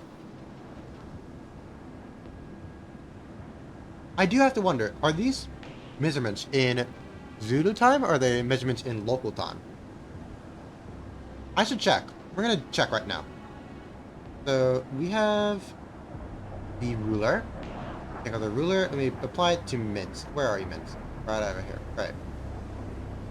Alright, so Minsk over here is going to be putting a ruler to where it's going to be going. And where are you going to be going, Minsk? Hi. Okay. Game is pretty much crying at this point. Crying tears, but well. The game can cry as much as it wants, it will not stop. Прибыл на позицию. I will not stop until we successfully reach our destination. And wait, what happened to you, Minsk? Minsk? What's going on with you? There you go.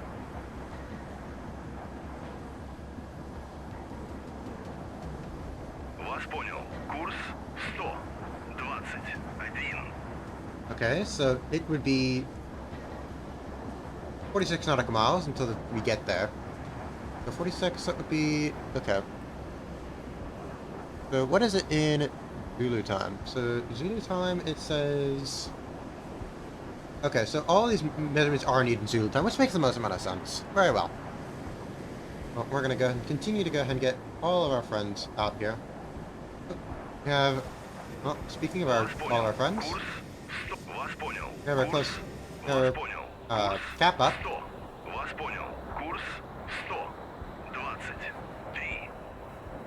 And so two of them to be close in cap, so you're gonna be right over there, and you're gonna be right over there.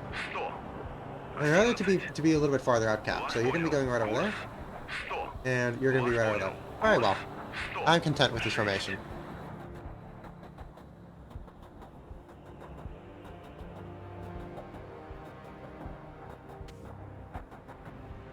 Вас понял. Иду на крейсерской. Why do you guys go at maximum speed? You do not need to go there at maximum speed, my friend. You really do not. Take a chill pill. Take a chill pill, respectfully. But please, do take a chill pill. Вас понял. Иду на минимальный.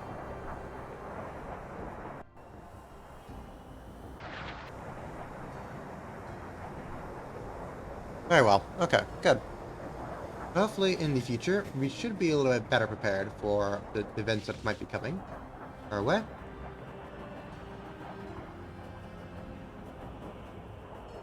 Good, so we have this one Yak 38 over there. We have a Yak 38 flight right in front. Прибыл на позицию.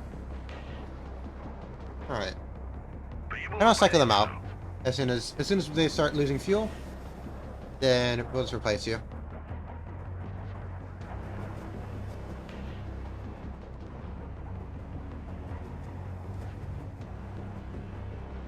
And I'm probably just gonna make sure that I'm probably just gonna replace you with 2 from each, because right now it's just, right now it's 3 from you and. Возвращаюсь на базу. Oh, alright, okay, that scared me. Alright, well, you can go to return to base as much as you'd like. Go for it.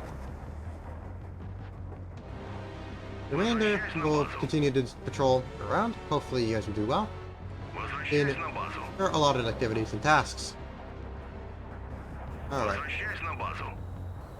And hopefully, quickly before the next group comes out. 2. And where's Kiev? Kiev is on the other side. 2 from you. Very nice.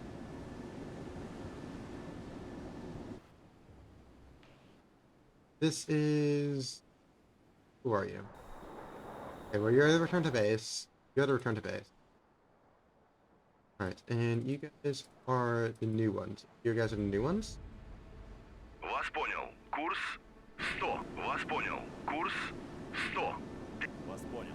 Иду на крейсерской. Вас Alright, понял. and you two are gonna be cruising along. Meandering, really. Meandering might be a little bit too strong of a word, but well, you guys are just gonna be chilling, as you do. Making sure that you do as good as a job as you possibly can. Do well, my friends. Do well, and make sure that any enemy aircraft do not come our way, which they might be coming our way. They're not. But, in case if they do, I don't want to deal with them. I don't want to deal with them. Of course, I would love to get you kill Mr. Hawk, what are you? E3 Sentry, there you go, yep. I would like to kill a little Sentry over here, but well, he's a little bit outside of our range. I mean, this 90 nautical mile band I have here is roughly the effective range for a Yak-38 at altitude. So, yeah, we're gonna need to improve that a little bit. Well, not improve that, but you know what I'm saying. We need to get a lot closer for us to actually be able to do anything Возвращаюсь there. на базу. Since Yak-38s have no range, I'm actually not even gonna tell you to go ahead and go far off, because I mean, what's the point? Вас понял. Курс I'm gonna slot 20. Вас понял. one group of you there, one group of you there, and that's just gonna be where we're gonna go. 7. I don't want you guys going any further, and you guys can't go any further. Прибыл на позицию. Прибыл на позицию.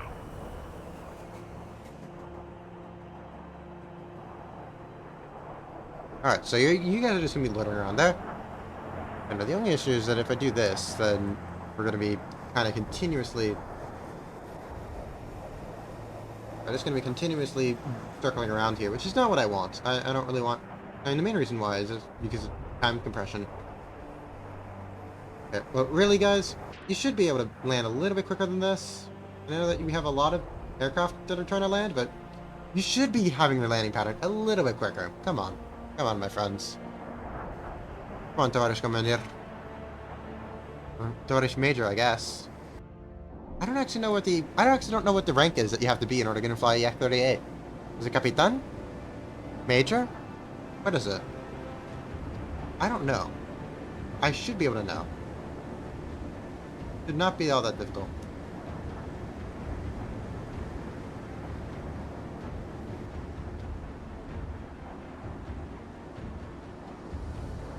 Alright. Wait, did I accidentally tell Kiev to go and turn around? Oh, uh-oh. Something happened. Oh, no, okay. So what the heck is going on with Kiev over here? Kiev, where are you going? What are you doing? Are you performing air up? That's fascinating. I think that you actually have to go ahead. Yeah, we're going to do a little short stream, you know, as one typically does in this hour and in this era, you know. Definitely didn't go over my head by deciding to do this mission, and definitely not too egotistical to go ahead and... egotistical is not the correct word. Prideful? Prideful? I don't know. Regardless, I didn't want to end this mission until it said objective complete. So, we're continuing on. But yeah, we have this invasion zone over here. I would love to be there, but unfortunately, our poor Rapuchas are all the way back here still. They've been going at the maximum speed they can, which is unfortunately only 18 knots, 17 knots. They're only going at 17, so they're going to be here in... How long is it? Do you even have a time estimate for me? They're going to be here in 10 hours in game time. Ugh, alright. I don't know how it's configured it though. I don't know how Mr. Man over here, whoever decided to do this, decided to be like, oh yes, you can just bring anybody that you need to this zone, and like as soon as they are there, then you're fine and all that, and everybody can just run and everybody can just sing and praise and etc. Or whether we need the Rapuchas to actually get into the landing zone. If the Rapuchas need to get into the landing zone, I will just cry. But if just any ship needs to get into landing zone, then well, we're in a pretty good position. Because I mean, if I was making it, then I'd make it so that, considering like the fact that the Rapuchas already start behind it, so I'm just like, okay, like if, like for example, the Krasnikavas gets inside of the zone, then we're good enough, you know. But yeah, we successfully managed to defeat the U.S. Navy's. There could have been a submarine threat, but there wasn't a submarine threat, so the submarine threat has been avoided by virtue of not existing. And hopefully, can we go to 100 times speed? There we go, 100 times speed, great. And nope, we cannot, because we are going to be doing a little bit more at landing. Very well.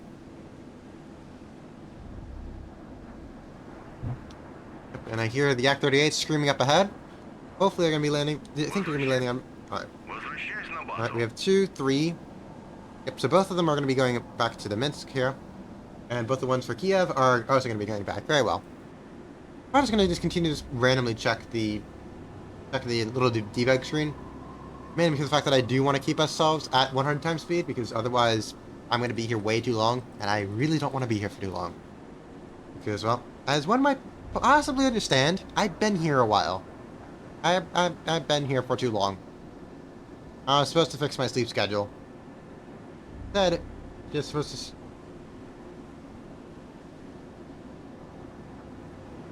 Yeah, I'm trying my best, but well, alas, I wish I had a nice cafecito, you know, a nice cortadito at this hour of the night would probably completely destroy any chance I have at going to sleep, but it would I do find it really ironic that I feel a lot better today than I did yesterday after a 3-hour stream, because mainly because of the fact that I was so devastated that day. Because I had a pop quiz, I had a midterm, I had another midterm. It was miserable. I had an examination every single class I went to. And well, I generally don't do very well with that. And then I took a nap by accident. So I took like a 3-hour nap, which was longer than my 2 hour of sleep. So everything was messed up. It was completely in reverse. Everything was basically broken. So, well, all right. We have. All right. Well, you're getting yourself into the elevator. Might already be outside the elevator. Yeah, you're already good. Okay, cool. Except for the fact that Kiev is for some reason going in that direction. Why are you going in that direction? And we trying to go back to your formation position. Sure. Sure, Kiev. Whatever you want to do, you can do. You do you. Because you're a beautiful individual, and I adore whatever you're doing. Very good. Now, thankfully, the Air Force on the airbase on Guam is going to be small. So I think that honestly might be everything that the Guam Air Base might have to throw at us. Just 6 Phantoms, 2 EA-6Bs. I hope so, certainly. Alright, and we're back to 100 times speed. Very well. Very well.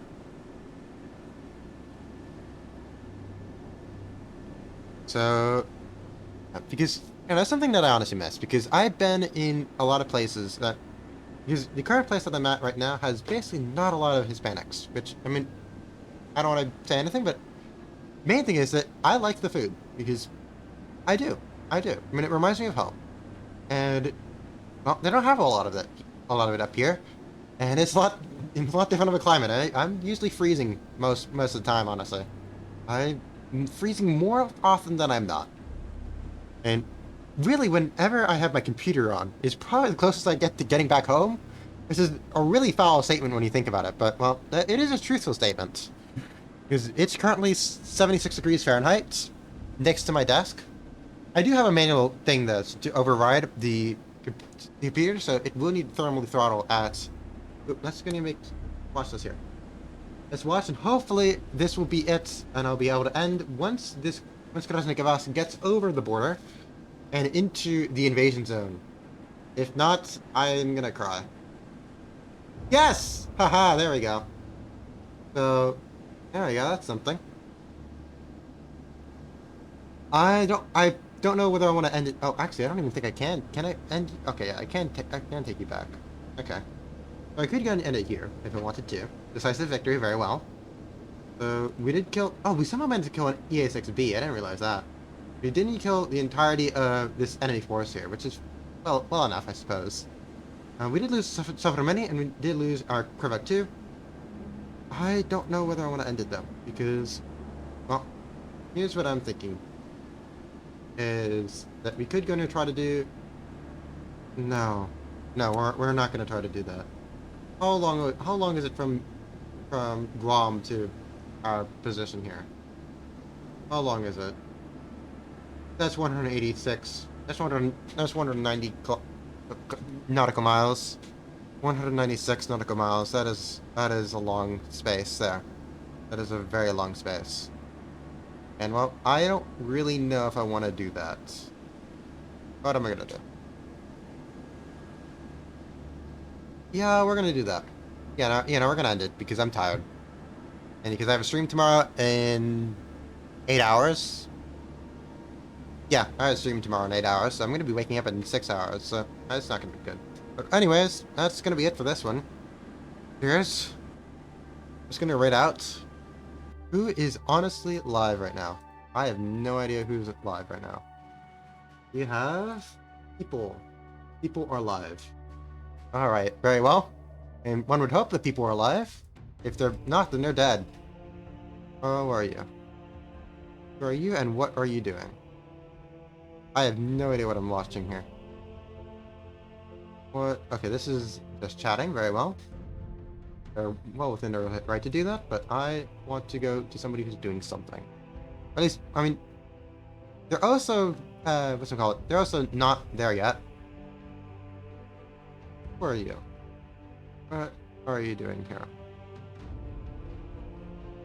Oh my gosh, okay, that is a lot of people. What the heck? Oh, that's a big collab, that's the reason why. Okay. I'm not gonna go into a big collab. Very well. Alright, so I'm probably gonna go ahead and see who else do we have here. Is she back from her funny shenaniganery? I do not know. Oh, and I'm... Oh no, you're also... Okay, no. Alright, we're gonna go... Alright. Let's go to option C and then option D. I will be able to... I'll be able to do this, yeah. I need to flip a coin. Who do we have? Alright, let me flip a coin. Flip a coin. If it's heads, then we'll go for option C. If it's... Okay, well... We're going for heads then. Very well. What do we have here? What are you doing, my friend? What are you doing, Tavarish Commander?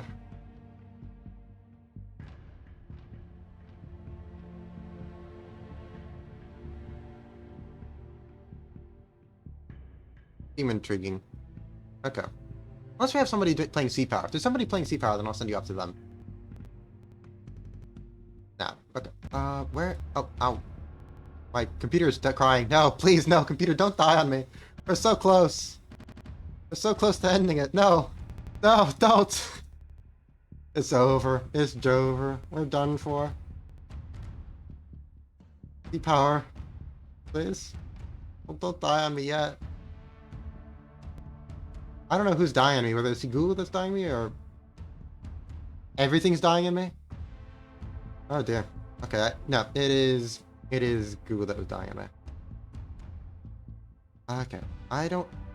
main thing is I don't remember how to spell his name. And I have done it before where I almost sent somebody over to a stream and it was not live. And, okay, well, my computer has decided to brick itself. Fantastic. Great. Task manager, kill C-Power for me, please. I want you to kill the C-Power. So that I can hopefully end the stream. Okay, whoa. That was scary. They're really dying here. Thanks. Come on, let me go. Let me go. I wonder how it looks on your side. Hopefully it's not, there's no drop frame, so you're doing fine. Ah, there we go. Nope. I can't click the button. Click the button. Let's go. End it. No. We are evidently dying because the world cannot have good things. The world cannot have good things. There we go. Task manager, you're up now. Alright, bat up. Where is C-Power? Kill the C-Power. Good. Hopefully we shall no longer be dying now. There we go. Okay, now I can open up Twitch and do a little bit more reconnaissance and see who is live and who is not live. Alright, you are live. We will be going to you. Where are you? You are here. Alright.